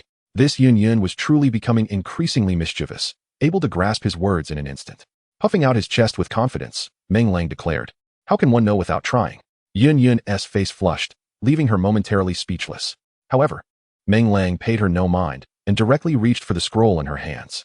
Detected incomplete exquisite artifact blueprint for the Escape Heaven shuttle. Would you like to spend 500 pleasure points to restore the blueprint? The system's prompt filled Meng Lang with joy. These pleasure points were indeed omnipotent. Although 500 points were required, it was truly worth it. This was a means of transportation. If he could forge it, wouldn't he be able to soar through the skies? Having traversed these 30 years, Meng Lang had long harbored dreams of flying freely across the heavens. Regrettably, his strength was lacking, compounded by his meager finances. Not to mention this exceedingly rare transportation artifact, he didn't even possess a single decent ordinary artifact. If he hadn't arrived at the 100 Flowers Sect and activated the belated system, he would still be languishing in some obscure corner of the world. This 100 Flowers Sect was indeed a sanctuary for him. No, this Lu Rian was truly a benevolent soul, providing him exactly what he lacked. The mere thought that the blueprint for the Escape Heaven shuttle originated from Lu Rian made Meng Lang harbor a newfound fondness for her. He glanced at the pleasure points he possessed, just enough, precisely 500 points. Meng Lang promptly chose to restore the blueprint. The Escape Heaven shuttle blueprint has been restored and is currently equivalent to an exquisite artifact. Would you like to consume 1,000 pleasure points to upgrade the blueprint to a spiritual artifact? Meng Lang's legs weakened, causing his body to sway. Good heavens!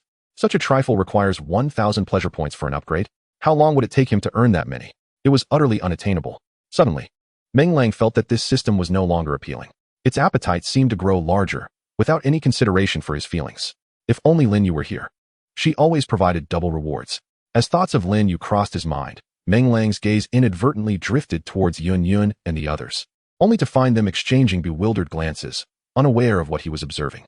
Little did they know, Meng Lang was meticulously examining the favorability ratings displayed on their panels. Confirming that all their favorability ratings were stuck at 90, he realized that his wish to garner double pleasure points from them was likely to be in vain. Alas, how could he elevate their favorability ratings to the maximum? Was it necessary to execute a grand gesture? Never mind, haste makes waste. Grumbling softly, Meng Lang turned his attention back to the blueprint of the Escape Heaven shuttle. After meticulously studying the materials required to forge the sky-escaping shuttle, he finally comprehended why such a mode of transportation was exceedingly rare. The mere procurement of these materials could very well cost an ordinary cultivator their life. Just by examining the components of the sky-escaping shuttle, Meng Lang surmised that amassing such a collection of materials would necessitate no less than 1,000,000 spirit stones, truly a beast that devours wealth. How many spirit stones had he garnered over the past 3 days? Reflecting on spirit stones, Meng Lang casually inquired. Upon hearing this, Yun Yun instinctively puffed out her chest, teasingly suggesting, why not take another guess, master? Meng Lang's lips twitched. It seemed Yun Yun was quite enjoying this game. Noting Meng Lang's peculiar expression, Yun Yun only grew more pleased with herself. She fixed her gaze upon him, licked her lips, and leaned closer, whispering with a warm breath against his ear. If you guess correctly, my sisters and I shall fulfill any request of yours. However, should you fail, do not blame us for presenting some unreasonable demands. Taken aback, Meng Lang felt a surge of insecurity. Considering he had nothing to lose, he steeled himself and boldly ventured a number. 800,000? Yun smiled mysteriously, beckoning him to guess again. Could it be 1 million? This event is so popular? Meng Lang hesitated at the thought, astonished that such a sum could be amassed in merely 3 days. Yun smiled gently, shaking her head once more. Meng Lang's eyes widened. Was it possible that even 1 million was insufficient? Could it be 150,000? Yun covered her mouth, grinning with satisfaction, and gestured a number with her fingers. Upon seeing the figure she indicated, Meng Lang nearly stumbled in disbelief. It was 200,000. Was this pill truly so lucrative? Alas, master, you have guessed incorrectly, Yun said with a mischievous smile. Meng Lang could only laugh in exasperation, extending a hand. Very well, I accept my punishment. Yun nodded in approval, then exchanged a knowing glance with the other maidens. They understood immediately, without another word, and placed their delicate hands upon their waist sashes. Meng Lang looked at them suspiciously, wondering if this was truly a punishment. Just as he entertained this thought, he realized he had gravely misjudged the situation. The sashes they had untied were not discarded. Instead, they held them in hand, approaching him with mischievous intent. The following day, Meng Lang emerged from the Fresh Breeze residence, nearly crawling. Who could fathom what he had endured the previous night? Staring blankly at the marks still etched upon his arms, he felt a torrent of emotions. Who, indeed, was the true master here?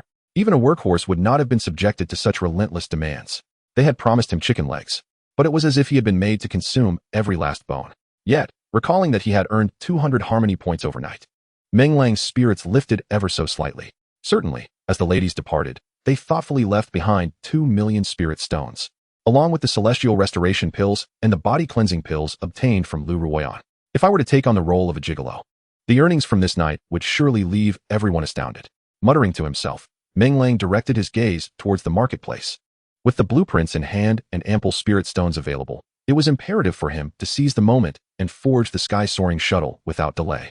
Allowing such a valuable item to languish in his storage bag would be a sheer waste. Meng Lang had already devised a plan. First, he would visit the inner courtyard to reconnect with Nangong Linglong, then procure all the necessary materials, and on his way, he would stop by the array hall to share a cup of tea with Elder Wu. Since she had made the first move, it would be foolish of him not to reciprocate. It had been quite some time since he last saw senior sister Nangong. He wondered if she might harbor any ill feelings towards him. But never mind, women often require a bit of coaxing. I cannot believe that with the beauty pills presented before her, she would not smile at me. With this thought, Meng Lang felt a surge of vitality within him. As he took a few steps outside, he heard the creaking of Ji Rushue's door opening. Instinctively, he looked over. Upon seeing Ji Rushue emerge with a pallid visage, his lips twitched, and he quickly approached her with a smile. Senior Sister Ji, it has been a while. You seem unwell. Is your health compromised? I have various pills I crafted myself. Would you care for some? Ji Rushue cast a cold glance at Meng Lang, said nothing, and turned on her heel to re-enter the house. The door slammed shut, leaving Meng Lang in a state of bewilderment. What does this mean? Surely, after sharing even a fleeting moment together, they had some bond? Did she truly disregard him with such indifference? Has her aloof demeanor returned? Very well. If she wishes to play hard to get, let us see how she fares when she comes seeking my assistance next time. I will see to it that she is at my mercy. Feeling slighted, Meng Lang pointed an irritated finger at Ji Rushue's door before he heaved a sigh and made his way to the marketplace. Just as he departed, Ji Rushue's door creaked open again, and cautiously peering out, she confirmed that Meng Lang's figure had vanished.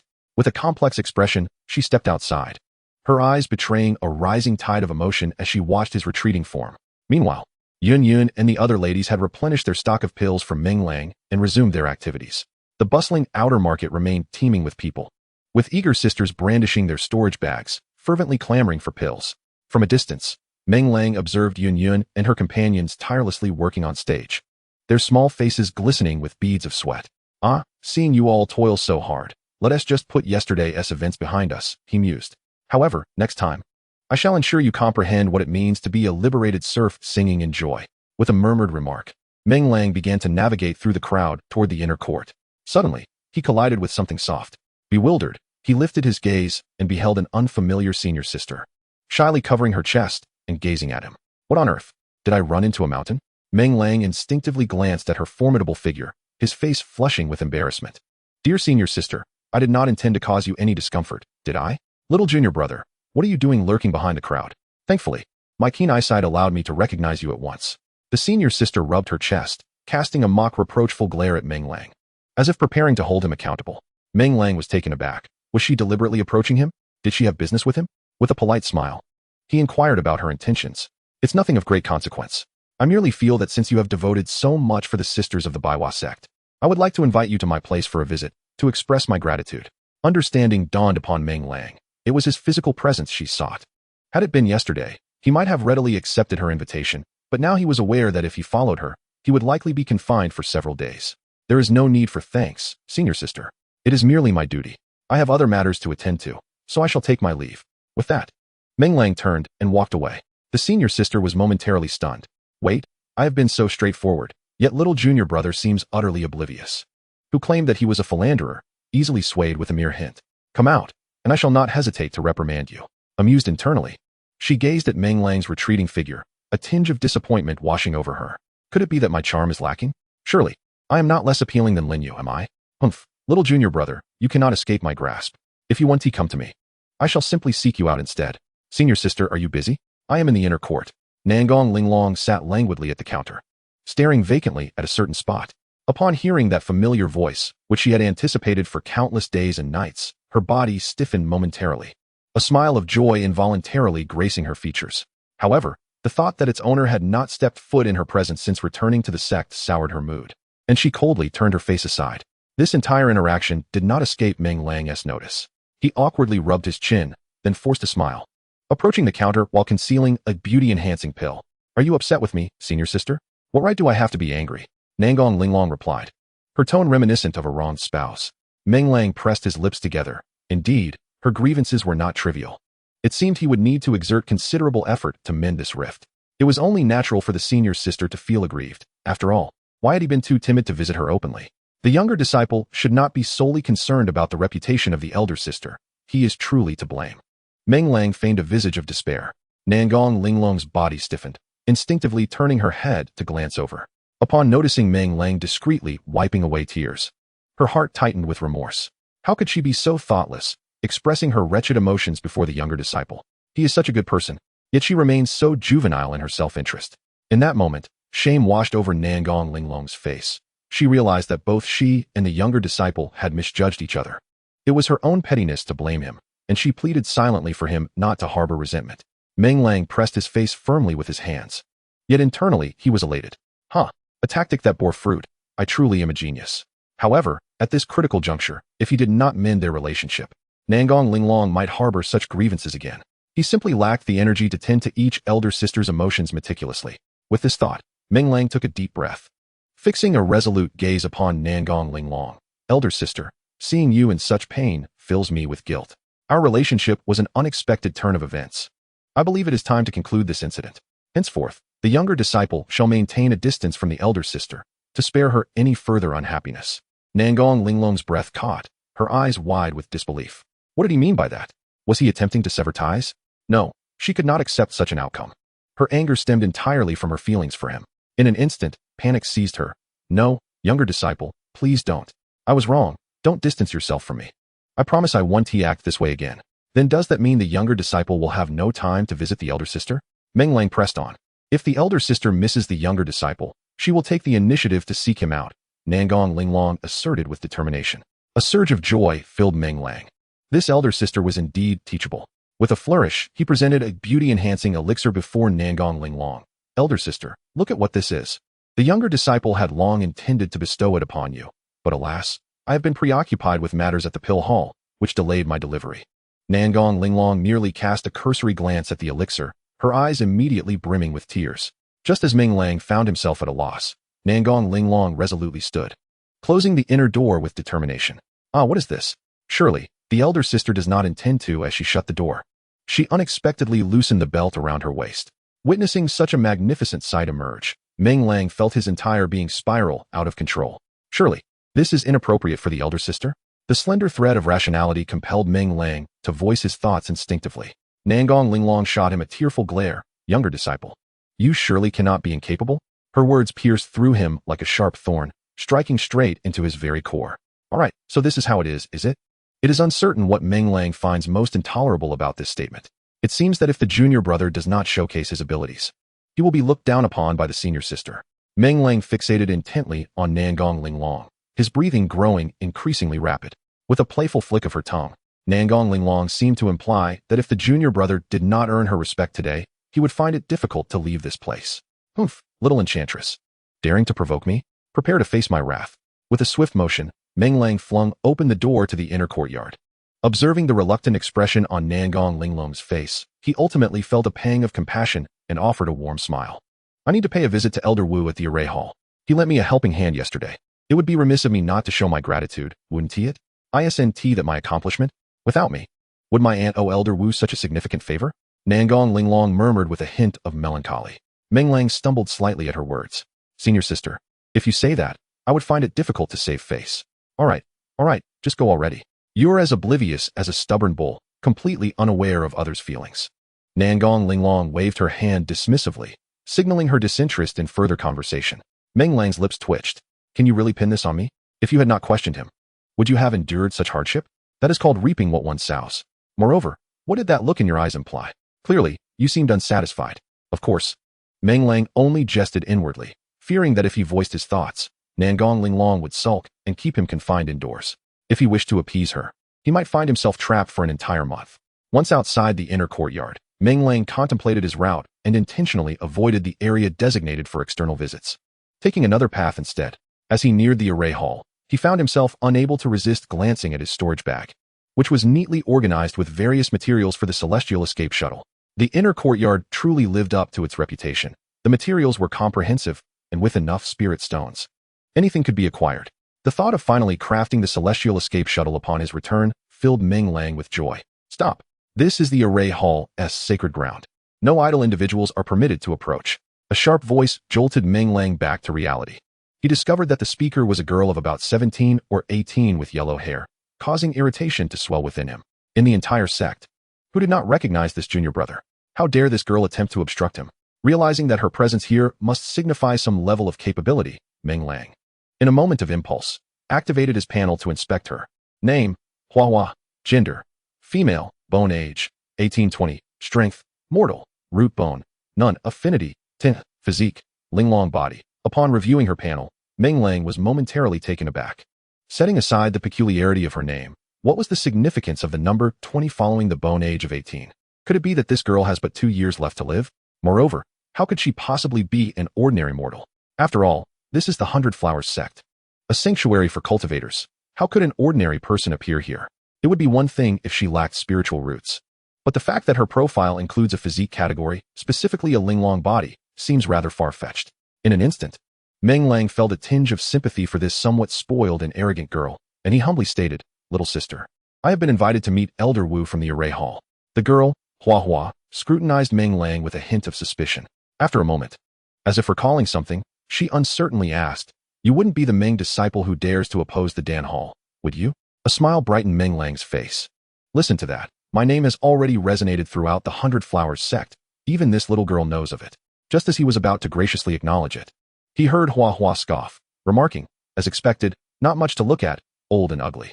Meng Lang's cheeks twitched in response. I say, little girl, hasn't your master taught you not to speak such unkind words to someone's face? Do you realize that such comments can lead to consequences? Instinctively, he glanced at her backside, contemplating whether he should impart some lessons in manners to this girl on behalf of Elder Wu.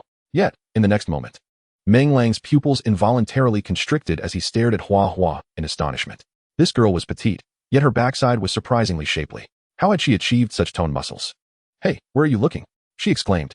My master was right. There isn't a decent man among the male cultivators. Meng Lang's expression darkened. He pondered whether it would be best to simply turn and leave. Perhaps it was better not to meet Elder Wu at all. Is this how one educates their disciple? Just as he was about to speak, the bag at his waist, which contained the stone egg, began to tremble. Ah, stone egg. You think this girl is being unreasonable too, don't you? The stone egg shook violently once again. All right. We won't demean ourselves by engaging with men. As soon as Meng Lang murmured this, the stone egg fell silent. He was nearly exasperated to the point of fury. It seems the array hall does not welcome me, and thus, I shall take my leave. He bowed slightly to Hua and turned to depart. What nonsense. Go play in the mud. I may not be able to confront you, but I can certainly avoid you. Hey, stop right there. Seeing Meng Lang turn to leave, Hua was not pleased. Meng Lang glanced back at her, finding it a waste of time to even respond. under his gaze. Hua Hua took a moment to compose herself before forcing a smile once more. Since you're here to see my master, it wouldn't do to leave without meeting him, would it? If word gets out, how will the other senior sisters perceive our array hall? Moreover, if my master learns of this, he might not speak to me for days. It appears that my senior sister intends for me to let you in, doesn't it? Meng Lang replied nonchalantly. Hua Hua nodded slightly, a barely perceptible smile gracing her lips. You may enter, but our formation hall has its own rules. Upon hearing this, Meng Lang turned to leave once more. He realized that engaging in idle chatter with the other party was a waste of precious time. He could utilize this moment to amass his own strength instead. This time, however, Hua Hua was more eager than Meng Lang. She spread her arms wide, resembling a mother hen protecting her chicks, and obstructed his path. You cannot leave. Why not? Surely, the formation hall is not so domineering as to prevent entry and exit at will? Meng Lang's patience began to wane. Hua Hua's expression shifted through a range of emotions before she finally gritted her teeth and declared, You may go, but only if you concede that you are inferior to me.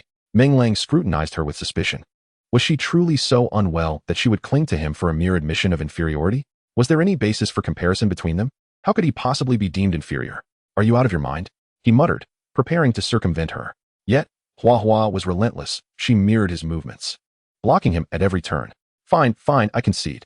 I am inferior to you. Are you satisfied now? Just as Hua Hua was about to leap in triumph, she seemed to hear something and immediately hung her head. With a dissatisfied glance in a certain direction, she turned back to Meng Lang and said, My master has instructed you to enter.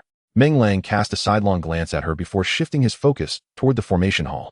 Behind him, Hua Hua flailed her delicate fists in the air, gritting her teeth before shouting at his retreating figure, Meng Lang, dare you to challenge me?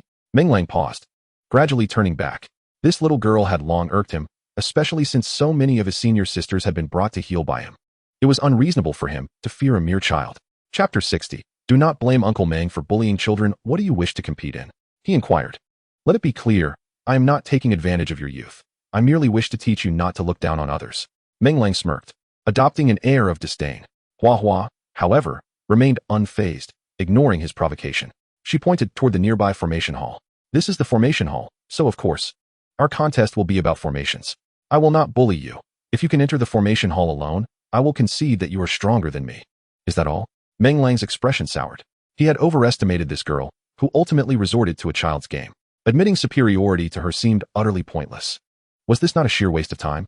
He possessed the eye of void distortion. While he might not be able to decipher some advanced formations, safely navigating through them was hardly a challenge. Are you afraid? He taunted. After all, you are merely an alchemist, and your master boasts that your formations surpass mine. I see she is merely elevating you to undermine me. Meng Lang was taken aback. Did Elder Wu truly say such a thing? When had the other party learned of his proficiency in formations? Upon scrutinizing Hua Hua, Meng Lang found her demeanor uncharacteristic of a liar, which inevitably sparked a flicker of suspicion within him. Could it be that she had been observing him in secret? Was it possible that she was fully aware of his every action? My goodness, why does it feel as though Elder Wu possesses an unsettling fixation? Why not simply fulfill the role of an elder without resorting to such invasive behavior? Noticing the shift in Meng Lang's gaze, Hua Hua pouted and inquired, Are you going to compete or not? Are you perhaps afraid? Afraid of you? Meng Lang puffed out his chest. I fear you might be unable to handle defeat and end up in tears, leaving me to console you. Oh, so you're implying that you find me lacking, Hua Hua retorted, her face a canvas of indignation. Instinctively, Meng Lang nodded, his gaze inadvertently fixating on her chest. Indeed, it was rather diminutive, almost non-existent. Realizing where his attention lay, Hua Hua's annoyance intensified, and like a feisty kitten, she pounced, scratching and tugging at him. This startled Meng Lang considerably. If it were any other senior sister, he could have held his ground, but this spirited girl was merely a mortal, and he feared that even a slight miscalculation could lead to dire consequences. In that moment, Meng Lang felt on the brink of exasperation. Stop. It's merely a contest, I agreed, didn't I? As Hua Hua's hand ventured toward his lower half, he quickly raised his hands in surrender.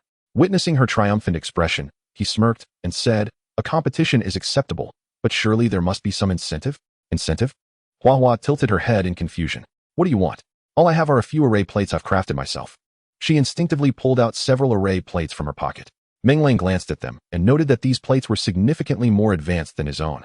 It was clear that this girl possessed considerable talent in the art of arrays, far surpassing his own abilities. If he could manage to acquire her array plates, his own resources would undoubtedly increase substantially. Ah, little girl, do not resent your Uncle Meng for taking advantage of a youthful lamb, he thought mischievously. All right, I will accept these, considering you seem to have it rough. Hua eyed him skeptically and protested. What about your incentive? I've heard you possess quite a few valuable items. Meng Lang suppressed a smirk, promptly producing a warm heart pill. Do you know what this is? Hua cast a glance at the pill in his hand, then disdainfully remarked. Isn't that just the warm heart pill, which only you are capable of refining? What is so impressive about that? I have no use for it. Hey, you little rascal. Meng Lang retorted, feeling a twinge of irritation. It seemed this girl had a knack for countering him. Reflecting on her status as a mortal with no cultivation, he realized she truly would have no need for it. With a determined resolve, Meng Lang cautiously retrieved a beauty-enhancing elixir. Surely this would suffice. After all, the senior sister within the sect had offered a staggering price of 100,000 spirit stones for it. If you emerge victorious, this treasure shall be yours. However, Hua continued to shake her little head, leaving Meng Lang utterly perplexed. So, are you implying that the value of my elixir pales in comparison to that of a mere candy? Undeterred, Meng Lang rummaged through his belongings to produce several other elixirs. But the outcomes were largely the same. Only the Celestial Restoration Pill and the Essence Cleansing Pill elicited a fleeting moment of excitement in Hua. Before her demeanor quickly returned to indifference. I refuse to believe that I am outdone by a mere child.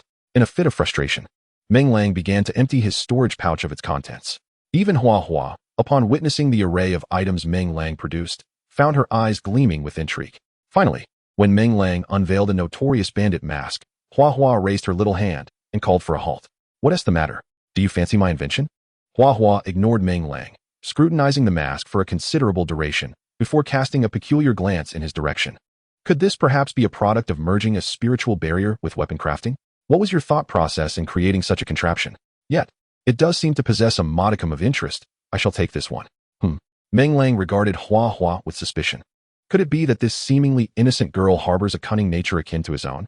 Nevertheless, at last, he had found an item that captured her attention.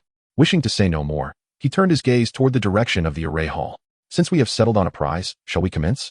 Let us establish the terms. Should I win, your array discs shall be mine. Should I lose, this mask becomes yours. Understood, you truly are verbose. Are you even a man? You prattle more than my master. Hua displayed an expression of impatience. Meng Lang stumbled slightly.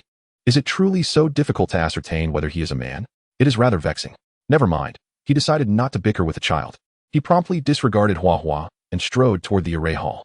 As his foot landed on a particular spot, the scene ahead instantaneously transformed into a treacherous landscape of blades and flames. Meng Lang paused momentarily, a smirk of disdain gracing his lips, before stepping onto another position. In an instant, the perilous terrain vanished, replaced by a serene expanse filled with the sweet melodies of nature. Unfazed, Meng Lang continued on his way with steadfast determination. Outside the array, Hua watched Meng Lang's actions with wide-eyed astonishment. After a considerable pause, she muttered in dissatisfaction, "This pace seems even faster than my first attempt. Could it be that my master did not deceive me? Is Meng Lang truly a prodigy of the array arts? No, I, Hua, am the chief disciple of the array hall. I refuse to believe that an old fool could surpass me. We shall see how you navigate the next array." In the midst of her reflections, Hua's competitive spirit was once again ignited, her gaze fixed intently on Meng Lang within the array. Upon noticing Meng Lang's body frozen in place, a triumphant smile involuntarily graced her lips. Chapter 61. Breaking through the array hall inside the array. Meng Lang cast a doubtful glance at Hua outside, unable to suppress his murmurs. Is being so ostentatious truly advisable? What if Elder Wu takes a liking to me and insists on making me his disciple? Should I agree or decline? Meng Lang possessed the formidable advantage of a system. With sufficient Huan points, he could create any array without the need to exhaust himself in search of a master. If he were to outright refuse, what if the elder became incensed? That would be a considerable loss for him. Contemplating this, Meng Lang felt a headache brewing. Winning would surely attract Elder Wu's attention. Yet losing would subject him to ridicule from that mischievous little girl, Hua. It seemed that winning was not entirely desirable, while losing left him feeling somewhat unsatisfied. Never mind. He decided to slow down and observe the situation. Hua, observing Meng Lang's every move from outside the array, remained oblivious to his inner turmoil, mistakenly believing he was merely struggling against the array's constraints. Humph, it appears you are not as formidable as they say. A mere illusion array has you in such a quandary, and yet Master claims I am inferior to you. With a huff, Hua felt somewhat relieved. Although the array disc was trivial for her, the thought of losing to Meng Lang felt utterly humiliating. If word of this got out, how could she face others in the sect? As she pondered her future, a figure suddenly materialized before her. It was Elder Wu. Master. Upon seeing Elder Wu, Hua's eyes sparkled with joy. only to be quickly replaced by a sense of evasion. Hua, what shall I say to you? Elder Wu began, his tone laced with concern. That Meng Lang possesses exceptional alchemical talent, and I invited him here, hoping he might assist you. Yet you have chosen to challenge him instead. But master, he is utterly insufferable. Hua protested, puffing out her flat chest defiantly. Elder Wu sighed, shaking his head. His eyes filled with love and a hint of sorrow as he gazed at Hua. She was a naturally gifted individual, endowed with an extraordinary aptitude for arrays. Yet fate had dealt her a cruel hand. She could not cultivate and bore an incurable ailment, with a paltry 2 years of life remaining. Despite his unwavering dedication to her, he understood that Hua was ultimately not his true successor. Upon discovering Meng Lang's remarkable talents in both alchemy and arrays, Elder Wu conceived a plan to invite him to the array hall, intending to assess whether he truly possessed the potential for array mastery. If he could take Meng Lang as a direct disciple, the legacy of his array teachings would be secured for future generations. Moreover, Hua was brought back to the sect from the mortal realm, nurtured with utmost care as if she were her own daughter. Even if she were not her biological child, the bond they shared was nearly indistinguishable. If Meng Lang possessed any means to alleviate Hua's hidden affliction and assist her in embarking upon the path of cultivation, she would embrace her impending demise without regret. Initially, everything seemed to be progressing according to her expectations. However, upon reaching her doorstep, she found herself thwarted by Hua. In an ironic twist, the two engaged in a contest of wills. Casting another glance at Meng Lang within the formation, Elder Wu began to ponder. The formations in the array hall were far from simple. Typically, a mere nascent soul cultivator would not dare to disregard them, and those below the golden core stage would be subject to severe trials. Remarkably, Meng Lang, with only a cultivation level of qi refinement at the 5th stage, had managed to pass the first 2 formations with ease, prompting Elder Wu to take action and reveal herself. Yet, observing Meng Lang's current state, it appeared he had reached his limit. Just as Elder Wu contemplated having Hua soften her stance to bring him out, she witnessed Meng Lang making another move, astonishingly bypassing the 3rd layer of the formation. How could this be possible? The fact that Meng Lang had once again traversed a layer of the formation caused even Hua, standing nearby, to lose her composure. Surely, he must be relying on luck. This was beyond fortuitous. A sense of urgency arose within her. She had to impose greater challenges upon him and ensure he did not succeed. With a mischievous glint in her eyes, Hua muttered to herself. After a brief search, she unearthed an ancient iron tablet from her belongings.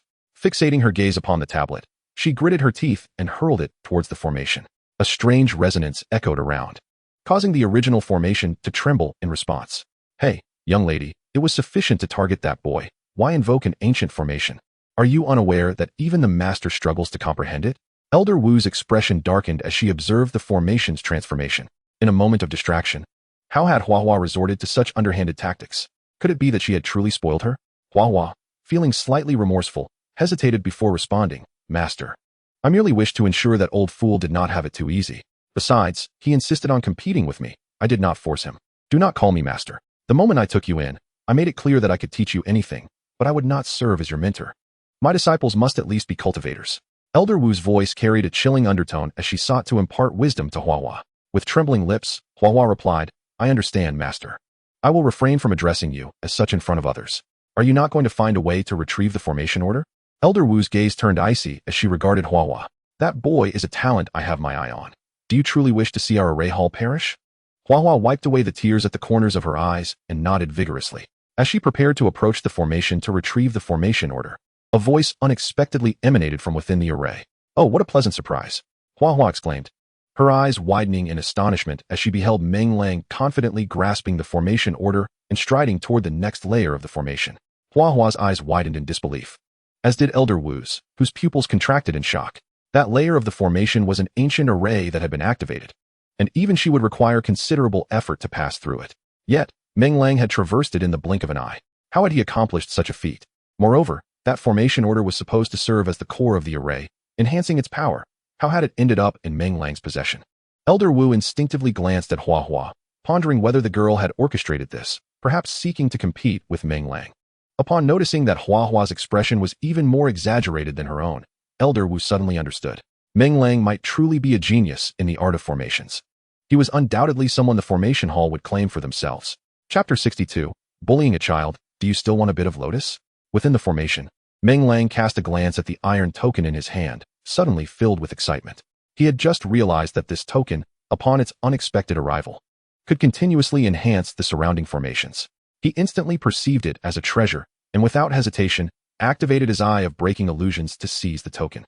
It was only at that moment, while grasping the token, that Meng Lang remembered there were an elder and a younger person observing him from outside. If he were to act too exaggeratedly, it might lead to undesirable consequences. Why is my hand so restless? He muttered irritably, scrutinizing his own hand. Stealing another furtive glance at the elder and the younger outside the formation, Meng Lang decided to take a different approach. He plopped down onto the ground, leaned back, and closed his eyes as if he were asleep. After all, there was no time constraint. Pretending to be stumped by a problem should pose no issue, right? What's up with that kid? Why is he lying on the ground, asleep? Outside the formation, Elder Wu was filled with anticipation regarding Meng Lang's next actions, only to be taken aback when he lay down on the ground to sleep after acquiring the iron token. She felt a wave of shock wash over her. Hua Hua stole a glance at Elder Wu and noticed that the elder no longer seemed angry with her, which relieved her greatly. Reflecting on Elder Wu's previous demeanor, Hua Hua's gaze toward Meng Lang turned resentful. It was all this old fool's fault. Had it not been for him, would her master have scolded her? Usually, her master spoke to her in gentle tones, never exhibiting such ferocity. If only the formations in the formation hall were lethal arrays. That old fool would not see the light of day again. Muttering to herself, Hua Hua turned to Elder Wu with an ingratiating smile. Master, do you think that junior brother might be incapable? I believe his earlier success in traversing the formation and absconding with the ancient formation order was merely a stroke of luck. Just look at him now. Doesn't this qualify as a complete failure? Elder Wu tilted his head to glance at Hua Hua, uncertainty flickering in his eyes. What wager did you make with him? He inquired. Whether he can navigate the formation alone, Hua Hua instinctively replied. A faint smile curled at the corner of Elder Wu's lips. Is there a time limit? No time constraints have been imposed. Hua Hua's smile began to wane with uncertainty. What does that imply, master? Could it be that the old fool is doing this on purpose? How utterly vexing. Though Hua Hua occasionally exhibited a touch of stubbornness, her intelligence was undeniable, especially regarding the intricate nature of formations. Elder Wu's few words had illuminated everything for her. It seemed Meng Lang intended to conceal his true abilities. How foolish she had been to underestimate him, dismissing him as an old fool, only to realize he was indeed a master of subtlety. Recalling how he had gained renown within the sect through alchemy, and now with his exceptional talent in formations, she was further astonished when she remembered the black cloth he had claimed was his own invention. Was this truly the old fool she had deemed him? A master in alchemy, adept in formations, and skilled in artifact crafting. If he was considered a waste, what did that make her, who barely qualified as a cultivator? In that moment, Hua Hua felt a rush of embarrassment wash over her. Standing before Meng Lang, she felt unworthy even to carry his shoes. Damn it, you are so formidable. Yet you led me to wager against you, she thought, her breath growing shallow. For an instant, she wished to storm into the formation, seize Meng Lang by the ear, and fiercely demand, "Are you really so cruel as to bully a child?" Yet, realizing Meng Lang's ability to hide his true talents was a rare virtue in this harsh world of cultivation, she resolved to learn from him rather than engage in endless rivalry. "I understand, master," she said, clenching her small fist resolutely, though her heart brimmed with reluctance. She managed to respond with a sweet smile. "Go now, put an end to this farce. I shall await you at the tea house." With that, Elder Wu uttered a final remark before his form gradually faded away. Once Hua Hua confirmed her master had indeed departed, she reluctantly approached the formation. Within the formation, Meng Lang was lost in a delightful dream. In his slumber, he was wed, surrounded by friends and family as they ushered him into the bridal chamber on the night of his nuptials. As he cautiously lifted the veil of the bride, he was jolted awake upon seeing her face. She bore an uncanny resemblance to Hua Hua. What a calamity, it cannot be her, Meng Lang muttered to himself. Just as he was about to rub his temples to dispel this nightmare, he heard Hua Hua's voice beside him. "Who is there? Were you not dreaming sweetly?" Meng Lang jolted upright, thoroughly startled. After several moments of scrutiny, he glared at Hua Hua in dissatisfaction. "But the ordeal has not yet concluded. What brings you here? Are you conceding defeat?" Upon hearing these words, Hua Hua felt an immediate surge of anger. Just as she was about to explode, she recalled her master's words, causing her fury to subside considerably. "You won, is that enough? My master is waiting for you at the tea house." "Me? I won." Meng Lang was momentarily taken aback. Had he truly accomplished something while merely taking a nap? Was it possible that he had sleepwalked through the remaining formations? If that were the case, it would indeed be quite troublesome. Hua Hua seemed to have discerned Meng Lang's thoughts and pointed a finger at his chest, glaring fiercely. "Uncle Meng, is there something dark within you?" "Dark?" Meng Lang was momentarily stunned but quickly grew dissatisfied. "What do you mean? Are you implying I have a dark heart? What had he done to warrant such an accusation?" "Wait, no. Could it be that the girl had uncovered something?" That was illogical.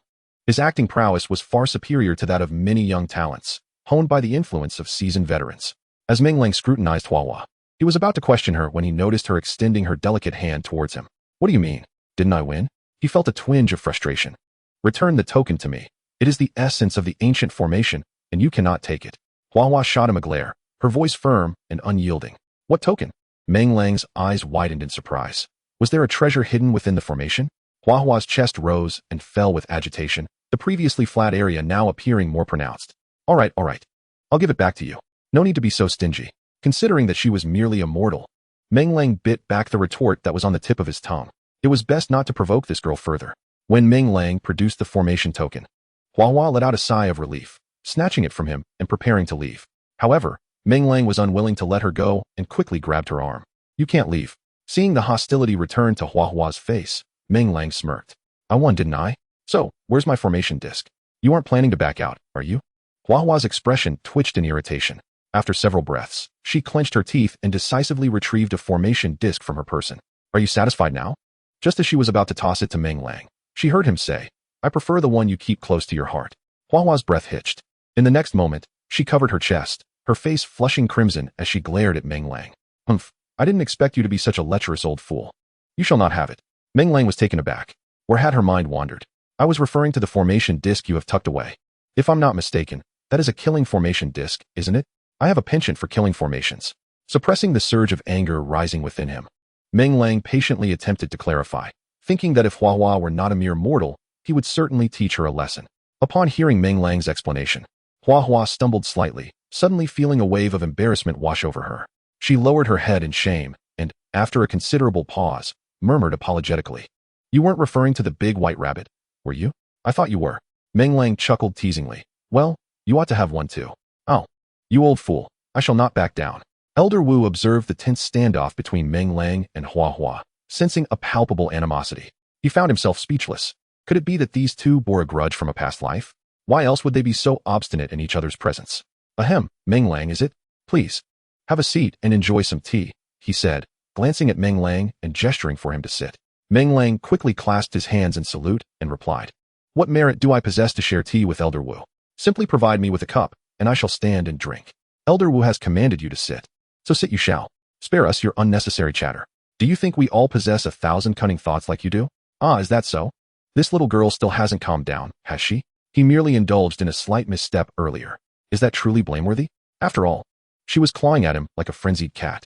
His only thought was to reclaim his rightful spoils, and inadvertently, he had grasped something soft. Realizing the mistake, he promptly withdrew and apologized. Yet, who would have imagined that Hua would chase him relentlessly? If she weren't merely a mortal, he might have ended up with a disfigured face today. Meng Lang was reluctant to engage with someone as tempestuous as Hua. He could neither provoke her nor evade her wrath. Casting a pleading glance at Elder Wu, he found the elder lost in contemplation, leaving Meng Lang feeling utterly exasperated. Surely, this old man was not doing this on purpose? Humph, and he dares to claim he lacks cunning. He likely possesses more than anyone else here. Finally, just as Meng Lang felt on the verge of despair, Elder Wu spoke in a tranquil tone. Hua, Meng Lang is a guest. He must not be treated with disrespect. Understood, Elder Wu, Hua reluctantly muttered. Meng Lang, dismissing her, mimicked Elder Wu's posture and half knelt on the mat. Upon seeing Elder Wu push a cup of tea toward him, he thoughtlessly lifted it and took a hearty sip. This tea? A warm current surged through him, and he was momentarily taken aback. Are you a fool? Such precious enlightenment tea, and you down it in one go. Hua's critique made Meng Lang wish to slap himself. This Elder Wu was excessively generous, offering such a rare beverage to a mere practitioner with mediocre attributes. Was this not a waste? For many cultivators, enlightenment tea is an unattainable luxury. Rumors abound that nurturing a single tea tree is an arduous task, with each watering requiring spirit milk. Even so, it is said that only after a century can one harvest merely an ounce or two. The auction house has held several sessions for the Wu Dao tea, which is said to be priced by the gram, with each gram fetching a staggering price.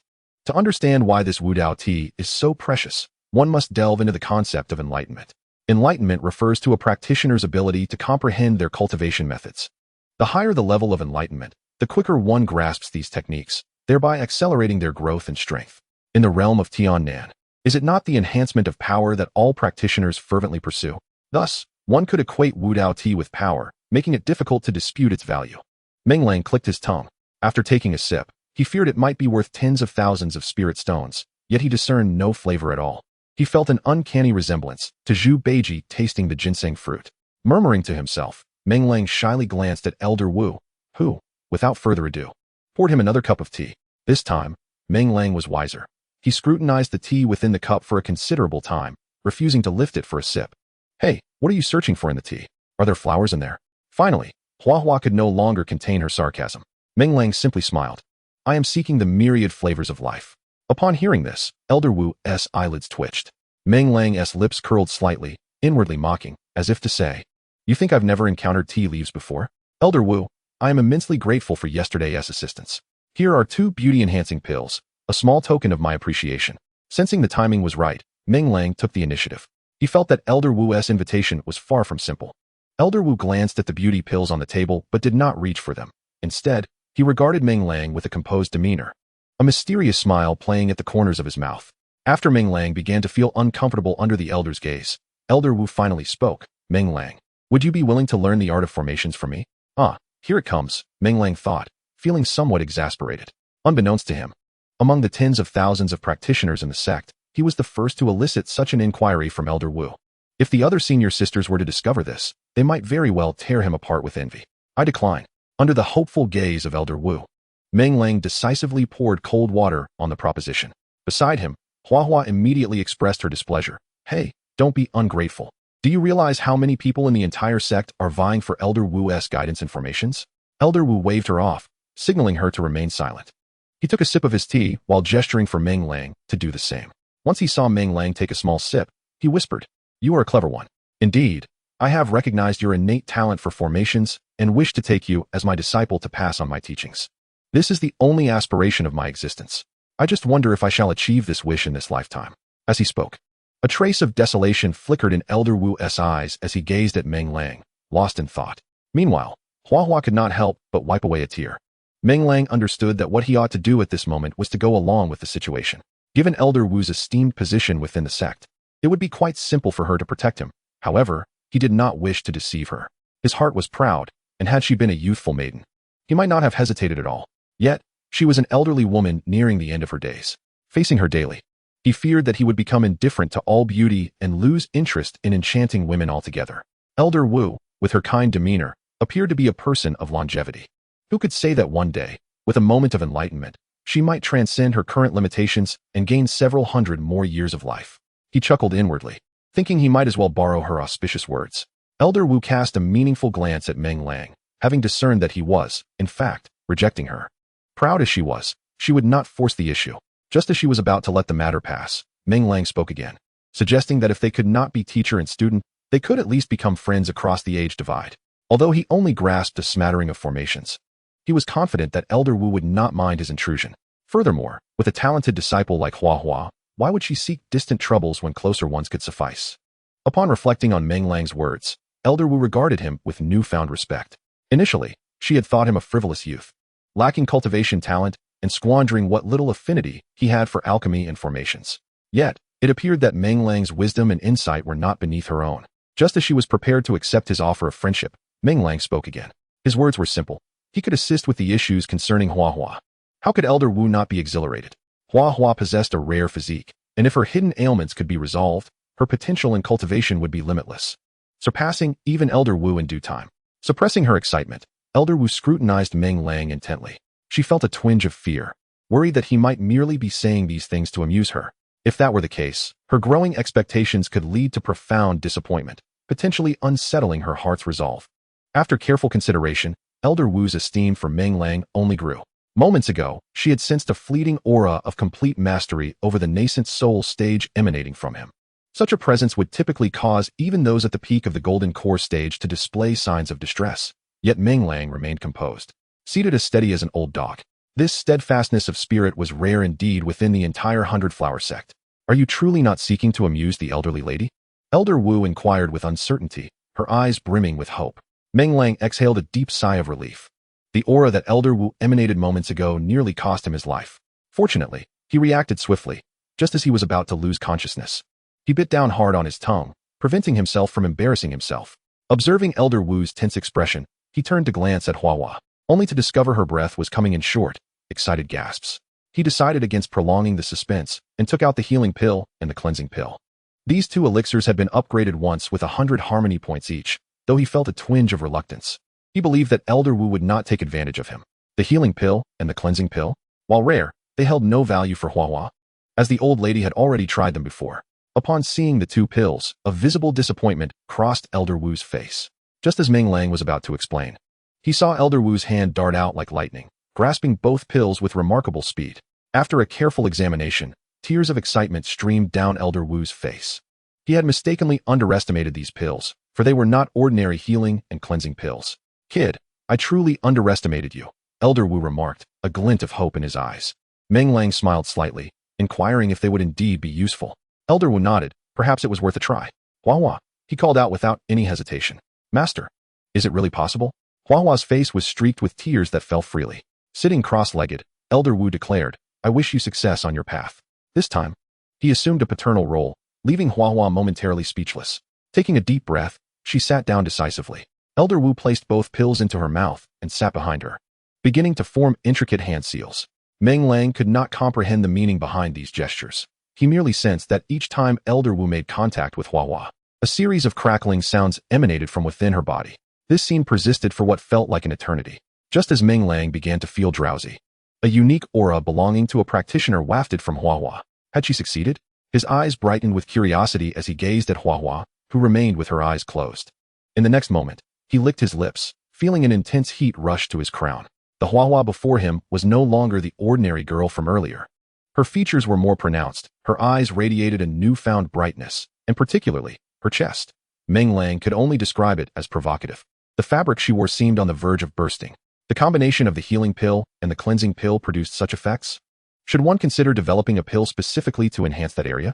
If such a pill truly existed, it could rival the influence of beauty-enhancing elixirs, perhaps? While Meng Lang pondered these thoughts, Hua's tightly shut eyes suddenly flew open. She took a moment to sense her body before fixing her gaze intently on Meng Lang. Before he could react, Hua lunged at him with the ferocity of a tiger, knocking him to the ground. Feeling the pressure of two balloons against his body, Meng Lang was caught in a whirlwind of emotions, both laughing and crying, signaling to Hua to steady herself. Be careful, your movements may lead to unintended consequences. Hua shot a glance at Meng Lang, and without further ado, tapped his forehead, saying, thank you. As Hua rose, Meng Lang's thoughts were a tangled mess. Did this count as being forcefully pushed?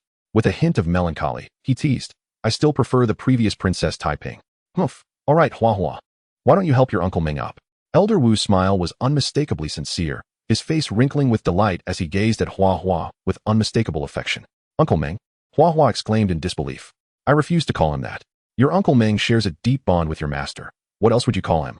We must maintain proper respect for the generations, Elder Wu added sagely. Hua muttered something under her breath, but dared not protest further.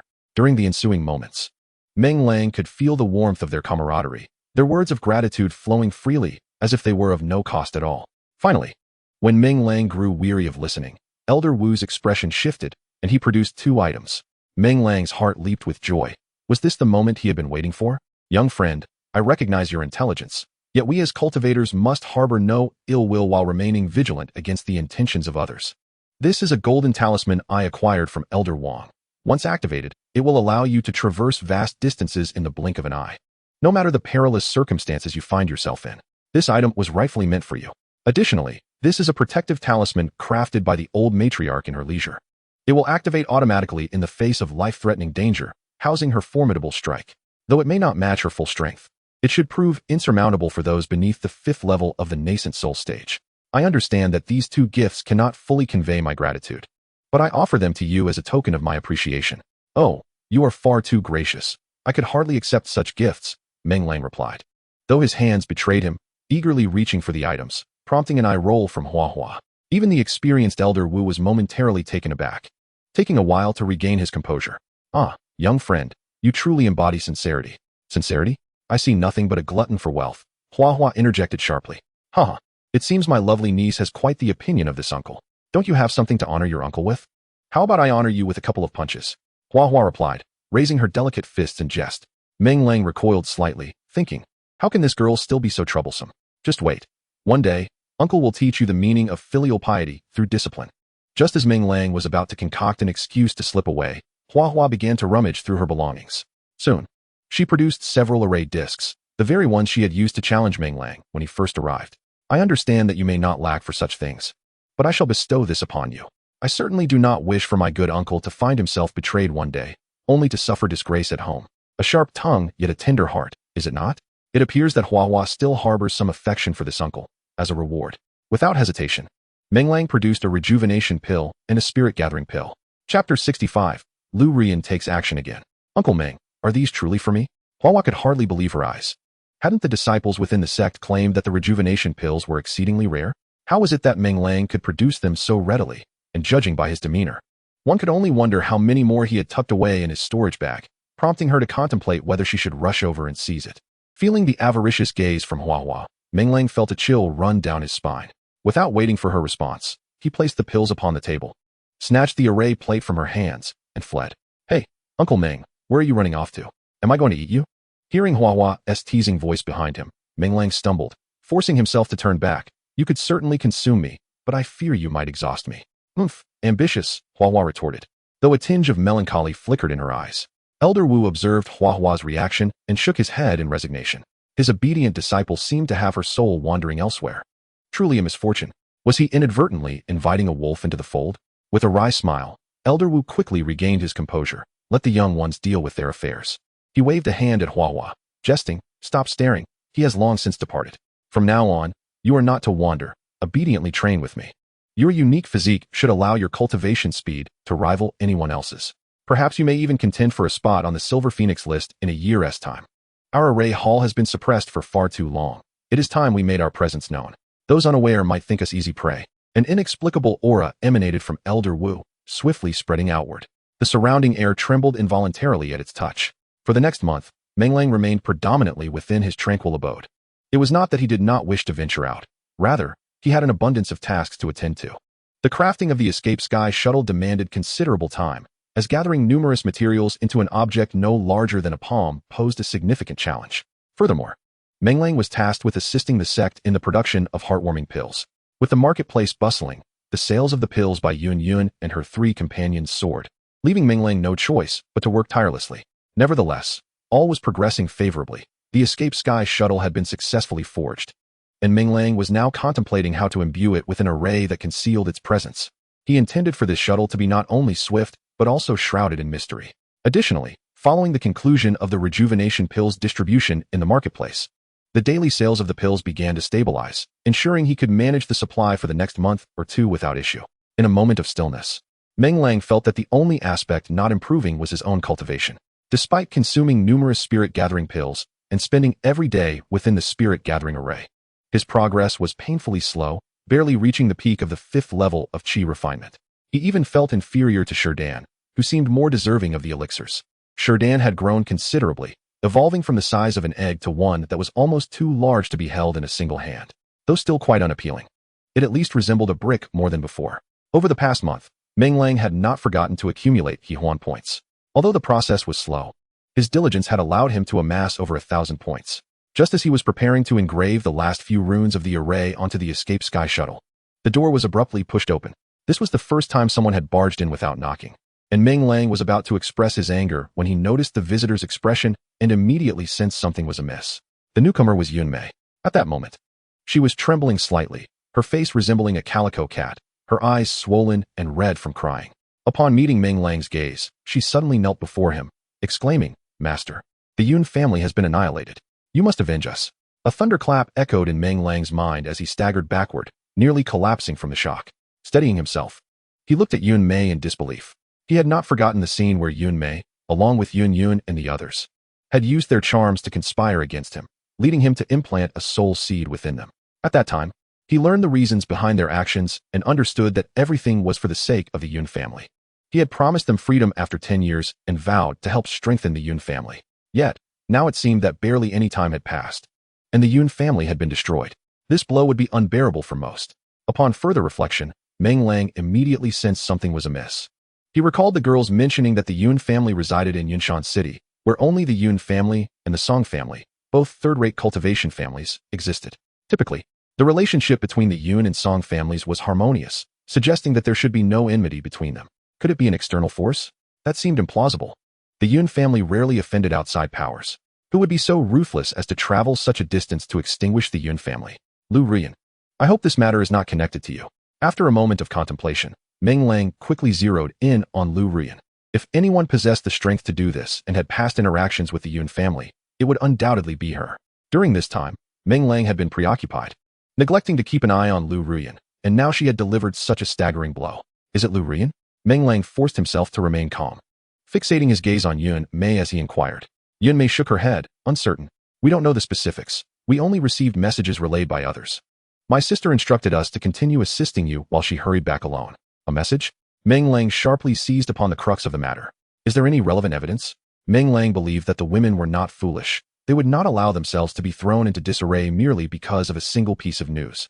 Yun Mei nodded, producing a bloodstained token. This token bore a prominent character for Yun, suggesting it was a unique item belonging to the Yun family. It served as proof of the activation of the family's protective formation. The mere presence of this token indicated that the Yun family had been compelled to engage their protective array. Meng Lang took the token and scrutinized it closely, observing that it appeared to be a mother-child design, with this piece likely being the child variant. He initially contemplated asking Yun Mei about it, but judging from her demeanor, he sensed she would reveal little. Instead, he rested his chin in thought. If all of this were orchestrated by Lu Rian, then the seemingly insignificant Yun family was certainly not her primary target. Rather, their involvement was likely a means to draw Yun and the others back. Extending the thought further, it seemed that Lu Rian's ultimate aim might indeed be himself. Was this a ploy to force his hand in making a choice? Such ruthless tactics were truly impressive. A spark of realization ignited in Meng Lang's mind as he grasped the crux of the matter. Should he choose to ignore the Yun family's plight or the sisters, cocooning himself within the sect would ensure his safety. However, should he show concern for the women and the Yun family behind them, he would inevitably place himself in peril. Having suffered once already, he did not believe Lu Rian, after such extensive preparation, would underestimate him again. Ignoring the Yun family's affairs and the sisters might lead to unspoken grievances, allowing Lu Rian to sow discord between him and the women. If he rashly ventured out of the sect, he would fall into a trap Lu Rian had meticulously laid. Lu Rian was indeed cunning. Her schemes were formidable. Meng Lang let out a cold snort, casting a condescending glance at Yun Mei. The goodwill of the women remained capped at 90. Was this not an opportune moment to enhance those sentiments?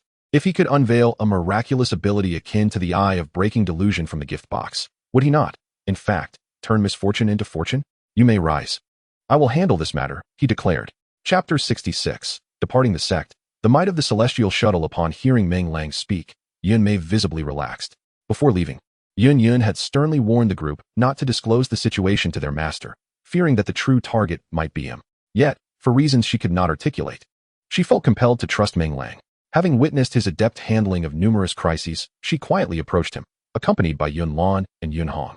Aware that Meng Lang had his own plans, Yun Mei hesitated but mustered the courage to ask, Master, what do you intend to do? When Yun departed, she instructed us not to inform you, fearing that Lu Rian might be plotting against you. Meng Lang's eyes brightened. Yun was indeed thoughtful on his behalf. Yet, she still did not fully comprehend him. Risk and opportunity were inherently intertwined, and opportunities often concealed risks. Were it not for the issue of goodwill, he might have indeed played the villain. Ultimately, sacrificing a few women would not affect him. Within the sect, there were ample elder sisters willing to take their places. The fundamental reason behind his offensive action is Lu Rian. This incident originated from him. First, it was Lin Yu, and now it involves the 4 sisters of the Yun family. If Meng Lang refrains from acting this time, the next potential victim could be Nangong Linglong, or perhaps someone else entirely. Passive defense leaves one perpetually unaware of the opponent's point of attack. Only through proactive engagement, wielding absolute strength to crush all adversaries, does this align with his customary approach. Since Lu Rian seeks to play games, he intends to play thoroughly this time, even uprooting the Lu family that supports her. He does not believe that without the Lu family, Lu Rian can still maneuver as she pleases. When the opponent becomes desperate, that will be the moment for him to deliver a fatal blow. While Lu Rian may excel in overt schemes, Meng Lang prides himself on his own cunning, perhaps even surpassing the woman in ruthlessness. Subconsciously, he touched the protective talisman hanging around his neck, a gift from Elder Wu, which emboldens him to take the initiative. Of course, he would not be foolish enough to stride out as brazenly as before, allowing Lu Rian ample time to prepare. This time, he would venture out alone, ensuring he remains swift, discreet, and concealed. With a plan in mind, Meng Lang's gaze turned playful as he looked at Yunmei. Perhaps her presence here could buy him a few days to throw off any pursuing eyes. Midnight. Outside the gates of the 100 Flowers Sect, concealed behind an unremarkable rock, Meng Lang removed the black cloak that shrouded his head and cast a glance towards the distant gate. Noticing the absence of any activity, he made a mental gesture, summoning the escape shuttle from his storage pouch. Tossing it to the ground, the palm-sized shuttle instantly expanded in size.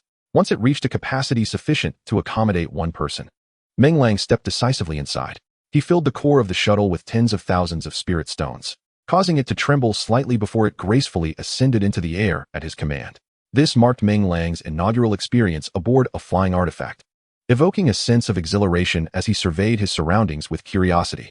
The shuttle, streamlined in design, was enveloped by a transparent barrier that prevented any sensation of wind from penetrating its interior. To ensure a comfortable journey, Meng Lang had also added plush cushions and a tea tray within. Most importantly, he had implored Hua Hua, who had sought to take advantage of him, to inscribe a more advanced concealment array on the shuttle than the one he had previously etched.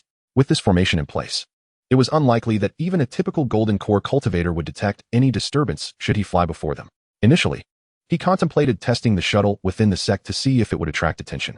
But after hearing Hua Hua mention that the sect prohibited ordinary disciples from flying due to suppressive formations, he opted for discretion and stealthily exited the sect before activating the shuttle. Casting one last glance at the sect's gates, Meng Lang followed the route map provided by Yunmei, making his way towards Yinshan City. The escape shuttle, indeed a specialized transport artifact, proved to be remarkably stable in flight, and its speed was astonishingly swift. According to Yunmei, the journey would take 2 days. However, he feared he could arrive in just half a day. The escape sky shuttle consumes spirit stones, and based on his calculations, it takes approximately 100 spirit stones to travel a mile. For an average cultivator, this might seem extravagant. Yet Meng Lang had recently amassed a considerable fortune in spirit stones through the sale of elixirs. While it would not cause him to become complacent, the expenditure of such spirit stones was inconsequential to him. As he soared through the skies, a wave of drowsiness began to envelop Meng Lang, prompting him to activate the shuttle's autopilot for steady cruising. Just as he drifted into a stupor, the sounds of a skirmish erupted below. Initially, Meng Lang had no intention of intervening. Daily conflicts were commonplace in the realm of cultivation. However, upon hearing one assailant shout, "Yun Yun, surrender," his fatigue instantly dissipated. Peering downwards, his gaze sharpened with a glint of cold determination. Amidst the forest below, a familiar figure was desperately fleeing, clutching her arm, while several male cultivators relentlessly closed in, tightening their encirclement. Yun Yun had departed from the sect earlier that day, and Meng Lang had not anticipated that she had only managed to traverse such a meager distance. Judging by the demeanor of the male cultivators, it seemed they had been lying in wait for quite some time. "Lu Ruyan, I have underestimated you," he muttered, pondering whether she intended to capture Yun Yun once more, orchestrating a repeat of her previous plot against Lin Yu. With that thought in mind, Meng Lang scrutinized his surroundings. Yun Yun possessed foundational cultivation, and it appeared these assailants had launched a surprise attack. Although they had managed to injure her, they had not fully subdued her, indicating their abilities were rather mediocre. Of course, mediocre was relative. If he were to arrogantly assume that his peak cultivation at the 5th level of Qi could intimidate them into submission, then others would abandon their training to worship him instead. Fixating on the direction in which Yun Yun was fleeing, Meng Lang's gaze eventually settled on a particular thicket. This thicket had only one discernible exit, while the other routes were obscured by a dense canopy of trees. Even if a foundational cultivator could achieve brief flight, locating that exit would not be straightforward. By setting up a few formations, he could isolate the attackers and deal with them one by one. With this realization, Meng Lang wasted no time and swiftly approached the thicket. As he passed overhead, he used a sound transmission talisman to convey his plan to Yun Yun. In the midst of her flight, Yun Yun's breath faltered, nearly resulting in another blow. Fortunately, she had consumed one of Meng Lang's elixirs, which restored her vitality significantly. She glanced at her pursuers and, without hesitation, continued her escape. "Where do you think you're going? Today, you shall find no refuge," Meng Lang scoffed coldly. "You believe you can evade capture? Just wait. I shall tear your wings off and roast them, or my name will not be Meng Lang." As Yun Yun drew ever closer to the dense forest, Meng Lang wasted no time and commanded the escape shuttle to activate its maximum speed. Like a fleeting shadow, the shuttle soared through the air. In the blink of an eye, Meng Lang arrived above the treetops. He cast down the formation plate he had previously inscribed, and, feeling an additional need for caution, he also released a trapping formation obtained from Hua Hua.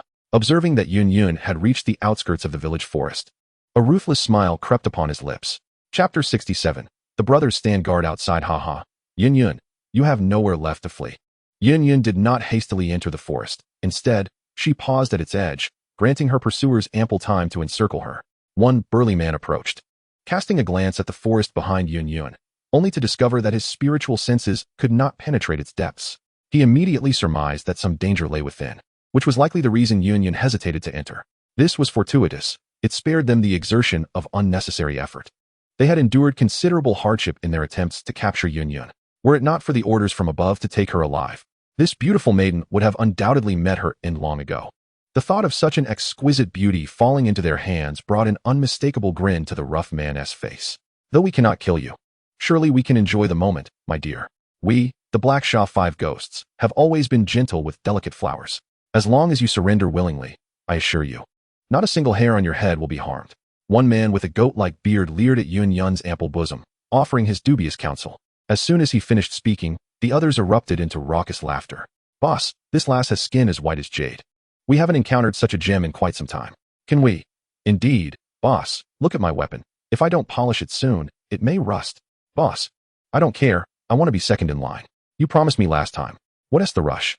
She hasn't even been captured yet, has she? Haha, boss. Can't you see this lass has already given up resisting? Taking her down will be a piece of cake. Listening to their increasingly boisterous commentary, Yun Yun felt no anger. Rather, a hint of amusement flickered across her features. Black Sha 5 ghosts, is it? If I am not mistaken, you are members of the Black Sha gang. I, Yun Yun, believe I have no ties with your gang. Why, then, do you seek my life? Are you not afraid of incurring the wrath of the 100 Flowers Sect by attacking one of its disciples? Upon hearing this, the goat-bearded man burst into delighted laughter. Since you wish to know, I can certainly enlighten you, provided you agree to our terms. Hehehe. Yun Yun suppressed her inner disgust and feigned shyness. Do I have any other choices? You see, the forest behind me is not simple. If I rashly enter, I may very well find myself with more than I bargained for. We dare to move against you because we have certain leverage. I trust one need not spell it out for you. The goat-bearded man licked his lips. Had Yun Yun dared to charge headlong into the thicket ahead, he might have genuinely harbored concerns about potential treachery. However, at this moment, he was entirely convinced that Yun Yun, like them, was blissfully unaware of the perils lurking within the forest. None of them were fools. They were indeed willing to take on tasks for monetary compensation. But that did not imply they were ready to risk their lives. Why would they venture into known danger? Did they truly believe they were that dedicated? Yun Yun nodded. Is it Lu Rian? The annihilation of our Yun family was orchestrated by her, wasn't it? The goat-bearded man shook his head. We only concern ourselves with our own affairs. The rest is of no interest. However, if you perform well, I might inquire among my brethren within the sect. Perhaps someone would take on the task of eradicating your Yun family. Yun Yun's body stiffened, an uncontrollable surge of anger welling up within her.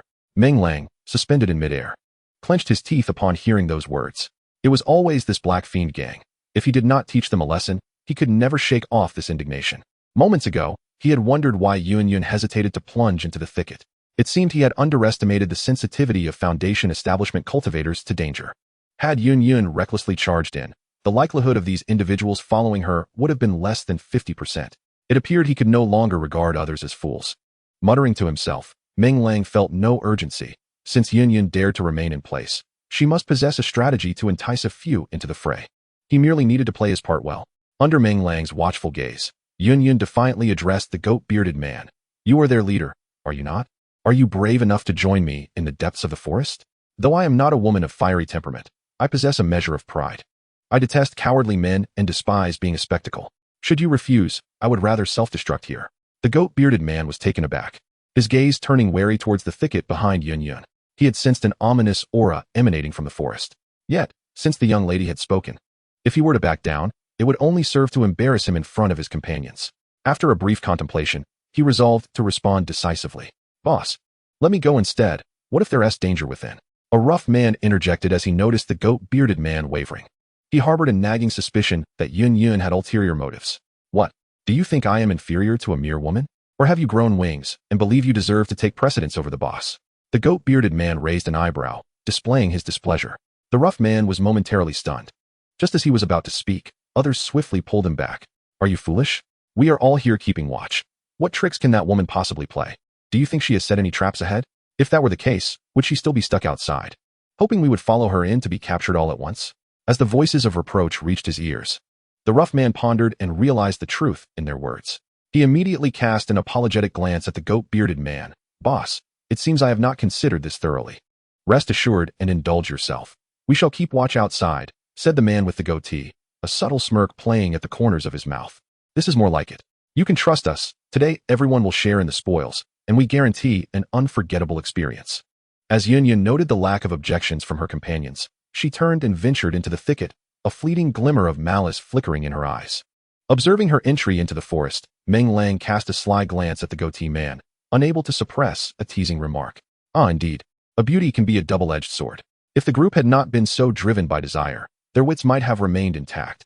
Yet, once greed took hold, it often led to folly. Brothers, I shall proceed first. Once I'm done, I'll call for you.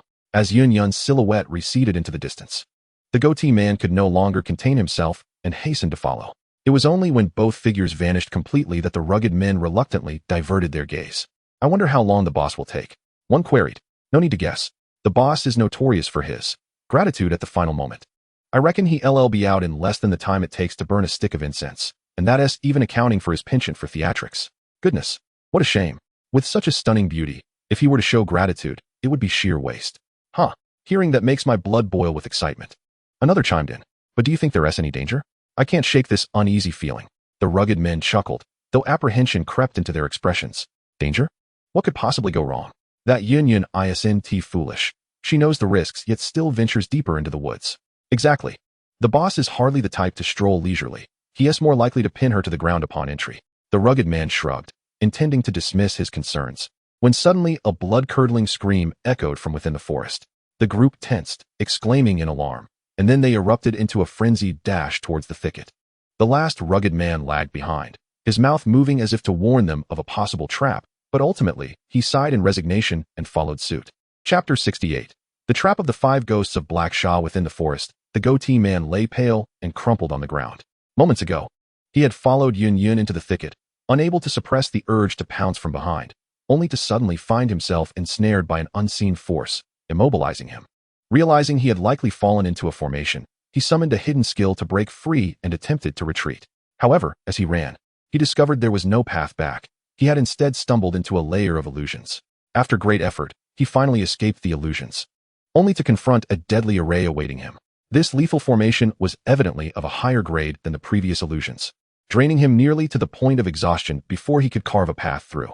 Just as he was about to exit the forest, darkness enveloped him. It felt as though some entity had descended upon him, and he sensed his remaining spiritual energy being entirely sealed. Before he could comprehend the unfolding events, his dantian was pierced, rendering his cultivation null and void. Upon finally gaining clarity of his surroundings, the goat beard realized he had fallen victim to Yun's cunning scheme. Now, he lacked even the ability to self-destruct and had become a mere lamb to the slaughter. I underestimated you, employing such despicable tactics.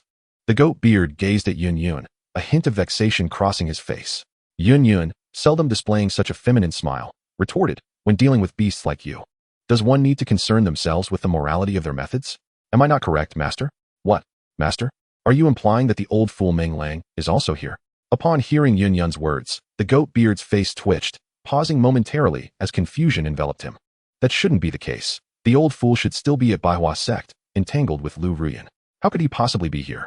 Oh, it seems you have been monitoring my movements closely, Meng Lang interjected, losing his composure behind the goat beard. Startled by the unfamiliar voice, the goat beard turned around in astonishment.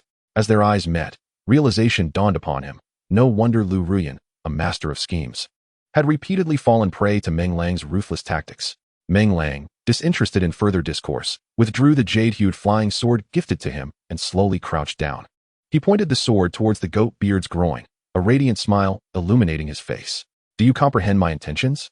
The goat beard felt a sudden tightness in his lower body. What do you wish to know? I shall divulge everything. Astute, Meng Lang remarked, patting the goat beard as one would a dog. Now, tell me, where is Lu Ruyan? The goat beard shook his head, indicating his ignorance. Meng Lang grinned widely, plunging the flying sword without hesitation. Ah, the goat beard let out a pained howl.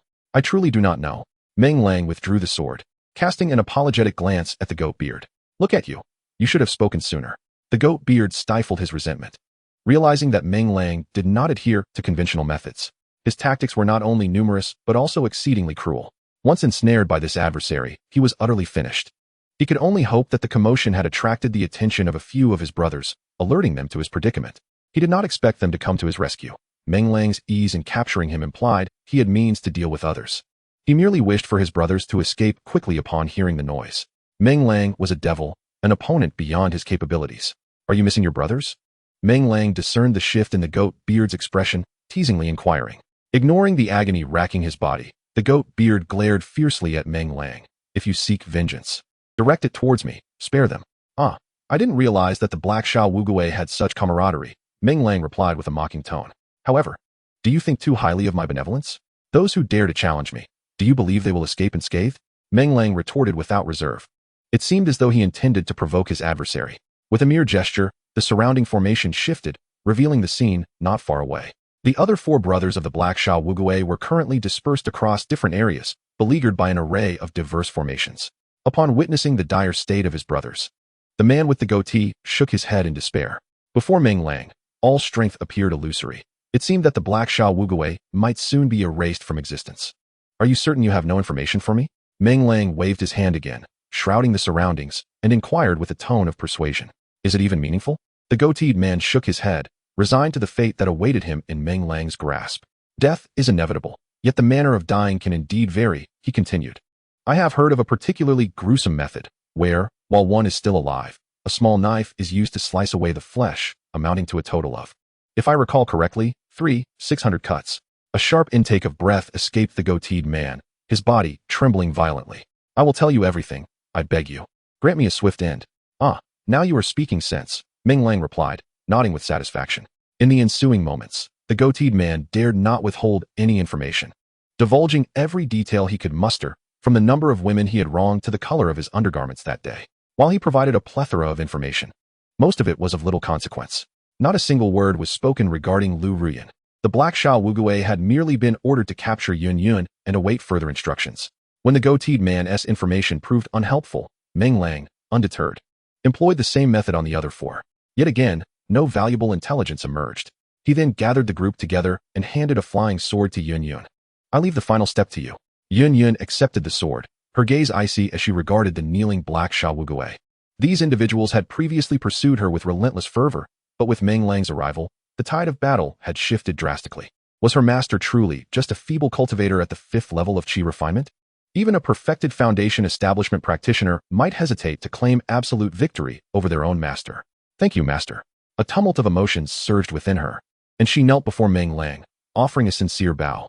Meng Lang scrutinized Yun Yun with a hint of suspicion. Could it be? Even after this, my favor has not increased? Surely, this is a bit absurd.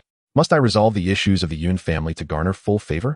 With a sigh of resignation, Meng Lang couldn't help but feel a twinge of irritation, hastily assisting Yun Yun to her feet. After all, she was his cherished source of joy. He could not allow her to suffer even the slightest indignity. You, girl, should refrain from such excessive courtesy next time. Your master may not be so forgiving. Hasten to send them on their way. We must make our way to the Yun family. Yun Yun nodded resolutely, her gaze unwavering as she approached the Black Sha Wugui. The goat-bearded man closed his eyes, resigned to his fate, while the rugged fellow glared at Yun Yun with palpable resentment, and the other 3 wore expressions of deep grievance. Yun Yun let out a cold snort and unceremoniously raised the flying sword in her hand. In Chapter 69, it was clear that the master had ulterior motives once again. The shadow of the sword swept through the air, and 5 heads fell to the ground. A warm tear trickled down Yun Yun's cheek as she murmured, "By the spirits of the Yun family, may none of those who wronged you find peace." Having finished her incantation, she was about to express her gratitude to Meng Lang when he rushed over, frantically collecting the severed heads and placing them beside the bodies. Then, using an unknown substance, he doused the remains before igniting them in flames. As the fierce blaze began to engulf the corpses, Yun Yun, astonished, inquired, "Master, what are you doing?" "Of course, it's to scatter their ashes," Meng Lang replied nonchalantly. Noticing Yun Yun's continued bewilderment, he chuckled. "You see, in our hometown, a qualified individual must possess the commendable trait of scattering ashes after a kill. This is what we call professionalism. You wouldn't understand. Just learn to follow suit in the future. It will do you no harm." Yun Yun nodded, somewhat enlightened, yet still perplexed. She intended to say more when she noticed Meng Lang, with a mischievous grin, raise his hand. In his palm, 5 storage bags materialized. "Are these not the storage bags of those individuals? When did you acquire them, master?" Yun Yun was taken aback by Meng Lang's swiftness, having been completely unaware moments ago. "Come here quickly. We are about to divide the spoils." Meng Lang beckoned to Yun Yun, then corrected himself. No, No, that's not the right term. It's called war trophies. These fellows are quite generous. Even in death, they left us their treasures. As he muttered, Meng Lang began to inspect each storage bag. Yun's lips twitched. She couldn't help but wonder how the goat-bearded men would react to Meng Lang's praises. Would it infuriate them back to life? Damn it. A bunch of paupers. It's no wonder they are following Lu Ruyan, lacking in sophistication. Upon hearing Meng Lang curse, Yun found herself amused yet exasperated. Gracefully stepping closer to him, a sweep of her consciousness left her speechless. No wonder Meng Lang was incensed. These individuals were impoverished beyond measure, with their combined spirit stones totaling less than 10,000. It was worth noting that Meng Lang's worth had dramatically increased, with his spirit stones likely numbering in the millions. It was only natural that he would scorn such a meager sum. Master, not all cultivators are wealthy beyond imagination. If they had ample resources, they wouldn't have accepted the task of ambushing me on Lu Ruyan's behalf. That's true, he sighed. What a waste of my goodwill. I should have given them a fiery cremation instead of this. Had I known, I would have opted for a bone-crushing burial. Yun felt a twitch of her face. How had she not realized this darker side of Meng Lang? Indeed, he was unyielding in his ruthlessness. Just as she was about to advise him to take it easy, she saw Meng Lang pull out an object, grinning at her with delight. Feeling a bit uneasy under scrutiny, she instinctively glanced at the peculiar bells in Meng Lang's hand. Perplexed, Master, what treasure is this? Meng Lang, without thinking, looked towards Yun's lower body, his lips curling into a mischievous grin. Yun's body stiffened. It seemed she had grasped the nature of the object. In an instant, her face flushed like a ripe apple, realizing the audacity of these individuals carrying such items. Alas, it appeared her master was once again consumed by such thoughts. Muttering to herself, her hand unconsciously moved towards the belt at her waist. Hey, what are you doing? Meng Lang's sudden remark caused Yun to freeze, casting a suspicious glance at him. Isn't master wanting? Meng Lang's expression darkened. Good heavens. Did he appear to be merely a stallion in the eyes of these women? Was it solely about that? Without considering the gravity of their circumstances, with their homes shattered. If he was still preoccupied with such matters, what kind of man would he be? Clearing his throat, he continued. Well, we should focus on the pressing matter. I believe the Yun family has not been eradicated. Yun's eyelids fluttered wildly. In the next moment, she dashed towards Meng Lang, seizing his hand. Master, are you serious? True or not? We shall see for ourselves, he replied. Yun instinctively nodded but then decisively shook her head. Master, we cannot go. The Yun family may have already laid traps. Fear not. Though my cultivation may be lacking, if it comes to intellect, that Lu Ruyan is likely still under the impression that I am indulging in frivolous affairs with Yun Meifeng within the sect.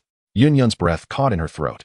Recalling the earlier words of the goat-bearded man and Meng Lang's mysterious methods, she found herself utterly convinced by his words. Just then, Meng Lang's brow furrowed as he produced a communication jade talisman. Have they been captured? A hoarse voice emanated from within the talisman. Meng Lang and Yun exchanged glances. Both wearing expressions of doubt. It was not Lu Ruyan's voice. Could there be another plotting against Yun?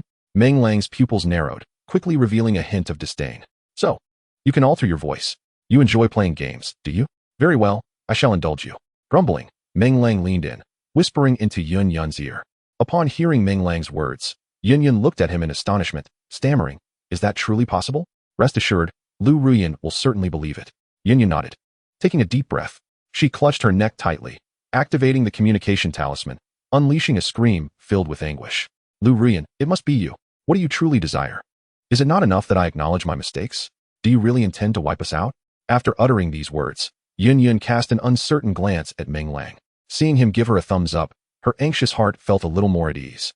The master truly is something else, compelling her to feign capture in a bid to lure out a trap.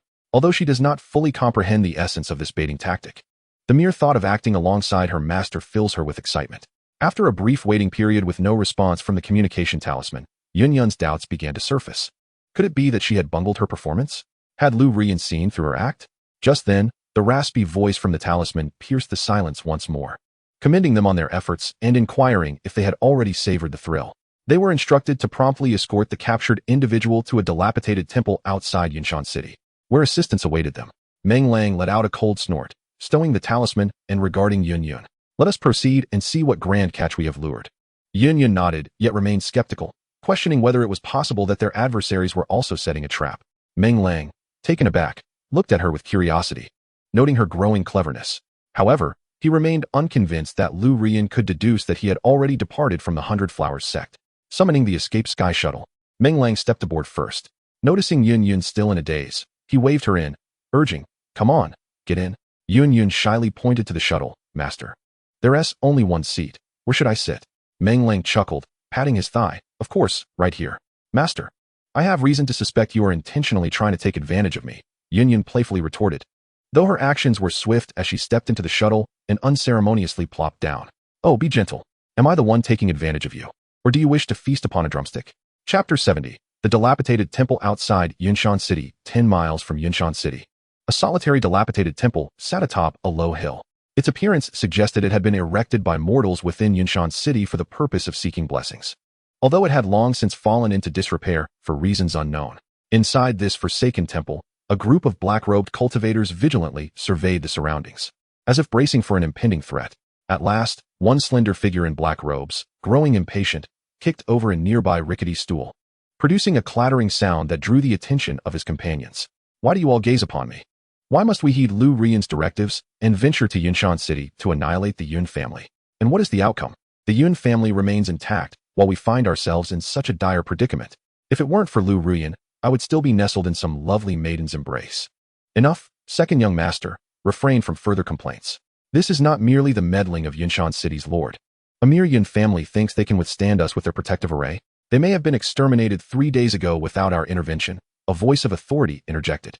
To his surprise, rather than silencing the black-robed individual, the reprimand only fueled his ire further.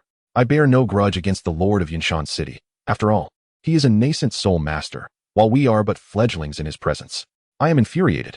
As the esteemed second young master of the Lu family, why must I be subservient to a mere woman?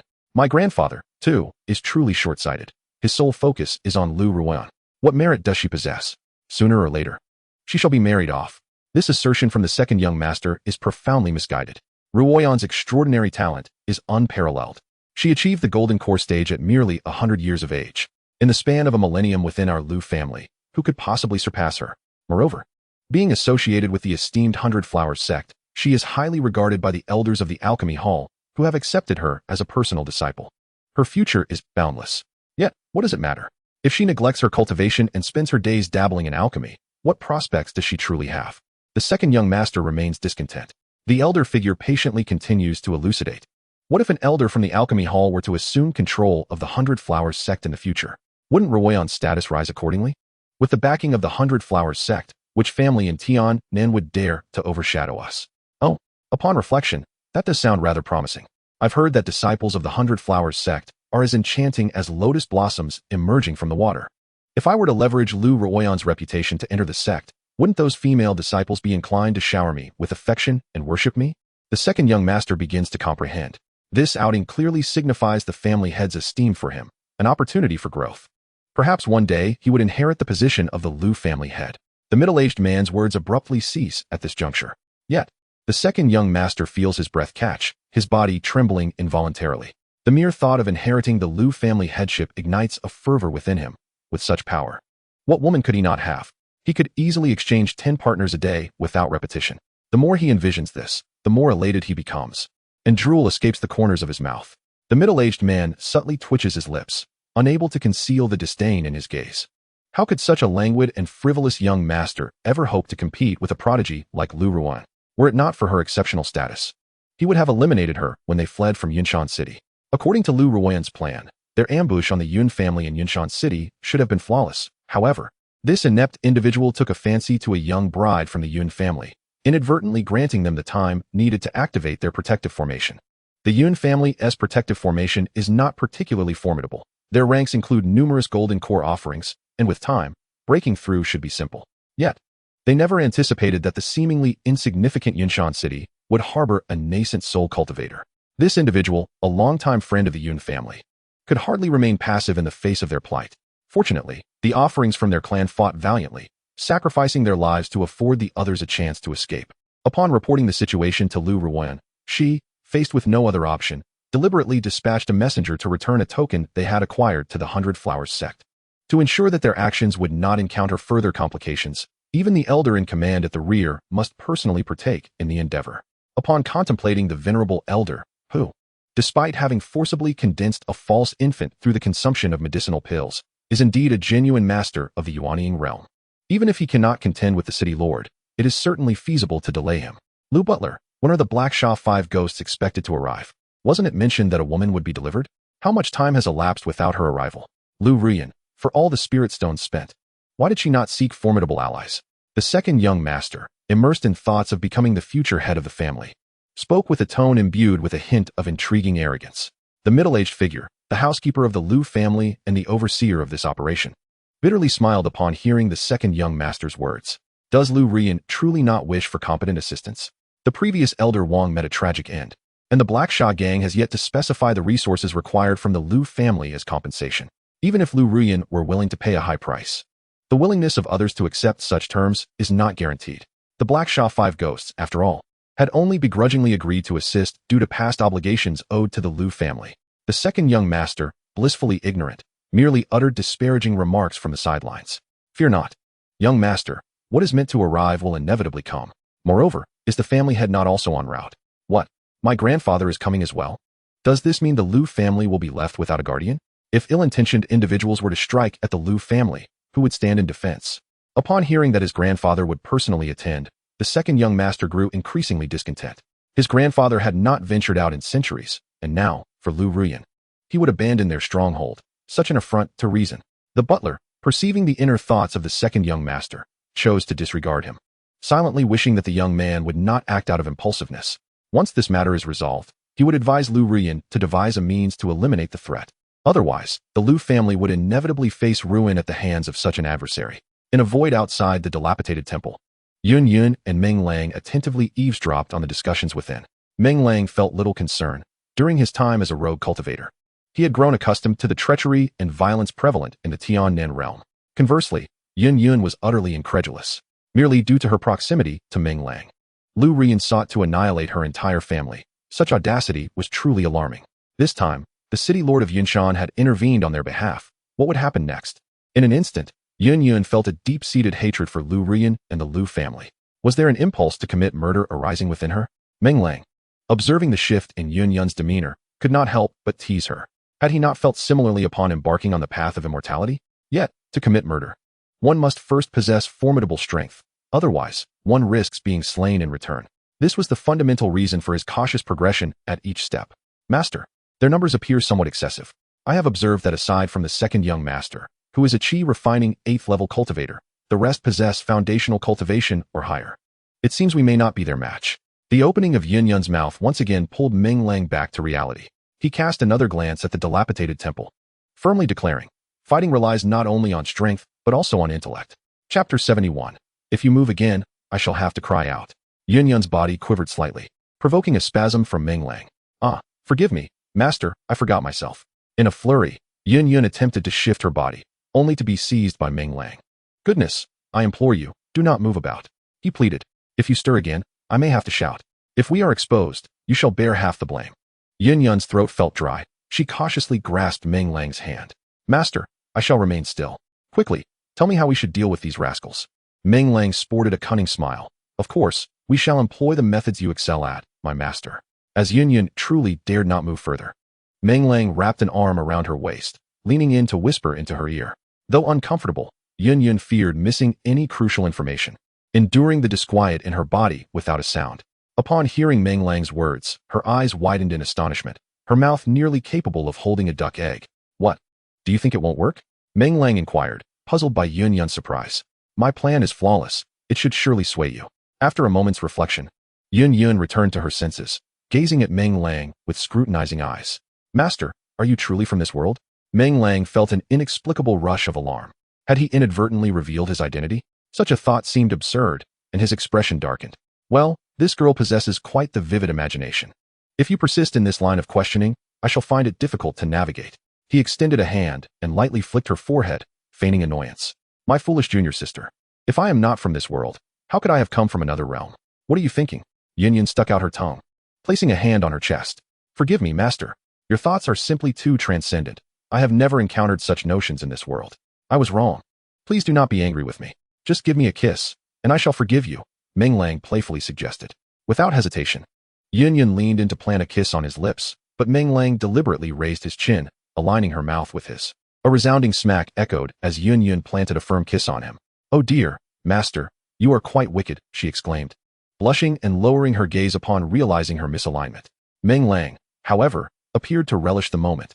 Reflecting on how he had previously been too preoccupied with earning points of indulgence to remember the sensation of romance, he mused that this playful banter was rather delightful.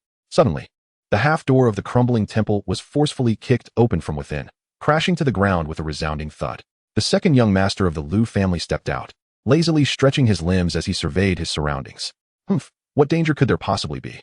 A group of foundation establishment practitioners scarcely matches the courage of a mere qi refining cultivator like myself. You may all cower inside. I have no intention of joining you. The air outside is far too delightful. Besides, when my grandfather arrives and sees me guarding the entrance, he will undoubtedly regard me with newfound respect. If only you understood the art of flattery, perhaps you wouldn't find yourselves languishing within the family. Muttering to himself, the second young master prepared to wander about. Just then, he sensed a gaze upon him from behind and instinctively turned around. In that moment, he nearly questioned his own existence. Where were the dilapidated temples? Before him danced a multitude of ethereal fairies. Each of these enchanting beings possessed a waist so slender that he could grasp it with a single hand, and most tantalizingly, each delicate figure bore luscious fruits that made even the most seasoned of men swallow hard in yearning. How he longed to taste the sweetness of those fruits. No, this must be a dream. How could such exquisite beauties exist in reality? His primal instincts stirred, urging him toward his most basic desires, while the scant remnants of reason in his mind cautioned him that this was all an illusion. Shaking his head vigorously, he resolved to shut his eyes and ignore the spectacle. Yet, when a stunning, unclad woman beckoned to him, the last vestiges of his inner defenses crumbled entirely. Whether real or not, he decided to indulge his desires without hesitation. With a boisterous roar akin to that of a brash man, he charged toward the alluring figure. Suddenly, darkness enveloped him. The second young master felt as though his mind had been struck by some unseen force, and then everything faded away. Hey, you there. Yes, you. Stop staring and go check on the young master. Don't let him wander off, commanded Butler Liu, pointing at a cloaked figure. The man in black hesitated for a moment, his face twitching, before reluctantly rising to exit the crumbling temple. After the passage of a fragrant incense stick's worth of time, Butler Liu furrowed his brow in suspicion. It was illogical. Even if the young master was obstinate, the other should have returned by now. Could it be that, intimidated by the young master's threats, he was left outside as a sentinel?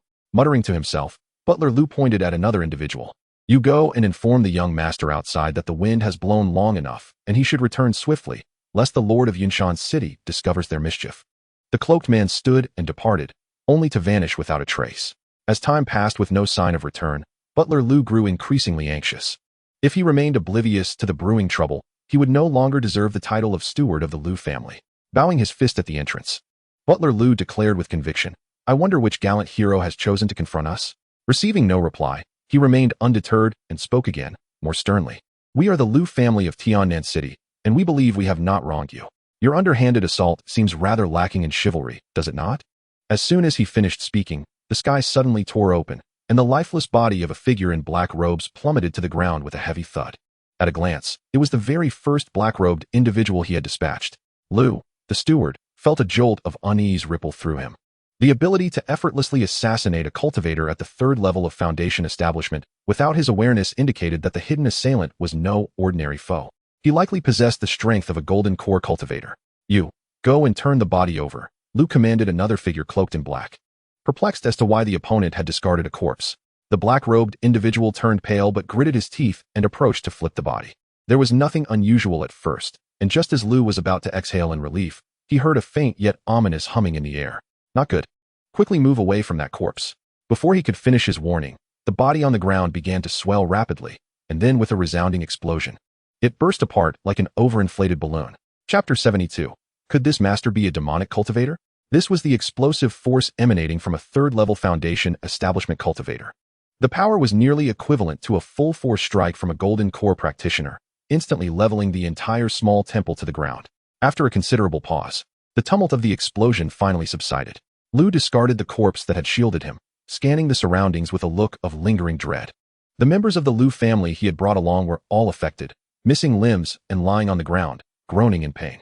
A shadow of gloom crossed Liu's eyes. Had he not reacted swiftly and pulled another person in front as a human shield, his fate would have been no better. With this thought, his resentment toward the hidden assailant deepened. This individual was truly despicable. Instead of confronting them directly with sheer power, he resorted to such underhanded tactics. Wait a moment. A flicker of insight crossed Lu's eyes. If that person were genuinely powerful, would he need to employ such crude ambush methods? Realizing this, Lu could no longer suppress the murderous intent swelling within him. The Lu family had suffered grievously. Should the family head learn that he was unaware of the assailant's identity, the punishment would surely increase by a third. The more he pondered, the angrier he became, and he began to roar furiously into the air, "Wretched coward! What kind of hero do you think you are? Have the courage to show yourself." As soon as his words fell, a shadow descended from the heavens. Without a moment's hesitation, Lu shot up into the sky. Just as he raised his hand, he suddenly shouted in alarm, realizing too late that the corpse had exploded. Another thunderous roar resounded, and the shockwave from the explosion swept the area. When all fell silent, Lu's battered body struggled to rise from the ground, covered in wounds. With one of his arms completely torn away, gazing blankly at the vacant space where his arm once was, Steward Lu felt an overwhelming urge to succumb to despair. Had he not reacted swiftly, decisively fleeing and invoking a defensive artifact to shield his vital points, the loss of his limb might have been the least of his worries. His vigilant eyes scanned the surroundings, noting that the Lu family members who had previously struggled on the ground were now reduced to mere fragments. Witnessing such a harrowing scene, even the steely resolve of Steward Lu wavered. It appeared that this hidden adversary was resolute in their intent to annihilate them entirely. In a moment of disorientation, a disturbance reverberated through the air once more. A glimmer of determination flickered in Steward Lu's eyes. Since evasion was no longer an option, he would ensure that his opponent would suffer before his demise. In an instant, his single arm transformed into a claw, propelling him toward the source of the commotion. Humph, do they truly believe I can be so easily manipulated? Upon discovering yet another figure in a black robe descending, Steward Lu snorted disdainfully, unleashing a fierce assault with his claw, radiating an icy intensity toward the descending figure. "Steward Lu, do not strike. It's a comrade." The black-robed individual shouted in a sudden outburst as they plummeted. Steward Lu's gaze sharpened. The voice belonged to young Master Lu. He was alive? How could this be? In an instant, Steward Lu's thoughts raced, and as his claw was about to make contact, he swiftly altered its trajectory, gliding past the black-robed figure. Regaining control of his body, Steward Lu charged directly toward the still-falling figure. Upon landing with the black-robed individual, he eagerly inquired, "Young Master, what on earth transpired?" "You devil. He is a devil. Run quickly." Young Master Lu's warning echoed as a faint cracking sound emanated from within him. Steward Lu's heart raced, his instincts urging him to retreat. Yet, he was too close to young Master Lu to escape in time. With a thunderous boom, young Master Lu's body erupted, unleashing a colossal shockwave that engulfed Steward Lu entirely. In an inconspicuous corner, Yun, who had witnessed the entire ordeal, gasped in shock. Her lips parted in disbelief as tumultuous emotions surged within her. Ruthless. It was utterly ruthless. When Meng Lang had shared his ingenious ideas with her earlier, she had scarcely anticipated such explosive results. After all, Meng Lang had casually suggested merely assisting in dealing with 3 individuals, including young Master Lu, while preserving their physical integrity. The 2 black-robed figures had resisted, and she had swiftly dispatched them, while young Master Lu, upon realizing she was a Foundation establishment cultivator, had cowered in fear. Begging for mercy, she then observed Meng Lang inscribing intricate patterns upon the corpses of the black-robed figures, unsure of his intentions. Now, it became evident that Meng Lang had inscribed explosive formations upon them, turning the individuals into mere materials for detonation. She could not help but marvel at this unprecedented method. Yet, the efficacy was astonishingly remarkable. The explosion of a Foundation-building cultivator's body was so powerful that even a fully realized Foundation cultivator would shake their head in disbelief. How did Meng Lang conceive of such a method? Could it be that his master is a demonic cultivator? As these thoughts crossed her mind, Yun couldn't help but steal a glance at Meng Lang. Observing him anxiously searching for something, her brows furrowed in curiosity as she inquired, "Master, what are you looking for?" "Oh no, I have overlooked a crucial detail. It seems this storage bag cannot withstand such an explosion. All the treasures are gone." "What?" Yun was left in a state of helpless laughter. "So he is in a hurry to retrieve the treasures?" Just then, a weak cough caught her attention. As she approached, she discovered that Butler Lu, nearly reduced to a shattered head, was still clinging to life. "Who are you? Our Lu family has no grievances with you. Why employ such despicable means against us?" Butler Lu instinctively shouted in anger upon seeing Yun approach. "No grievances? Humph, how dare you say that?" Yun scoffed disdainfully. "Could it be that you are from the Yun family?" "No, it seems the young lady has been plotted against by the Black Sha 5 ghosts." In an instant, Butler Lu grasped the source of the matter. What he failed to realize, however, was that it was Meng Lang, the harbinger of death, orchestrating it all. Yun intended to berate Butler Lu further, but Meng Lang, alerted by the commotion, hurried over. He circled Butler Lu's head several times, marveling, truly. A foundation cultivator possesses remarkable vitality. Upon deeper reflection, he found something amiss. Perhaps Butler Lu harbored some valuable items. For how was it that others perished in the explosion while he remained alive? Ignoring Butler Lu's astonished gaze, Meng Lang seized his head and began a thorough examination. First, he pried open the mouth, then delved into the ears, and finally, undeterred, he rummaged through the nostrils. "Ah, who are you? Don't you realize I am on the brink of death?" Butler Lu exclaimed as Meng Lang casually tossed his head aside, revealing a wide grin. "Oh, I know. It's all my doing. Isn't that infuriating?" Butler Lu rolled his eyes, nearly fainting from the absurdity of it all. "Do you deny it? There will be another chapter later tonight, with 3 chapters daily until the end. Kid, who exactly are you? Our Lu family has no enmity with you. Why resort to such vile methods to slaughter us? Do you not fear invoking the wrath of my Lu family's ancestors? They will not rest until you are dead. Moreover, allow me to inform you that my ancestor is a formidable nascent soul expert. Eliminating a mere chi refinement cultivator like you is as effortless as squashing an ant." Driven by the last vestiges of his survival instinct, Butler Lu issued a warning to Meng Lang. He believed that if this young man possessed any semblance of rationality, he would weigh the consequences. To be targeted by a nascent soul master would indeed be a nightmare. Under his scrutiny, Meng Lang forced a smile that did not reach his eyes, seemingly dismissing his words entirely. Determined, Butler Lu gritted his teeth and bellowed, "Our Lu family's prodigy, Lu Ruyan, is an elite disciple within the esteemed inner circle of the 100 Flowers Sect, one of the 5 great sects of Tiannan. Her master is a renowned elder of the Pill Hall. Young man, I advise you to think carefully and not jeopardize your future." This time, Meng Lang responded. He tapped Butler Lu on the head, displaying a look of delight as he remarked, "The treasure must surely be hidden within your mind. Oh, to possess a brain capable of such bravado, this treasure piques my interest. Will you yield it willingly, or shall I crack open your skull to retrieve it myself?" Butler Lu rolled his eyes, nearly gasping in exasperation. Is this even sensible? After all the threats I just made, this brat is more concerned with the treasure on my person? Could it be that he was mentally unhinged? Hey, what kind of look is that? Upon noticing Butler Lu's expression, Meng Lang felt a surge of dissatisfaction. He tossed Butler Lu to the ground and placed his foot upon the man's forehead. "Will you surrender the treasure or not? You seem eager to meet your end, yet this brat is utterly impervious to reason." Taking a deep breath, Butler Lu shifted his approach, pleading for mercy. "Great hero, have mercy. I am but a mere errand boy. If you seek retribution, go after the Lu family's ancestors." Meng Lang chuckled, lifting him once more. "Now that is more like it. If you continue to act tough, I might just stew you in a pot." Butler Lu's head trembled. He could hardly comprehend why he felt this young man might actually go through with such a threat.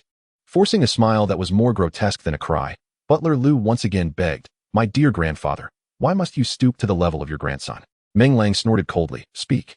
What are your plans? Don't think you can circle around it. My patience is quite limited." A flicker of reluctance crossed Butler Lu's eyes as he nodded stiffly. Approximately 1 incense stick later, Meng Lang tossed him to Yun Yun, feeling an intensified animosity toward the Lu family.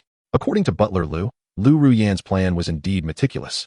The Lu family elite had nearly emptied their ranks, aiming to swiftly subdue the Yun family, leaving Meng Lang no time to react. She intended to demonstrate to Yun Yun and the others how foolish it was to oppose her alongside Meng Lang. Initially, everything progressed smoothly. The Lu family descended upon Yun Mountain City, intent on obliterating the insignificant Yun family with little effort. However, due to the second young master of the Lu family being overly enamored, they inadvertently granted the Yun family time to respond, activating their protective ancestral formation. To their dismay, the city lord of Yun Mountain was also alerted, possessing a strength that vastly outclassed their nascent soul realm. After sacrificing several golden core offerings, they managed to flee from Yun Mountain City. Upon receiving the news of their failure, Lu Ruyan unleashed a torrent of curses and swiftly devised an alternative plan. According to the forthcoming plan, after the Lu family takes possession of Yun Yun, delivered by the Black Sha Wugui, they will stealthily return to Yunshan City, using Yun Yun as leverage to compel the Yun family to open their protective ancestral formation. As for the lord of Yunshan City, the head of the Lu family, who is on his way, will be responsible for holding the line. It seems that Lu Ruyan is resolute in her intention to obliterate the Yun family.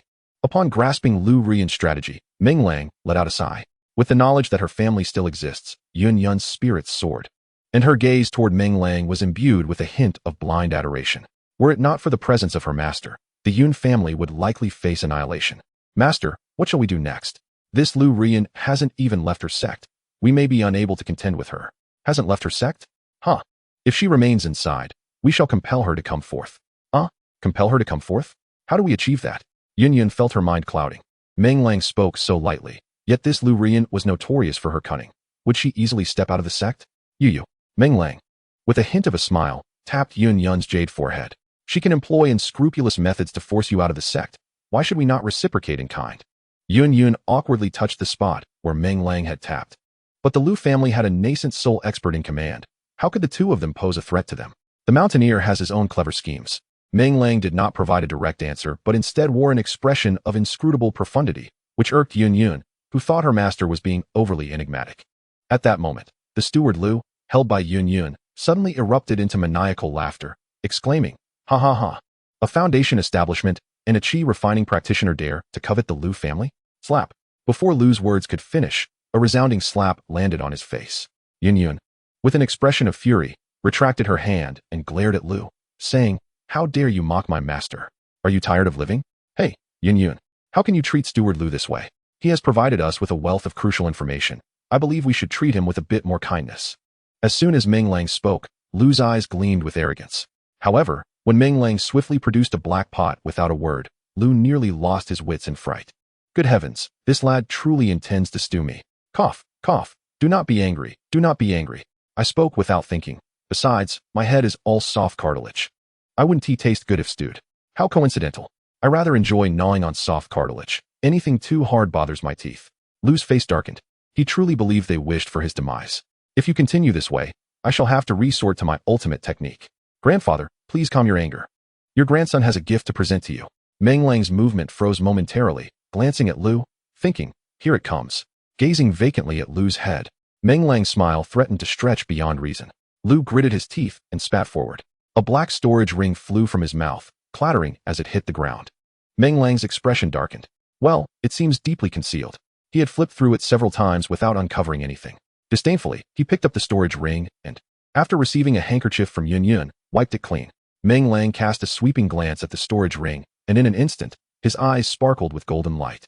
This steward Lu was indeed wealthy beyond measure.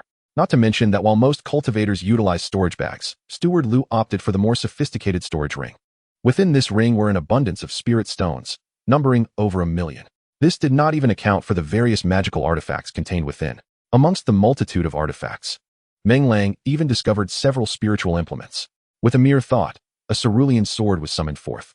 Azure Water Sword, a low-grade spiritual instrument, where the azure edge passes. Ripples of water dance. After a brief inspection, Meng Lang casually tossed the sword to Yun Yun, proclaiming it a gift. Yun Yun, astonished, received the sword, but shook her head vigorously, exclaiming, "Master, this is far too precious. I cannot accept it." "You deserve it," Meng Lang replied resolutely. Instantly, Yun Yun's eyes sparkled with stars. Her master had declared that she was worthy. What could this mean? Did her master harbor feelings for her? Since Meng Lang had planted the soul seed within her, Yun Yun had positioned herself firmly as his servant. It was understood that a servant had no rights, yet she had unexpectedly been showered with various surprises by Meng Lang. Now, he even bestowed upon her a spiritual sword as a gift. Such a master, she would willingly face death 100 or 1,000 times without regret. Yun Yun's affection for you. 10. Current affection level. 100. Congratulations, host. You have received a mysterious gift box. Please check it. Meng Lang was taken aback, not expecting that by merely giving away an unwanted spiritual instrument, he would receive such a reward. Suppressing the urge to immediately open the gift box, Meng Lang resumed his search within the storage ring. Soon, he unearthed a rusted token. This token was about the size of a palm, its front intricately carved with various ferocious beasts, while the back bore the elegantly inscribed character for order. What is this? Holding the token, a chilling aura coursed through him, prompting Meng Lang to turn to Steward Lu for clarification. This was acquired by our Lu family from an auction house. It is said to pertain to a secret realm of the demon race. However, due to the perilous nature of the demon territory, human cultivators do not dare to venture there lightly, so I have kept it for the time being. The demon race? Meng Lang murmured, already forming a hypothesis in his mind. In the Tiannan realm, although human cultivators occupied 23 of the territory, a further 13 remained outside human dominion. This 1/3 of the territory was jointly controlled by the demon and monster races. If this token truly relates to a secret realm of the demon race, it would indeed be a daunting task for anyone to explore. It was no wonder such an item had fallen into the hands of Steward Lu. Retrieving the token, Meng Lang placed 2 spirit artifacts into his storage bag and casually tossed the storage ring to Yun Yun. Your Yun family has suffered considerable losses this time. Let these resources serve as compensation from the Lu family. Do not contemplate declining. It is rare for me to be so generous. As Yun prepared to refuse, Meng Lang shot her a piercing glance. The words that were about to escape her lips were swallowed back, and her legs weakened as she knelt on the ground, repeatedly bowing her head to Meng Lang. Thank you, master. My Yun family shall undoubtedly follow your lead in the future. Enough, let us take him and leave this place, Meng Lang declared, surveying the surroundings before commanding Yun to take the head of Butler Lu as they headed straight for Yun Mountain City. He had an unsettling feeling that remaining there would invite misfortune. An hour later, a travel-worn figure descended from the sky. This was an elderly man clad in a magnificent black robe, his silver hair complementing his regal attire, exuding an air of superiority. His face bore traces of fatigue, and his deep, sharp eyes carried a hint of gloom. Observing the flattened temple, confusion crossed his features. Strange, the location given by Yin Air was accurate. Was there not supposed to be a small temple here? Why has it been reduced to ruins? Suddenly, the old man seemed to catch a whiff of something peculiar. With a flick of his hand, a stone tablet emerged from the debris and flew directly into his grasp. The tablet bore a hastily inscribed message. Butler Lu has betrayed us. Avenge me. Ah, the treacherous Butler Lu. I, a member of the Lu family, have treated you well. How dare you betray us? The old man roared, crushing the tablet into powder. He recognized the handwriting as that of his inept grandson. The fact that this incompetent individual had the audacity to engrave such words spoke volumes about Butler Lu's heinous actions. Fixating his gaze on Yun Mountain City, the old man's expression grew increasingly cold. I shall see what strength you possess. Those who obstruct the Lu family shall face no mercy. The old man's figure gradually vanished, and a dark cloud formed in the sky, moving ominously toward Yun Mountain City. Within Yun Mountain City, Yun held a black cloth bag, which upon closer inspection contained the fierce bandit mask created by Meng Lang. The bag was bulging, leading onlookers to believe it held something of great value. Meanwhile, Meng Lang resembled a carefree young master, observing the passers-by with keen interest. His gaze would often linger, particularly on the exposed legs of female cultivators. Master, we are almost at the Yun family, Yun said, a hint of exasperation in her voice. She understood Meng Lang's proclivities but was taken aback by his unabashed behavior. The way he looked at her reminded her of someone starved for centuries. Are we finally nearing our destination? I feel as though I am suffocating from anticipation. Meng Lang reluctantly withdrew his gaze from the bosom of a passing matron. Just as Meng Lang was about to inquire if Yun would like to sample his newly acquired skills, he suddenly felt as though everything around him had been frozen in time. A sense of panic surged within him, prompting his hand to instinctively reach for the protective talisman around his neck. Fear not, young friend, I harbor no ill intentions. A kindly old man with a benevolent demeanor appeared before Meng Lang, smiling warmly. Meng Lang regarded the old man with suspicion, his expression one of bewilderment. Dressed in coarse linen robes, with hair disheveled like a bird's nest, he could scarcely believe that this man was the lord of Yinshan City, given his imposing abilities. Realizing that the old man had no reason to seek him without cause, Meng Lang forced a wry smile, pondering whether he had inadvertently crossed the Yun City lord. The old man's brow furrowed slightly before he burst into hearty laughter, remarking that Meng Lang was indeed clever for someone who dared to scheme against him. Meng Lang, upon hearing this, felt his legs tremble uncontrollably. How did the old man know of his machinations? He had anticipated the arrival of the Yuanying master from the Lu family, and of course, he had prepared accordingly. Leaving behind the stone slab and taking Lu Guanjia's head had all been part of directing the conflict towards the Yun City lord. If the Yuanying master from the Lu family clashed with the Yun City lord, he and the Lu family could remain uninvolved. Should fortune favor him, if the Lu Yuanying master were killed or gravely injured, he could seize the opportunity to wreak havoc in Tianan City. Once the news reached Bai Hua sect, he was certain that Lu Ruoyan would not remain composed. Yet, no plan is without its pitfalls.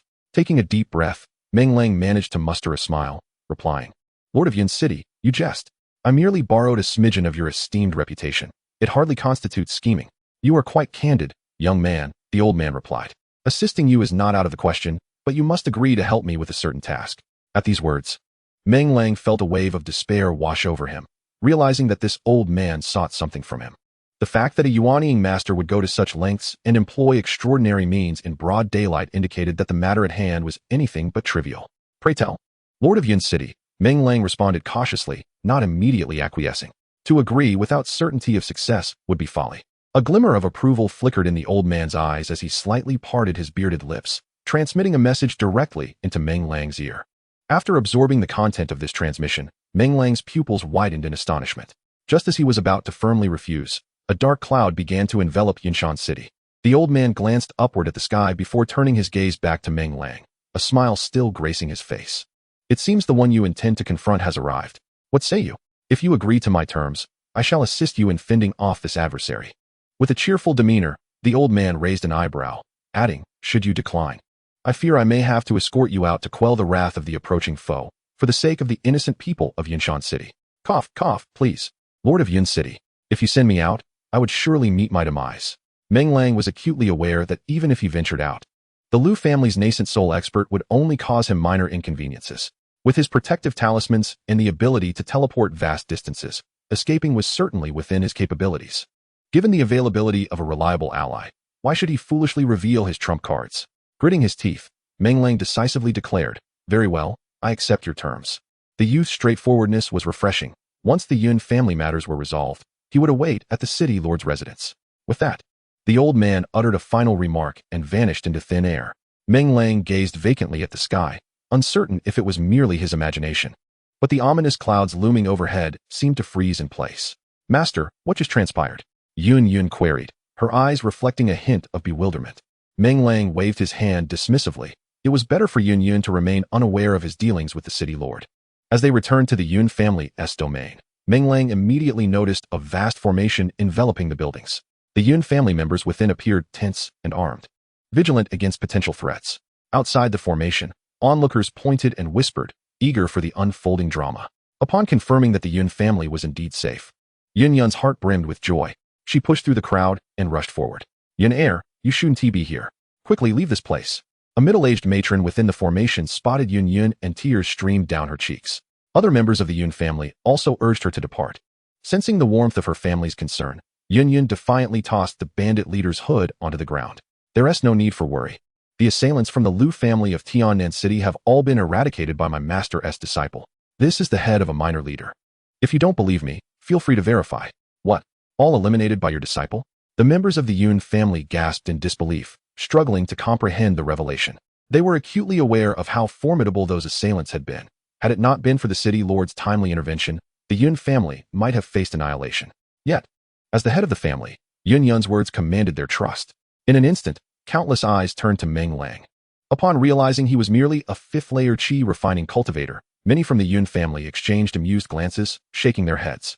Has Yun been influenced by her time at the Blooming Flowers Sect? How could she claim that a mere fifth-layer cultivator slaughtered a host of Foundation establishment practitioners? Observing the reactions of her family, Yun's dissatisfaction began to simmer. Her prolonged absence had led to a laxity in management, and it seemed some members had developed an unfortunate habit of looking down on others. Clearly, it was time to impose order within the Yun family. Resolving herself, a unique aura of authority enveloped her as she pointed to a younger family member. Yin Tian, step forward. A young descendant of the Yun family emerged cautiously from the formation, opening a bag to reveal a despondent-looking Steward Liu. A collective gasp echoed through the crowd as every member of the Yun family recognized him. His arrogance from the previous day was etched indelibly in their memories. Immediately, countless members of the Yun family displayed expressions of guilt, realizing the absurdity of their disdain for Meng Lang. What right did they have to look down upon him? It was he who had personally severed my mother's head. Some members of the Yun family, unable to contain their fury, charged forth, unleashing a flurry of blows upon Steward Liu. Others quickly followed suit, neglecting to utter apologies or expressions of gratitude toward Meng Lang, rushing in droves towards Steward Liu. Steward Liu, wearing an expression of deep frustration, found himself helpless. He finally understood why Meng Lang had spared him, rather than ending his life. He had painstakingly brought him into Yinshan City, intending for him to face the judgment of the Yun family. Goodness, he had thought Meng Lang had experienced a change of heart, as more and more members of the Yun family joined in the assault against him. Steward Liu could no longer remain calm. He roared, "You shall not act with such arrogance. Our family's ancestor is nearing Yinshan City. He is a formidable nascent soul master, capable of annihilating you with a mere finger." Upon hearing this, the Yun family members were struck with alarm, their hands frozen in uncertainty. Their family was merely a third-rate clan. What right did they have to summon a nascent soul master? Was this not sheer bullying? Humph. Our Yinshan City master is also a nascent soul master. He will not stand idly by while our family is threatened. A disgruntled junior retorted. Oh, do you truly believe the Yun family can forever cling to such powerful allies? What reason do they have to continuously assist you? Steward Liu, recognizing his impending doom, began to feel indifferent. Just then, Meng Lang, who had been standing still, stepped forward, seizing Steward Lu's head and, with a smirk, remarked, "The nascent soul master you mentioned from the Lu family has indeed arrived, but I fear this time it will be a one-way journey." "You lie. Our Lu family master possesses unparalleled skills." "How could?" Before Steward Lu could finish his protest, a furious roar echoed from the sky. "Ah! You shall pay for the loss of my arm. This debt shall be repaid in this lifetime." Upon hearing this voice, Steward Lu was left bewildered. Wasn't he that the voice of the Lu family master? When did the master arrive, and why was he battling alongside the city lord of Yun? Given the tone of anger, it seemed he had suffered a hidden defeat. Before he could utter a word, a severed arm plummeted from the sky, crashing heavily to the ground. Moments later, the city lord's voice resonated throughout Yunshan City. "Should you dare to set foot in Yunshan City again, I will annihilate your Lu family." Upon hearing such a commanding proclamation, the members of the Yun family fell to their knees, weeping profusely as they bowed to the sky. "Everyone, the one you should truly be grateful to is my junior disciple. If it were not for him," Yun observed the Yun family entirely disregarding Meng Lang. And her dissatisfaction grew. However, Meng Lang gestured for her to disregard the matter. The Yun family, having faced such a calamity, were at their most vulnerable. There was no need for him to claim any credit. Meng Lang turned his gaze back to Steward Lu, noticing the frozen smile on his face, which struck him as amusing. It seemed the man had never anticipated that the figure he revered as a deity would meet such a tragic fate upon arriving in Yunshan City. In the following moments, under Yun's command, the Yun family dismantled their protective formation and began to regroup. Meng Lang, treated as an esteemed guest, was escorted by Yun to a room to rest. Seated in a chair, Meng Lang found himself disinterested in his surroundings. Instead, he opened his system package to gaze upon the newly acquired gift box. Chapter 76. Master, I have a surprise for you. Shadow Clone. Create an identical shadow clone of oneself, possessing 10% of the original strength, which can be summoned or dismissed at will. Ah, what is this? Upon seeing the reward within the gift box, Meng Lang felt somewhat speechless. What purpose does a clone serve when one is perfectly fine? With a mere thought, a clone that mirrored Meng Lang appeared before him. Curiously, he approached and scrutinized the nearly identical figure. A grin soon emerged on Meng Lang's lips, unable to be contained. While this clone lacked combat prowess, it could potentially prove invaluable in critical moments. He discovered that the most significant feature of this clone was its ability to connect with his consciousness, granting him complete control over its perspective. With this clone at his disposal, he felt a heightened sense of security when contemplating stealthy assaults or exploring perilous areas he would otherwise avoid. Particularly, with the existence of this clone, executing a strategic retreat would incur almost no loss. As he focused on the shadow clone, a bold plan began to materialize in his mind. Knock, knock, knock. The sound of knocking echoed from the door, followed closely by Yun's entrance. "Master, I have a surprise for you," she announced, her face instantly lighting up with a radiant smile, stirring something profound within Meng Lang. He couldn't help but think how increasingly enchanting Yun appeared. He stepped forward, grasping her delicate white hand. "Aren't you the surprise? Is there anything more delightful than you?" As he spoke, he cheekily placed his hand on Yun's backside. Taken aback by Meng Lang's eagerness, a blush crept from her neck to her cheeks. She playfully swatted his hand away, shyly exclaiming, "Master, how naughty." "Oh, am I truly dreadful?" Meng Lang retorted, extending his hand once more. "I believe you rather enjoy this." As he spoke, he reached to untie the belt around Yun's waist. Having raised Yun's favorability to a perfect score of 100, Meng Lang could hardly refrain from pondering how to earn more harmony points. Now that the tumult had temporarily subsided, if he did not take action, how could he justify the effort he had expended? Feeling Meng Lang's increasingly audacious advances, Yun's breath quickened. Just as the belt was about to be undone, she hastily revealed an object in her hand. It was a pearl radiating a soft blue glow. At first glance, Meng Lang's body froze. Yun let out a sigh of relief, teasingly challenging him. "Don't stop, master. Are you perhaps unable to continue?" In a fit of irritation, Meng Lang pinched Yun's backside firmly, prompting her to grimace before she cheerfully accepted the pearl from her hand. The Soul Guard Pearl, an exquisite spiritual artifact of soul defense, capable of thwarting lethal strikes from cultivators below the Golden Core realm at critical moments. Upon reading the description of the pearl, Meng Lang found himself in a daze. No wonder the others had perished in the explosion, while only Steward Lu remained alive with just his head intact. Indeed, there was treasure within his mind. Did he kill anyone? Meng Lang was utterly captivated by the Soul Guard Pearl, his gaze unwilling to waver for even a moment, yet he feigned indifference and casually inquired. The Yun family departed in tranquility, each member having thrust a dagger. Yun shrugged and replied nonchalantly. A smile crept across Meng Lang's lips as he felt a sense of relief. The purpose of sparing the other party was precisely this, after all. What surprised him was that the other party truly possessed valuable items. Master, the elders of the Yun family wish to express their gratitude to you personally. I was sent to inquire whether you would be willing to meet them, considering they had previously questioned your intentions, Yun said, her gaze cautiously flickering towards Meng Lang, fearful that he might lose his temper. Unexpectedly, Meng Lang waved his hand dismissively. There is no need to thank me. They should be grateful to you for sisters. After all, if it weren't for you, would the fate of the Yun family matter to me? Yun's heart quaked, though Meng Lang's words were blunt. They brought her immense solace. The four sisters possessed no remarkable virtues. They were merely slaves in Meng Lang's grasp. Yet even so, he was still willing to risk everything for their sake. With this thought, a different sentiment flickered in Yun's gaze. Master, Yun wishes to, as she spoke. Her delicate hand struck out, covering Meng Lang's vital area. In an instant, Meng Lang's body trembled, as if electrified. Staring blankly at Yun's mischievous smile, he cast aside his reservations and lunged at her. Their struggle was brief, interrupted by a knock at the door, yet Meng Lang still joyfully accumulated 100 coupling points. Observing Yun's expression of lingering desire, he could only laugh helplessly. Was this his fault? After all, this was the Yun family. If blame were to be placed, it should fall on the lack of decorum among its members. The newcomer was a middle-aged beauty. Upon seeing her, Meng Lang recalled their previous encounter outside the Yun residence. She had urged Yun to leave quickly, indicating a close relationship between them. Indeed, Yun's call of mother entirely confirmed their bond. Meng Lang couldn't help but scrutinize the middle-aged matron. She appeared remarkably well-kept, suggesting a regular cycle. The matron acknowledged Yun and then turned her scrutinizing gaze toward Meng Lang, which soon filled with disdain and contempt. Greetings, Aunt, Meng Lang said, considering her status as an elder and taking the initiative to be polite. And you, young man, what is your age? The matron's words were starkly provocative.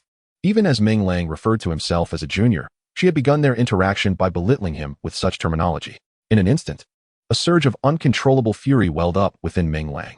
His mother, Yun, approached, chiding the beautiful woman. Although my junior brother appeared somewhat aged, his bone age was merely in his 20s. With a chuckle, Meng Lang found himself embarrassed by Yun's remarks. Was it truly necessary to be so circumspect? The lady, noticing his laughter, retorted that while he was somewhat inept, he had spent decades to achieve merely the 5th level of qi refinement. Acknowledging his own inadequacy, he should refrain from hindering my Yun, who was a paragon of the 100 Flowers Sect, not an object of desire for a worthless old man like him.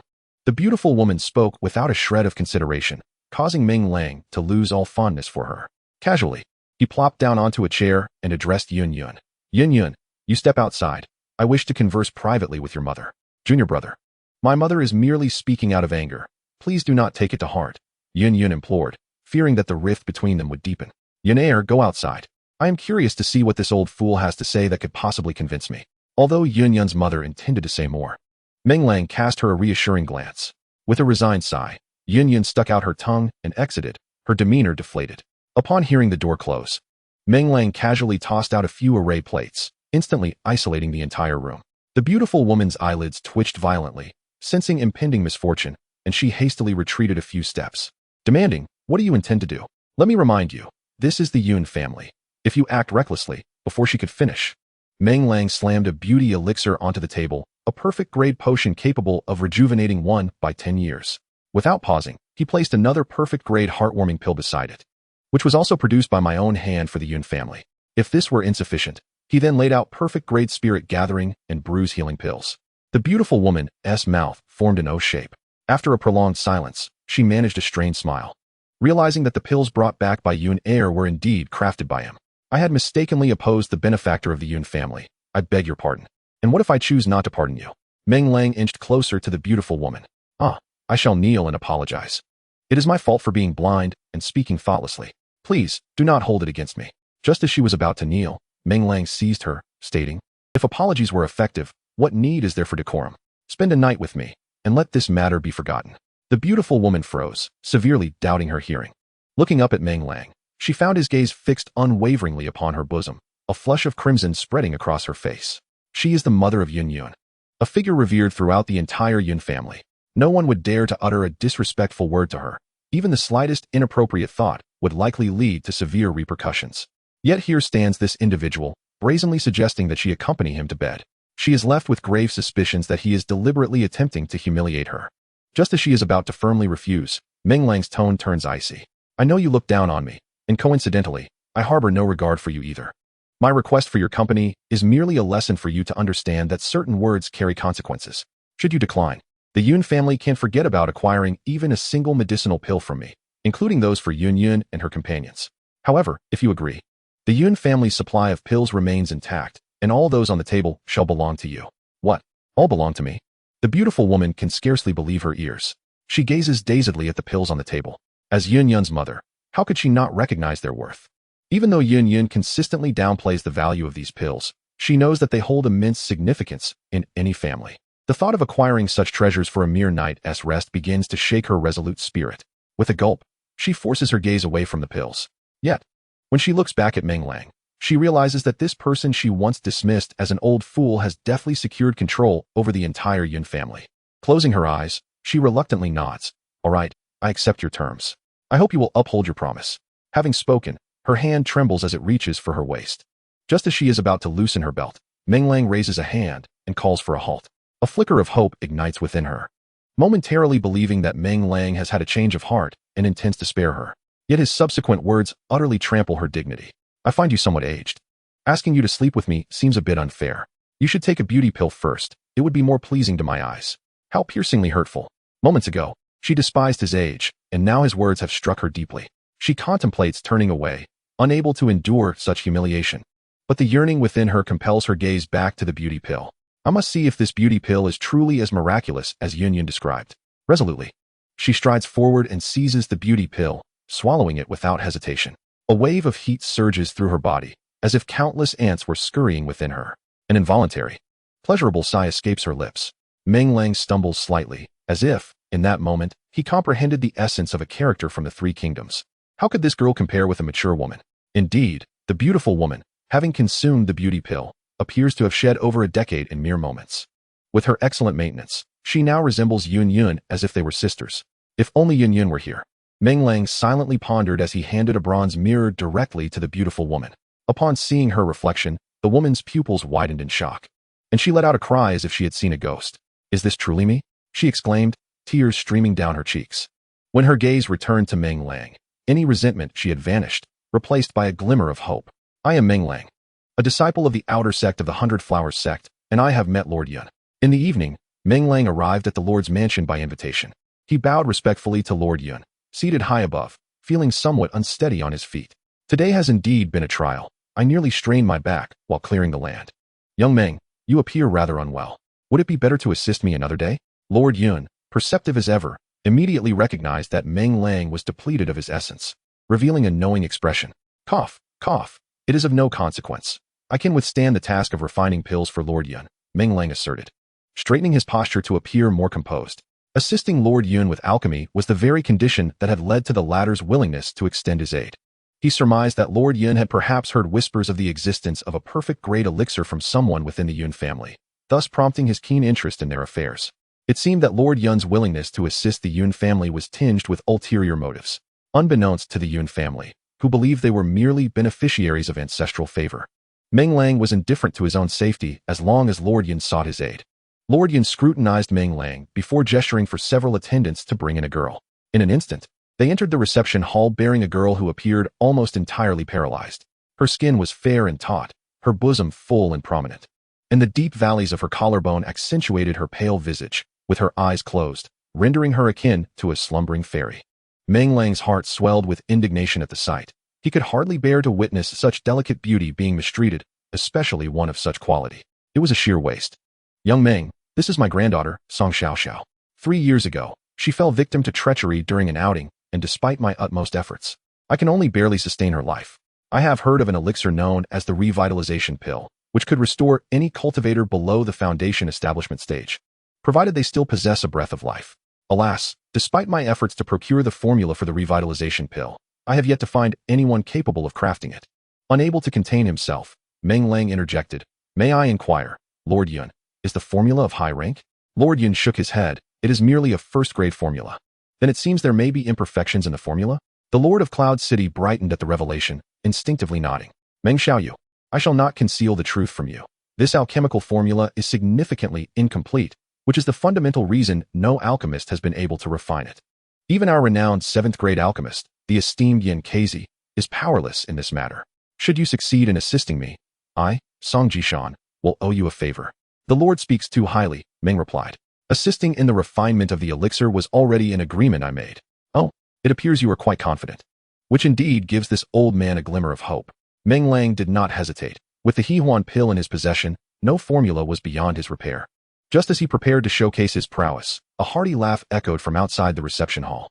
Old Song, I hear you've enlisted the help of a chi refining practitioner to concoct elixirs. Yin Kezi has come uninvited to observe. Meng Lang swallowed the words he had been about to utter, realizing that Yin Kezi was not a benign presence. Chapter 78. Communicating with an old fool. Does he deserve it? As the words faded, two figures, one old and one young, appeared at the entrance of the reception hall. Meng Lang's gaze instinctively bypassed the ethereal old man in white robes, focusing instead on the stunningly beautiful young woman beside him, clad in a flowing green gown. Her figure was exquisite, and her skin smooth as jade. Her long black hair cascaded naturally over her bosom, stirring an involuntary excitement within Meng Lang. What a rare beauty. The young woman seemed to sense the covetousness in Meng Lang's gaze. Her delicate brows furrowed, and her enchanting phoenix eyes involuntarily displayed a hint of disdain. Ignoring Meng Lang, she inclined her head respectfully to the Lord of Cloud City. Greetings, Grandfather Song. The Lord of Cloud City chuckled heartily and approached the pair. Ah, Xiaojing has come. It's been years. You've grown even more charming. I heard you were coming and insisted on following. If you and T agreed, I would have pulled out your beard, she teased, glancing at his nearly bald chin. You wouldn't mind, would you? The old man in white regarded the Lord with affectionate eyes, apologizing with a fist to his palm, indicating a close relationship between them. Not at all. You both have exerted yourselves for such a small matter.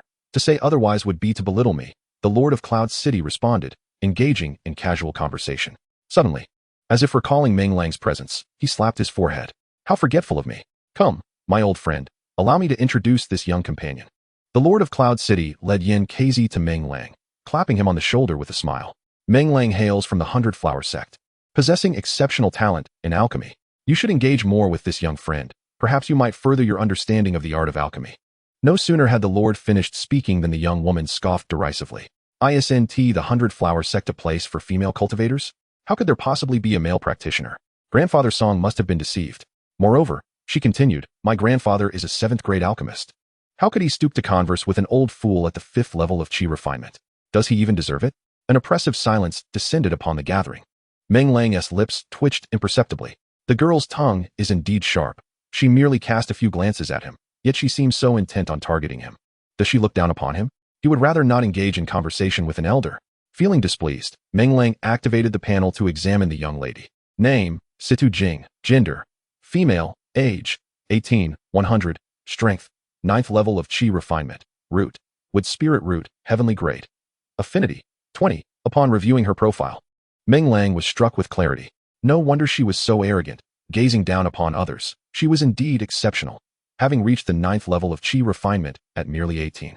In the entire Tiannan realm, such prowess is enough to stand unrivaled. Particularly with her heavenly grade wood spirit root, most cultivators could only look up in admiration.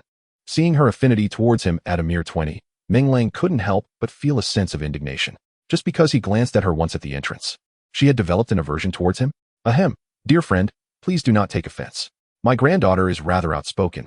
I hope you will not hold it against her. Yun Kezi smiled apologetically at Meng Lang. However, the disdain hidden in her eyes betrayed her true sentiments.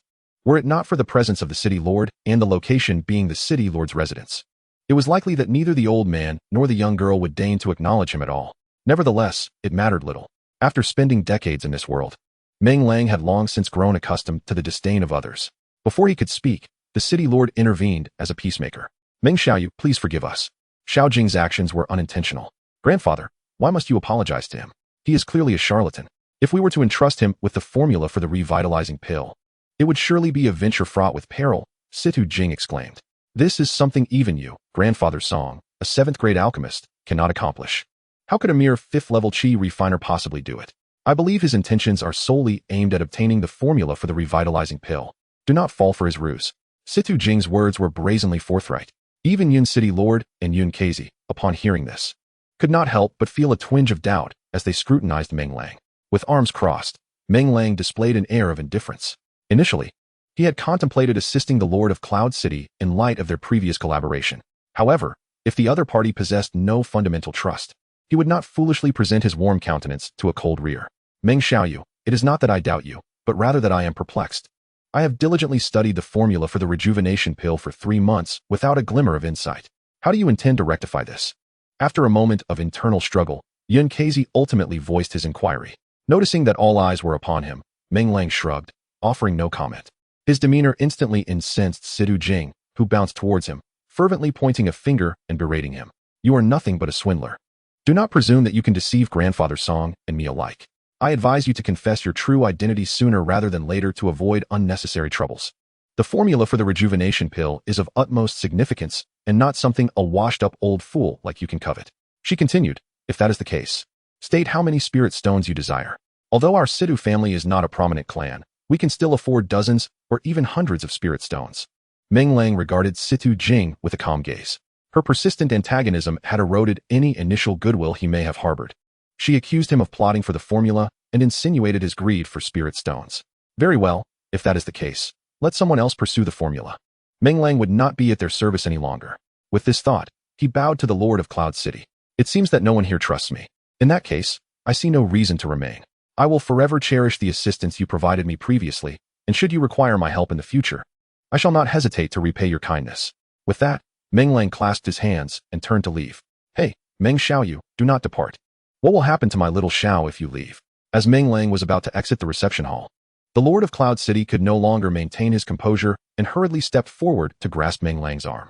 Meng Xiaoyu, please do not be angry. I admit my suspicion was excessive, but this concerns the life and death of Xiao Xiao. You must understand my plight. You are my only hope. If you leave, Xiao Xiao may never recover. Thus, the Lord of Cloud City humbly implored, his demeanor bending with age. He was the esteemed Lord of Cloud City, a revered figure among the Yuanying elite, and had never demeaned himself to such a degree before. In that instant, Meng Lang's resolve began to waver. Grandfather Song. You, Situ Jing, visibly displeased, was about to scold him again. The Lord of Cloud City's humble request for the assistance of an old fool would surely become a source of ridicule if it were to spread. Just as her words left her lips, Yun Kezi swiftly covered her mouth, urging, please, say no more. He cast a pleading glance at Situ Jing. Aware of the gravity of the situation, he deeply regretted bringing this girl along. Had he known her sharp tongue would be so formidable, he would have preferred to have all his beard plucked out rather than consent to her company. It appeared that Miss Situ still harbored doubts about him. Meng Lang turned to glance at Situ Jing, amusement flickering in his eyes. Since the elixir recipe needed to be repaired regardless, he saw no harm in taking advantage of this headstrong girl. Isn't she quite the arrogant one? Let's see how she maintains that bravado once her face is swollen from a slap. I simply do not trust you. Do not think I am unaware of your reputation as a swindler, Situ Jing retorted, unable to endure Meng Lang's mockery. As she swiftly broke free from her grandfather's grasp to retaliate, Meng Lang smiled nonchalantly. Since Miss Situ is so skeptical of me, would you care to wager? What do you wish to bet on? Situ Jing asked, puffing out her chest proudly. Naturally, I propose a wager involving your own well-being, Meng Lang mused inwardly, but dared not voice such a thought. He feared not only the Lord of Yun City, but also the fiercely protective Yun Ke, who might strike him down. After a moment's contemplation, he smirked. How about a piece of spirit stone? If I successfully restore the recipe for the rejuvenation elixir, Miss Situ shall provide me with a spirit stone along with an apology. Is that all? Situ Jing exclaimed incredulously, her eyes widening. Soon, a cunning smile graced her lips. And what if you fail? You cannot simply say you owe me a spirit stone. That recipe is invaluable. And surely you would have memorized it during your attempts to restore it. Wouldn't that ultimately benefit you? If I am unable to restore the recipe for the rejuvenation elixir, you may do as you please, whether it be punishment or retribution, Meng Lang replied, fully aware that Situ Jing would be dissatisfied, and thus continued. The Lord of Yun City found himself puzzled. This wager seemed distinctly unfair to Meng Lang. Why, then, was he so insistent on challenging Situ Jing? Did he possess unshakable confidence, or was he merely intent on vexing her? Yun Ke shared the same confusion, both seasoned individuals recognizing the stakes of this bet. From the moment Meng Lang entered, he had exuded a unique demeanor, neither servile nor arrogant. The audacity to propose such an unreasonable wager suggested he possessed some hidden prowess. Should his incompetent granddaughter fall into a trap, who would he hold accountable? Just as he was about to intervene and halt this futile wager, Situ Jing, with her head held high, eagerly accepted. Very well, prepare yourself for a beating. As she declared this, she clenched her fist fiercely, her infuriating yet endearing demeanor momentarily captivating Meng Lang. Then let Lord Yun and Senior Yun Ke bear witness, lest certain individuals attempt to evade their debts after losing. Are you implying that I, Situ Jing, would shirk my obligations? Nonsense. Why should it be I who defaults? If you lose, I shall administer 100 strikes to your backside. Meng Lang, uninterested in further engaging with Situ Jing, had discerned that she was sorely in need of discipline. Since the grandfather of the other party is unable to manage, he does not mind offering some guidance. Mayor Yun, please present the prescription. Meng Lang extended his hand towards Mayor Yun, who promptly produced a tarnished copper plate. Meng Lang's eyes subtly narrowed. This object indeed appeared to have some age. Detected a flawed first-tier mid-grade revival pill prescription. Would you like to consume 80 harmony points to repair it? Oh, only 80 harmony points?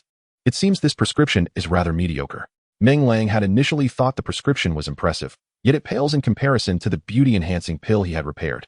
As he was about to consume the harmony points for the repair, he heard Situ Jing's mocking voice once more. How is it?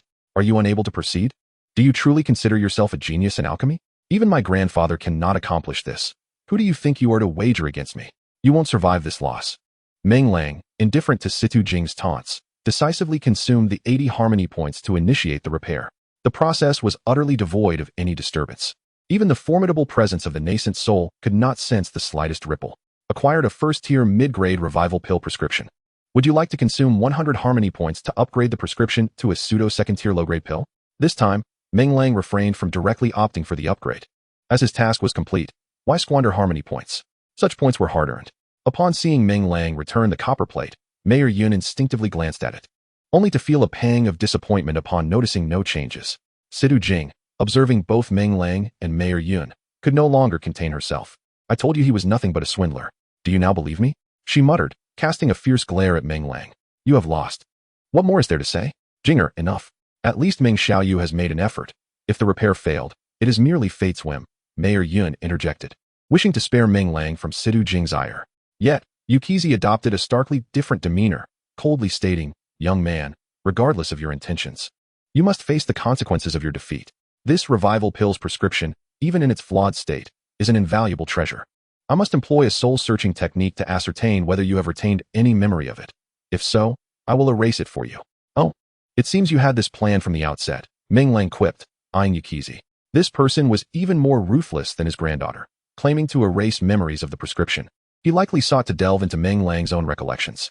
Although a cultivator's soul is formidable, it cannot withstand the torment of soul-searching. Once subjected to it, he would surely become a mere shell of himself. Yukizi remained silent, a barely perceptible aura of the golden core realm emanating from him. Meng Lang shook his head. I fear I shall disappoint you both. I have already completed the repair of this prescription. As soon as the words fell, an oppressive silence enveloped the room, so profound that one could almost hear a pin drop. Chapter 80. Are you satisfied now? The first to regain composure was the Lord of Cloud City. He excitedly approached Meng Lang, seizing his hand with fervor, tears welling in the creases of his weathered face. Young friend Meng, is this truly the case? Upon seeing Meng Lang nod resolutely, he let out a triumphant roar. Wonderful. Little Xiao, did you hear that? Heaven has beheld your plight. You are saved. Observing the Lord's genuine emotion, Meng Lang felt a pang of sorrow, memories of a stooped figure surfacing in his mind, his grandfather. An utterly ordinary man who had selflessly raised him through scavenging. Impossible. You are lying. You must be lying. Situ Jing's face twisted in despair as she fixed her gaze on Meng Lang, searching for any hint of deceit in his demeanor. What disheartened her was the unwavering calm in Meng Lang's eyes and his steady breath, devoid of any sign of panic. Yun Kazi, more straightforward, snatched the copper plate from the Lord's grasp. After examining it with his spiritual sense, he sneered at Meng Lang. The formula within this copper plate has not been repaired at all. Are you truly so shameless? Who says that repairing a formula necessarily involves restoring the contents of the copper plate? Meng Lang retorted, unable to tolerate Yun Kazi's condescending attitude. Isn't that a common understanding? Yun Kazi found himself momentarily speechless, scrambling to offer a vague response. Meng Lang smirked again. So, does consensus imply correctness? This time, Yun Kazi was rendered utterly speechless. As a distinguished seventh-tier alchemist with the prowess of the third layer of golden core, he found himself silenced by a mere fifth-tier cultivator. If word of this were to spread, it would surely leave many in disbelief. Humph. You claim to have succeeded in your repairs, and that makes it true? Situ Jing, seeing her grandfather cornered and speechless, rushed to shield him. Her words jolted Yun Kazi back to awareness. His sunken eyes glinted with a predatory light as he turned to Meng Lang. If you write out the formula, I shall discern its authenticity. Meng Lang glanced at the Lord of Cloud City, who nodded in affirmation. From his storage bag, he retrieved paper and pen, swiftly inscribing the formula for the revitalizing pill. It was merely a mid-grade first-tier formula. He had no reason to conceal it. When the formula was presented to Yun Kazi, his breath quickened. So what do you say, old friend? Has the formula been restored? The Lord of Cloud City inquired solemnly. After a moment of shifting expressions, Yun Kazi reluctantly nodded. Indeed, it has been repaired. However what? The Lord of Cloud City immediately grew anxious again. Yun Kazi shot a glance at Meng Lang, gritting his teeth as he stated. While you have indeed repaired the formula, it does not prove its efficacy. If you have recklessly altered it, the revitalizing pill may have lost all of its potency. Meng Lang felt a wave of disgust wash over him. He anticipated the obstinacy of his adversary, but did not expect such a blatant lack of integrity. A seventh-tier alchemist. Indeed, is it not apparent that there is an issue with this pill formula? Reluctant to engage in further dialogue, Meng Lang turned to C2 Jing and said, Could you bring me a spirit stone? I have one. C2 Jing, taken aback, retorted with dissatisfaction. Did you not hear my grandfather say that it cannot be proven whether there is a problem? Just confirm whether the repairs are complete. Our wager is on the ability to restore the pill formula, correct? Meng Lang shot her a disdainful glance. Are you attempting to renege on your word? For the first time, C2 Jing found herself at a loss for a response. Young man, if you can prove that this pill formula is flawless, not only will Jinger apologize to you, but I shall also offer my sincere apologies. Yun Kazi interjected, wishing to spare C2 Jing any further embarrassment. Lord Yun, standing nearby, also attempted to mediate, saying, Meng Xiaoyu, let us not hold a grudge against Jinger. Meng Lang snorted coldly. If the pill fails to take effect, will that indicate a flaw in the formula or in the alchemist? If you dare to renege once, who has to say you won't shamelessly do it again? I have no interest in continuing this charade. Either she apologizes to me with a spirit stone now, or you may entertain yourselves without me. I refuse to associate with such dishonorable individuals. Cough. Young friend, please do not take offense, Lord Yun said. Seeing Meng Lang's resolute demeanor, he shot a disapproving glance at Yun Kazi and smiled. Your ability to repair the pill formula surpasses that of my old friend. He simply has this stubborn nature. How about I apologize on behalf of Xiao Jing? Witnessing Lord Yun's willingness to humble himself, C2 Jing could no longer remain in the shadows. She pulled out a spirit stone and placed it firmly in Meng Lang's hand. Lowering her head as she softly uttered, I am sorry. What did you say? I did not hear you. Meng Lang shrugged, showing no sign of acquiescence. C2 Jing's chest heaved, and gritting her teeth, she declared loudly, I am sorry. Is that satisfactory? What are you apologizing for? There is no sincerity in your words. Meng Lang scoffed. Young man, perhaps you should temper your words. You are likely the first in Yunshan City to elicit such an apology from my granddaughter. Yun Kazi remarked, unable to bear the sight of his granddaughter being so humiliated. If I were to lose, would she let me off so easily? Meng Lang retorted, showing no respect for Yun Kazi. Yun Kazi's beard twitched in indignation. Enough. C2 Jing shot Meng Lang a fierce glare, then took a deep breath, saying, I apologize, Uncle Meng. I failed to recognize your worth and should not have doubted you. I deeply regret my behavior. Please forgive my unreasonable outburst. Very well. From now on, exercise a bit more discretion in public. Others are not as accommodating as Uncle Meng. Meng Lang waved his hand, grinning. C2 Jing, wishing she could strike Meng Lang, forced a smile through gritted teeth, saying sweetly, Thank you for your guidance, Uncle Meng. I will certainly be more mindful in the future. A child worth teaching, Meng Lang remarked, patting her shoulder. C2 Jing trembled slightly, suppressing her anger. Young man, shall we now verify the effectiveness of the pill? Yun Kazi smiled darkly. Seeing Meng Lang nod, he immediately leaned in to whisper to the city lord of Yun. The city lord wasted no time and summoned his servants to make arrangements. Before long, the ingredients for the revival pill were brought forth by the attendants. Yun Kazi meticulously inspected the materials and, after confirming their accuracy, turned to Meng Lang with a provocative gaze.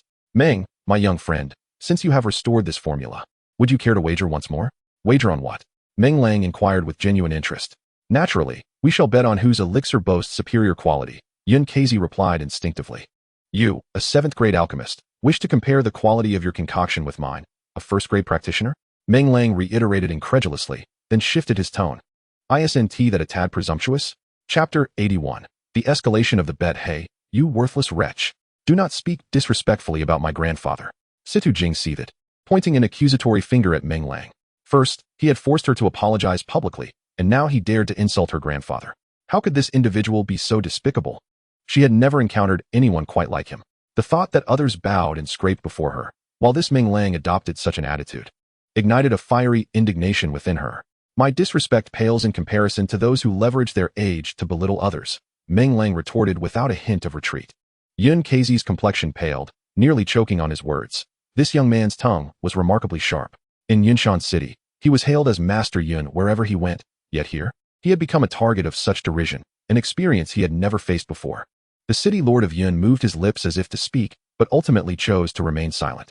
It seemed there was little harm in letting the two spar, as long as it led to the revival of his beloved granddaughter. Yun Kazi glanced at the city lord and, noticing his apparent disinterest in intervening, regained his confidence. Are you perhaps afraid of losing, my young friend? After all, you are merely at the 5th level of qi refinement, and your alchemical skills must be rudimentary at best. While I am curious about how you restored the revival pills formula, your technique in alchemy likely leaves much to be desired. Enough with these childish tricks to provoke me. Meng Lang replied, casting a disdainful look at Yun Kazi, genuinely surprised that he would resort to such immature tactics. If you wish to compete, I see no reason to refuse, Meng Lang stated, fixing his gaze intently on Sidu Jing, his eyes glimmering with avarice. Hey, if you keep staring, do you believe I want to gouge out your eyes? Sidu Jing, sensing Meng Lang's impudent gaze, felt her displeasure rise, and her hand tightened around the cold gleam of a long sword. What do you mean by that? Yun Kazi questioned suspiciously. Are you suggesting that I make Jinger the wager? That is out of the question, do not even think about it. It appears that even you, esteemed Yun Kazi, have doubts regarding your alchemical prowess. I had assumed you were far more formidable, Meng Lang replied nonchalantly, determined to make this elder lose face. You speak nonsense. In Yunshan City, my alchemical skills can only be rivaled by none but the second best. Yet, I am unable to restore even a first-grade mid-tier elixir formula. Meng Lang directly undermines my stature. Yun Kazi, momentarily flustered, retorts, young man, that was merely luck. Given me a bit more time for research, I might yet restore the formula. Since you are so confident, then why not come forth? Are you afraid of losing? Afraid of losing? I merely, forget it. I shan't waste time explaining. As long as Jinger is exempt, you may stipulate any conditions. No sooner had Yun Kazi spoken than Sidu Jing, in a fit of pique, declared, Grandfather, let's wager with him. There is no reason for your alchemical prowess to be outdone by an old fool. Upon uttering this, Situ Jing turned to Meng Lang. Should you win against my grandfather, I shall become yours to do as you please. However, if you lose, I shall have you castrated and gouge out your eyes. You must first vow an oath of sincerity, for I cannot trust you to keep your word. Meng Lang interjected coldly. Very well. I shall swear. Situ Jing shot back defiantly. Do you think I, Situ Jing, would fear you? She was about to make her vow when Yun Kazi seized her arm. Grandfather, what are you doing? Situ Jing asked, puzzled. You cannot bind him with an oath. The boy harbors treachery in his heart. Yun Kazi explained, casting a fierce glare at Meng Lang. Young man, I advise you not to set your sights on my granddaughter. Otherwise, regardless of who intervenes, you shall not leave Yunshan City unscathed. Meng Lang shrugged nonchalantly. You initiated this wager. And now you threaten me? Who do you think you are? A 7th-grade alchemist? I suggest you find a place to bury yourself instead. How dare you be so arrogant? What will you do? Meng Lang scoffed in disdain. Before Yun Kazi could respond, Situ Jing interjected. Old fool, we have a bet. If your concocted elixir surpasses my grandfather's, I will submit to your will. However, if your elixir fails to match his, I will make your life a living hell. Seeing Meng Lang gaze at her, Situ Jing promptly vowed before the heavens, declaring that should she violate her oath, her heart would shatter. This vow was akin to a blood oath in the cultivation world, binding one's integrity and not to be taken lightly. Once established, there was no room for recantation. Meng Lang nodded, recognizing the opportunity presented by this young woman. He had no reason to decline her offer, and he had his own schemes in mind for what would follow. Very well, he said. Your earnestness is noted, and I shall accept this wager. Rest assured, should I win, I shall not harm you. Rather, I may only require you to warm my bed as a companion. Humph. You'd best win against my grandfather before making such claims, Situ Jing fumed, realizing that this man was no longer pretending and had laid bare his base desires. Meng Lang chose to disregard Situ Jing, instead casting a playful glance at Yun Kazi. Please, Master Alchemist, how delightful. You are indeed the first to dare challenge me. Yun Kazi exclaimed through gritted teeth. Rest assured, I shall not allow your ambitions to come to fruition. With that, Yun Kazi lost interest in Meng Lang and promptly selected materials for a rejuvenation elixir, producing his alchemical furnace to commence the refinement process. Observing Yun Kazi's adept techniques and serene demeanor, Meng Lang acknowledged that, despite his annoyance, the old man possessed genuine skill. Nevertheless, he felt no trepidation of defeat. If need be, he could merely invest a few more spirit herbs to elevate the formula's grade. With this thought, Meng Lang decided against hastily gathering his own materials for the elixir and instead took on the role of a spectator. Situ Jing shot a glance at Meng Lang but refrained from speaking, confident that her grandfather would emerge victorious. When that moment arrived, it would be Meng Lang's turn to lament. Approximately an hour later, Yun Kazi called out, and the lid of the furnace opened, releasing two perfectly round green pills. Glancing at the elixirs, Yun Kazi beamed with satisfaction. Two top-tier elixirs. Do you believe you can surpass this? Why not compete? Meng Lang replied nonchalantly. Before Yun Kazi could respond, Situ Jing burst into laughter. You old fool, the truth is you've become quite the waste. My grandfather has already produced top-tier elixirs. Do you truly think you stand a chance? Can you even elevate the grade of your elixirs? Or do you believe you'll concoct a flawless elixir on your first attempt? Upon hearing her words, Yun Kazi could no longer maintain his composure and laughed heartily. In this world, a master alchemist capable of producing flawless elixirs upon their initial attempt is unheard of. Young man, do you truly believe you can achieve such a feat? It would be wise to concede and preserve a shred of dignity. Shrugging, Meng Lang retorted, how can one know without attempting? Miracles may yet occur. Ah, how amusing. It reminds me of my own youthful bravado. Very well, if you wish to refine an elixir, then do so. Regardless of the outcome, I shall ensure that Jinger spares your life. Yun Kazi stroked his beard, exuding confidence. Grandfather, I never agreed to spare him. I must ensure this old fool meets his demise, Situ Jing declared. Come now, Meng Lang has yet to refine anything. And I wouldn't want to see you slapped in the face again by an unforeseen outcome, the city lord remarked, noticing Meng Lang's genuine confidence. Although uncertain of the source of Meng Lang's bravado, he understood one thing. One should not rejoice too early. Very well, let him refine. I am eager to witness how he attempts to embarrass me this time. Situ Jing, uninterested in wasting time, gestured for Meng Lang to begin. She could hardly contain her anticipation for the moment when Meng Lang would beg her for mercy in despair. Meng Lang shook his head, stepped forward to gather the materials for a pill, and retrieve the alchemical furnace in preparation for the concoction. After a moment's contemplation, he resolved that if he was to humiliate his opponents, it should be done thoroughly. Thus, he expended 100 Huan points to elevate the formula for the revitalizing pill to a pseudo-second-tier elixir. With everything in place, Meng Lang began the alchemical process with an air of tranquility. Upon witnessing Meng Lang indiscriminately toss the ingredients into the furnace, Yun Kazi could not suppress a derisive laugh. I once thought there was a measure of skill here. With such haphazard methods, if he manages to produce a pill, I shall eat this furnace. Lord Yun, upon hearing this, exhibited a look of confusion. Though he lacked expertise in alchemy, he had observed many alchemists at work. Typically, each skilled practitioner was meticulous in their selection of materials, unlike Meng Lang, who seemed to be carelessly throwing them in. One might mistake him for brewing a soup. Perhaps my expectations were too high. It appears the Yun family's elixirs were not crafted by his hand. Yet, how did he manage to restore the formula for the revitalizing pill? Could it be he had encountered the formula previously? This possibility loomed large in Lord Yun's mind, and he felt a subtle wave of disappointment wash over him. Huh, is this what you call alchemy? Old fool, if you cannot do it, then simply admit it. Why must you pretend to be a master of the craft? Surely, you must be relying on this trickery to survive in the world? He could not fathom what sort of fool would believe in the abilities of such a decrepit charlatan. Observing Meng Lang's demeanor, Situ Jing's expression transformed into one of assured victory, her words laced with unabashed disdain. It was only after hearing Lord Yun's awkward cough that she realized her remarks inadvertently included him. With a playful smile, she quickly added, Grandfather Song, my apologies. I was not referring to you. However, by now, you must see this fellow as true colors, yes? Just as Lord Yun sought a means of retreat, Meng Lang clapped the lid of the furnace, and 3 crystalline pills, resembling green jade, soared out, landing deftly in his grasp. As the elixirs materialized, the entire parlor was instantly enveloped by an intense aroma of the concocted pills. This cannot be right. Yun Kazi was the first to exclaim. As a master alchemist, he immediately sensed that these were elixirs of perfect quality. Yet, how could this be?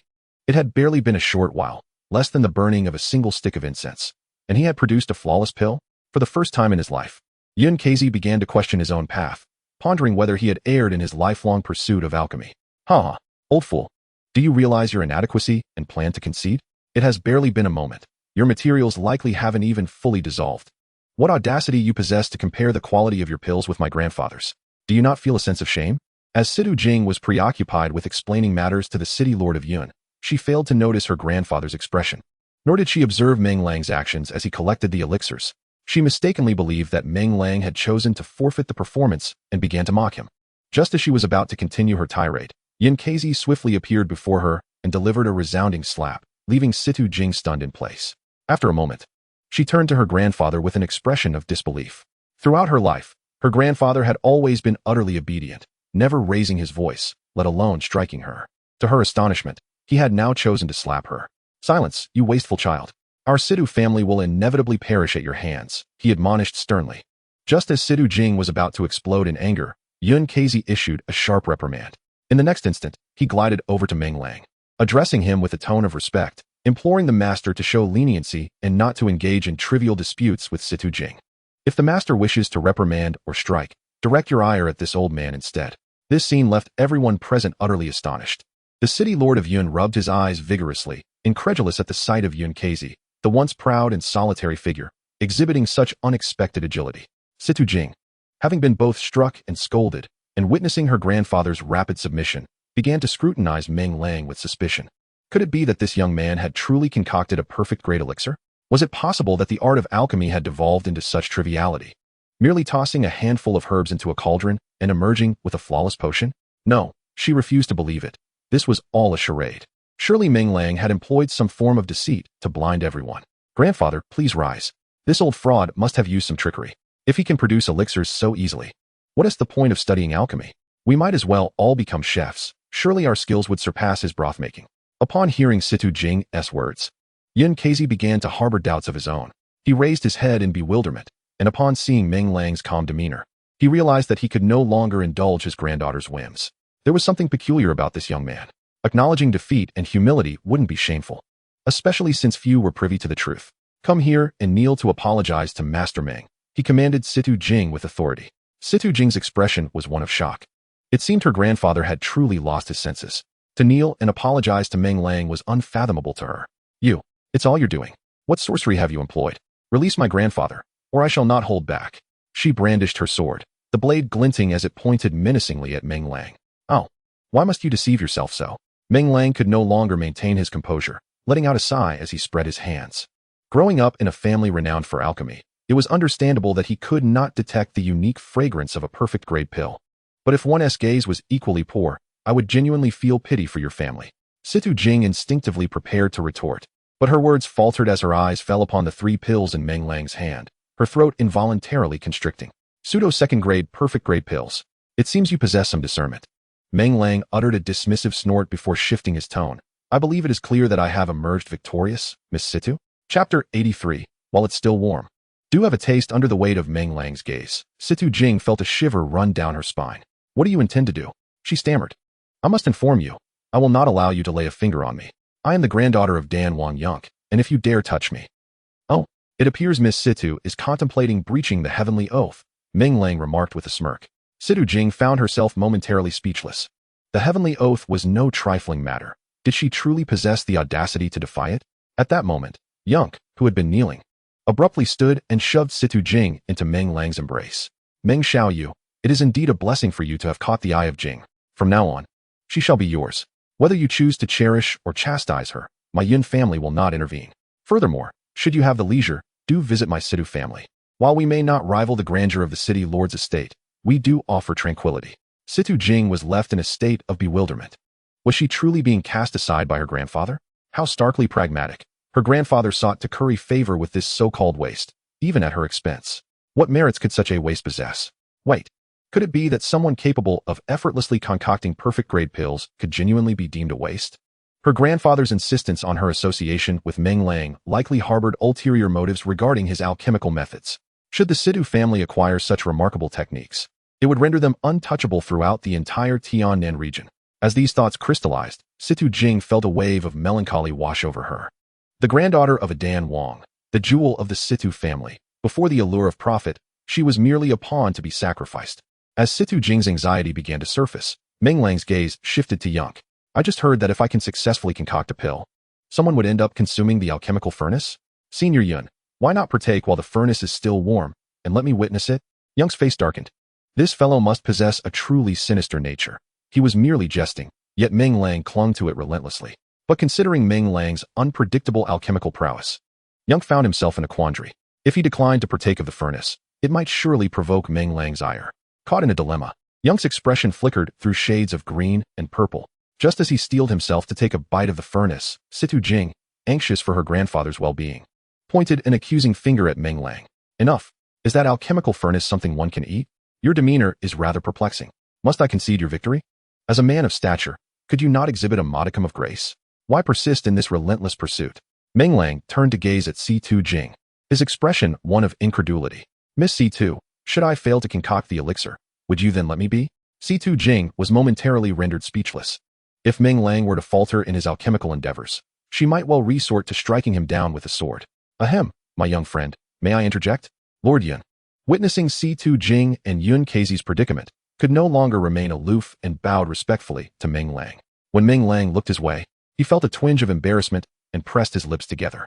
Your alchemical skills are nothing short of remarkable, a rarity I have encountered in my lifetime. Given time, your future is boundless. Yun Keizi, being the esteemed Pill King of Yun Mountain City, might warrant a reprieve, fostering a benevolent connection, should you require assistance in the future.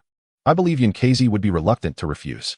As soon as Lord Yun concluded, Yun Keizi eagerly chimed in. Indeed, indeed. Should you ever need my assistance, I would never dare to decline.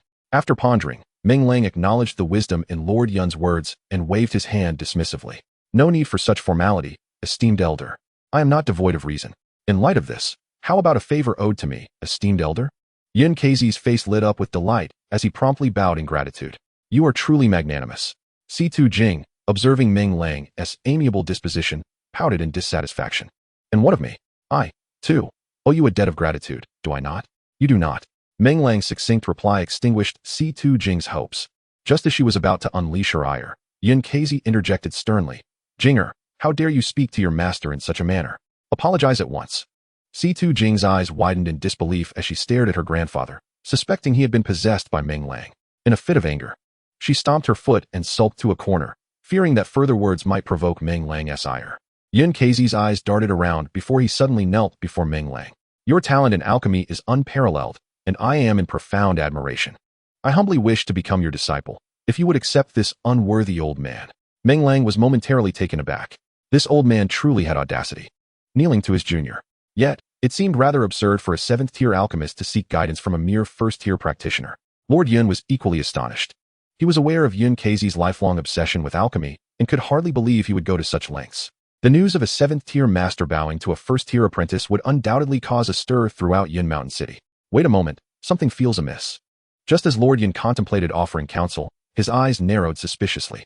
He was well acquainted with Yun Keizi and believed that it was understandable for someone to engage in irrational acts in the pursuit of enhancing their alchemical skills. However, the fact that the other party sent forth their most cherished granddaughter and prostrated themselves to become a disciple raised questions about the appropriateness of such actions. In that moment, a glimmer of insight flashed through the eyes of the Lord of Yun City. It seemed that Yun Keizi had discerned immense potential within Meng Lang. With this thought in mind, the Lord of Yun City could not help but scrutinize Meng Lang with greater intensity. On the surface, Meng Lang appeared to be nothing more than a mere waste, languishing at the 5th level of qi refinement. Yet, this very so-called waste had the audacity to confront the formidable Lu family, known for its yuaning experts. Using exceptional intellect and unfathomable tactics to outmaneuver and eliminate numerous members of the Lu family outside the dilapidated temple. This so-called waste had propelled the faltering Yun family to unprecedented heights of power overnight, hinting at the possibility that they could become the foremost family in Yunshan City. Oh, you clever Yun Keizi, you nearly deceived me entirely. You intend to forge a deep bond with Meng Lang, do you? No, I cannot allow Yun Keizi to reap all the benefits. You may have a granddaughter, but so do I. The Lord of Yun City cast a discreet glance at the still-laying Song Xiao on the wooden frame, then, gritting his teeth, decisively approached Meng Lang. Meng Xiaoyu, what are your thoughts on Xiao? Meng Lang was taken aback and instinctively replied, although the young lady has suffered a grievous injury, her beauty and talent are unparalleled. She is indeed a rare gem. This statement was music to the ears of the Lord of Yun City. He stroked his beard, beaming with delight, and said, then, Meng Xiaoyu, would you be interested in becoming my granddaughter's husband? The moment those words left his lips, the entire room fell into a state of shock. Chapter 84. No need to toil like a beast, simply be my woman. What is happening? Has this old man also lost his senses? Meng Lang felt a surge of exasperation within. The sudden act of Yun Keizi kneeling to become a disciple had already caused him considerable distress, and now, the Lord of Yun City had decided to involve himself as well. However, it seemed that he would not be at a disadvantage in this situation. Meng Lang regarded the Lord of Yun City with suspicion, but upon seeing the sincerity in his demeanor, he felt a flicker of interest. Whether or not he became a son-in-law was inconsequential. What truly captivated him was the enchanting Song Xiao. Old Song, what do you mean? Did you not see that I just promised Jinger to my friend? The kneeling Yun Keizi's expression shifted dramatically as he struggled to comprehend this, voicing his dissatisfaction. Indeed. Grandfather Song, how could you push Xiao Xiao into the fire pit? My grandfather may have a few screws loose, but surely you are not as well? Situ Jing was on the verge of collapsing. Just moments ago, her own grandfather had treated her like mere refuse, and before she could recover, another bombshell was dropped. She and Song Xiao Xiao were considered the two brilliant pearls in the eyes of the people of Yinshan City, having competed against each other since childhood. The prospect of both being forced to serve Meng Lang, this so-called waste, would be tantamount to a fate worse than death. What? Do you all think I am jesting? Facing the crowd's skepticism, the Lord of Yun City remained unperturbed, his presence commanding respect. However, you must seek a small piece of advice. You cannot take advantage of her grave injury to make decisions on her behalf. Situ Jing remained resolute. Meanwhile, Yun Kezi gazed speechlessly at the Lord of Yun City, his aging eyes sparkling with insight. He surmised that the Lord had likely discerned his hidden intentions and wished to partake in the benefits. As he realized he could not sway Meng Lang's decision, he resolved to observe the situation for the time being. Indeed, Jinger had a point. The Lord of Yun City stroked his chin thoughtfully before approaching Meng Lang with a disarming smile. My young friend, might you allow Xiao Xiao to consume the rejuvenation pill you crafted? Rest assured, I shall not take it without due recompense. The Lord jested, it's merely a single pill. Meng Lang waved his hand and directly placed the pill into the Lord's palm. The Lord of Yun City cherished it as if it were a treasure. Scrutinizing the rejuvenation pill before advancing to Song Xiao Xiao, gently placing it between her delicate lips. Under the watchful gaze of all, a verdant stream of energy began to circulate through Song Xiao Xiao's body. In the blink of an eye, color returned to her pallid face. It worked, it truly worked. Tears streamed down the Lord's face, for no one knew the trials he had endured to save Song Xiao Xiao. Just as the Lord's murmurs faded, her eyelids fluttered open. She glanced around, silent, yet tears of warmth cascaded down her cheeks. Do not cry, Xiao Xiao, you have suffered, the Lord of Yun City said, crouching to embrace her. The two were instantly caught in an emotional embrace, a scene so poignant it brought a sting to Meng Lang's nose. After a while, with the Lord's support, Song Xiao Xiao rose to her feet. The Lord pointed to Meng Lang, urging, Xiao Xiao, quickly thank your benefactor. Were it not for Meng Lang's efforts in mending the rejuvenation pill and creating a flawless elixir, your life might not have been salvaged. Song Xiao Xiao's graceful figure trembled slightly, and she knelt before Meng Lang without hesitation. Meng Lang was taken aback and promptly reached out to support her. The moment their skin touched, he felt a jolt as if electrified, his body tingling. So smooth, so exquisitely tender, surely. Song Xiao Xiao's skin must be like that of water. Such a stunning beauty, if only Meng Lang resolved to accept the Lord's goodwill, no matter what. Clearing his throat, he awkwardly coughed. Miss Xiao, there is no need for such formalities, it was but a trifling effort. To Master Meng, it was a simple task, yet, for Xiao Xiao, it was a life-saving grace. I have no means to repay you, but I am willing to serve you like an ox or horse, she declared earnestly. Upon hearing this, the Lord's face lit up with delight. Look at his granddaughter. She needed no prompting, and the matter was thus settled. Yun Keizi's expression darkened, his frustration palpable as he cast a sidelong glance at Situ Jing. Why was it that his own granddaughter only brought him trouble? Sister Jing observed her grandfather's disapproving gaze, feeling a mix of amusement and exasperation. In comparison to Song Xiao Xiao, she appeared to be quite the failure. But what of it? Why should she care? Meng Lang, that old fool, played the role of a simpleton while hiding his remarkable alchemical prowess and deliberately provoked her. She harbored serious doubts that Meng Lang had any good intentions from the outset. With this thought, Sister Jing covertly glanced at Meng Lang. The individual she had previously found utterly intolerable, in that fleeting moment, seemed somewhat agreeable. Miss Song, your words are too harsh. There is no need for servitude. Simply be my woman, Meng Lang declared with a grin. Realizing the unusual glances from those around him, he suddenly exclaimed, oh no. How did I let my true thoughts slip out? Just as he attempted to salvage his image, the city lord of Yun burst into laughter, exclaiming that Meng Xiaoyu was indeed genuine, openly expressing his feelings, far superior to the duplicitous cultivators. As he spoke, the city lord's gaze settled on Yun Kezi, filled with disdain. Ahem, I say, old Song, are you casting veiled insults from a distance? Master, do not mind him. I am not being insincere. I can see Meng Xiaoyu has an interest in Jinger, so I directly facilitated their connection. Master? Song Xiao Xiao's eyes widened in astonishment. Grandfather, you are a 7th-tier alchemical master. Do you intend to take Master Meng as your teacher? Yun Kezi, unflinching, nodded. In the realm of alchemy, one respects the accomplished. Although Meng Xiaoyu is merely a 1st-tier alchemist, his techniques have left me in awe.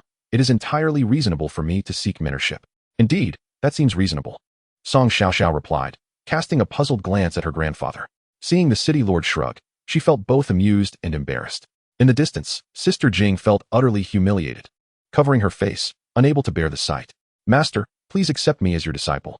Realizing the situation had reached this absurdity, Yun Kezi fully embraced his shamelessness, convinced that as long as he remained unembarrassed, the discomfort would belong to others. Finally, Meng Lang could endure no longer, exclaiming, Senior Yun, please do not humiliate me further. If I were to take you on as a disciple, the world would mock me. Why should a master concern himself with the opinions of the world? We cultivators focus on ourselves, not on others. Meng Lang was momentarily rendered speechless, underestimating the old man's resilience. Hey, old fool, if you refuse, my shameless grandfather might just pester you for a lifetime, Sister Jing interjected, delivering a double blow. Meng Lang was taken aback, while Yun Kezi chuckled heartily. Very well, I shall acquiesce. Master, please accept my bow as your disciple. Yun Kezi bowed deeply, fearing Meng Lang might change his mind. After a moment's contemplation, Meng Lang decided that since he had a disciple, he could not neglect to present a gift. He promptly gifted Yun Kezi the upgraded formula for the rejuvenation pill and shared insights on crafting perfect-grade elixirs. The lark, as if possessing a treasured gem, carefully tucked away the elixir recipe, vowing that this rejuvenation potion would remain a closely guarded secret of the sect. This left Meng Lang momentarily stunned. After much effort in bidding farewell to his senior apprentice, the sky had already begun to darken. Lord Yun, ever the diplomat, cheerfully suggested, My dear Meng, why not seize the day? With two lovely ladies by your side today, why not rest at the Lord's mansion? Upon hearing this, both Sidu Jing and Song Xiao shyly lowered their heads. Chapter 85. Are you the Meng Lang? 3 days later. Under the reluctant gazes of Sidu Jing and Song Xiao, Meng Lang took his leave. Staying at the Lord's mansion was delightful, yet he had unfinished business to attend to. Nevertheless, Meng Lang was not stingy. He readily accepted the beauty-enhancing pills and other elixirs. And with the two ladies willingly serving him, he also gained a generous 500 Huan points, which warranted some expression of gratitude. Upon learning the effects of the beauty-enhancing pills, while Song Xiao remained composed, keeping her admiration hidden within, Sidu Jing was quite different, insisting that Meng Lang return for another grand battle. Ultimately, Meng Lang succumbed to their wishes, lingering an extra day before departing with a weary body. Upon returning to the Yun residence, Meng Lang, reflecting on his past decisions, resolved to conclude matters with the Lu family before fully dedicating himself to his cultivation. He sensed that if his strength did not improve, he would soon be left lamenting his limitations. The Yun household remained as tranquil as ever. However, Yun and her mother regarded Meng Lang with a somewhat peculiar gaze, tinged with a hint of melancholy. Meng Lang, disinterested, chose not to engage with them, viewing it as a mere transactional affair, devoid of any expectation for after-sales service. My lord, I cannot agree to you facing the Lu family alone, Yun protested, her expression darkening upon hearing Meng Lang's plans. He had the audacity to suggest she return to the sect first, claiming it would disrupt Lu Ruyan's judgment. This was clearly a dismissal of her as a burden. Ahem, Yun, listen to me. I have an ace up my sleeve to deal with the nascent soul master. But this card is for my use alone. Your presence would not be of any assistance, and I would be distracted by the need to look after you. Yet, Yun remained steadfast. Meng Lang must be concerned about her worrying, hence his words. After all, she was a foundation establishment practitioner, while Meng Lang was merely at the qi refining stage. If she had not witnessed Meng Lang's prowess numerous times, she would have thought him quite delusional for claiming he could annihilate the Lu family. Are you disregarding my words?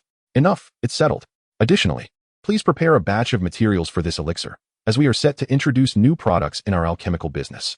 Meng Lang entrusted the materials for the rejuvenation elixir to Yun. Resigned, she could only drag Meng Lang into the house, expressing her concern through her actions. Bolstered by double the benefits, Meng Lang, without hesitation, remained bedridden for 2 consecutive days. 5 days later, the first rays of dawn illuminated the gates of Tiannan City, where Meng Lang's figure confidently appeared at the entrance of the Lu family. The gatekeeper of the Lu family recognized Meng Lang at a glance and hurriedly rushed inside the gate. Shortly after, an elderly man accompanied by a group of Lu family members arrived. You must be Meng Lang, the elder, who had lost an arm, inquired. Meng Lang surmised that this must be Lu Nantian, the formidable nascent soul master of the Lu family and the grandfather of Lu Ruyan. In response to Lu Nantian's stern questioning, Meng Lang wore a calm smile, expressing that, as Lu Ruyan's senior disciple, he had come to pay a visit upon hearing of the Lu family patriarch's unfortunate injury. However, judging by the demeanor of the Lu family members, it appeared he was not welcomed. I had intended to present a gift to the Lu family, but it seems I am unworthy, he remarked, preparing to take his leave. Wait, Lu Nantian barked. As Meng Lang turned back, he suppressed his indignation and forced a smile that was more painful than tears. Since you are a distinguished figure from the Hundred Flowers Sect, it would be unbecoming for the Lu family to refuse you. Please, come inside. Meng Lang did not respond but glanced around, noticing the gathering crowd. With a hint of derision, he said, I heard that the Lu family patriarch is a nascent soul master, yet merely days ago, he was left in such a pitiful state with an arm severed. By sheer fortune, I have come into possession of a spare arm and thought to offer it to the patriarch as a gesture of goodwill from a fellow disciple. As he spoke, Meng Lang willed a wooden box to be cast to the ground.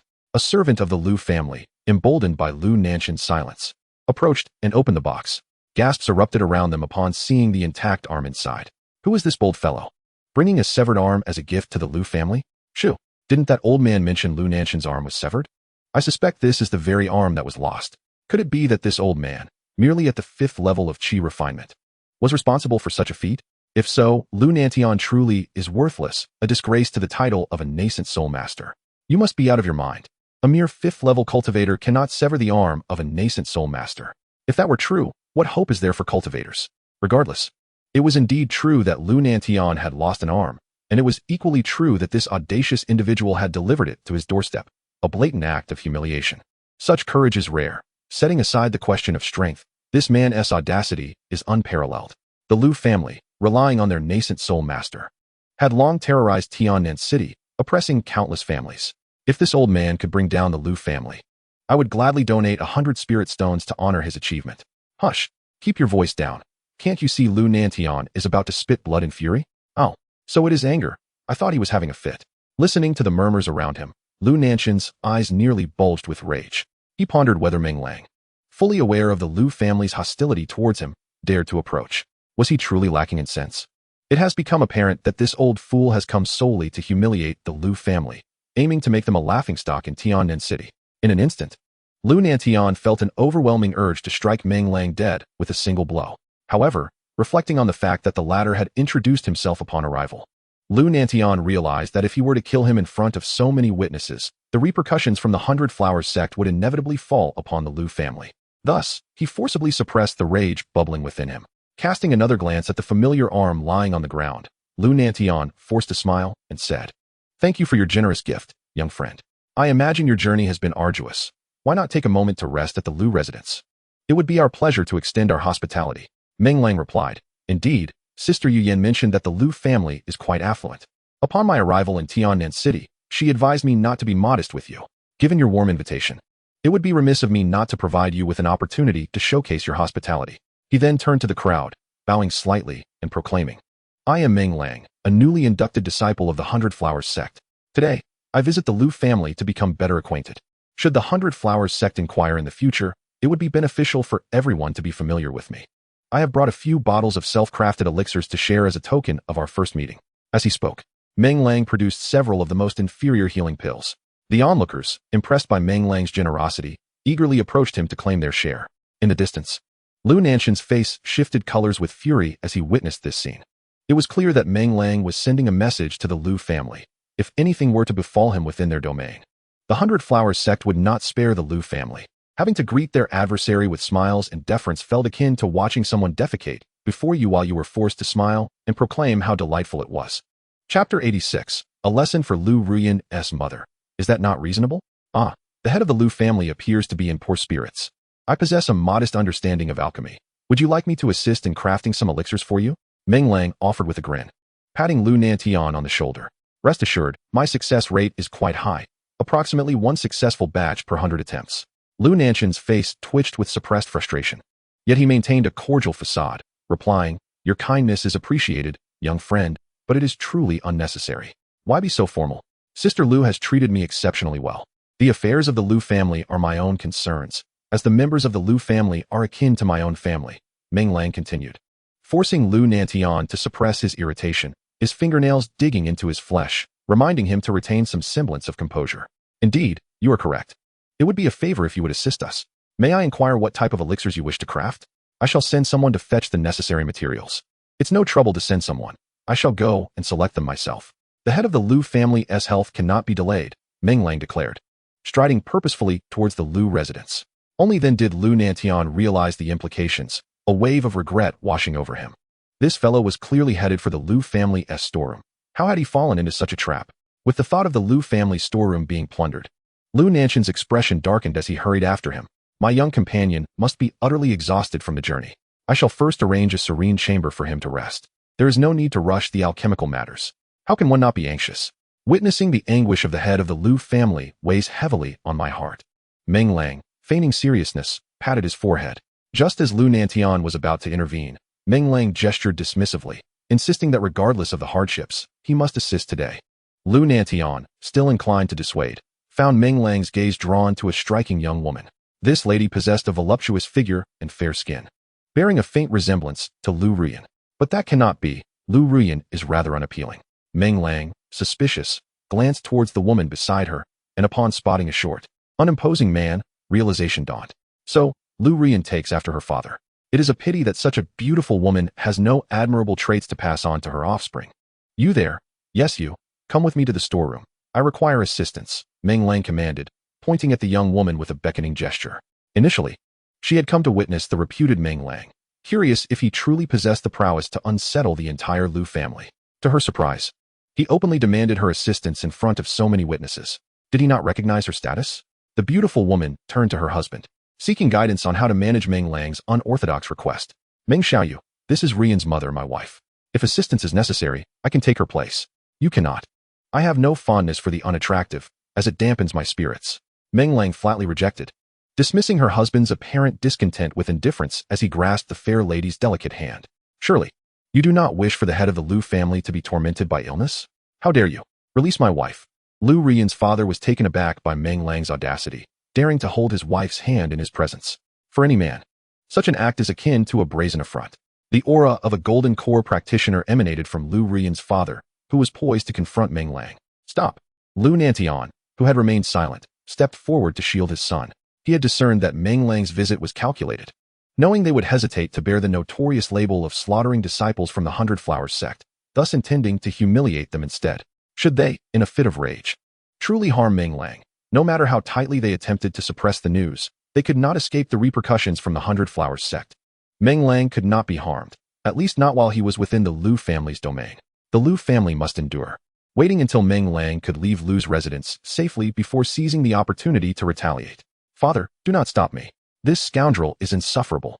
Failing to eliminate him will not quell my wrath. Lu Nanshan's father glared fiercely, almost bellowing at his son. Jinxiong, refrain from being disrespectful. Lu Nantian exchanged a knowing glance with Lu Jinxiong, affirming Meng Xiaoyu's sentiments. The warehouse is vast. It is impossible to manage without assistance. However, are you disregarding your father's words? The son acknowledges his wrongdoing. Lu Jinxiong cast a furious glance at Meng Lang, then bowed respectfully to Lu Nantian before stepping aside. This scene did not go unnoticed by the other members of the Lu family. They had anticipated that Meng Lang would be met with hostility from the family head. Yet to their astonishment, he was treated as an esteemed guest. Now, to visit the warehouse, Lu Jinxiong's wife had to accompany him. Any man could see that Meng Lang harbored ill intentions. Yet, Lu Nantian insisted on Lu Jinxiong's compliance, effectively offering his wife to Meng Lang. It seems that the family head is particularly concerned about his health. Indeed, for this consideration, I shall certainly refine the elixir for you. Meng Lang clung tightly to Lu Ruoyan's mother with one hand, while the other playfully patted Lu Nanshan's shoulder like a sycophant. Lu Nantian trembled slightly, managing to force a smile, earning Meng Lang's admiration for his patience. Very well, since you all seem so resilient, don't blame me for being impolite. Lu Ruoyan wishes to harm me, so I shall teach her mother a lesson. That seems reasonable, does it not? Meng Lang retracted his hand from Lu Nantian and playfully slapped the woman's rear, ignoring the need for guidance. The woman blushed with indignation, shooting a fierce glare at her husband. Noticing that he averted his gaze, she let out a wry smile and sweetly linked her arm with Meng Lang's, saying, "Oh dear, you've hurt me. I know there are many treasures in the warehouse. I will help you find them shortly. Oh, then I must reward you handsomely." Meng Lang was pleasantly surprised by the woman's compliance and embraced her waist, wandering off together, eliciting a chorus of giggles from her. Watching the pair retreat, Lu Jinxiong could no longer contain his frustration. "Father, I want to eliminate that brat." Lu Nantian sighed. "Jinxiong, I wish to do so even more than you. However, he has entered our home openly. If something were to happen to him here, how would we explain it to the Baiwa sect? Especially since Ruoyan is still within their ranks? This incident would undoubtedly affect their perception of her. A small act of impatience can disrupt grand plans. For now, we must endure. But are you not concerned that this scoundrel will grow increasingly brazen?" Lu Jinxiong seethed with anger.